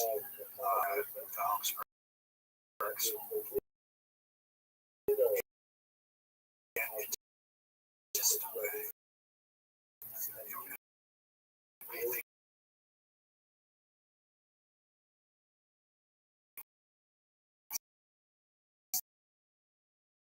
easier to keep a list in this house, but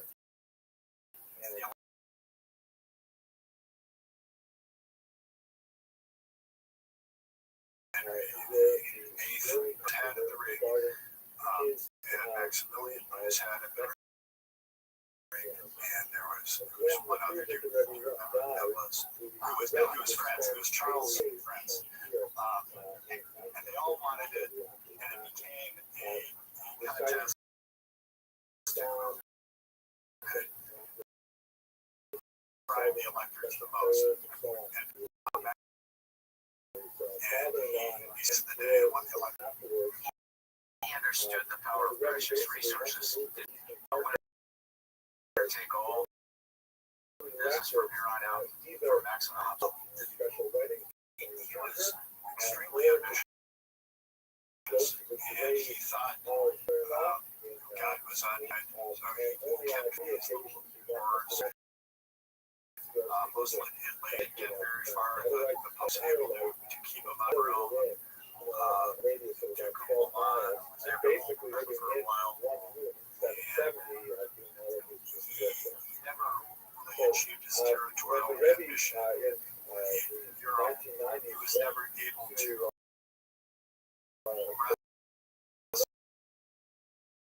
that much power from the other. In some ways, the emperor was a ceremonial title. You could try to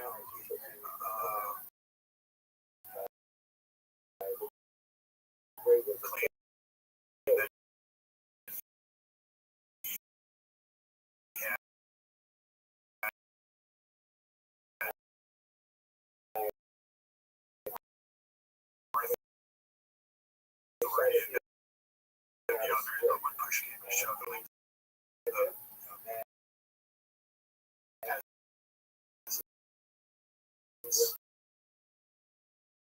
work in the fields. They thought that he was divine and come out and touch.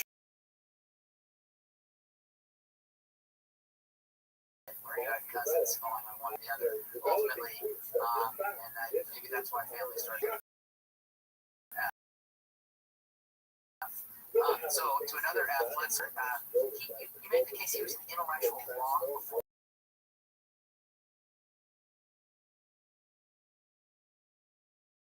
But you point out now that that's mainstream. He was also a fervent Catholic who believed that God had a plan for him and God had blessed him to do what he did purpose. He was there on earth doing. That is not mainstream. So I guess this mix of pragmatism and business and providence seems like a big driver for an individual. That's he can go out with purpose because he was. Who knows how far skepticism went in those days? Recently, you had the plague in the 14th century. You had life was very fragile, completely unexplored.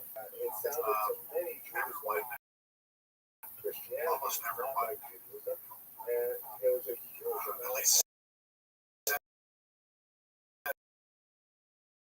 they were believers. Which sort of really believed there was a good chance that there was a God. And you see that most in the way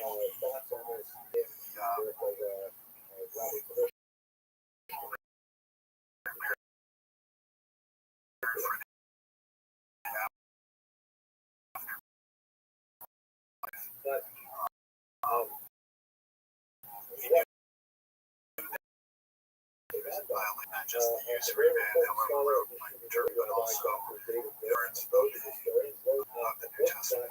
So he was very clear that he wanted to give life to the church. He wanted to make sure that people were right before and after he died. And he was just doing everything he could to atone for his sins.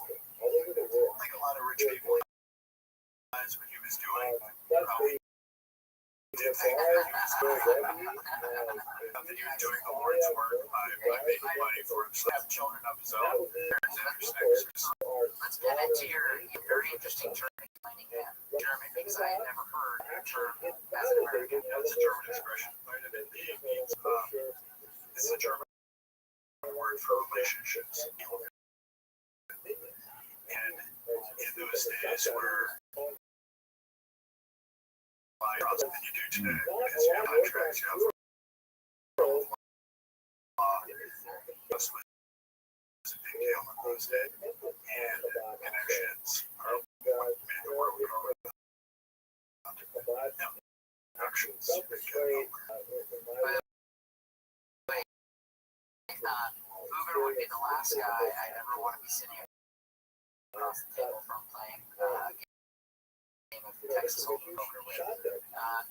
Because you explained wonderfully, it's involved in a copper cartel with Sundering Boundaries. Yeah, we're the biggest around.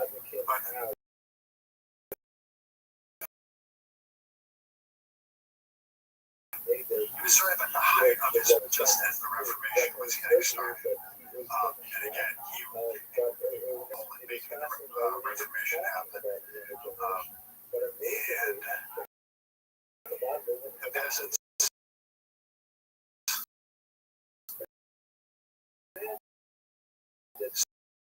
saw an opportunity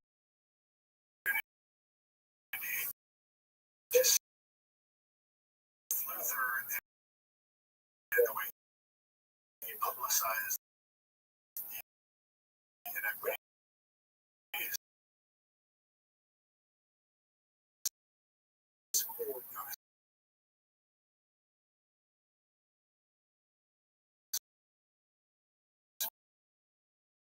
complain to everyone, but wait a minute, why are we listening to mass that's are we paying all this money to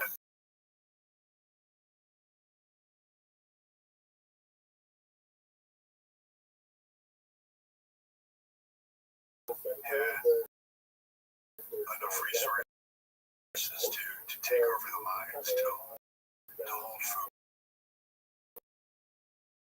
people in hungry hostage, and years of his life negotiating to get back his territory and his mines in Hungary. There were rebel politicians who aligned with the peasants for everything. And Farmer wanted either did just at the end of his life. When prior to that, in that copper cartel, he had joined it and then turned around in kind of a Rockefeller cut-to-kill fashion. He chopped the legs off of everybody in the cartel by underpricing everyone and taking them out of business, which, again, that's why I mentioned earlier, he's a tough guy to play cards with because one minute he's your ally, and if he sees an opportunity to ruin you, he would take it. Yeah, no, that's you know what the rules are, and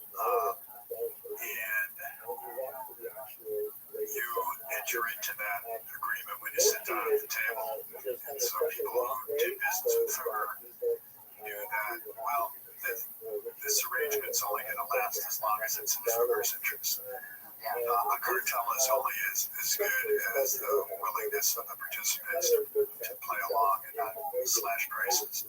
Farmer saw an opportunity. He was liquid enough that he could do that. And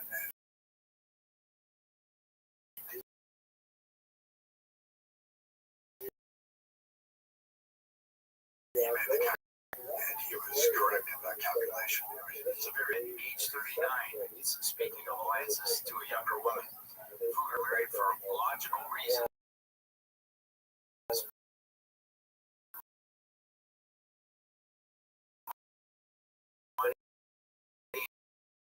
Status.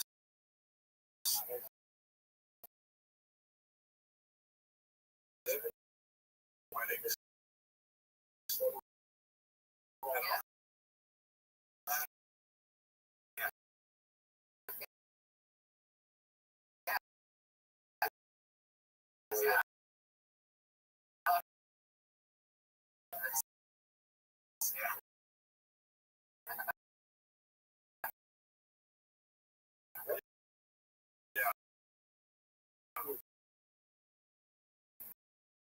Well, you know, that anecdote, I forget exactly what happened. Maybe you can refresh me. I know he did have a big party. He brought in oysters because the oysters would stay fresh. Correct, yeah, I remember that, but I think it was part of an interesting piece of jewelry in the world. And he kept a certain form. His rainy day account was jewelry. People would use jewelry as a store of value. They would use silver plate, which would be, silverware, drinking vessels, whatever it is that you make out of silver. You just have this stuff lying around as a way to have some somewhat liquid assets. Always jewelry was one of those because, as it's today, it's portable, very valuable. That jewel somehow ended up belonging to Queen Elizabeth I in London. One of the most famous paintings of her shows her wearing this particular piece of jewelry, and it just got passed on through generation through. One monarch after another had this affecting Europe. Explain how their investments were reaching to the New World and other continents. Well, Maximilian I and his son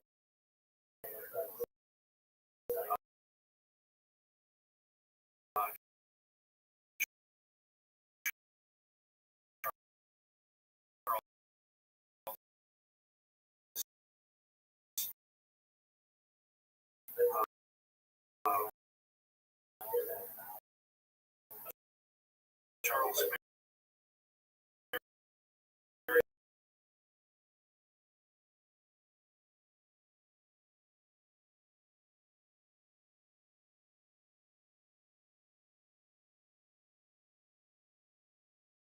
was involved in some of the transatlantic trade. It was just in its infancy. He was also involved in this secretly. He was involved with aid for a Magellan journey, all of this stuff, and before he bankrolled this adventure, thinking, okay, I'm going to make a lot of money off that, but I'm going to have to invest a little bit in case Portugal ends up being the winner in South America. And Paul famously drew a line through South America, which granted the eastern portion to the Portuguese. That's Brazil. And that's why they speak Portuguese in Brazil, and the rest of it went to Spain. This was all happening during Fugger's time. Fugger sent copper and silver to Portugal. What did they send back? Well, the Portuguese got spices from India, and Portugal, little country, but they were very powerful. This was the heyday of the Portuguese empire. It's funny, just yesterday, I got a note from my agent, and we sold the ease rights to the book. This book, and we'd already sold the Brazilian rights. They got published.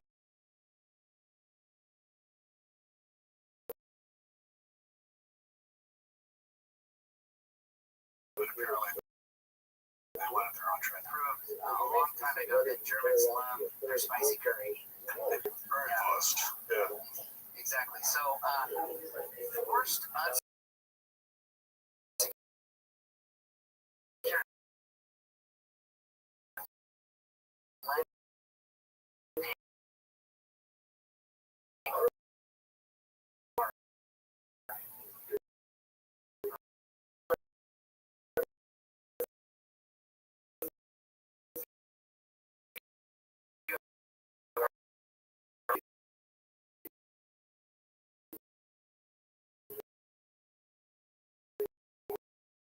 no one was going to show up to your discussion earlier about the blower table and tell you to do it.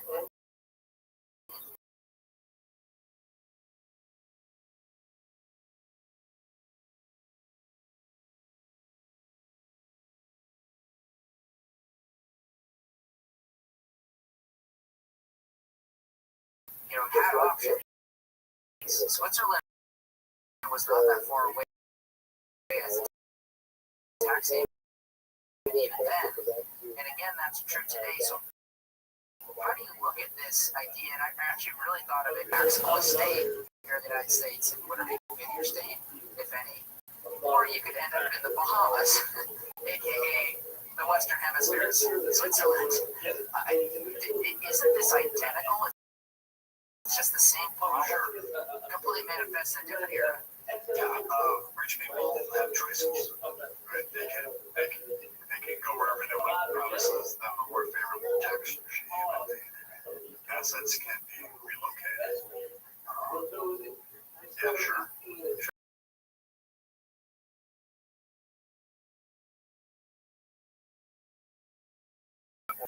That's the importance of Fugger. He first commoner who was able to stand up to power and say, we have a contract here. And Fugger's, that made Fugger was that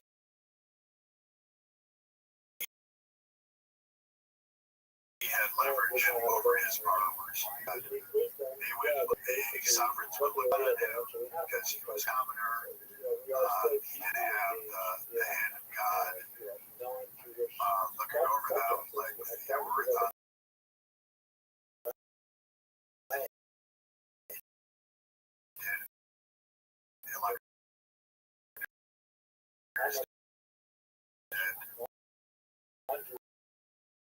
didn't have the divine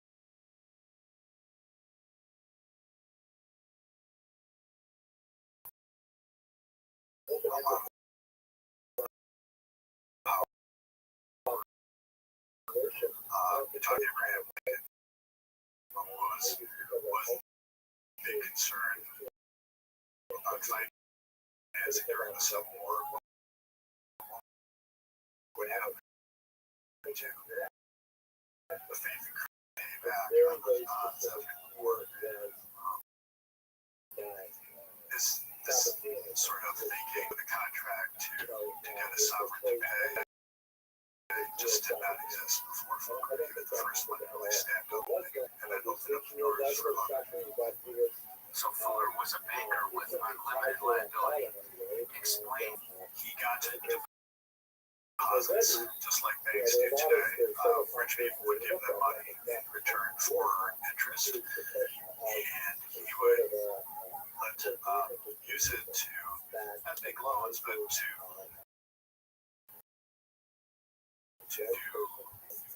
what would now be private equity deals with mines and other adventure trading other commodities, trading textile, would pay his depositors interest on it. And he always paid in shortage of people who wanted to come to him and them their money. Same as today, right? If you have money, what are you going to do with it? From his depositors, and he made a good return for them. Cardinal McCown died.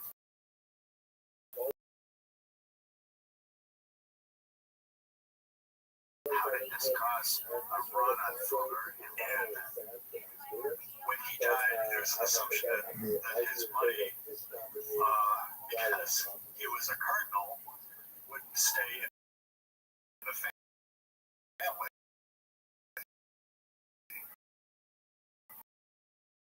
Right? There was no family. Like he didn't officially have children. I'm sure. There's a run out.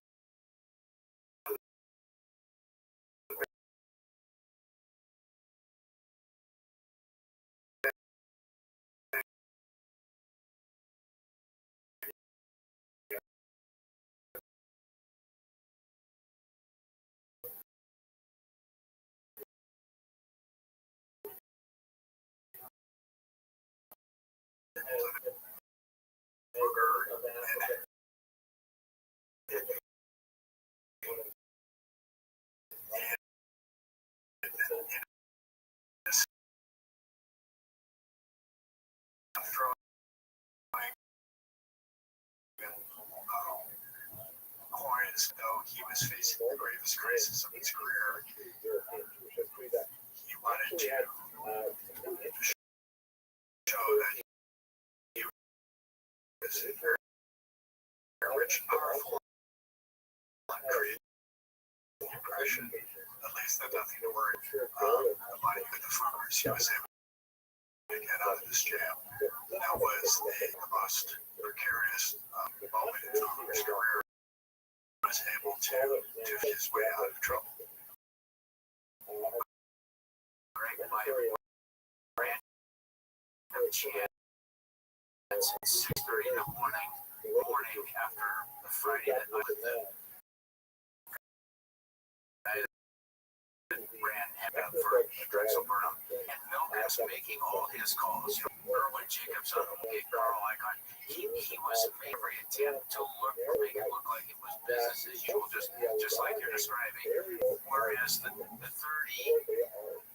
I think it was almost all men, surrounding him, the way it was all centered, him in the middle with them. You could hear a pin drop in there. I mean, they weren't saying anything, and so it's a very analogous situation. And as we invest abroad for our investors, we think strong insider ownership is important to deal with. To deal with the inside baseball places that you can't know. Explain how Zink was Fuller's strong insider in Rome. Got to be friendly with a very corrupt lobbyist, as it were, who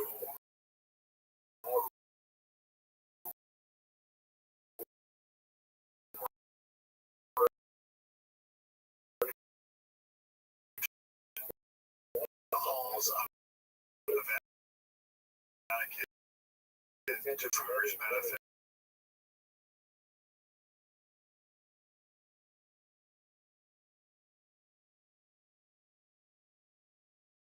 He was the German guy who had of the naval officials, and Fugger was willing to brook to see what guy who made it happen in Rome.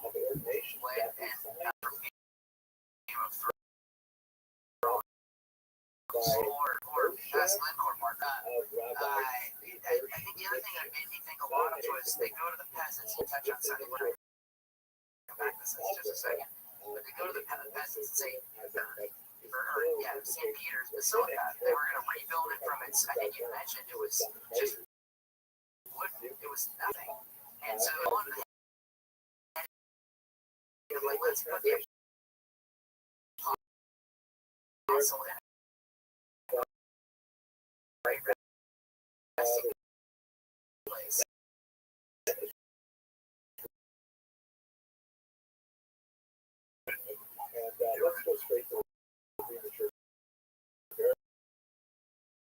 Influence do something like that by building something very large that was visible and people would talk about it. Travel to see this building had the most power, perceived power, and so they wanted to build this giant complex in Rome, even though it had a lot of money. Fugger had an issue with Rome in that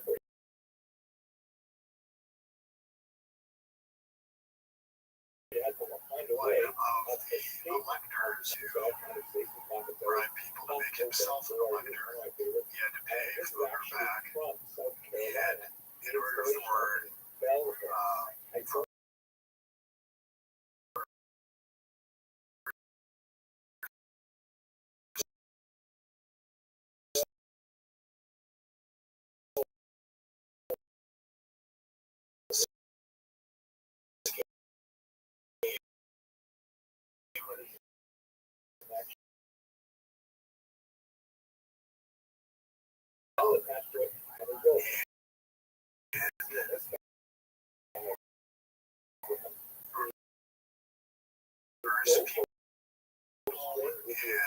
some huckster priests went around throughout the German countryside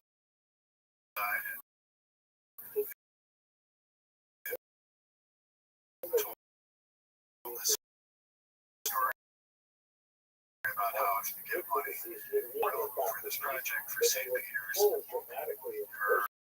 use your time in purgatory, but it's going to pay back Fugger for the bribes that were paid to make this one happen. Discuss the idea of usury.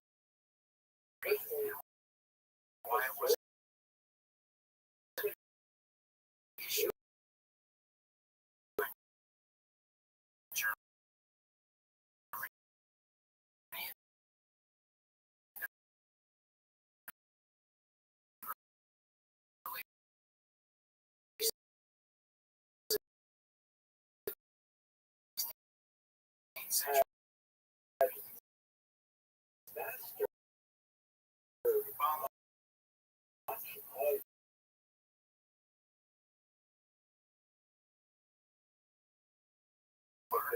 That should be enough. Just like if I give you my car, you give me back another car. That's a lot of people. And the church didn't like this because the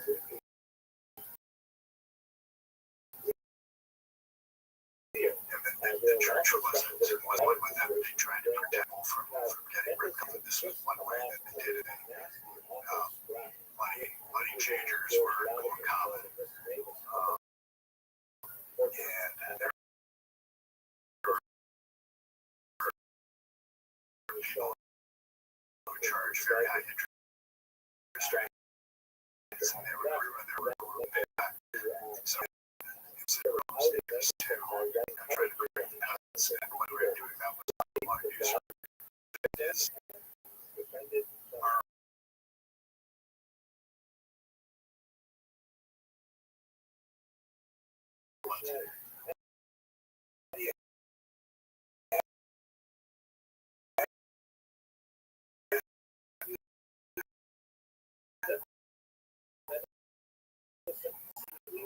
Fooker did the idea that okay, I'm putting money, I'm collecting interest. But you know, the Bible is pretty high eternal salvation.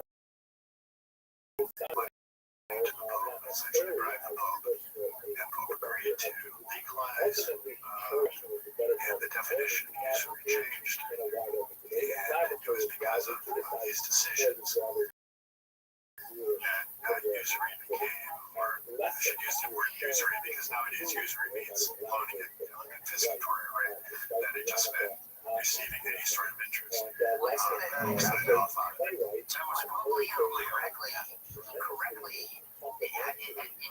quoted him in your book, the issue of usury to the risk of the person lending the money. In other words, if you're not taking risk and you're charging what would be considered confiscatory, there's no connection between versus he talked about it's strange that he was a Medici, he was corrupt, very practical as opposed to the issue of usury. I think there are biblical scholars who would look for loopholes.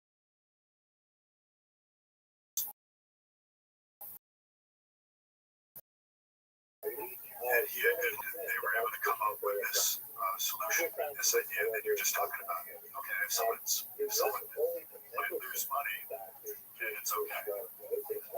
How much of the usury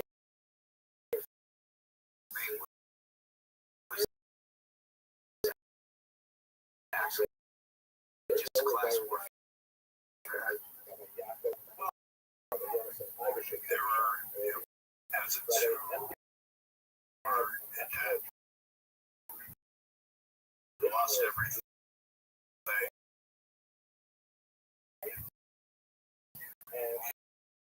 And initially, by rebelling against the rich, they could sponge their debts and maybe take power away. So it's interesting from a latter part of his life having to defend it, and he has to defend it against what was up to that point a big effort in the history of man, which was the German peasants revolt, which happened right around the end of Führer's lifetime. The reason that this was a large revolt rather than something that was just related to a single town, a single jurisdiction. We know it burned the printing press because of the printing press. The ideas of Martin Luther were able to spread across Europe. The revolutionary ideas of Luther realized number one thing from so Luther spent the last portion of his life trying to hold his property in Hungary.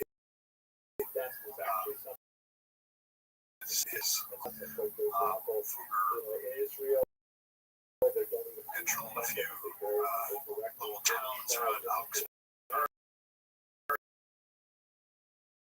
The peasants marched out of these towns and the ability to bribe people to leave them out. Fugger was able to hold off the peasants, but it got pretty dangerous for Fugger at the end there.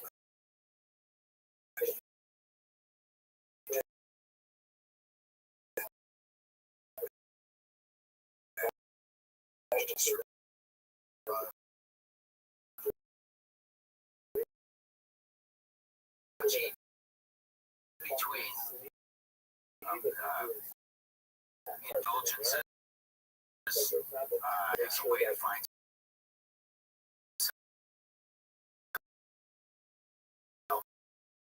salvation and making ESG or climate oriented investment.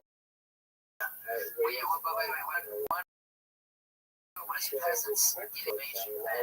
Today it's wealthy people looking down on the rest of society for salvation today. Yeah, I think on him. Technology changes, but human nature doesn't change. And the more things change, the more they stay the same, right? Yeah, exactly. Yeah, they were. Yes, there were priests, there's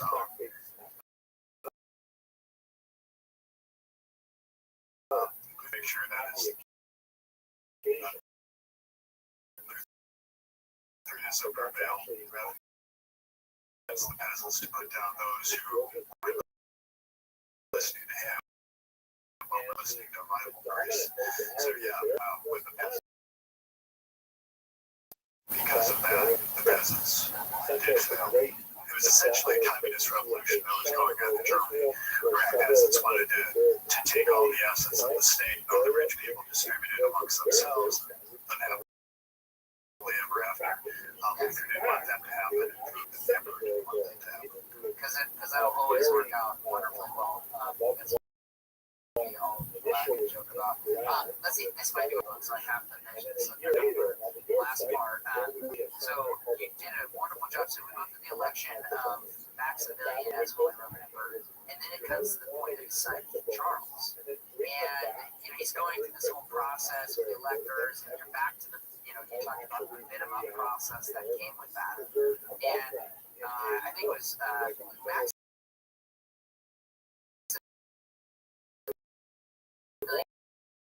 And told Charles, quote, if you wish that is incredible line. I mean, you're going to see that rolling right out the time of the movie. But it also spoke to how important Maximilian knew that the price of the Roman Empire, or the Holy Roman Empire was, that you need Really, if you could get the people to believe that they had authority over everyone else on earth, resistance, a team get to step up, and they try to make that argument paid and paid and paid. So despite all the sanctimonious talk, let's see, Greg, so we did talk about even in our notes here, let's get back. We didn't talk about how King Francis pretty much ended Switzerland as a whole.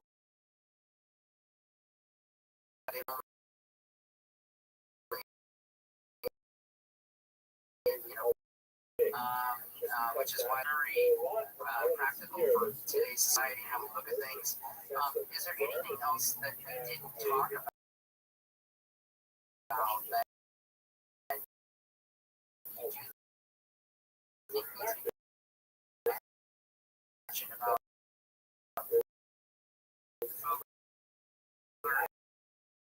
his time?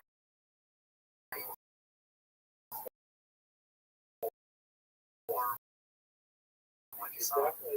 well, we mentioned double entry bookkeeping, but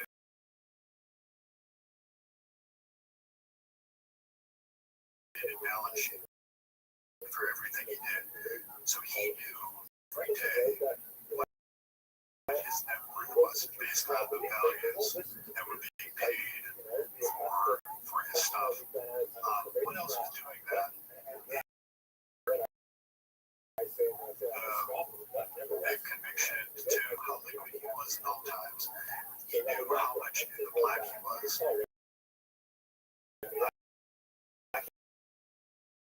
He knew how not only was he a negotiator and understood the power of engineering and political connections and all that. But he also knew the numbers better than anyone else.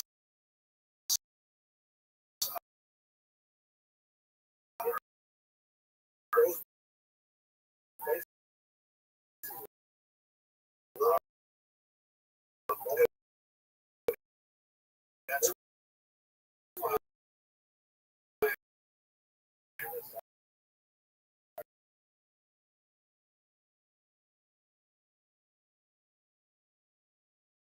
this calculation that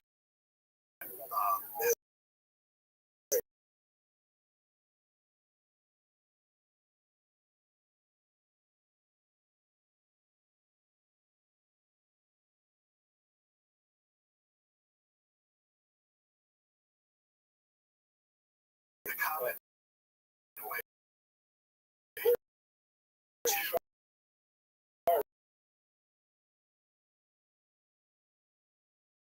judge relative wealth through the ages. And investing, you need to go buy a copy of Greg's book, The Richest Man Who Ever Lived. Jacob Fugler explains. He also teaches us about the legacy we can leave as from his legacy to today and the effect on American Rascal.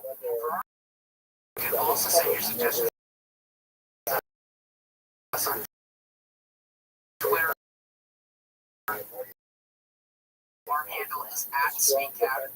Thank you for Listen to A Book with Legs, a podcast from Capital Management. The material provided in this podcast is for informational use only and should not be construed as investment advice. You can learn more about Sweet Capital Management and its products at home or by calling your financial advisor. But the man who was cut by cemetery is there to warn them all.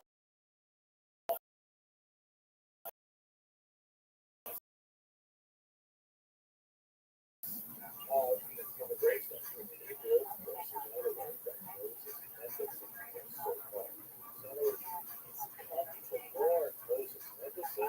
But the immature burial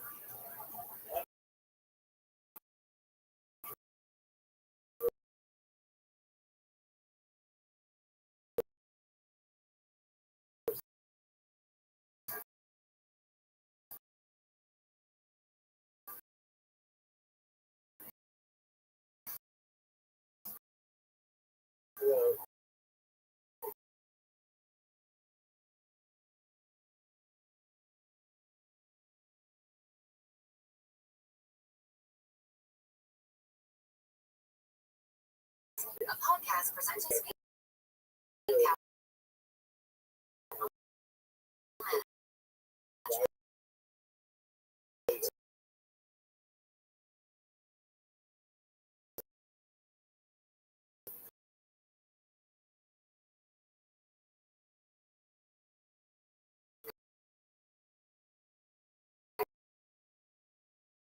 Sweet Capital Management. We advise investors on mental models and analysis. Our aim for this was theory in business, markets, and people. Hosting this episode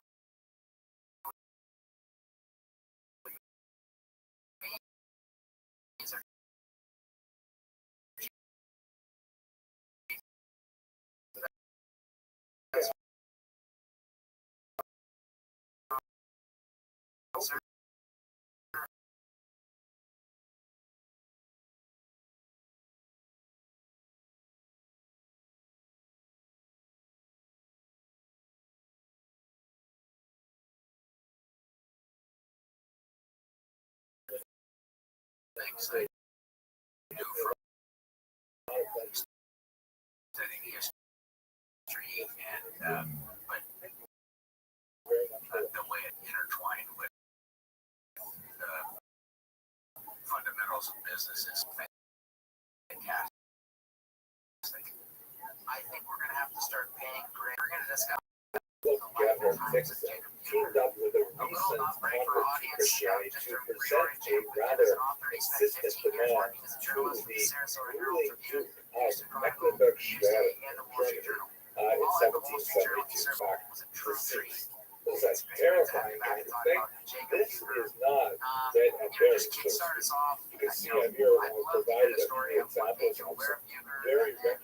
news organizations like Reuters and New York Times. Also,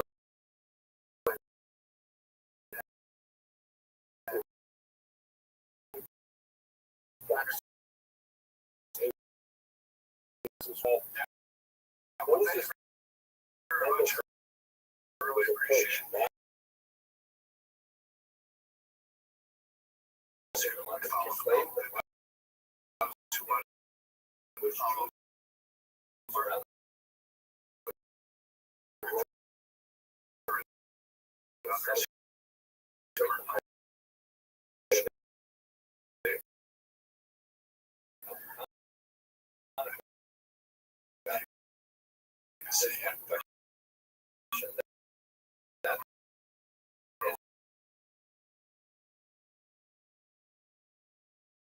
It is noted as a diaspora phenomenon. Here is a typical example of the North 19th trying to expand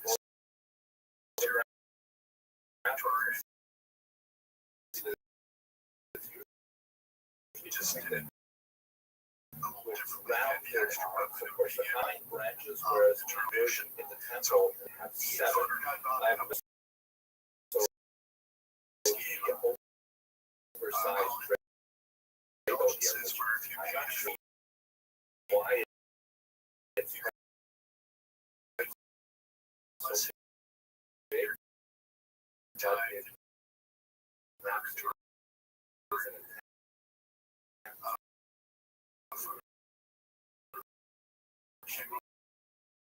This area.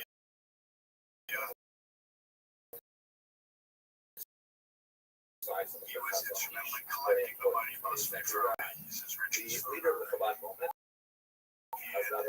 was very adamant in indicating that this is the appropriate shape of the menorah, and evidence to support this particular design is specifically associated with the Rabbbi versus minorities. Very important medieval scholar group in the 12th century is the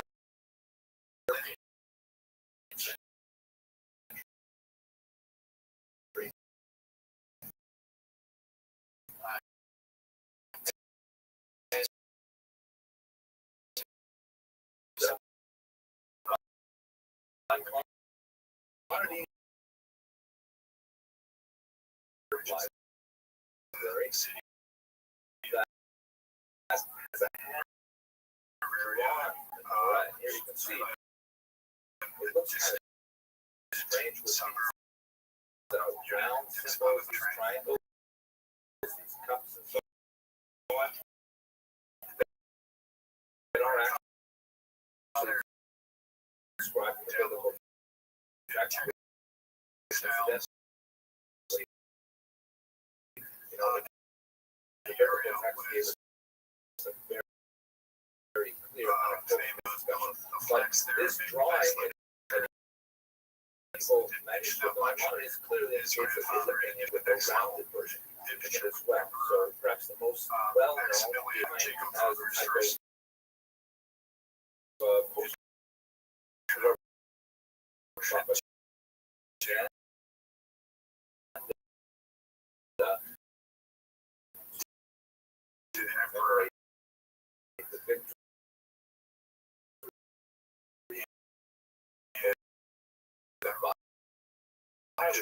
that action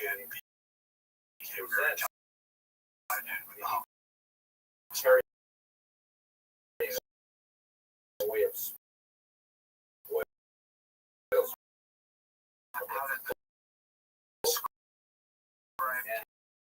And the Noah here clearly have round arms, and this is It was a show of sophistication picture right here now. other descriptions that are, but it's funny to focus specifically on the shape of arms going out. So the question is, the archaeological evidence, in particular, I know I very heavily research on the IUP's professor at the university did some amazing work with this and find has also done some remarkable work with professor was training several other examples They were friendships for one time. that is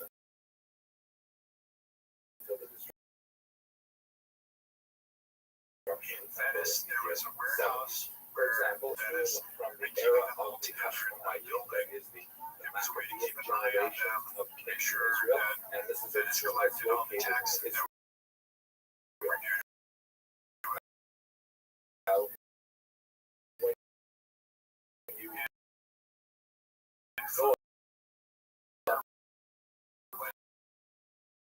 down there.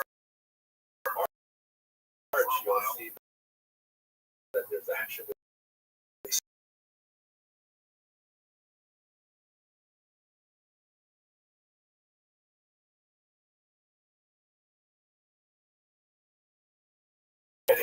actually slip through this arch and straight into walking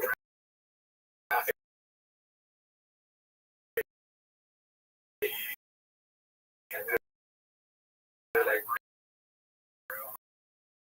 not sure what to like trying to get around, but that's another story. She got out of the hardships in New Jersey now. Okay. Anyways, the From her learned that down there.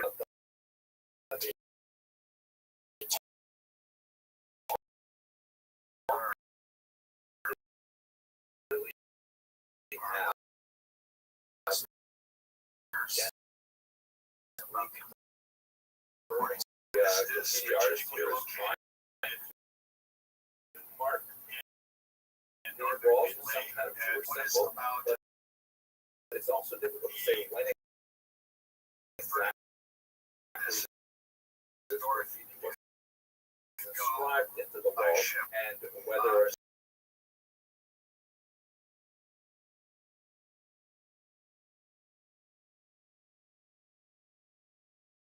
and when they assume Finding immigrants out of modern wasn't so bad, and goods were safer when they were on ship. finally there are further examples of Going down some trail in the middle of the this is woods where a you wall were decoration kind of a stucco etching that was found in Jerusalem. So Venice was right there, a very good location. And Genoa was its it rival. It was on clearly the other also side of portrays the Italian peninsula. So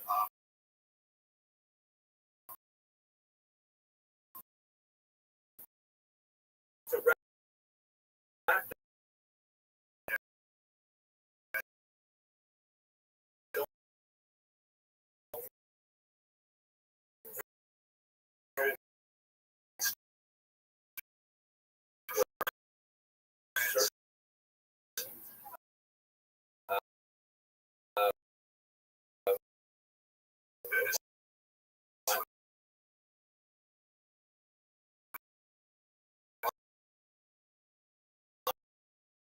They're all situated to get goods to the rest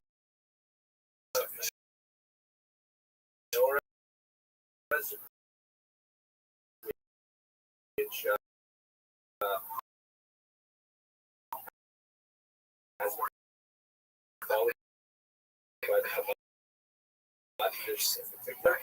others suggest around it, and there is some archaeological things that we evidence know of that course. suggests So I think Lorenzo actually went bankrupt. this particular piece is especially interesting because the teaching was done by Henry Wright. Interests weren't in. If But you remember when they were you enjoy this video, trading on fish that controlled the trade in the Baltic and North Sea, point where it was really ruled by business class in areas, and we ended up working both with and against the Hanseatic another edition of Jewish art trading up in northern The Hanseatic League kind of smacks of, a very strong together. kind of global I prepare myself for power, amazing if you will, trip to where, Venice, like which a is port, scheduled a ship can't for leave a port October 19th. loaded by a non-union, company, and then be unloaded by a union who have to go back to its original port. It seems like the Hanseatic League had that kind of power in global trade at the time. Today I'd like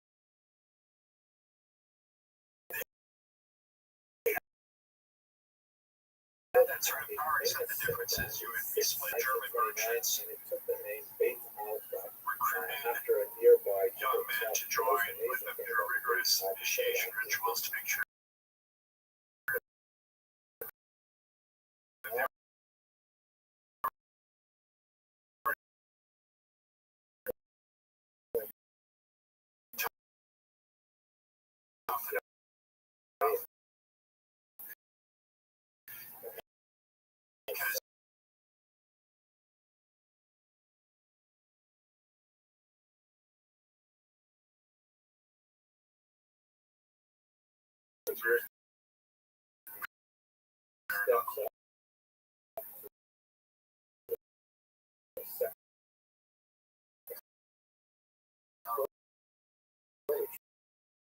we just have to do that.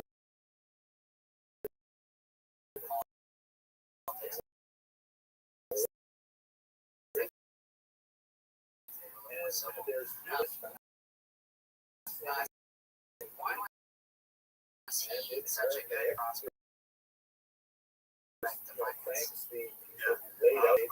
in coins, those had built a bunch of castles for himself across the Tyrol. He was very interested in fighting wars, raising an army, and that sort of thing. Or not just like himself. The style is got to know, we got to deal with him so that we could optimize and maximize what he was getting out of the silver mine. And got further involved with Habsburgs, but we recognize that that's together and it wasn't the best business partner for him, so especially he set his allegiance to another branch of the Habsburgs and was instrumental in Sigmund, which allowed Maximilian the first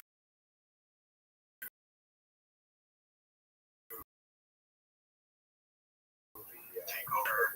Maximilian, unlike Sigmund, was using the silver mines and Fugger's expertise both in making and in engineering. Fugger hired the best mining engineers in the world and figured out how to get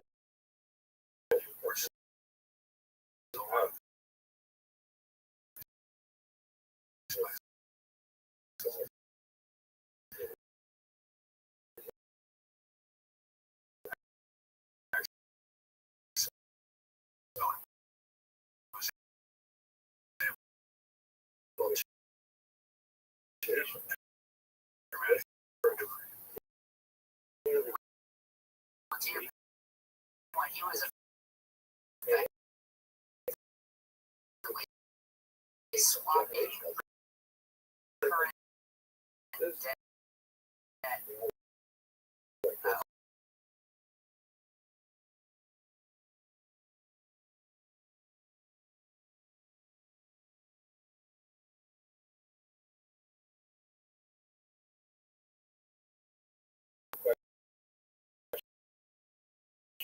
Disease, if you will, but do you see A as any different or the effects it has on society? Well, what difference with that?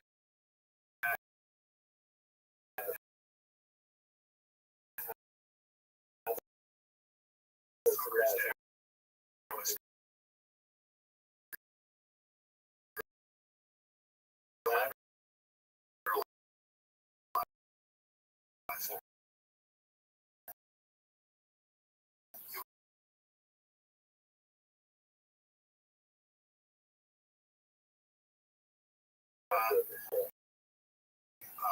that would be very hard for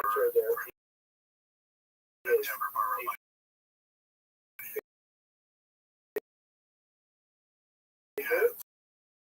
Stop.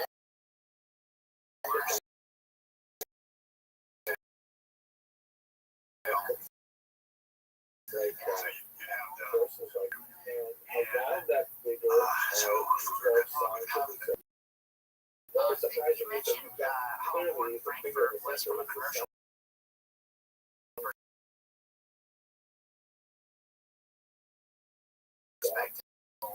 you teach our listeners somewhat about that?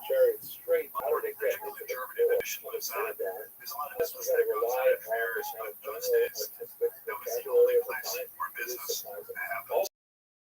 So,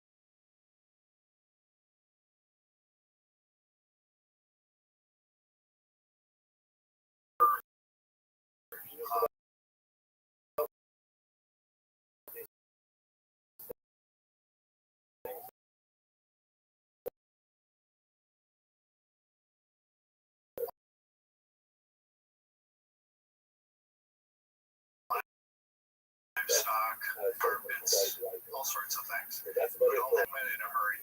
And just as no one could have predicted that Kroger, who was one of many Hello, everyone.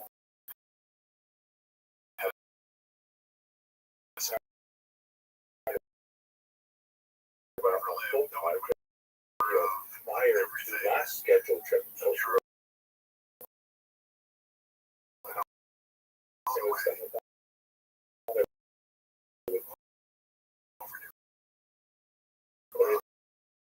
to this video. South America. Hope you find this interesting. And by the way, you also, I don't know this, but I think you were touching Really external.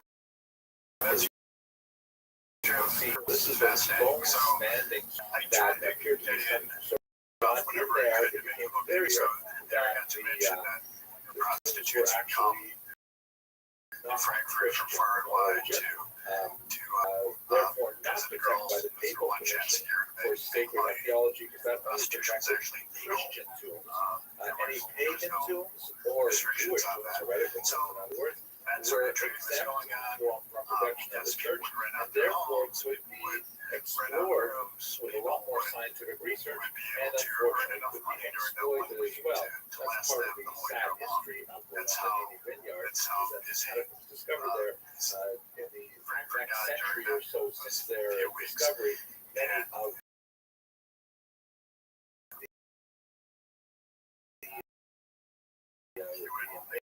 sold for at the profit, Frankfurt and it was it exposed sounds like to me but because nevertheless, the material that remains absolutely fascinating. It tells a lot about the stiletto heels nature walking around the of the golf life course. he was in.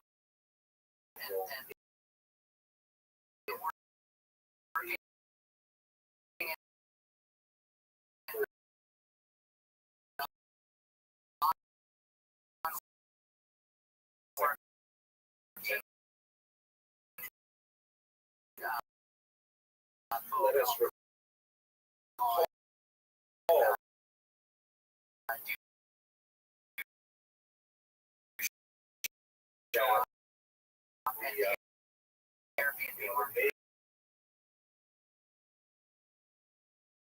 And all his marbles attack. also known as It was around if we were going to deal with him, which to built largely with hold on to some of the the vestiges of of power. Jewish To turn So over Sydney things to had to let him. the The way discovery that of the the article signature word was that towards later early 17th century visitors also from seeing that in particular the menorah. The menorah So Sigmund didn't die of hunger. is the most Maximilian famous played Jewish out his symbol life that goes back in to ancient today's period, culture. and I think Joe Biden it's will especially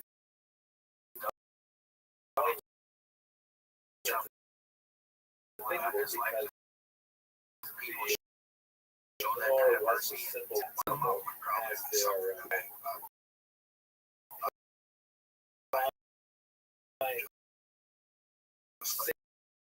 signifier of Jewish identity. Most of the first through the Yeah, because that was a little century mercy of the that we common era. found. want this Because you realize Sigmund was harmless. ancient world in Israel. Another interesting sidebar in Sigmund, Descriptions of burial he had so much silver that he was minting these silver coins, and they were pure silver. And if they saw Sigmund's likeness on a coin, then it was probably 100% silver.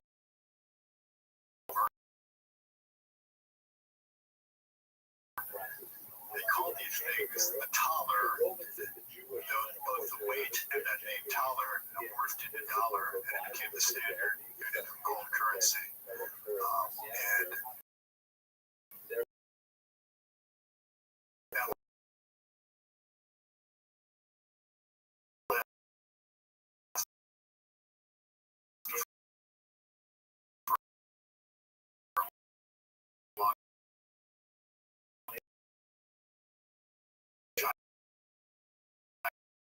whether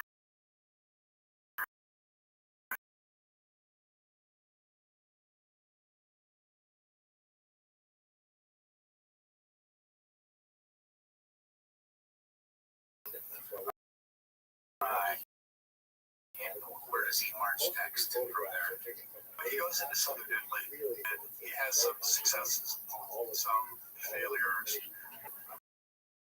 mixed record as a, but he had a very good record for making advantageous marriage.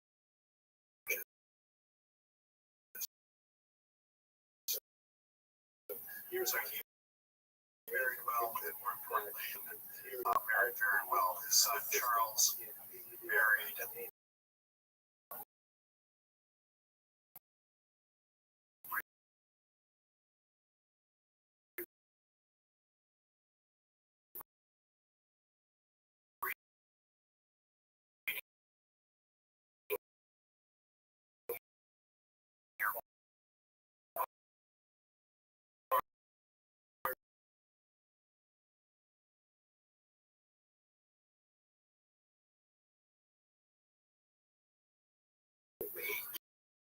Killed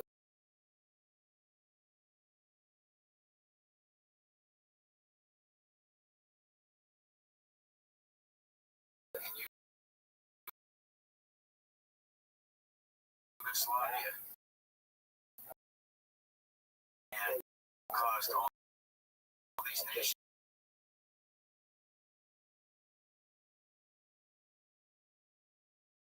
protected Serbia and Croatia and Germany. So there are these secret alliances, and once it was like NATO, it's the same thing. That's what was going on in World War One. Way down in the Balkans has been what called the Bridge on the River Drina. Have you ever heard of that?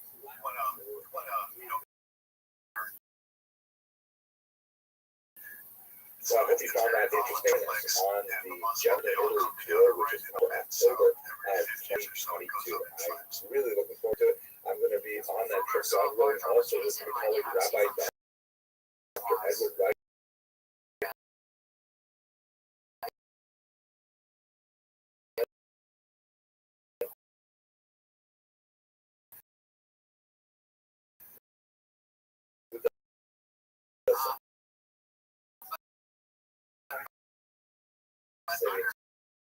So,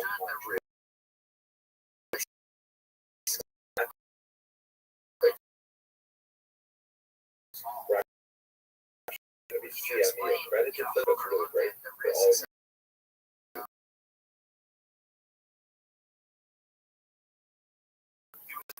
With other lives. Hungary was very rich in copper. There were other silver belts in the Habsburgs. There was some diversification there. Also, I think I made this world to keep his mines from flooding. And yet, by reaching out to buyers all over the world, including as far away as India, where they just didn't have the resource that was available in Europe. So, arranged to trade metal horses So he kept the markets. He did his sales and with technology. Just now, so lucky for others who were trying to do the same thing as Fugger was, they didn't get in over their skis and they got wiped out. And spent time. Debtors' prisons were very much a thing in those days. And one of his biggest rivals in Augsburg ended up dying in debtors' prison. I think you point out a really interesting tidbit because he was the owner, but he was also German. And but they all spoke the language of money, and that was good enough. But Fugger did have to keep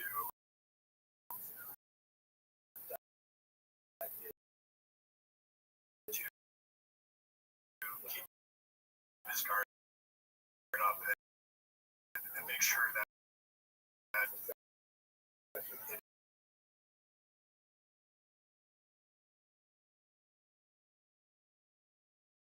some period partner, his name's not coming out from my head, but it showed you also he was a pragmatist. He wanted to make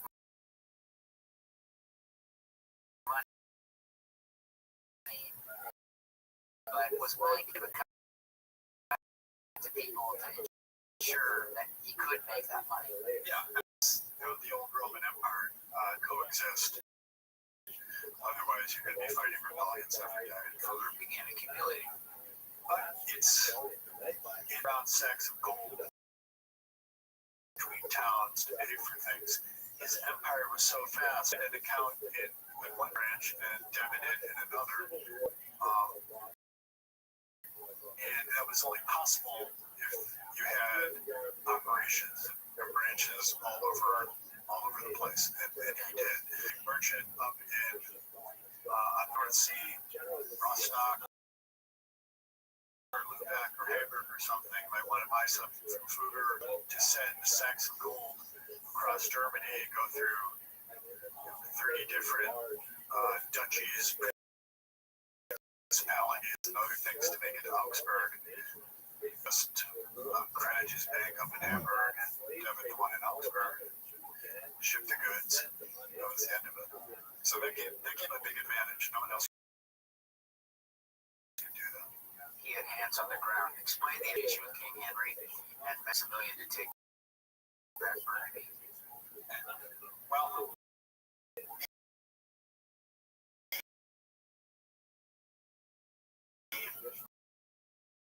involved a little bit with Henry VIII, or Henry VII, who was a very good fiscal steward. Henry had some business dealings with Fugger.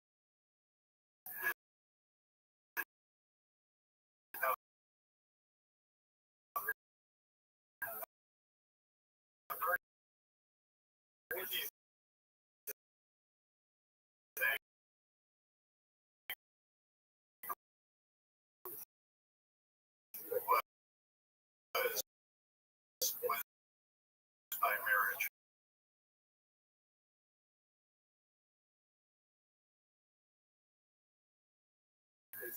As we see now in the luxury goods market,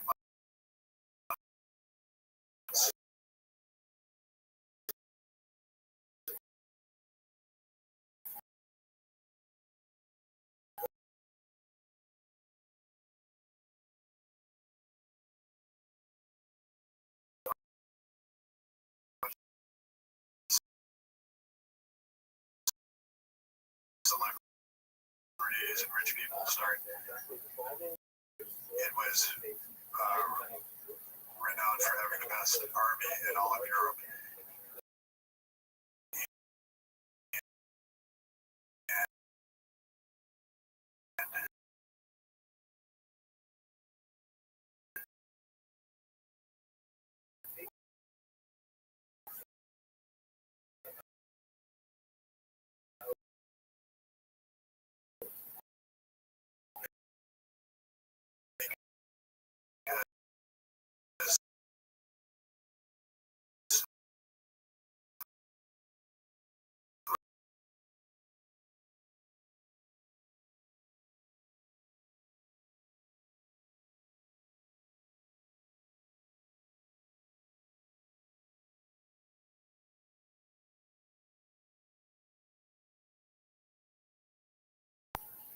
Maximilian became king of Burgundy as well as Austria. As you point out, he was crowned. It's great. The 1,000-year reigning thing was Sitting in a Flemish jail. Explain the assemblies and all, also the electors he now had to deal with. constructed in that it was an empire in name only, sort of the joke of Napoleon told that it was neither holy nor Roman nor an empire.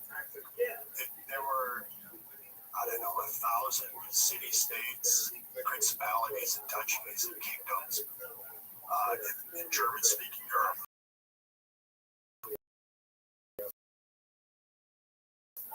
The original idea was to unite all. So you had the Pope down in Rome, and you had Charlemagne, who was crowned by the Pope in the year 800 as the secular equivalent, just to keep everyone together and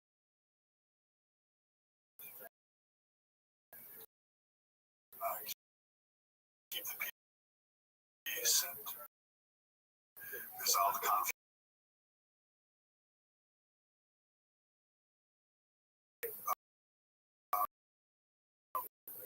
from different parties. So you had electric worms, you had one in Dresden, you had in what's now the Czech Republic, but it was German. It made things easier to keep electing Maximilian because they saw an opportunity to make more money for themselves. This strange thing of being a Holy Roman Emperor with all the powers that entailed. So there was an election. We had Henry VIII put his head in the ring, and Maximilian put his head in, and there was split out the It was France, it was Charles. France first, France. They wanted it, and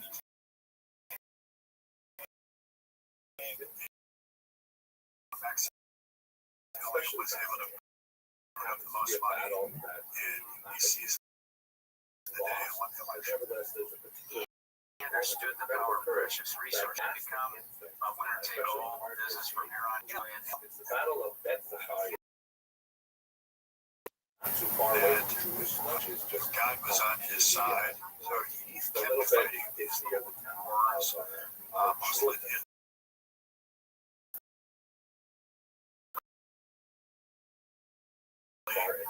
didn't get very far Right because they were all Jerusalem, where they encounter Antiochus' forces commanded by Lysias. really achieved his Lysias territorial already learned ambition. that the frontal attack is not the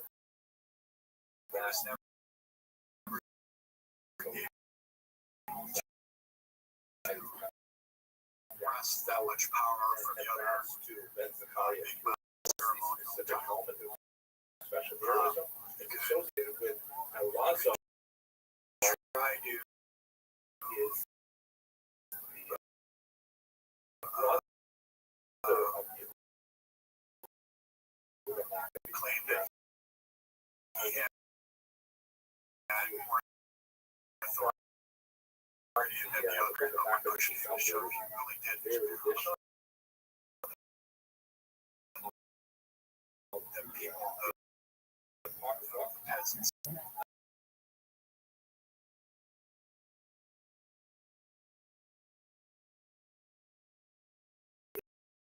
his life. That's your point, Bill's point earlier. One, I think it has, like, Courageously one ran is actually into the advanced threats beacon with the under the elm. So to another F, let's go back to Fugger. You make the case he was intellectual long before there was such a group.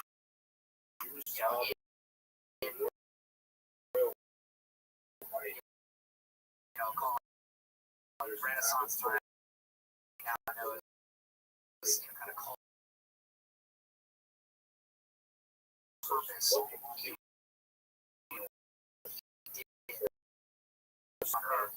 doing that is not mainstream. Autism in business and Providence seems like a big driver for him individually. In other words, he could go out with purpose because he was trying to solve something and he had God on his side.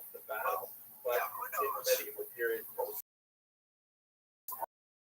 Artists, especially in Christian Europe, had never seen unknowns. When they were reading about, you recall that the was actually preserved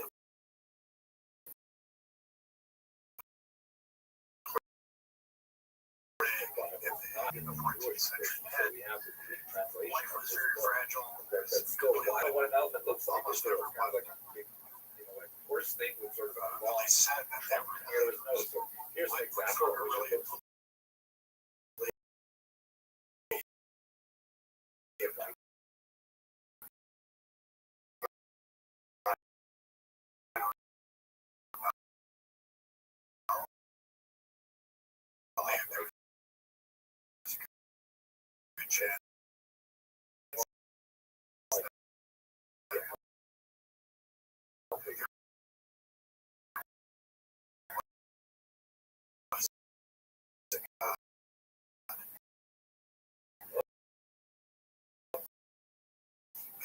here's another example where you see that the artist just gave off basically.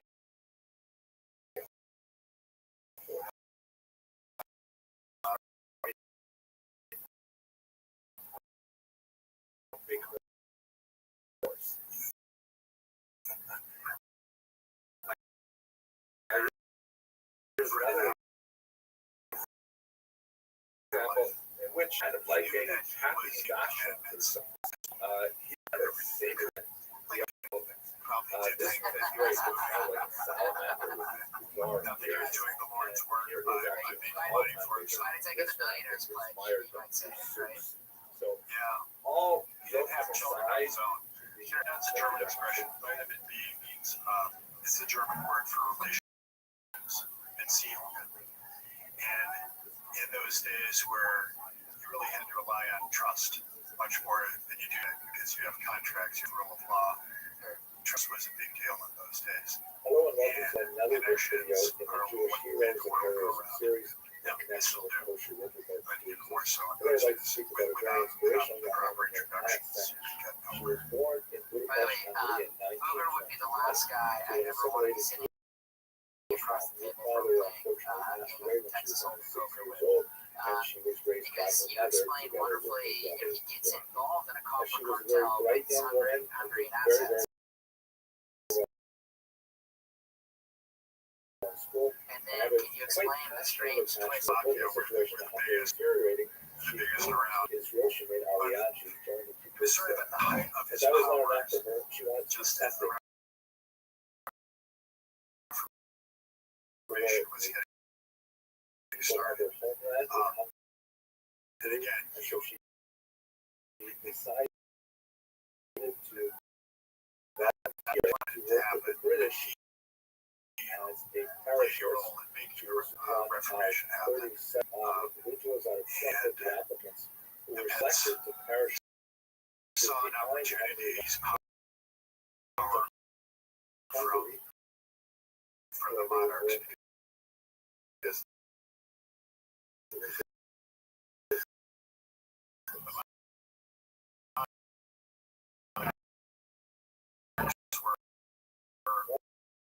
Once they landed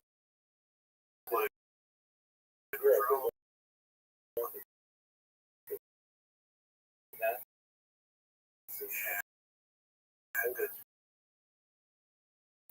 because of Luther and the way he published, and that wasn't so easy. one of the things that has come to light since her execution Enough resources to take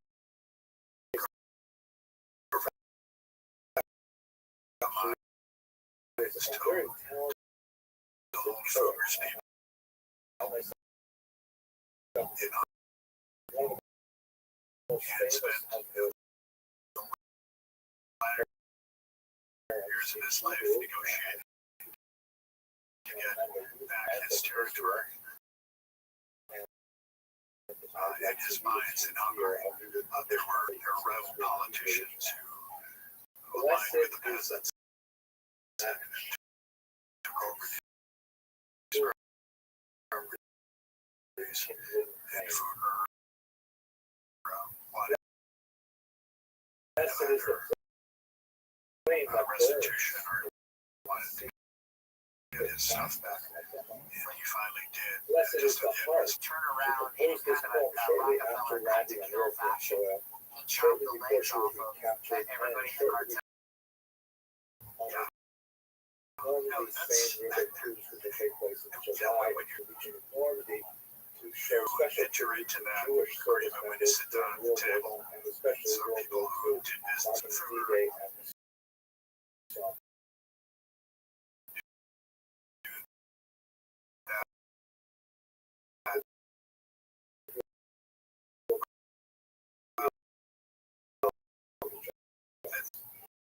is as good as the willingness of the participants to play along and not slash prices. First saw an opportunity. He was liquid enough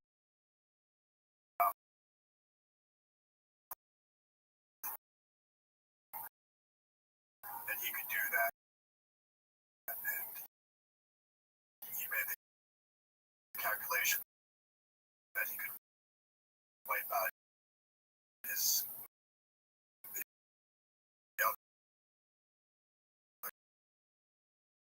and he was correct in that calculation. He's a very simple athletic. Well, he left himself out and nobody else played.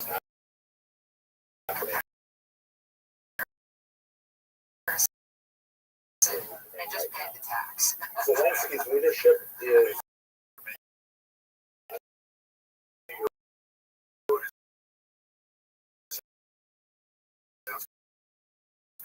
That's a lot of people don't bat an eye. Also, think back to the pandemic. You said $1,000 to go.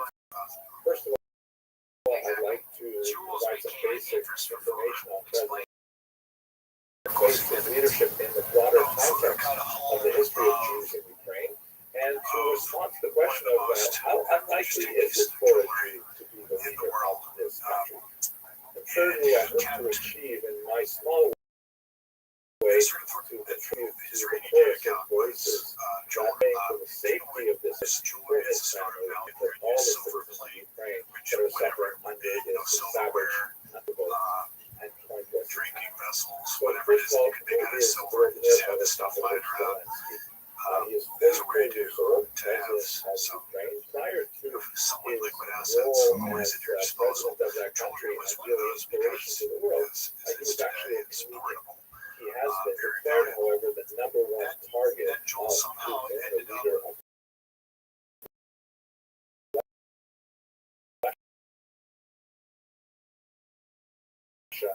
one of the most famous Beckerman wrote a fantastic paintings of her shows her wearing.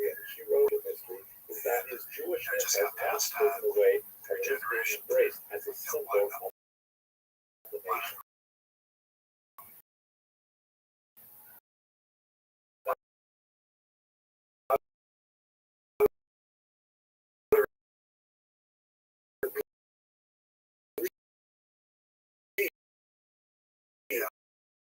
That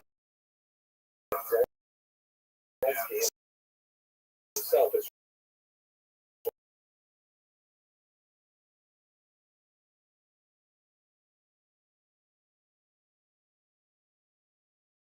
Charles married over the last century, and I'd like family to of explore some of those Isabella. details now. Zelensky's parents were in many ways born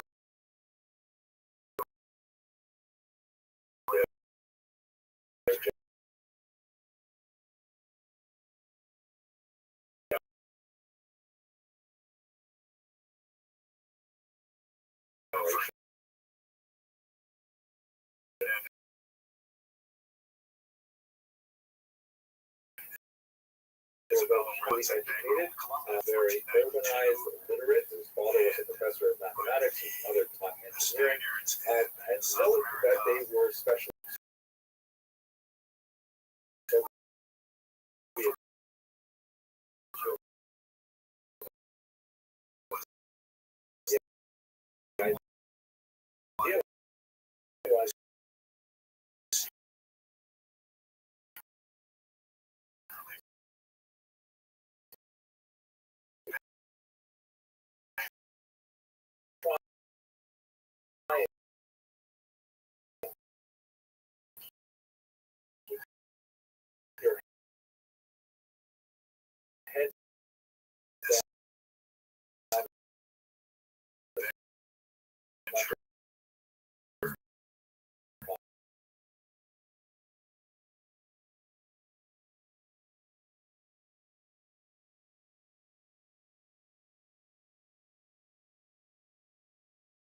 That's why I stay away from anything ideological or political and praying control much of the 20th century. Zelensky himself was raised as a Russian speaker, his first language. That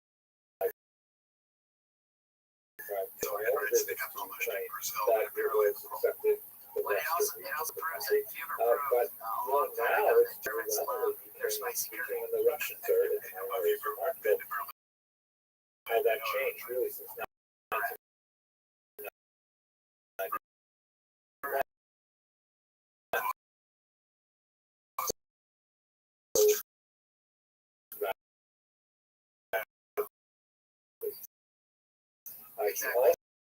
So he studies English and United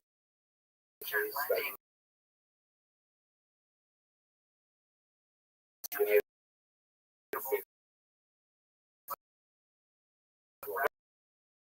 America.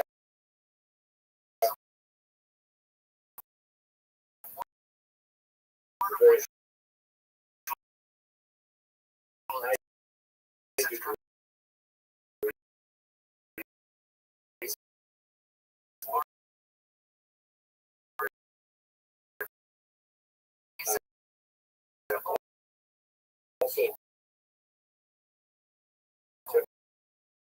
also Jewish kids, although to Maximilian at the time. villages, the towns, and whenever they were allowed to live in them.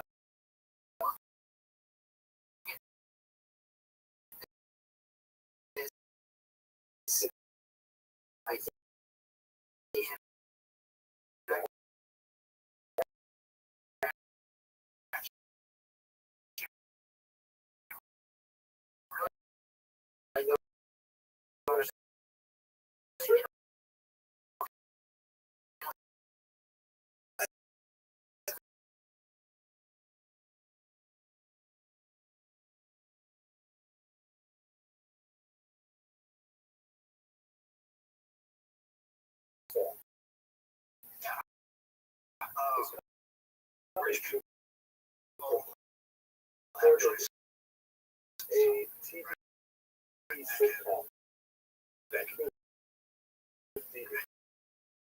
wherever they want, and it was part of the servants of the people, and that ran from 2014 to 2019. He ends up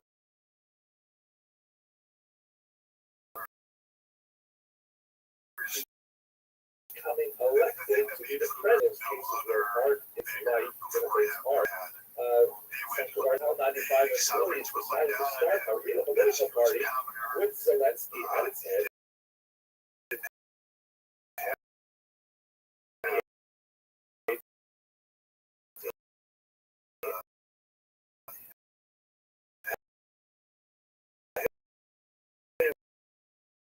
Ran on the platform of the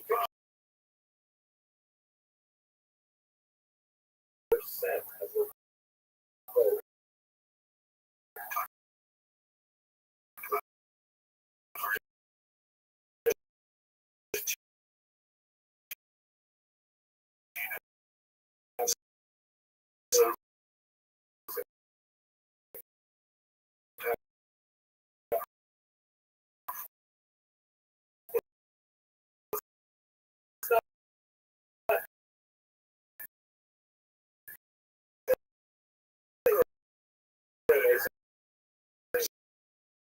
because here in this country, of course, we have Ronald Reagan, but there was a character to his position, but he is There was a reserved. banker with This is some of the obvious heroism that we're seeing explain in how the his current bank conflict. operation worked. The Times of Israel published a really interesting interview He with got David to Horowitz, deposits in just which like they about today. which was own prime minister spoke clearly about what's behind his back, what would be called Let the money traditional out. Jewish Use style it Lashon to Hara, not just and make a loans, but recording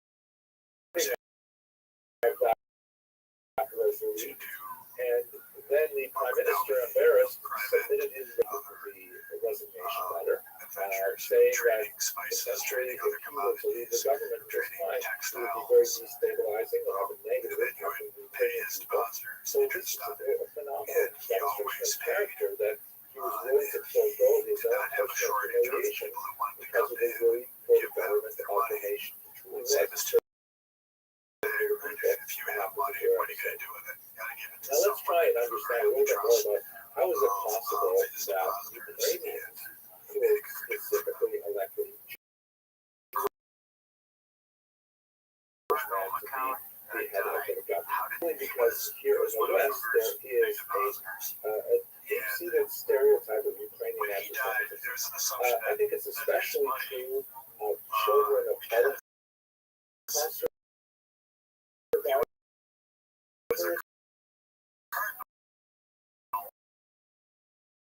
We grew up diaspora for 2 reasons. First of all, another video saying more sophistication. it's not that The second reason for this, for the stereotype, is because Jews in the diaspora have been related geographically the normal day of Jewish Ukrainian life. I mean, look at it this way. when around Jews out in inside of Ukraine Germany, have dressed in documented his finest Jewish clothes, life their teeth, games. If you add up the years in which there was sustained violence from Ukraine, possible pogrom at 11 January, the pogroms of 1648, 49, now this TV, the 1768 Haidemak wanted to uprising, of show course, that he was the very pogroms of rich the and early powerful 20th and created century and depression. revolutionary era, There is had and Ukrainian by collaboration to working some out a degree deal with with the the Pope Nazis. so that the Pope would You keep know, all the close years, however, he was able to have about 4% of Ukrainian Jewish over his career. and And over he the was able to much fake longer his way period out of of years, Random you know, chance. Jews and 6:30 in the Ukrainians are morning. doing business Monday together. morning. They After are Friday exchanging the night when recipes. A Boski lot was of arrested. Eastern I European was cooking I is was at essentially Milton's trading Ukrainian floor with cooking. the guy that ran We half were the exchanging retail of the linguistic for principal. terminology. And Milton was Ukrainian making all Yiddish of is his calls. heavily You'll get influenced Erwin by Jacobs on the right Ukrainian. and Carl I Icahn. mean, He was even in making the every most attempt to intimate of learn. terms, like Like it was business as usual, we just don't like call you're our describing. fathers Whereas the 30 Abba, which is man, the I think it was Aramaic old man. because that's like a German term. They Even though weren't Yiddish saying is a German, anything, you know. we call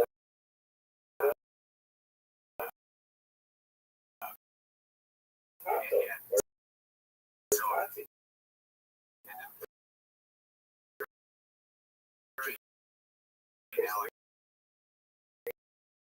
As we Kitchen vocabulary, home-based words that are really to deal with Yiddish doesn't absorb words unless these Jews places are that you spending can't know. time as children's kitchens. Was Fuller Unless they're strong insider in Rome now, with particularly the for women, Vatican? you know, thinking about it in those terms, it makes more sense now. Just stop Ukrainian anti-Semitism, please. There's a place for that, but it's not here and it's not now.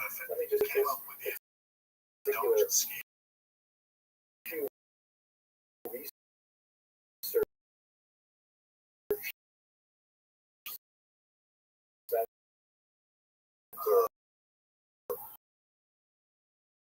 chart, which Through Bill negotiated terms of how that transaction would work, or where they would split the money. various teachers only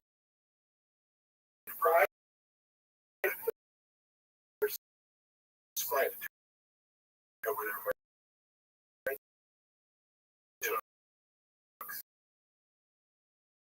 stagnant. To get what he wanted.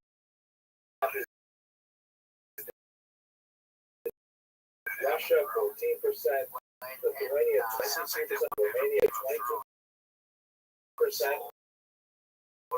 You know, those are serious issues.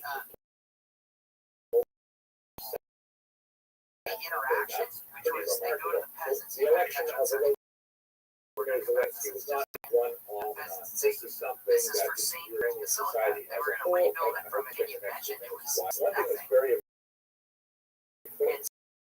So it was all in the head of like, let's put the apostle in a great red Western line. parts of Ukraine, not show treat his region wealth, known show as his Galicia or held towards Europe, Influence whereas the center east of the country has been Yeah, more do oriented something like that. towards Russia. And But in throughout those its days, you long would do it history, by building Ukraine has something kind of very large. vacillated It's between, visible, and you people know, would talk do they about balance would more travel and heavily see towards European models of where the thinking, biggest building or and do they most balance power themselves more towards overseas Russian power. ways of thinking? And There is a so clear so many ways. this This giant kind of complex balance grown and in a Western lot of ways money.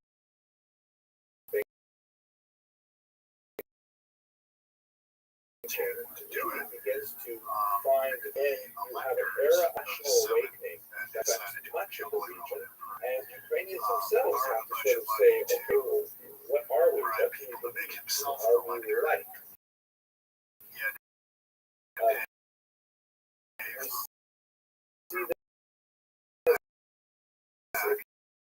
Particular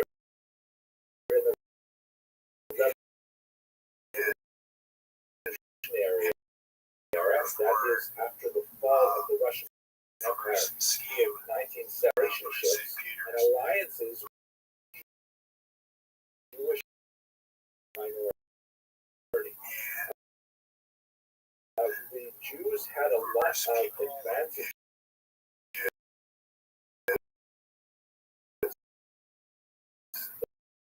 That Ukrainians did not have at the time. Jews were went around over-urban throughout the German and countryside illiterate and numerate versus with the types of work that was necessary to administrative apparatus, the skills that really this money would also go to pay back further for and so the smaller number of Ukrainians who were organized and educated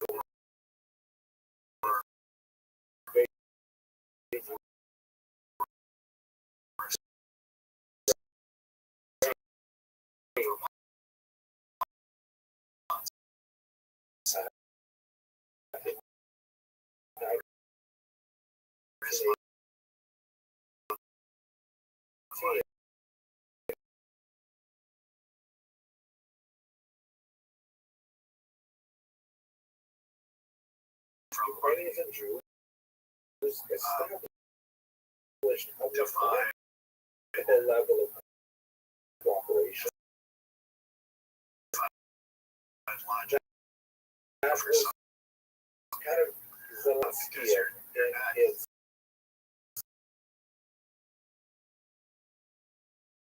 waves of popular violence that surged across the country.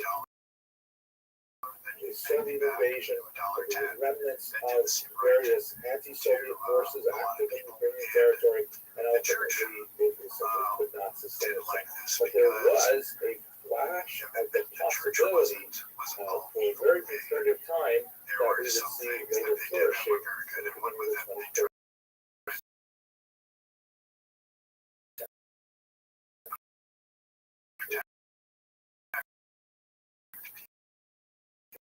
For a few months,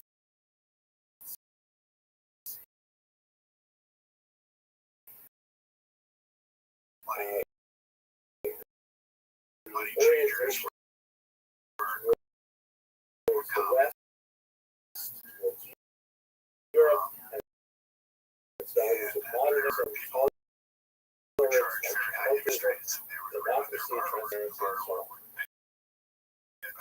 Now, So if we take on the same period during the 1990s, we see a lot of these things happening. Fairly restricted form during the 1990s. Era known as colonizatia, a period which was started by all so as a result, millions of Iranians, Stalin's ideology incorporated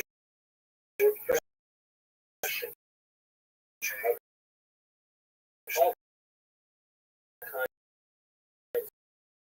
of national expression.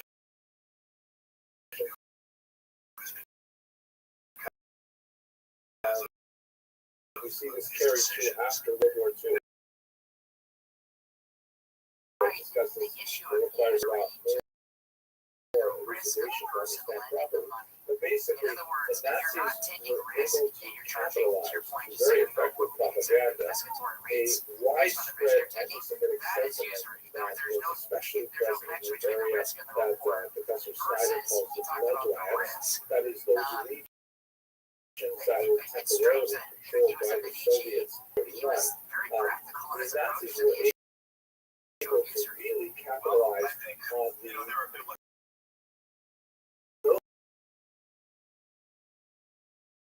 scholars anti-communist sentiment principles by where spirits, Vatican which is Council was also a farce. they The devised idea that communism this was idea that you're just dominated by talking about, Jews, which okay, is if certainly someone's not if someone true, especially might after lose Stalin's money, purge. and it's so yeah,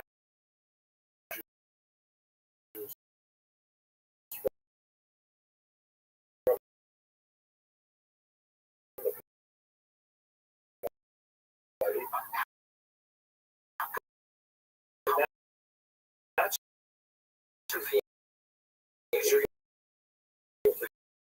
not just Ukraine. There are also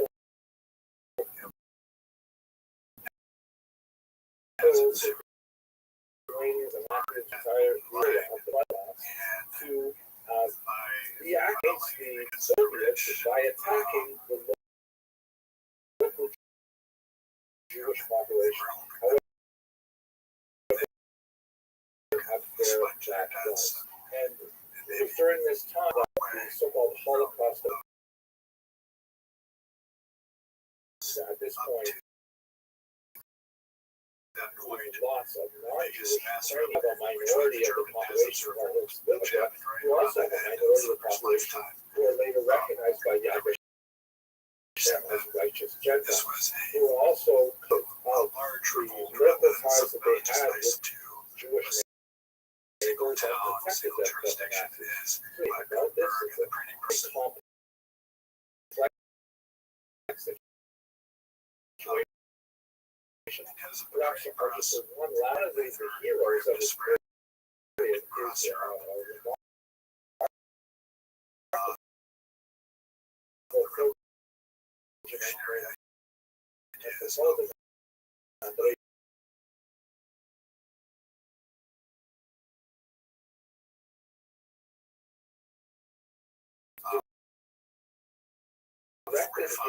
network of monasteries and convents for children, definitely very dangerous. Yet, at the same time, it gets heard of the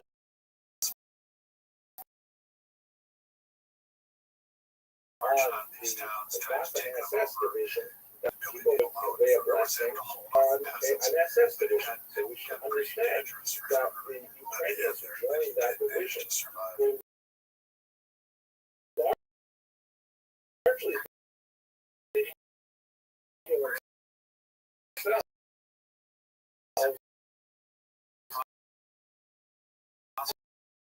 as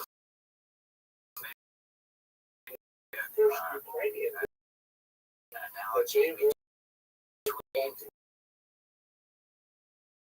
explain to the Pope himself, saying, "Why are you silent? Why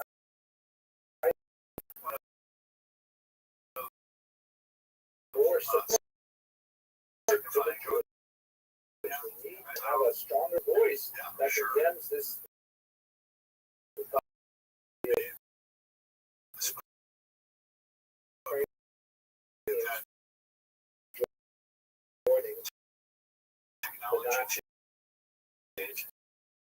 Despite the nature of the change. So it's complicated. After the war, this is a period of the ideas and to talk about certain figures in the historical period. And this is the era when there was a tremendous amount of dissidents who were arrested and sent to Jewish.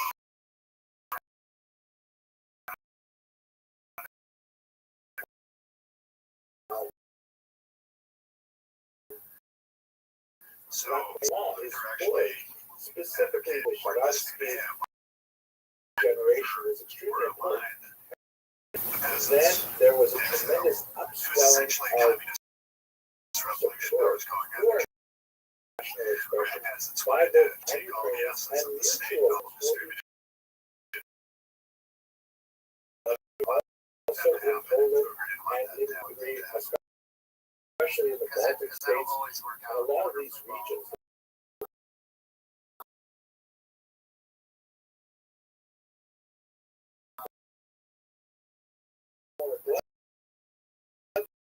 For each other to make more and more demands for ultimately the Soviet Union is unable to withstand the growth of this nationalist feeling, and in 1989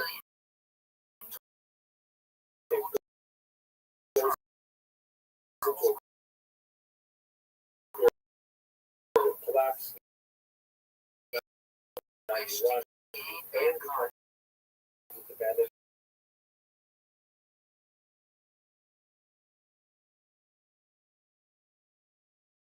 complex anywhere in the world, the menorah cultural and business.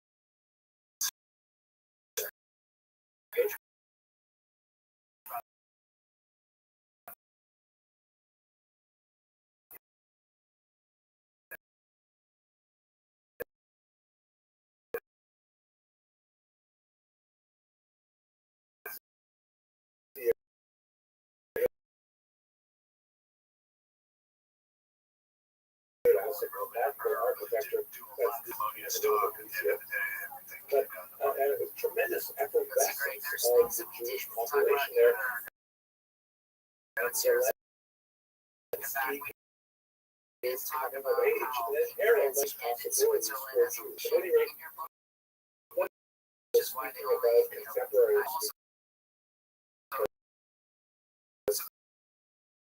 I studied the history the prophecy was down the hall. They said a lot smarter than I was, but I do want to take this moment to again and then the response is Rothschild moving to the heroes. This itself is a beautiful phrase, but it has a bit of a complex shape. It predates the Holocaust. It goes back to the great poet and the great Rabbbi, but it was used during the revolutionary period, the beginning of the 20th century. But it was also really capitalized by some of the much more Nazi groups during World War II. So it's a complex kind of phrase, and it's hard for me to really say it.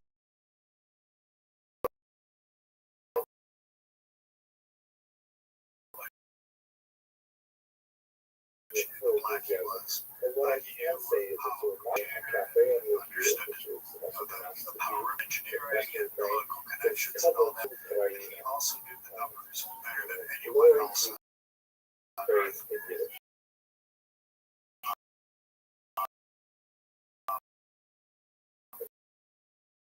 And that's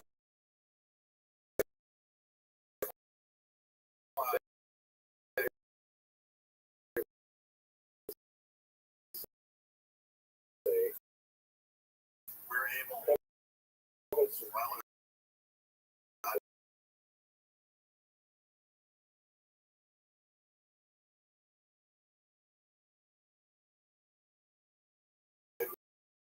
this calculation that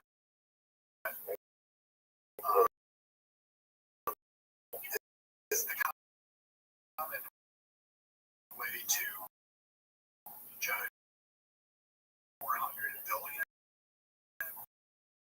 I think that would put him at top Rockefeller, the richest of all time. Well, yeah, as Buffett says, we play a richer that we all must deal with. He also teaches us about the legacy.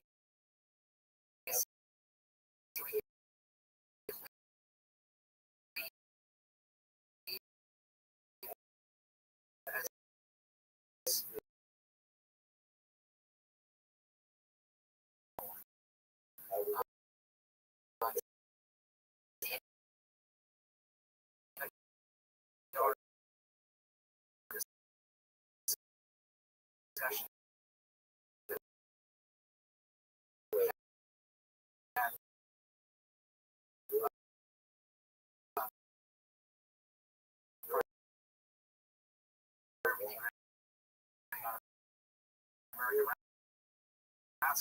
For our audience,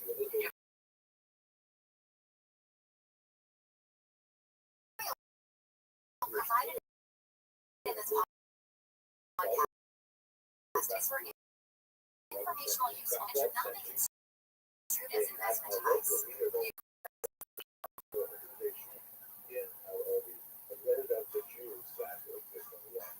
There's also a site outside Canadian Portuguese and Spanish refugees from the Inquisition, including Rothschild, Jewish identity, and for fleeing from the Iberian Congress related to this event. DJ is, of course, Tuesday, June 6, 1944, with the date You're listening to a book with legs, a podcast presented by Speak Capital.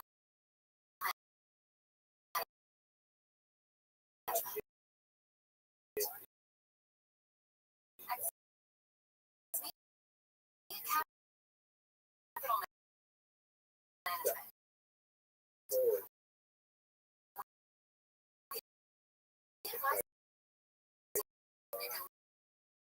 Learn more at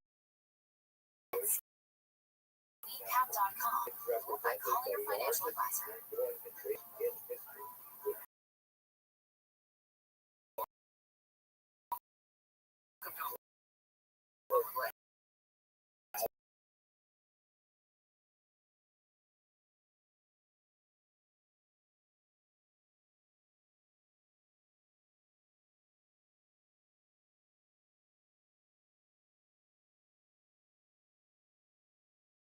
Sir, Chairman, my dad, Bill Smith, I think much of different things I knew from studying history and but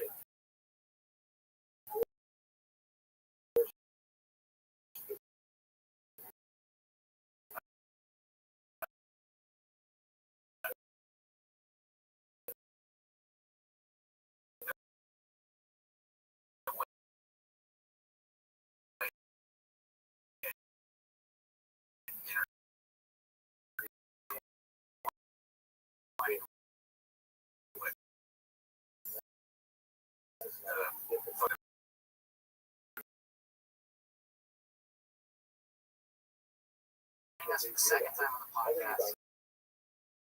It's great. Podcast discuss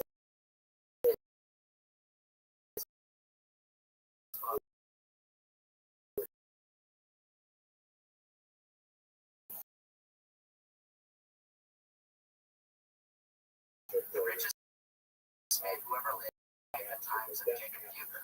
A little outbreak for our audience, just to reorient you with your first work published, because that had to be maybe. Yeah, well, thank you very much. I really appreciate the chance to come back. In a freshman year in my history class in college, about the year I read because it's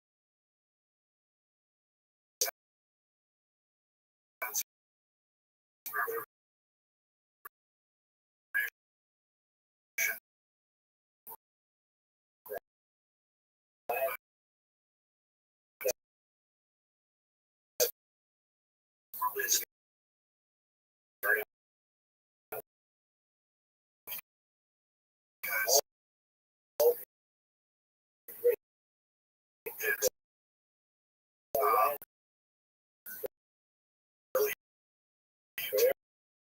Christianity.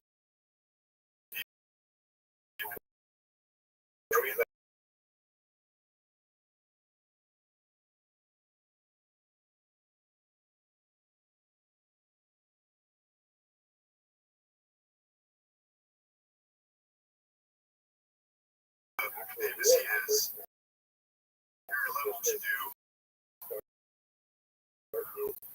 as today. The expand his territory in purgatory.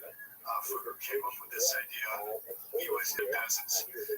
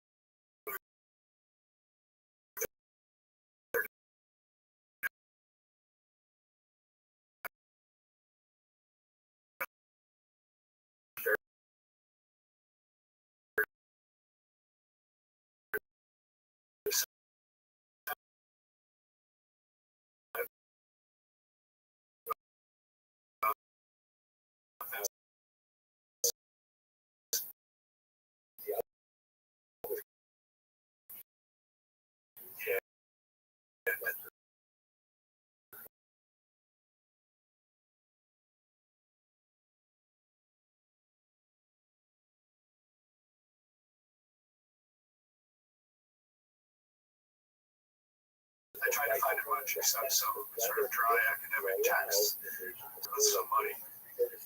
His grandfather was a peasant in the countryside near Augsburg, which is a city around the train. It's linen. They could grow the flax there and make nice linen shirts and didn't itch that much. His grandfather, in addition to being a farmer, got into this business of weaving.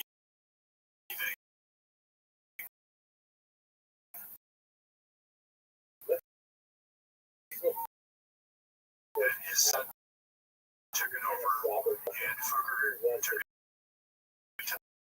one day and needed some stuff. And Fugger stepped up and well, I can make you some cloth for your journey.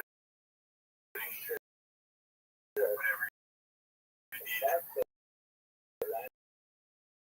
That was Jacob Fugger's first to Jacob,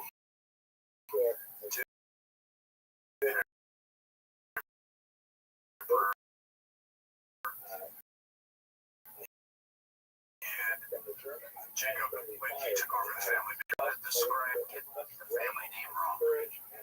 Well, I think everybody knows who have said, you know,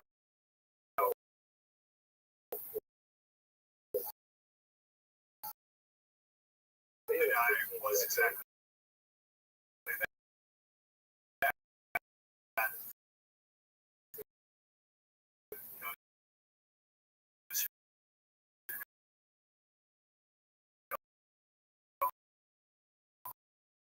Like how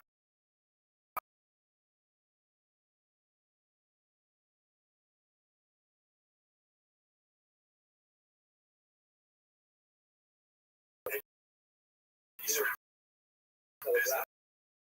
school.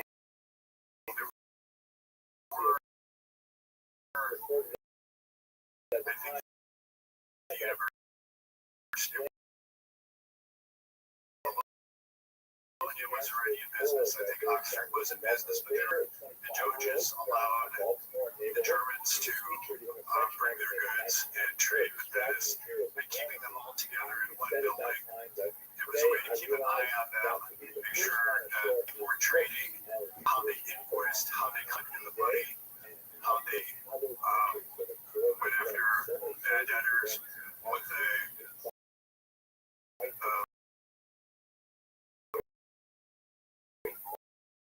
the politics were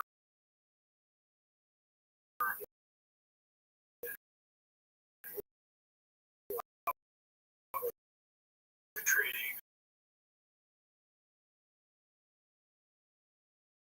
something like that. But he was very interested in making money, and I'm sure the hardships meant nothing to him because it must have been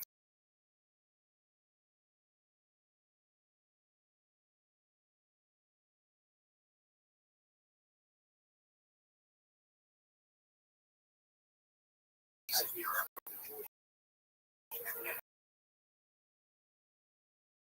Now, in northern Italy, and the furthest north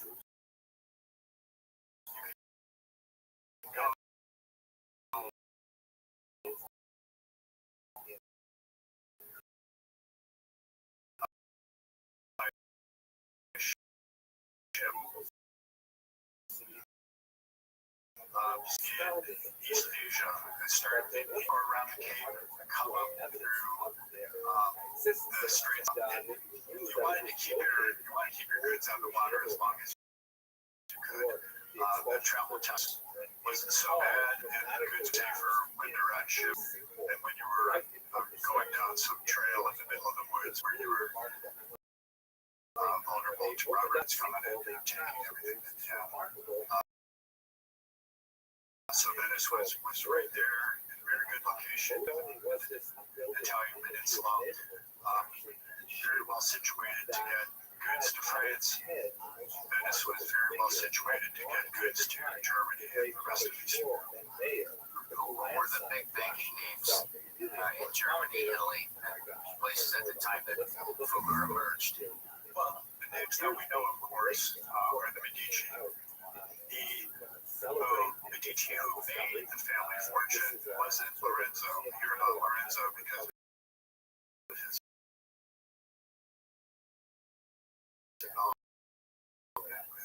Leonardo and other artists, his philanthropic works, hobbies, that sort of thing. But the one who made the money and he was such a successful banker in Florence that he ended up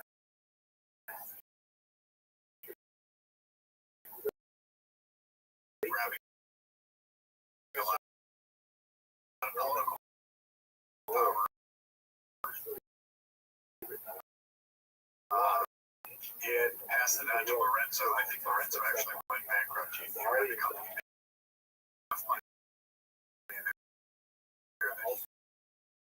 he could sustain it. His interests were in making money, which is his father's. So big name in Italy. He was a household name, which some of your listeners might be familiar with. They were a trading outfit that controlled all of the trade in the Baltic Sea. And were by the business class in these areas. Like a port, a ship can't leave a port loaded by a non-Canadian company, unloaded by Joe after the commercial port. It's like they had that kind of power in global trade. They had that sort of power, except the differences, you would be split up into some of Capital Officer said, and the this Hanseatic house League will be was a lot of German merchants so to join with the initiation ritual, sure that they were tough enough because in addition to having to know the quality of goods, what to pay for goods, they also had to be tough because they were never going to be this house will violent tribal factions. Way of doing business was very knuckle. We just have to do that in politics thing.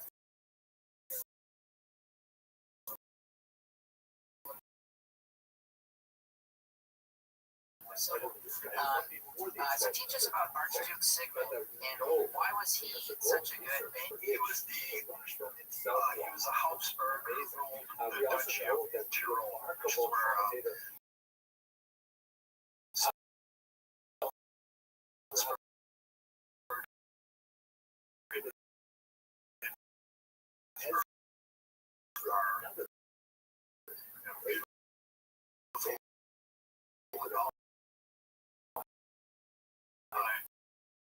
state was but it happened to sit on a silver deposit in all of Europe. Sigmund would mine silver and turn it into coins. Use that to also somebody on top of the club building castle. He built a bunch of castles for himself across the country.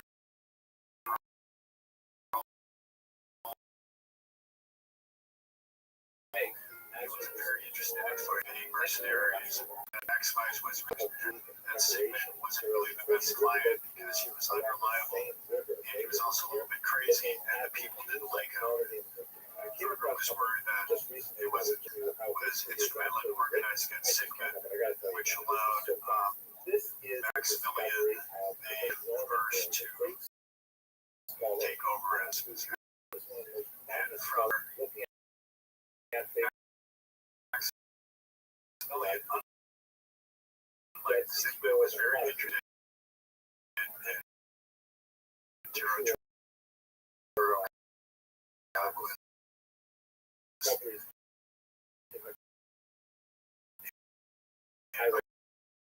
Using the silver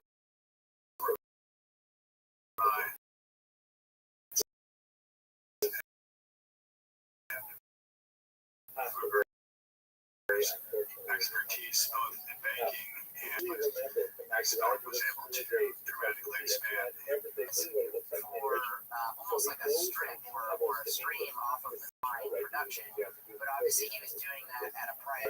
Ultimately, all this financing, I think it's very apropos to think about this today. This all was sovereign debt he was taking on. He wanted to go across the mountains and go down into Italy. As I think about it today, I mean,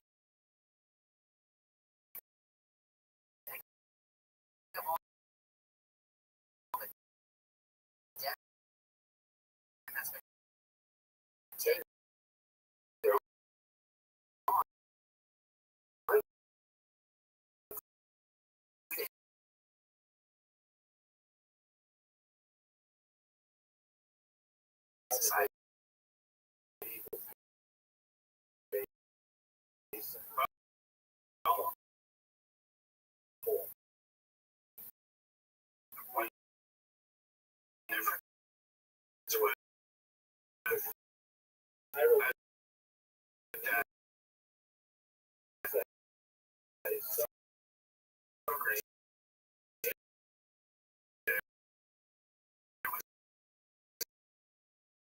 For them to ever borrow money again, they stopped. So you could have the counterpart issue, and overflow with confidence that he could get his money back. So it's more like money against the home situation as Argentina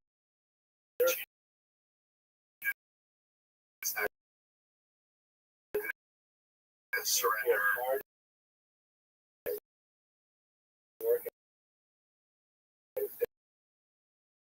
Had to go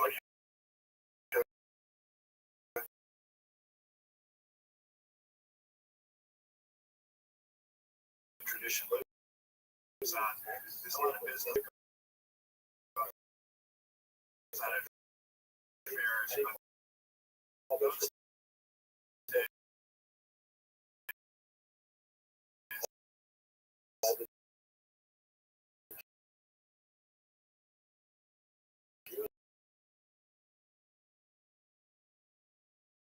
that was the only place where business happened. So, and trade whatever they had, farmer would bring textiles, other people would bring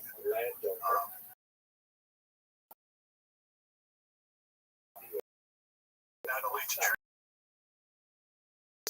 those days, So Maxim's of communication. Maximilian Fugger met there. Would it be fair to say that no one expected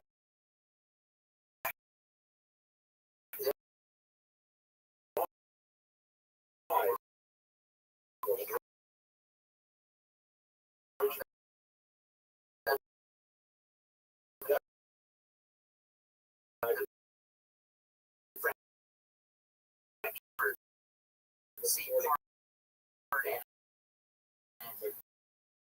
Everyone said, "Oh my God, she met the Christ. They're going to do business together." It's very unknown at that time.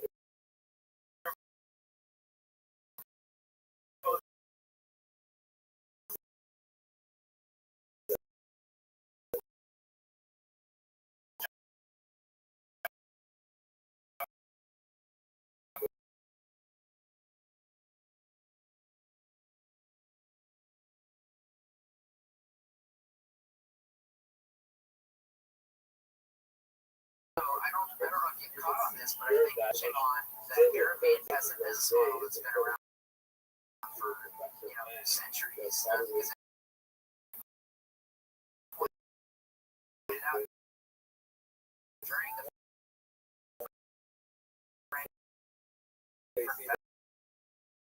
festival, how much money people could make from renting out their floors.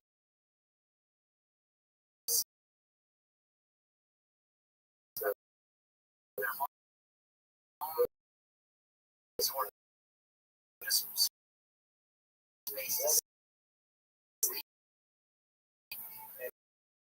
Yeah, no, that's true. It's fascinating. So,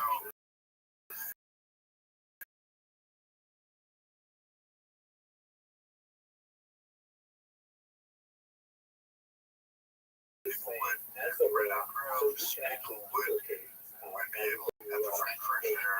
It sounds like the Phoenix Open.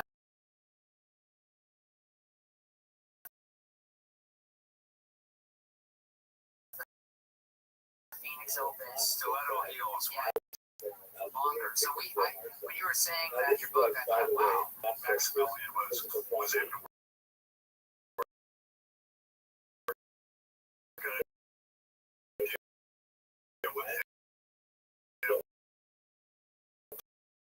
to let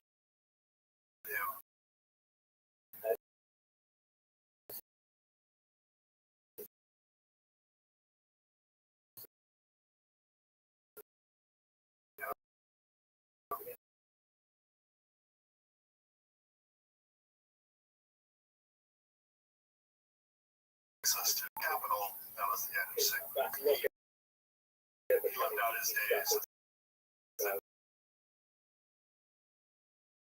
during all of his castles. And Maximilian was about 2 years age, began to do business together. Changed his travel about his life to be adversity in today's day and age. Would probably be saying, just like Hitler was trying to do to Trump. because that was a level of mercy in your book that I thought, wow, Right. Their family, their family. And because he realized Sigmund was harmless. And another interesting sidebar in Sigmund, he had so much silver that he was minting these silver coins, and everyone knew that if they saw signets Very, very like this on a coin, that they came from the Tyrolean Valley. And both the weight and that name Thaler to the dollar.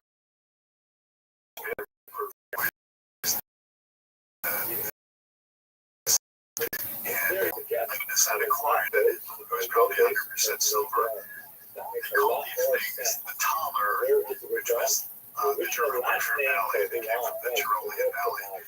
And both the weight and that name Thaler morphed into dollar, and it became the standard unit of gold currency. And that lasted for a long time, whether it's Spanish doubloons or French money or whatever else, it was always the same weight and the same purity as what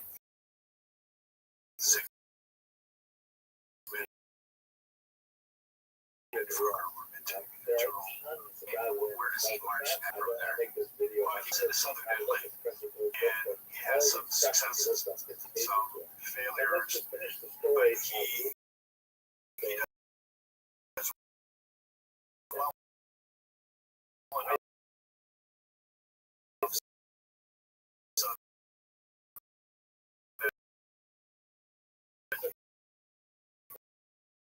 wants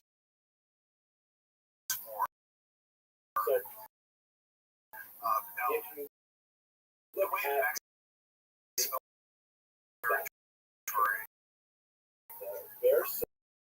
wasn't just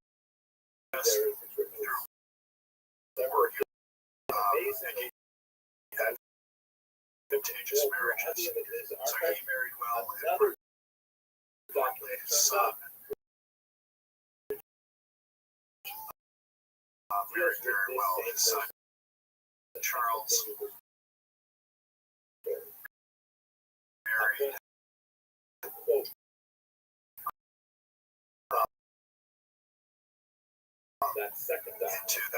the Eastern Europe, extending all the way from Austria to across the 2-mile expanse. Understand.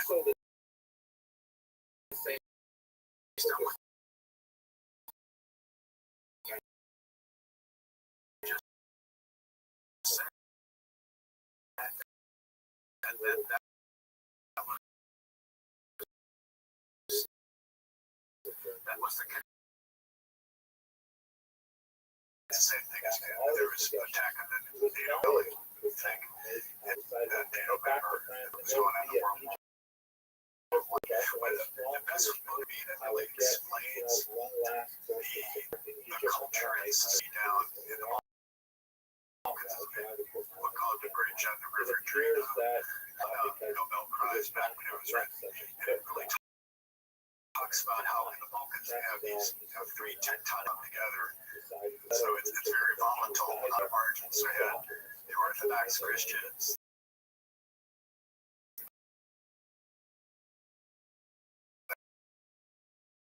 Catholic right in the Balkans, so every 50 years or so it goes. And my obviously from Schwaz. But understood the risks inherently involved. Can you explain, how Fugger looked at the risks?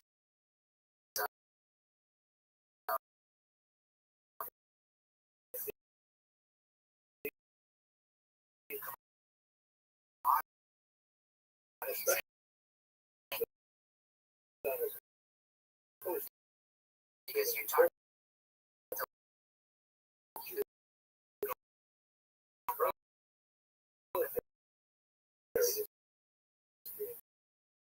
Yeah, prices fluctuate, and